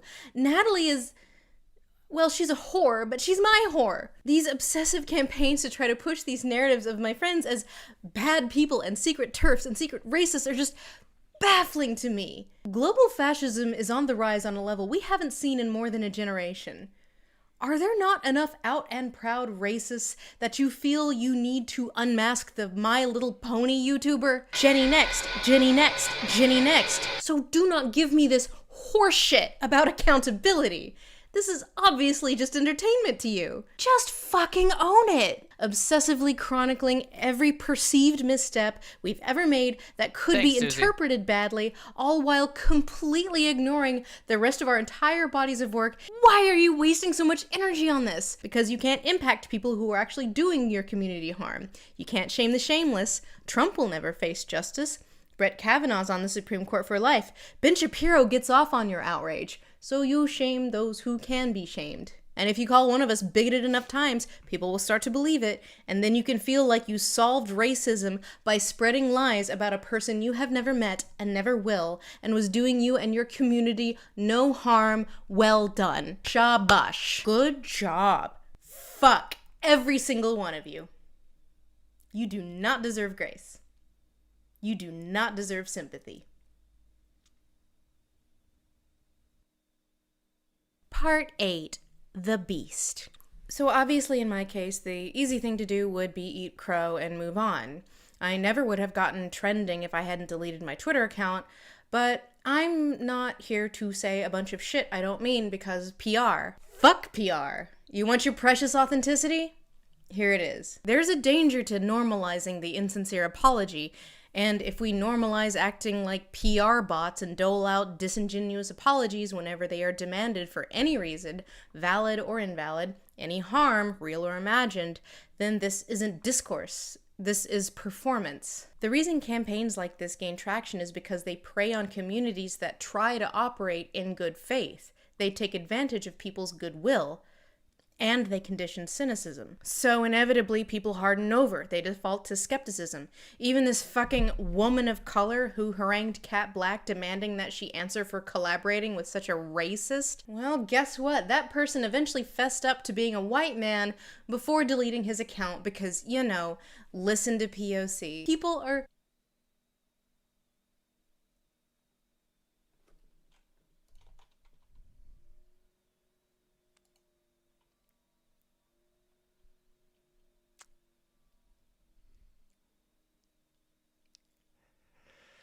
Literally just did a segment on this the other day. Remember my drawing? Should I bring it up?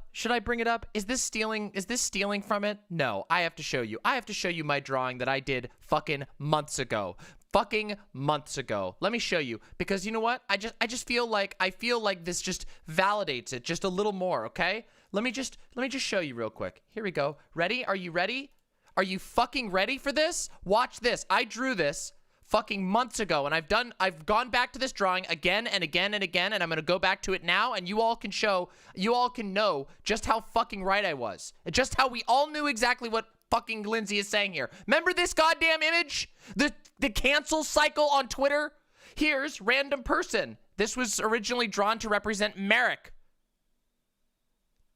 And then a bunch of Nazis get mad. Then they distribute the image through the tweet that they're mad about through Discord, poll, or Telegram. Then here's your anonymous account with a hammer and sickle, 5K followers, making a large accusation, which gets picked up by all kinds of people who are vaguely or barely interested in the issue but think that it's spicy because that's how Twitter goes. It gets retweeted 100,000 times, all of which is directed at this individual, repeat ad nauseum. You can't understand the image? Let me explain it for you again. Person makes a tweet, an innocuous tweet. Nazi gets mad at the tweet because that's what Nazis do. Then, usually this is a woman or a trans woman, okay? Or a person of color. Then, Nazis go and they get all mad and they coordinate in their Discord, poll, and Telegram, and somewhere along the line, a anonymous hammer and sickle lefty account with 5K followers comes out with a big accusation that gets magically retweeted by a bunch of other similar accounts until it reaches trending, and then 100,000 people all shoot lightning bolts at the person being canceled. This video, when did I make this? Let me go back. Let me see if I can find when I drew this image. And by the way, this wasn't the first time I ever talked about it. When did I draw this image? This was in December of 2020. Like 6 fucking months ago. December of 2020 was when I drew this, and this was based on a previous segment. Yeah, I should remake it. All right, enough. I've stolen enough attention. We're back to Lindsay Ellis. Let's go. So obsessed with identity as a rhetorical trump card, you can't even take it on good faith that people are who they say they are anymore. And they take that It wasn't 6 months ago. It was what? How long ago was it? April 16th, so it was like 5 months ago, whatever. To do right and exploit it because it makes them feel powerful. This is the real mask off. No, Your next Jenny. No, it was 5 months ago. It was 5 months ago because now it's the middle of April, and this was made in the middle of December. You're next, Sarah. You're next, Natalie. Whatever. Because running women off Twitter Whatever, fuck you. I don't remember the exact date. is fun. Who cares? I mean, accountability. So militantly performing allyship by rooting out corruption like it's the fucking Red Scare, 4 months, okay. sharing 4 months, doctored whatever. screenshots of tweets that don't exist and willfully misinterpreting things to prove... NA math. All right. Ha, ha, ha, ha. All right. I'm on fucking hour 7. You come up and do math. Sorry. I'm on hour 7 minutes, 44... No, sorry. 7 hours, 44 minutes, and 29 seconds. Why don't you come up here and do math after fucking 7 hours, 44 minutes, and 33 seconds? Come on. That the My Shut the Little fuck Pony YouTuber is a You fucking people will fucking criticize anything. secret racist. It's all right. Watch. Deep down, We'll talk about it you after. know you're just doing it for clout, right? You should be sensitive to marginalized groups, and you should be constantly advocating for a more just world and against racism, because we all have the stink on us. But that should be the goal in itself, not performing on Twitter so people can reassure you you're one of the good ones, so you can get max retweets for an awesome dunk. I am not innocent. I have done this. And as content creators, our behavior online turns from due diligence into threat modeling. And I'm not playing this game anymore. Trying to stay 18 steps ahead of the worst possible interpretation of my words or actions isn't taking accountability. It's just self-defense. It's just protecting the brand. And I understand why there is this lingering culture of distrust, especially among communities of color, but it is the height of dishonesty to suggest that the kind of atmosphere where everything is taken in bad faith leads to a more just world. I'm not furious because I'm uniquely wronged. I will be fine. I didn't actually lose anything. I could have pretended nothing happened and probably be better off because nobody cares about the fucking riot tweet. I'm furious because this keeps happening and we have deluded ourselves into thinking that savaging each other for the smallest transgression and the most minor disagreement is helping right the wrongs of the world. That there's this broad refusal to admit that our systems that operate on good faith are very often abused. I was going to include a section about other people from more marginalized groups than me who are held to an even higher standard of purity, who have lost way more than I have True, for Husker Du. equally minor perceived transgressions. Husker Du but, says, be ruthless with systems, be kind with people. True. Michael Brooks. you know, you probably already know some, and they probably don't want me using their names anyway. But I feel like I need to impress that I didn't start getting noticeable harassment from the Purity Tester Brigade until I stood up for a trans woman on Twitter over, and I cannot express this enough, a situation that did not deserve anything approaching the level of outrage that it fostered. Correct! And that backlash did not come Correct! That is true, and that was my take when it happened. from the alt-right or even the diet Do you want Nazi. to know something funny? Do you want to know something funny? I'm going to tell you a quick story. A little step away from the story, okay? I cried in public. I cried in public when ContraPoints got canceled over the Buck Angel thing. I wasn't a streamer at that time, and seeing that made me so, I'm not even kidding you. I was terminally online, and all I saw was people shitting on ContraPoints, and it was making me so mad. It was making me so fucking mad. And I went out to get a sandwich with my partner, and I just couldn't take it anymore. And I started crying at a picnic bench outside of the shitty sandwich place near our house. Just crying in public. I don't think you all have ever even seen me cry. I don't even think you've seen me sad before. Maybe one or two of you. And that wasn't even me. I'm not even friends with Contra. I just felt like there was no hope. That situation made me feel like there was no hope. Yeah, that's actually true. I did cry at the end of the RGR debate. That's true. I did. Most people didn't see that, though, because I ended stream immediately. I did, though. I cried really hard. I literally shut off the stream and immediately jumped into a call with Silent, who listened to me crying. So, yeah, this shit hurts. Let's continue. But our own community, our side. Thank you, Silent, by the way. I'll never forget that. This is why they win.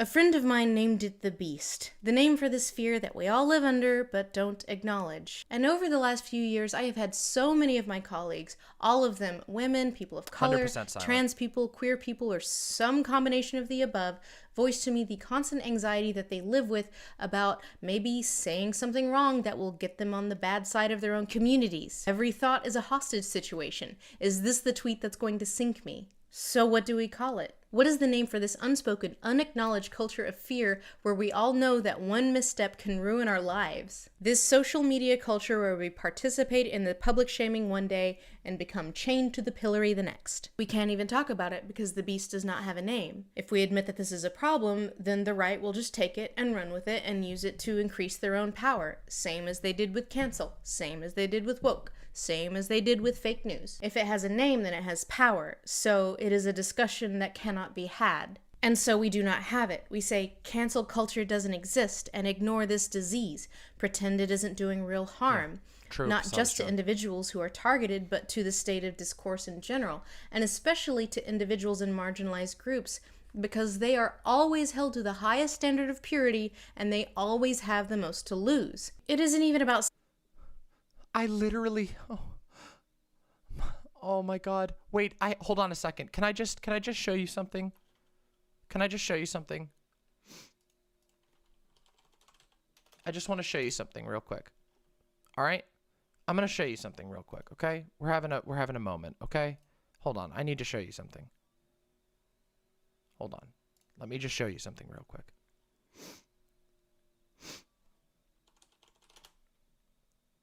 How do I do this? Here we go. One second.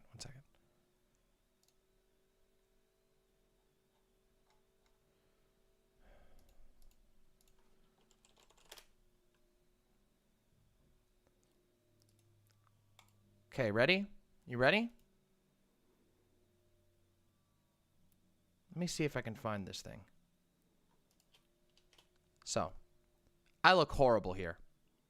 This is a video from May 12th, 2020. Just about a year and a month ago.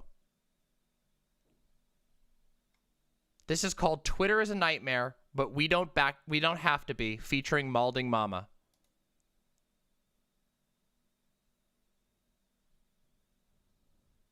This is where, look at this. Here is where I talk about how I developed the IMPS code. I talk about how Twitter works. And then I lose my shit. Succeeds on Twitter. The people who are good at Twitter are really good at making tweets that catch on. They're good at making catchy rhetoric. And there is bad catchy rhetoric or negative catchy rhetoric. And there is positive catchy rhetoric. The platform doesn't give a shit. The platform doesn't give a shit because ads are number one. That is a Big Lebowski t-shirt, That's yes. why they don't give a shit at all. And the platform will serve you those tweets. But see, killed off right here. There's a copy of the IMPS code. People literally I've literally offered very minor pushback to critique of Contra that I thought was incredibly toxic. And I said, hey, this feels really toxic to me. Maybe we shouldn't be so incredibly harsh on a trans creator who is obviously doing their best. And you know what?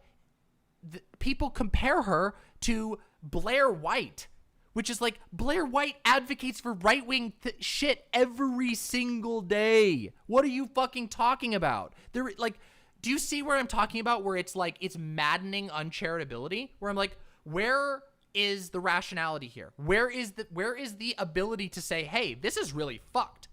Where is the left going, hey, yeah, she has a platform and has an impact, and that means you have responsibility, but it doesn't. What did Lindsay Ellis just say? What did Lindsay Ellis just say here? general, and especially to individuals in marginalized groups, because they are always held to the highest standard of purity and they always have the most to lose. Always held to the highest standard of purity. Somewhere in this video, I say almost word for word that exact thing. To do a little bit of a think before you fucking tweet. Because there are 100 ways that you can fairly critique ContraPoints' giant video if you want to. Any person could record a clip just like me. You don't even need to have a camera. You can go onto one of the 100 free sites. And guess what? It won't even be the right-wingers, because every trans person who exists publicly already gets hate from right-wingers. They already get death threats from right-wingers. They already get a constant pressure of society denying them rights from right-wingers. And then you all of a sudden have this fucking unbelievable vitriol from left-wingers too, from would-be left-wingers. And that is exhausting and terrifying and discouraging in a way that I don't think many people like to think about. And it really does disturb me, and it really upsets me, and it makes me fucking pissed as shit. Because there's one thing to critique somebody, and a lot of people here, gonna tell yeah, I mean, feel free. I'll read out your personal story if you want.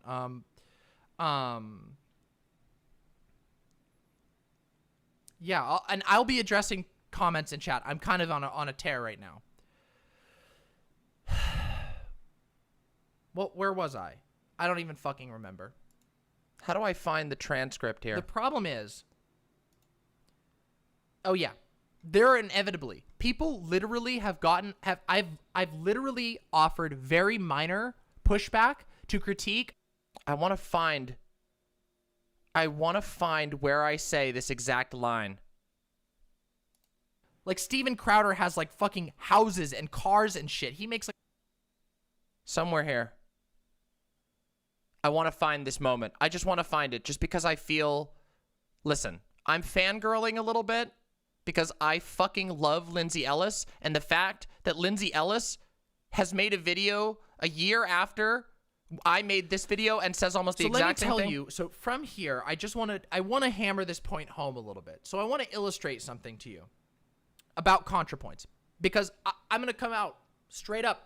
I have not watched and probably will not watch the newest ContraPoints video. I literally do not give a shit, okay? ContraPoints makes incredibly, incredibly high quality videos. They are not the type of video that satisfies me anymore.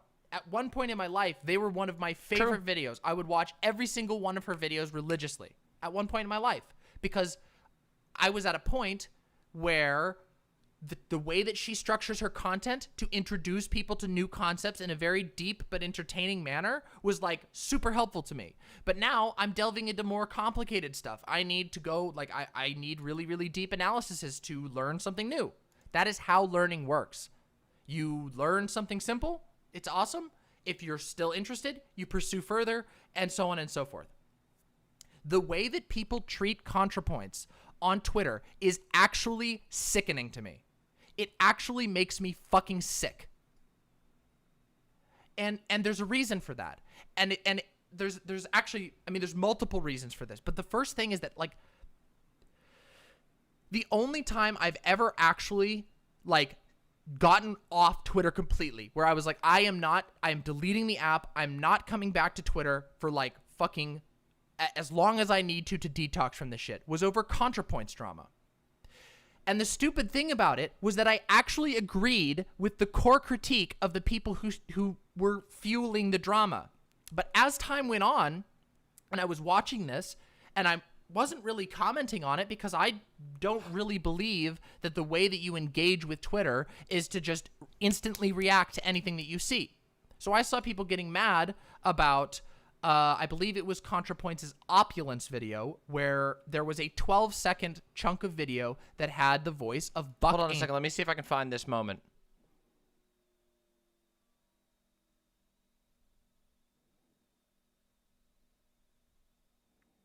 Hold on a second.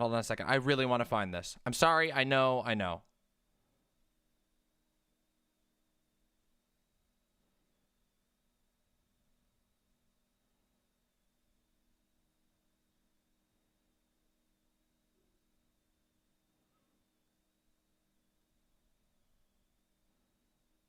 Here we go. Listen.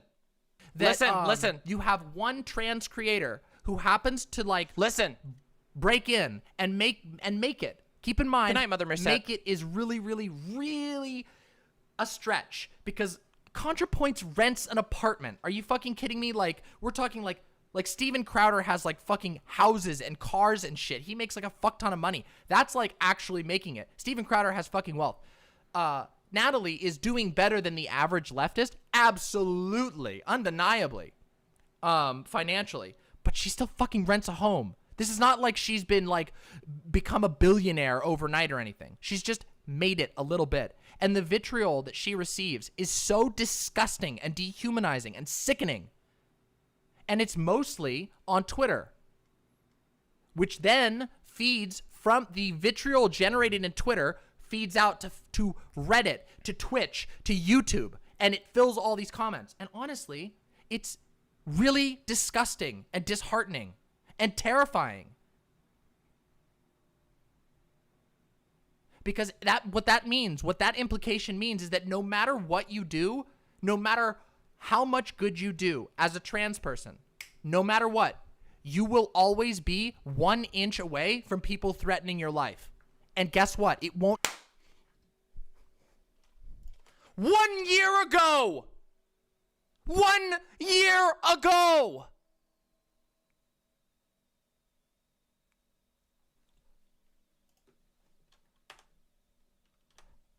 In general, and especially to individuals in marginalized groups, because they are always held to the highest standard of purity. And here's the thing.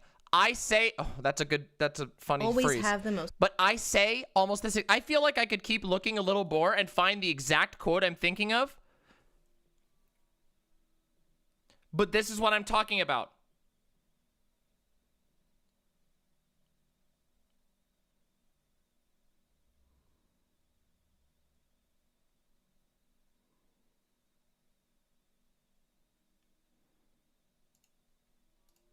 Person, I recognize that there's something really fucked up by the fact that this shit happens predominantly to people of marginalized position. But it isn't just them, but we do get the fucking brunt of it.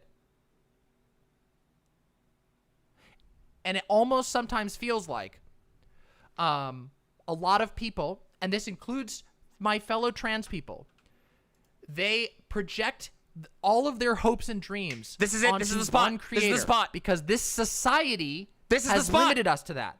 This society has only allowed there to be like a handful of trans people who are successful. And so people put all of their hopes and dreams on that person. And then they go, if you fuck up, I'm going to flip out because you failed me. You failed the impossible standard that I held for you. And so what I'm trying to say here is that the individuals of the collective left online need to get fucking better about this shit. Stop it. Just fucking hold back your reactionary tendencies and learn to do a little bit of a think before you fucking tweet. Do you want to know how many views this video has? This video has 291 views and only 33 likes.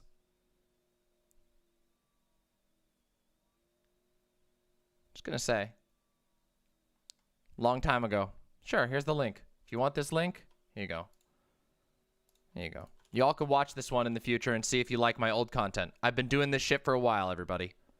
But just let's listen one more time. Ready? Remember what I just said 2 seconds ago on that video? Disease. Pretend it isn't doing real harm. Not just to individuals who are targeted, but to the state of discourse in general, and especially to individuals in marginalized groups, because they are always held to the highest standard of purity and they always have the most to lose.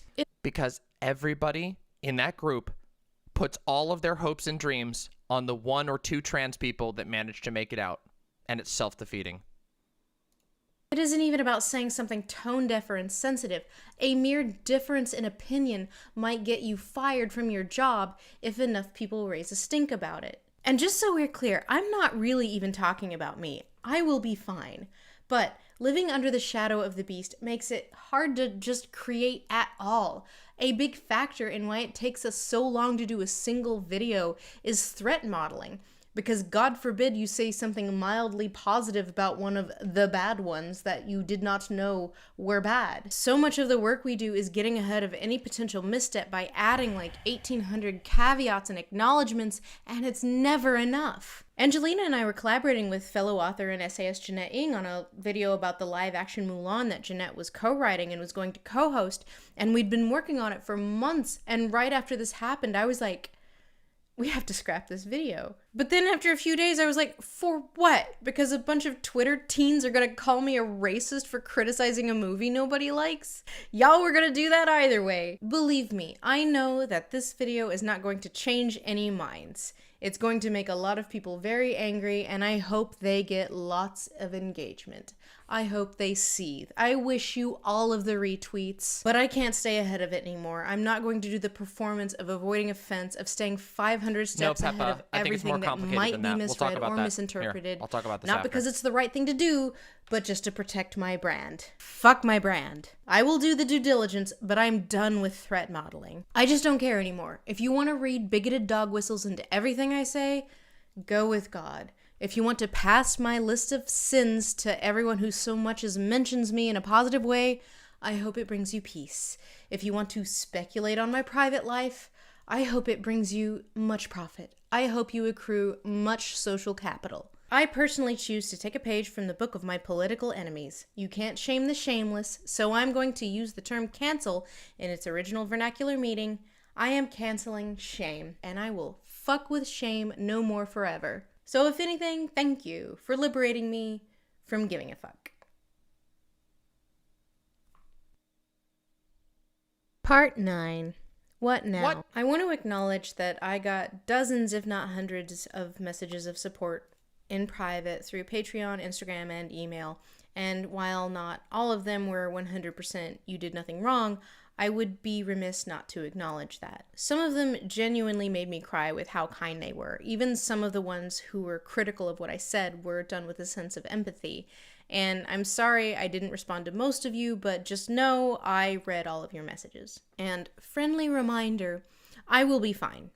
Until my liver Agreed, gets out. silent. This is like the 800th time something like this has happened to me. But am I done with Twitter? Basically, yeah. I honestly intended to be forever done with Twitter. Remember when I read Anna Vallen's letter on stream? Does anybody remember that?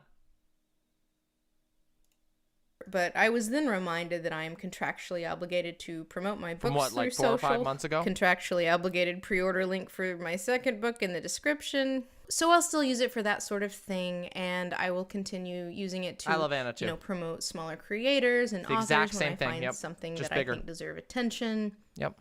And also shameless nepotism. These people calling me a nepotist. How dare you say a thing that is true? But my biggest mistake was using Twitter in the way that a lot of my friends who had way fewer followers than me did. Like, yeah, I can be a little edgy. I can make jokey jokes. I can just be... The Beatrice. I know Anna IRL. I can be like one of the boys. Anna and I were in a all-trans group chat before either of us transitioned. Like a literal, 4-people group chat, 5-people group chat. I've been friends with Anna for a long, long time. And I should have stopped doing that a long time ago. Worse, Twitter is just a recipe for both addiction and misery. They call it doom scrolling for a reason. Like, even in the last couple of weeks, I feel like my brain is having to rewire just this impulse to constantly be checking Twitter. And it was making me a shittier person. I was getting in fights with people more and more. I was dunking on people more and more. I was clapping back at followers more and more. Like, one other person I owe an apology to is Movie Bob. I told him on Twitter to leave me alone because he was acting like a creep by being overfamiliar and continually signaling to the world that we're friends. And he was acting like a creep, and we're not friends. But I would have never done that if I had known that the diet Nazis were going to turn that into a meme. Like, I don't like a lot of what he says on Twitter either, but please stop using my face to torture this man. Leave him alone. So at its core, this was a wake-up call.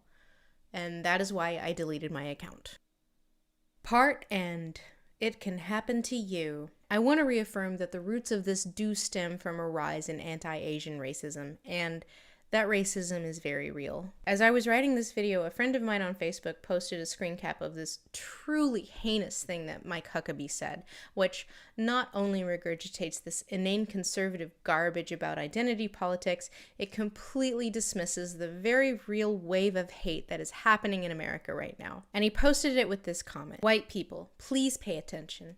Every day, a person of color has to look at something like this, or worse, every literal day. Just try to imagine what that would do to your psyche." And it hurt to read, and honestly, it hurts for me to even read out loud right now, because it's true. I literally only can imagine. Few of the people stoking anti-Asian violence right now will suffer consequences, and probably more racist attacks will occur, and this is just another chapter in our country's long, sad history of anti-Asian racism. And the reality is there's not a lot we as individuals can do about that. We live in a fundamentally unjust world. I do acknowledge that.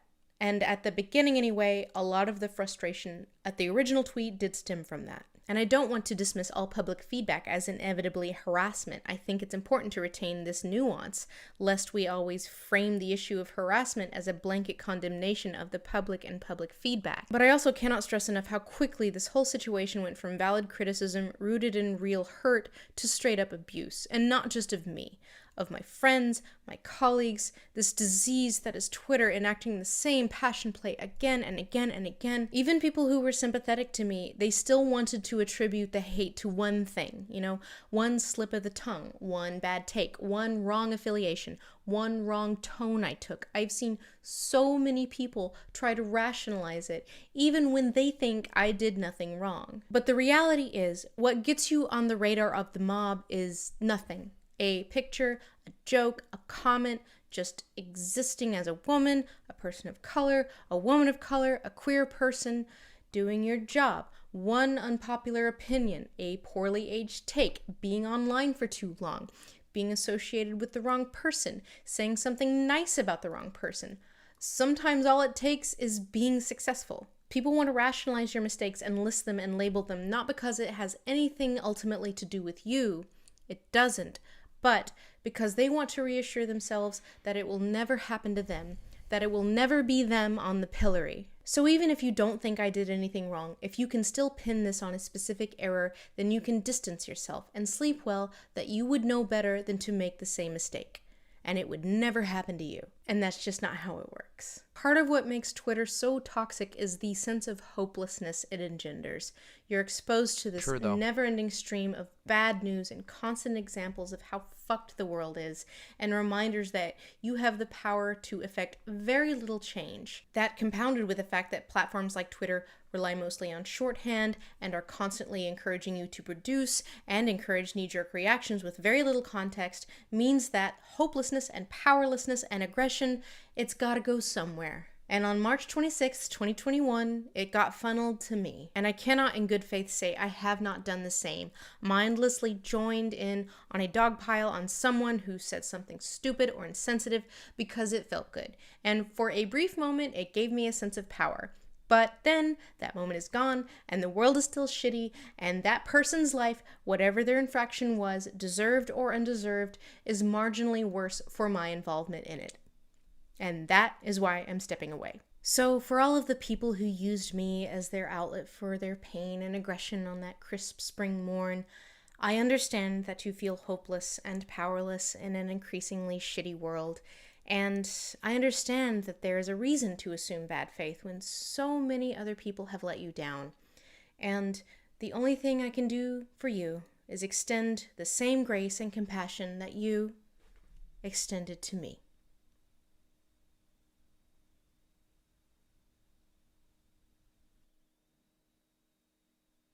Damn.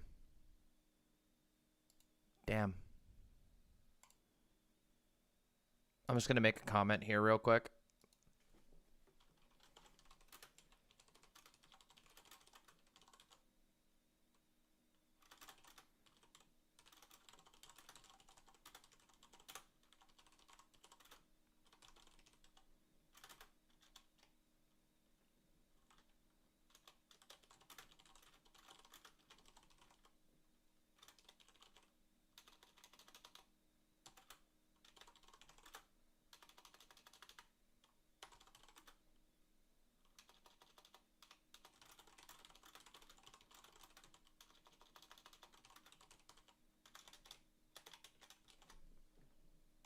Bam. All right. Everybody, I want you to take a quick break, a quick breather. I am going to go to the bathroom. I want you all to think for a second. Then I'm going to come back after I go to the bathroom, and we're going to talk about this. We're going to share some thoughts and some feelings, and we're going to go from there, okay? Take a deep breath, enjoy the quiet, and just think about what you want to hear, and what you want to talk about, all right? I'll be right back, okay? Just take it easy. Don't go anywhere unless you want to. Burp.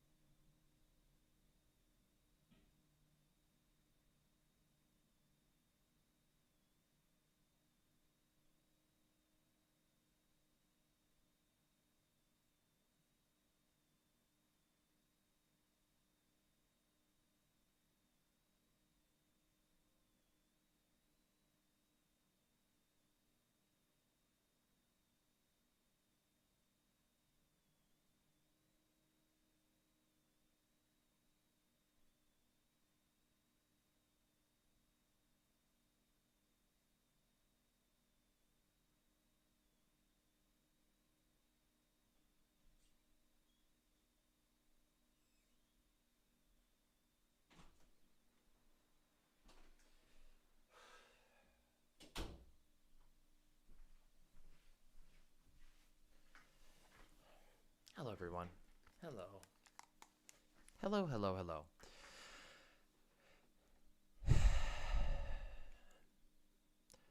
That video spoke for itself, and it was really amazing, okay?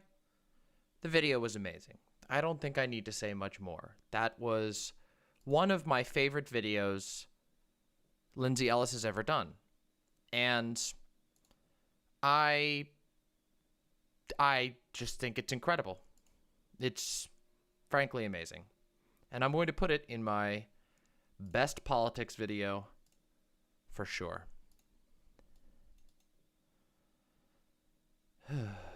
Oh, much love, Beatrice. Thank you. It's really hot in here. There's so many things swirling around in my mind. Yeah, maybe in a minute. Maybe I'll look at that in a bit. Well, yes, I have played Isaac Repentance. No, it makes sense. This video is really amazing. And I mean, I've talked about this a million times. Those of you who've watched my content for a while probably know that I've talked about this a lot, that I talk about this sort of thing a lot.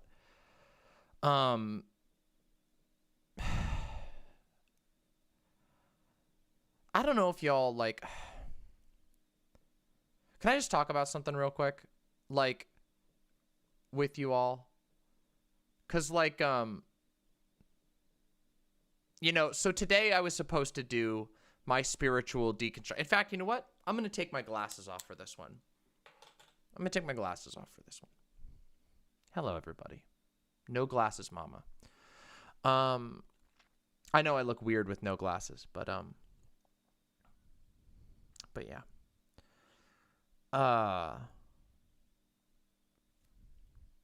Not to Fawn. I know you see me without my glasses all the time, Fawn. But to everybody else, they never see me without my glasses. See, when I don't have my glasses on, the bags under my eyes become very, very visible. You can even see my new gray hair.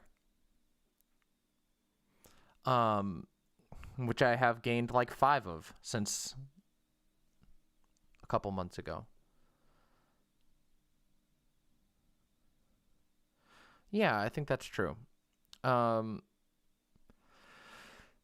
today I was supposed to do, no. The spiritual deconstruction stream is going to happen. Like, I really want to. Well, thank you, Jesika Metal. I appreciate that. I was supposed to do my spiritual deconstruction stream today, but that's going to be a heavy one. That's going to be a very, very intense, not scary or just sad, but it's going to be heavy. It's got a lot of stuff to talk about it. You know, a lot of stuff to talk about in it. And I was originally supposed to do it today, but then I realized, that I was fucking tired. And the reason I was so tired is because this week I subjected myself to approximately 20 hours of critique. Well, thank you, Simone. I appreciate that. And after 20 hours of critique, a lot of people's first instinct was to critique my critique and say that I didn't do a good enough job, that I don't actually care about improving, that I'm just a narcissist or an egotist or whatever. And that, you know, and there's this incredible pressure to, there's an incredible pressure to always maintain diplomacy. And you all know I'm pretty spicy, but I don't think you all get how much self-control I actually have. How much self-control? Well, I think maybe after watching this video, you get an idea of just how much we gotta grin and bear it. And you know, I get it. There's been a lot of very, very valuable things that came from the self-critique. Especially the one after the Vaush stream, after I went on Vaush and got critiqued by Vaush and Vaush's chat, and I got critiqued afterwards for a couple of hours by Open Collins. It was very valuable to me. I don't regret doing it at all. I also don't regret doing my review stream. But I realized that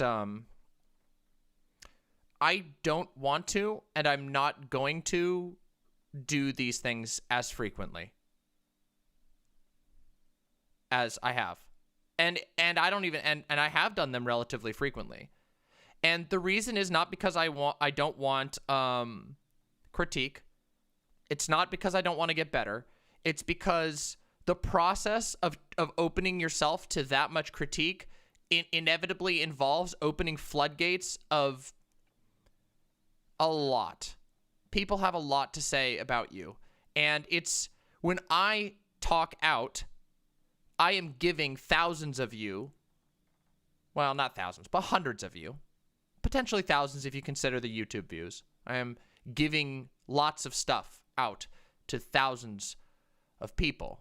And when I open myself up to critique, many people come in good faith, but nonetheless, it is dozens upon dozens. And actually, to be completely honest, because of comment sections and everything like that, I get thousands of things put in my direction. Everything, and you know, some of these things are disgusting and some of these are beautiful. But it's a lot. A lot of it is pretty disgusting. I get a lot of hate. I get a lot of hate. Like a lot of hate. And I only just now started getting only just now like started getting a lot of viewers, which is amazing, and I love my viewers very much. But the critique is a lot. And TikTok, a lot of hate on TikTok. And yes. Whoa, wait, we hit 9K? Holy shit, that's fucking awesome. Lovecraftian imp. True. Hell yeah, that's so awesome. Thank you, Based Alaskan. I appreciate that. I do want to still engage in critique, but I think I'm going to dial it back a little bit because the other night after the critique stream, like, it was like the moment I turned off the camera, it was like my soul was gone. It felt like it was draining, and I felt especially because of the nature of the things that happened. And something that I learned this week that I didn't expect to learn this week is that people are really weird, okay? And I don't mean you. I don't mean my imps.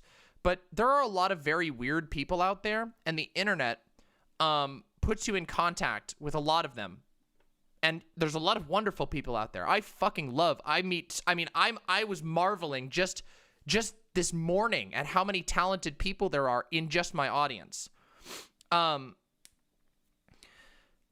like I had somebody just a couple of days ago speculating on my personal life, speculating on my emotions, making fun of me for losing a friend. Like, making fun of me for losing a friend, when I did everything in my power to stop that, you know? Like, I didn't want it to be discussed. I never wanted any of that to be discussed or brought up. And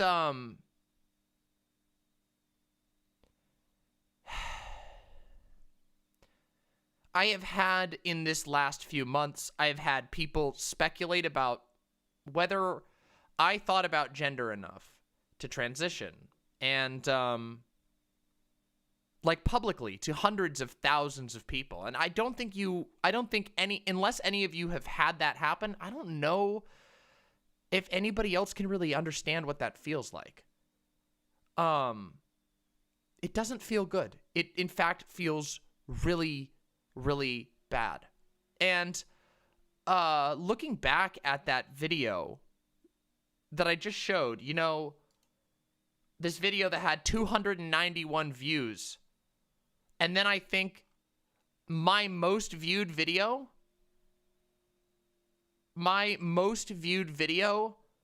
in the entire world is not made by me. I am making no money off of it. And it talks about how I am a horrendous piece of shit who didn't think about gender enough before I transitioned.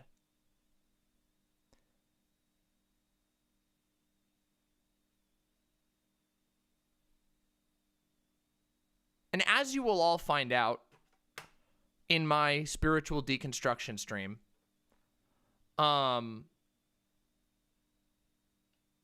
like I did think about gender a lot, like a torturous amount, like a torturous amount. I don't think you can understand how much I've thought about gender. And how much pain it's brought me.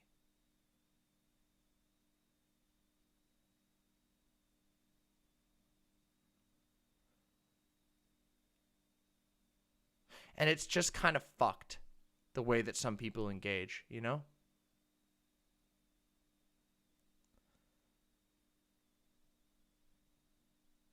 It's just really fucked. So I appreciate those of you who don't do that a lot. A lot. But I never, and you know, I'm going on vacation, so I'm trying to leave, you know, I'm trying to just share my thoughts and whatever. A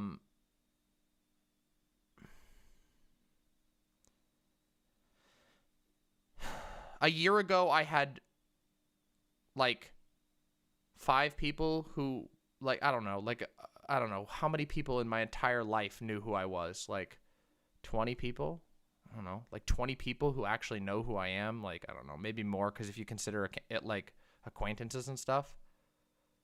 And now I have thousands of people telling me everything about me. I have people making videos in which they make fun of my a friendship of mine that fell apart, that was extremely painful for me.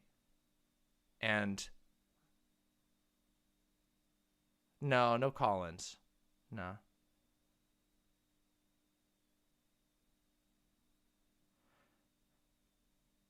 And it's something that I want to be able to deal with, because I love this work. I do. I really, really do. I do. I love creating. I'm excited to get on stream every single day. But like,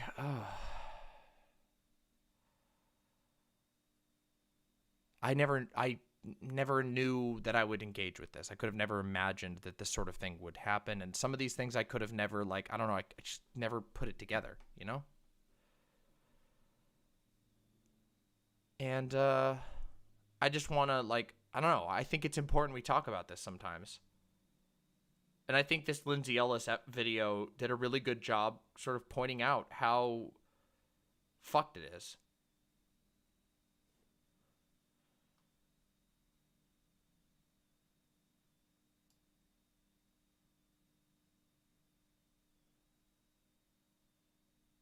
Thank you. And I appreciate that a lot, God King Yumi. I really do. I seriously do. I really, really do. I appreciate that a lot. I'm sorry I haven't gotten to it. I just, it's ended up, everything's ended up taking longer this week. I know I'm not going to finish the content I wanted to get to tonight, but you know what? I'll read it off stream and then we can talk about it. Cause I know you did. I know you wrote that in good faith. I know you did. So I do want to do that. Thank you, Lo. I appreciate that. I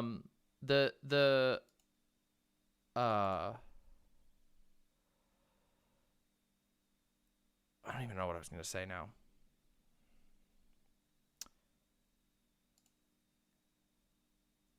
Hey, thank you so much. You know, I'm not doing badly right now, but thank you so much, Kai Woofy. I appreciate it. I'm not actually doing badly. I'm a little in my feelings, you know? I'm a little in my feelings. I actually am doing pretty good, all things considered. It's just like, this video made me realize like how much shit there really is out there. Hey, thank you, Silent. Oh, thank you for the gifted tier 1 sub. And Twitchy Java Cat, thank you so much. Really, really appreciate that. Seriously. That video was intense. And it was a lot. It was a lot. What do? Yeah, it's $20 in 10 seconds. Thank you very much, everybody. Thank you.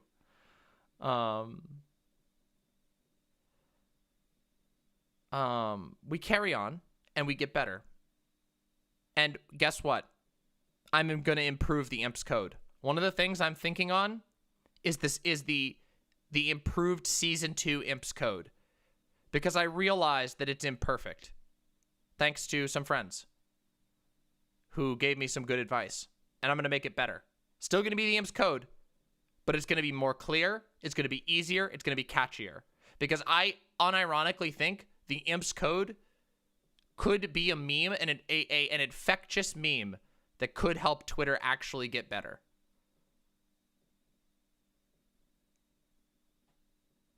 Yeah. But I got to think on it a little bit. I got to think on it a whole bunch, actually. Yeah, IMPS code revision, yeah. What does the Scouter say about your YouTube subscriber count? Let's take a look. What's my YouTube subscriber count at? Showing 9K. Let's see what it says out back. 911. Uh-oh. Oh, shit. Uh-oh. Uh-oh. No. Oh. 9K. I'm banned from Twitch now. Oh, shit. The IMPS code refers to the handbook I invented for, thank you so much, Sathers. Thank you so much. It's going to be amazing. Thank you so very much. I know today is 4/16. I know it is. I know. It is a ominous day. An ominous day. Yeah, true, Kai Woofy. Well, I'm gonna put it to good use, I promise. It is no. You listen, Oblivia. The secret about the IMPS code, it's not a moral code. The IMPS code is a handbook for making your own life better. The IMPS code is not a moral code. There is no forgiveness needed. All you gotta do, stop discoursing, meme and cream, promote yourself, and defeat your enemies. And you have to be good. And here's where one of the problems is. It's not a cult. That's why I say it's not a moral code. I'm specifically not being culty. It is a handbook that helps you do better. The Ides of Alden. Oh my God, oh my God.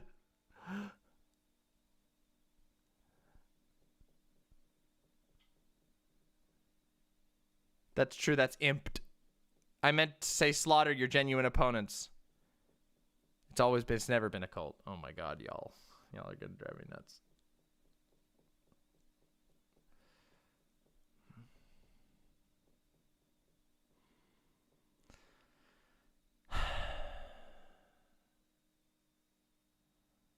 Danny Fallon says, I just want to say this. You have cultivated one of, if not the comfiest and most supportive community I've ever been a part of. So much that it gave me the confidence to come out as non-binary. Not only is this community comfy, but we're capable usually of engaging in contention without blood sports. The mod team is nothing but welcoming. It has been a wild few months I've been a part of this team, and I hope for an even wilder next few months. 100%, Danny. You are welcome, and also thank you, because you helped to build it. And we're only going to get better. We're only going to get better. Oh, ya boy to poi. That would be so amazing. I do have a P.O. box set up. I already set up the P.O. box.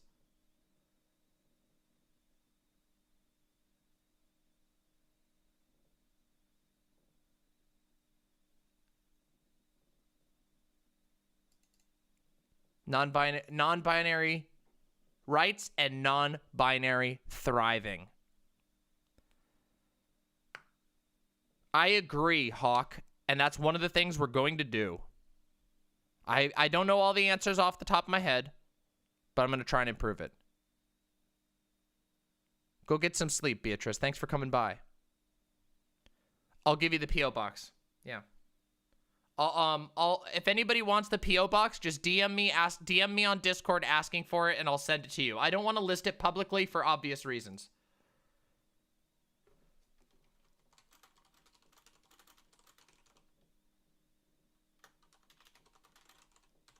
Yeah, I don't want to list it publicly, but if people ask me, I'll give it away. Yeah. Basically, that one step will mean that like 90% of the hate mail will never arrive because people are too lazy to actually ask. To actually ask. Oh, if masked Nazis ask for it, they can have my P.O. box. It's a P.O. box. It's not near where I am.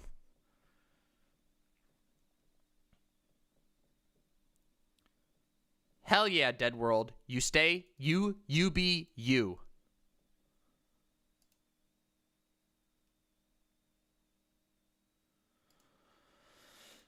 I think the post office would be able to take care of that. Yeah.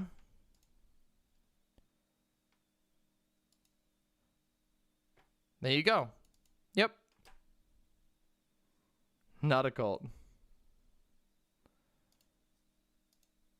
Yes, I plan on. No, I'm gonna add Impo Clown and Impo Laugh to the to the Discord, and I'm gonna add Pom Poker to the website because Pom Poker is great.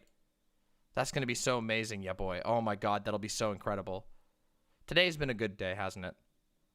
Well, okay, you could pretend it's a cult if you want to.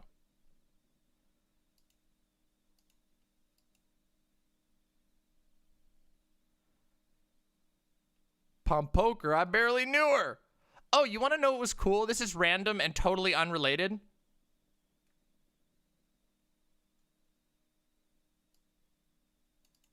You want to hear something really, she, her, the war hero?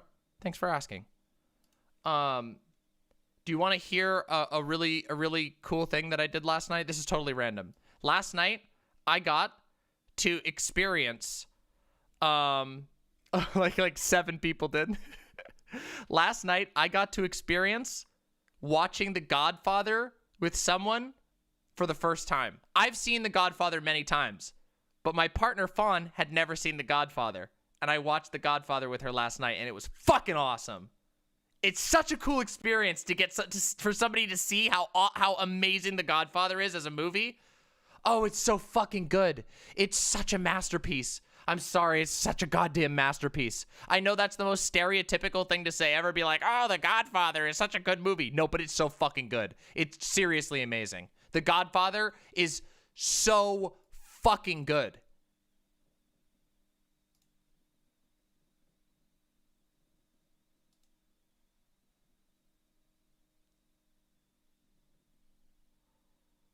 Oh, yeah, you gotta watch it again. Every time I've watched The Godfather, I've liked it more. Yeah, I'm gonna watch Godfather Part 2 next. Maybe even tonight.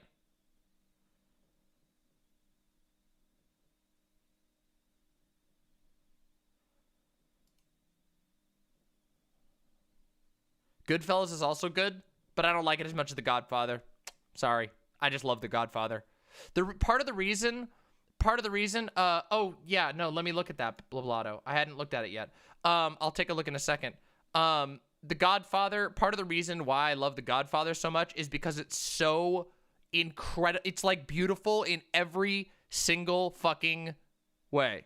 Like, every single way. Like, it's cinematically beautiful. It's musically beautiful. The acting is incredible. Like, holy shit. Yeah, leave the gun. Take the cannolis. Oh, my fucking God. Oh, my God. There's so many moments in The Godfather. Every single moment in The Godfather is so good.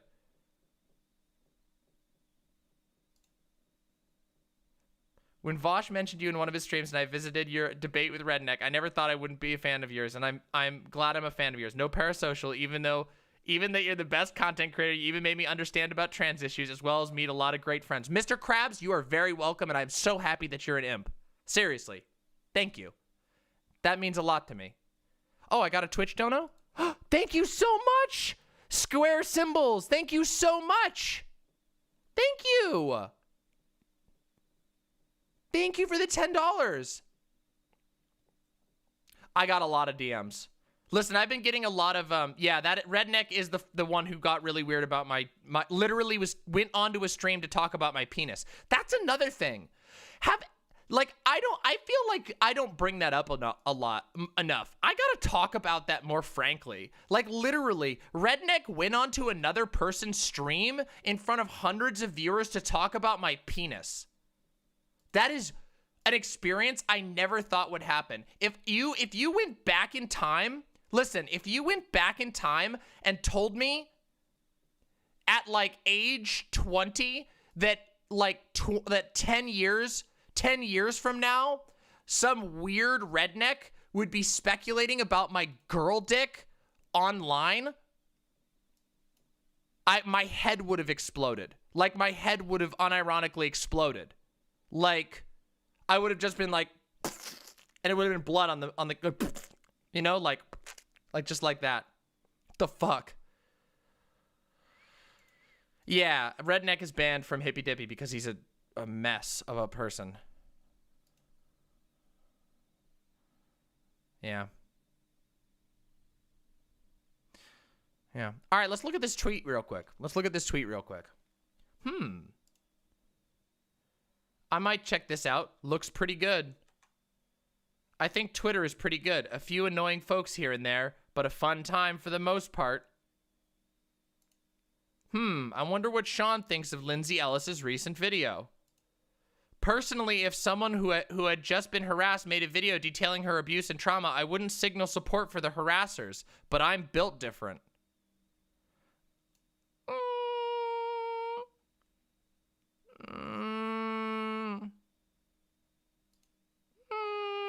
You know,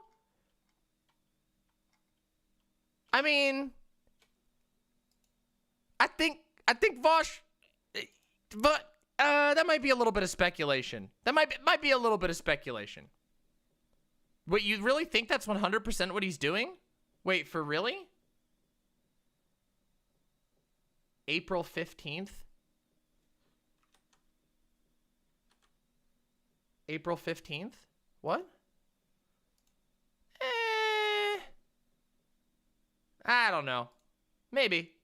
I mean, I will say I roasted Shaun in the beginning of the morning. Like I already roasted Shaun today.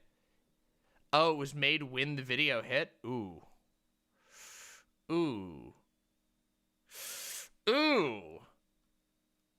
Oh, God. Oh, no. Okay.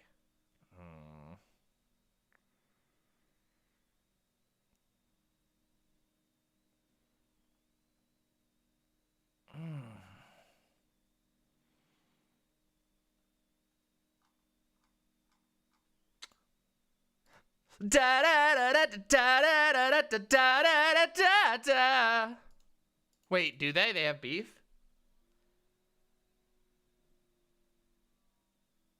Oh, that's right, because Lindsay Ellis called him out. You know what? All right. All I'm going to say is I want to play a song about a song by a friend. Ready? We're going to play a quick song by a friend.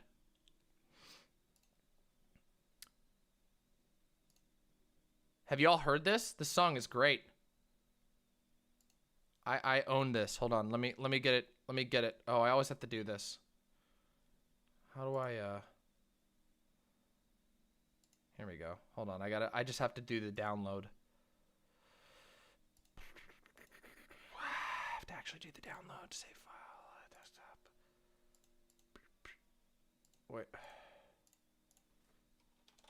I forgot to download it before I do this. We're going to just listen to something together. Because, you know, I happen to know that there's this really great song. Here we go. This is by Gayfesh. Gayfesh just did this.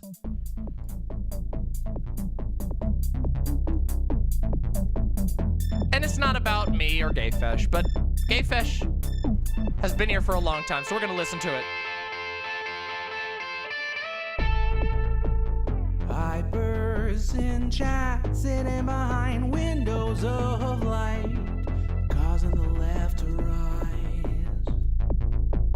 Trans rights, black lives, fighting against fascist Weasley lies, still lying through their eyes. By the way, do you all know what this remix was made for? And chatting praxis, amassing fight for. Do you know what this is made for?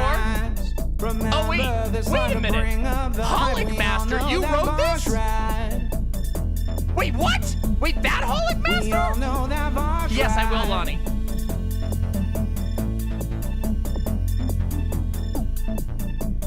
Mark slaps, lips mad, growing our numbers, there's no end in sight. We must achieve this victory, abolish these commodities.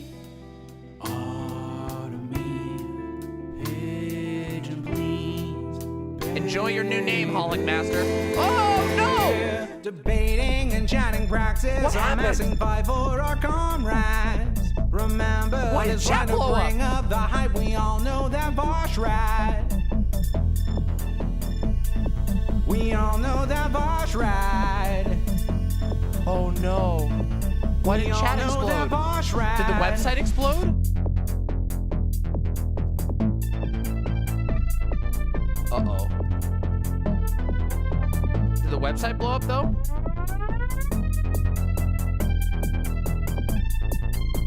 No, it didn't. Weird. Apparently chat just crashed. Oh well. Debating and chatting praxis, amassing fight for our comrades. Remember this line to bring up the hype. We all know that Vaush Rad. Debating and chatting, praxis, a massive fight for our comrades. Apparently chat, bro. Remember this line to bring up the hype. Sorry, we all everybody. know that Vaush Rad. Debating and chatting, praxis, a massive fight for our comrades. Remember this line to bring up the hype. We all know that Vaush Rad. Debating and chatting, praxis, a massive fight for our comrades. Remember this line to bring up the hype. We all know that Vaush Rad. Workers unite, let's make picket lines. We vote and we change minds. Cops will rise, we all chant, take out. We all know that Vaush Rad. Damn. Damn, that was good. Sorry I interrupted it by blowing up chat somehow. I don't know how I blew up chat. Look, look, chat's exploded. What the fuck happened? Hold on. Hold on. Let's hide chat. Let me figure it out. Your song bopped so hard that it exploded it.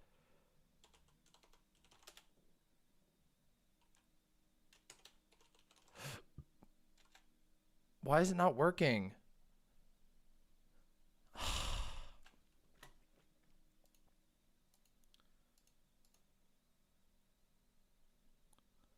Is it okay now? Oh my God, why? Oh, hold on, I know why.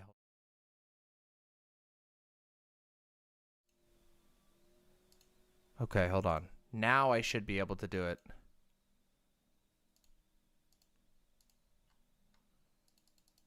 Huh.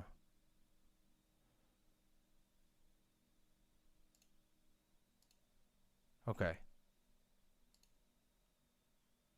Ah! There it goes. Resurrected! I fixed it. Okay. Whew. Maybe at some point, Kai Woofy. Oh, I fixed it. Also, Holic, you have a fancy creator name now. Thank you.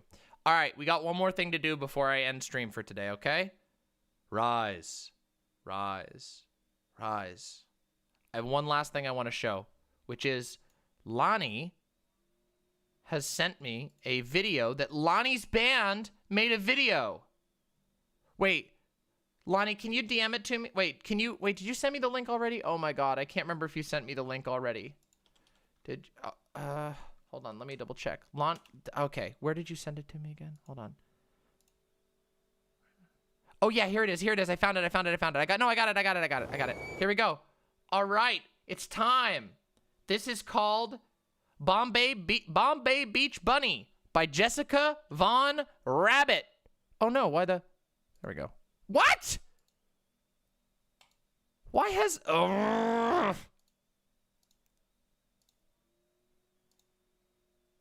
There we go, fixed it. Okay, all right, let's watch this. Here we go, let's watch it. Let's enjoy it. This is Lonnie's band.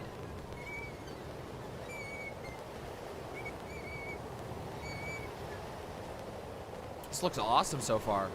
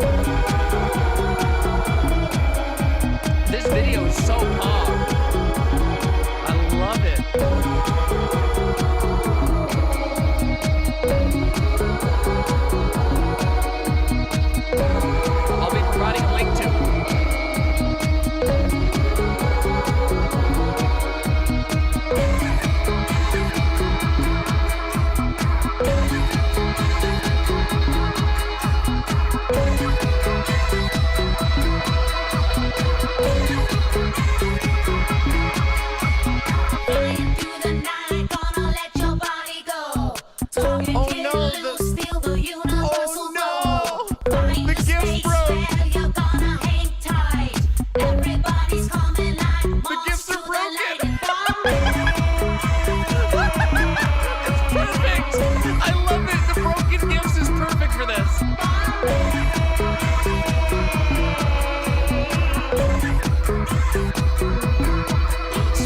Busted. Yeah. Busted Blobby.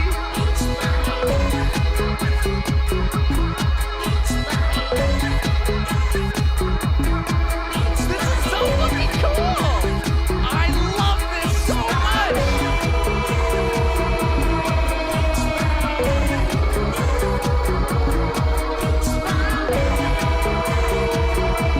I love it.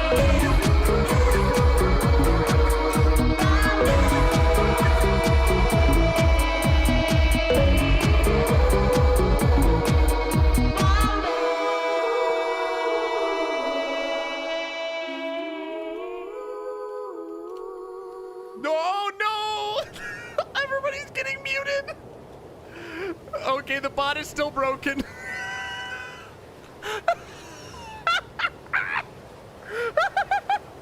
What the fuck is going on? The chat is exploding. Oh no. Chat's having a bad trip.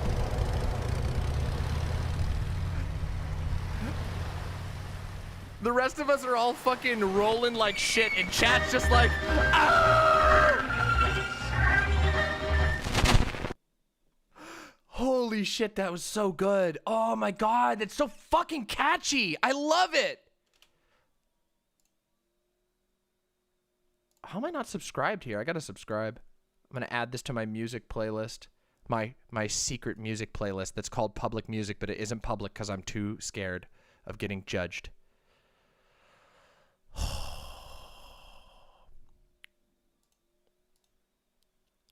There we go. Damn, that was awesome. Whew, that was awesome. Damn, Lonnie. Good fucking job. Holy shit, that was awesome.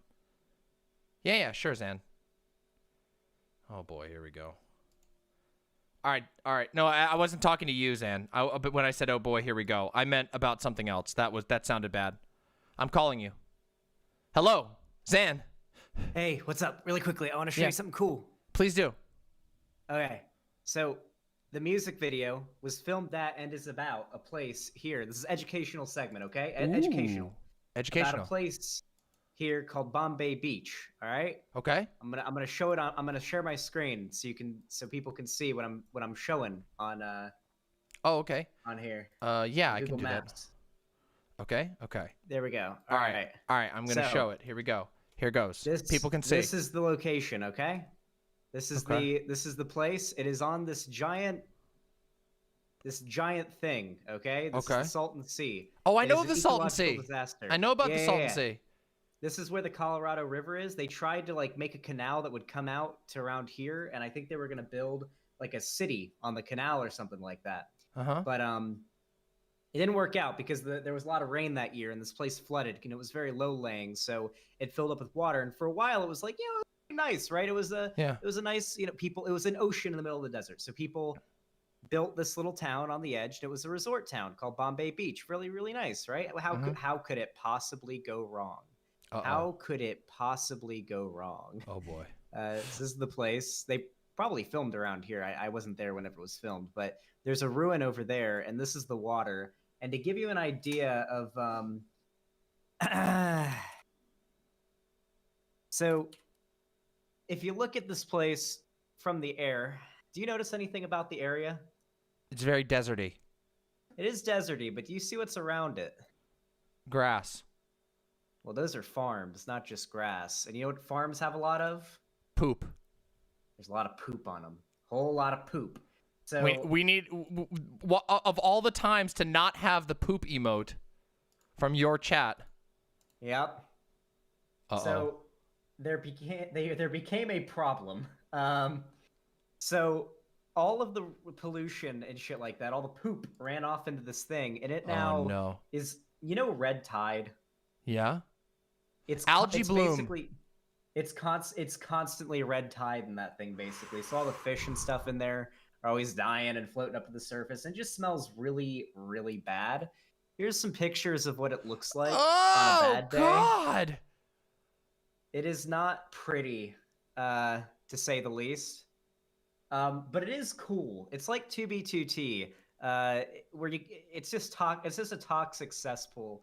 I may be over exaggerating how awful it is, but it is pretty disgusting. And the place that they were, that Jesika was singing about in the song, people confuse them, but Jesika and Lonnie are not the same person. They're just both blonde.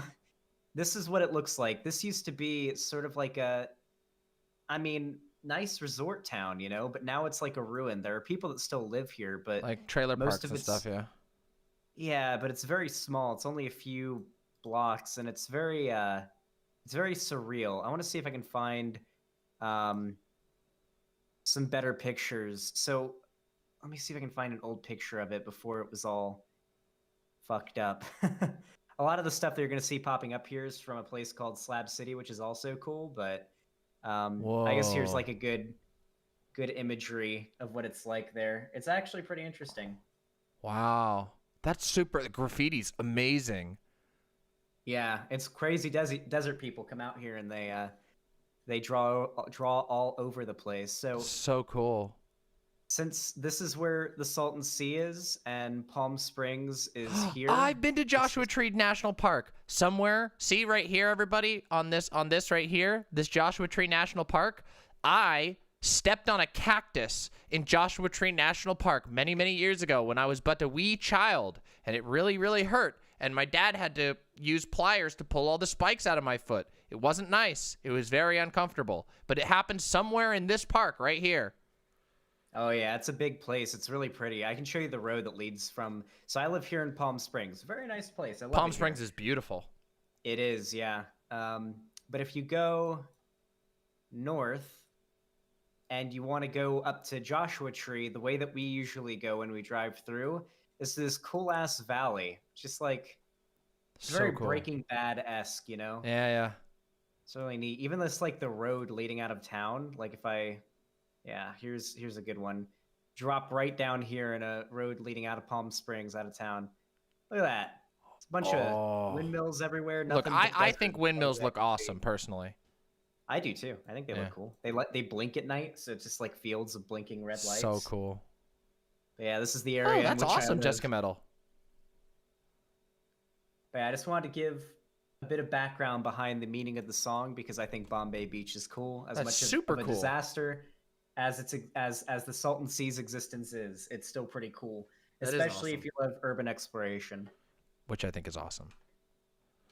That's super, super cool. Thank you for sharing that with us, Nan. Seriously. No problem. Thank you for having me on to talk about it. Anytime. Alrighty. Is there any other memes before I go? No, I think I'm going to wrap up here pretty soon. Alrighty. I'll talk to you later then, okay? Yeah, good night, Zan. Have a good night. Good night. That was cool. Lonnie and Zan, thank you so much. Yeah, of course, Lonnie. Which Zan? Xanderhal. The Xanderhal. Yeah, I know. I gotta, listen, tomorrow I'm getting my, okay, everybody, here we go. Here's the send off, okay? First of all, we gotta pick somebody to raid. We will raid somebody. Tomorrow I'm getting my vaccine, so I will be off for, I will be off for until Wednesday. Wednesday is when I will come back. My goal is to do the spiritual deconstruction video on Wednesday, okay? I'm getting my second vaccine. And yeah, it's a little bit less than a week, but guess what? Mine is very close to that time, actually, a little bit after you. So about 30 minutes after you. 1:15 or so is when I'm scheduled for. Yeah. And yeah, but don't worry.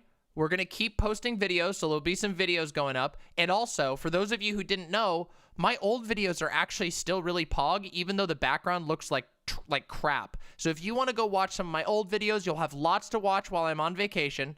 And hopefully I'll have the TikTok desk set up and a couple of other cool things I'm working on, all right?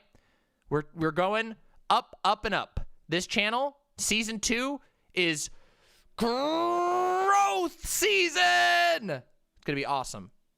Oh, yeah, the oldest one was Zanzi. It's a really good one. All right. Much love to all of my imps. We're going to raid out. So if you are still feeling the energy, you're still feeling like you want to watch stuff, let me just pick who we're going to raid real quick. Let's just take a look at who's on Twitch right now. Who's live? You know what? Oh, Conyer. Conyer. Okay, we're raiding Conyer. All right, go give love to Conyer. We're going to raid Conyer, okay? Give all of the Impo love over to Conyer, okay?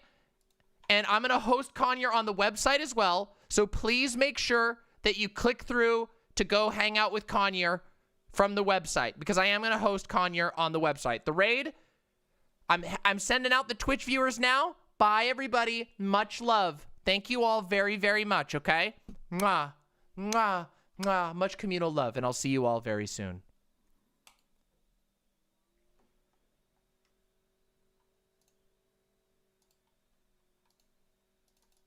Here we go. And host. There we go.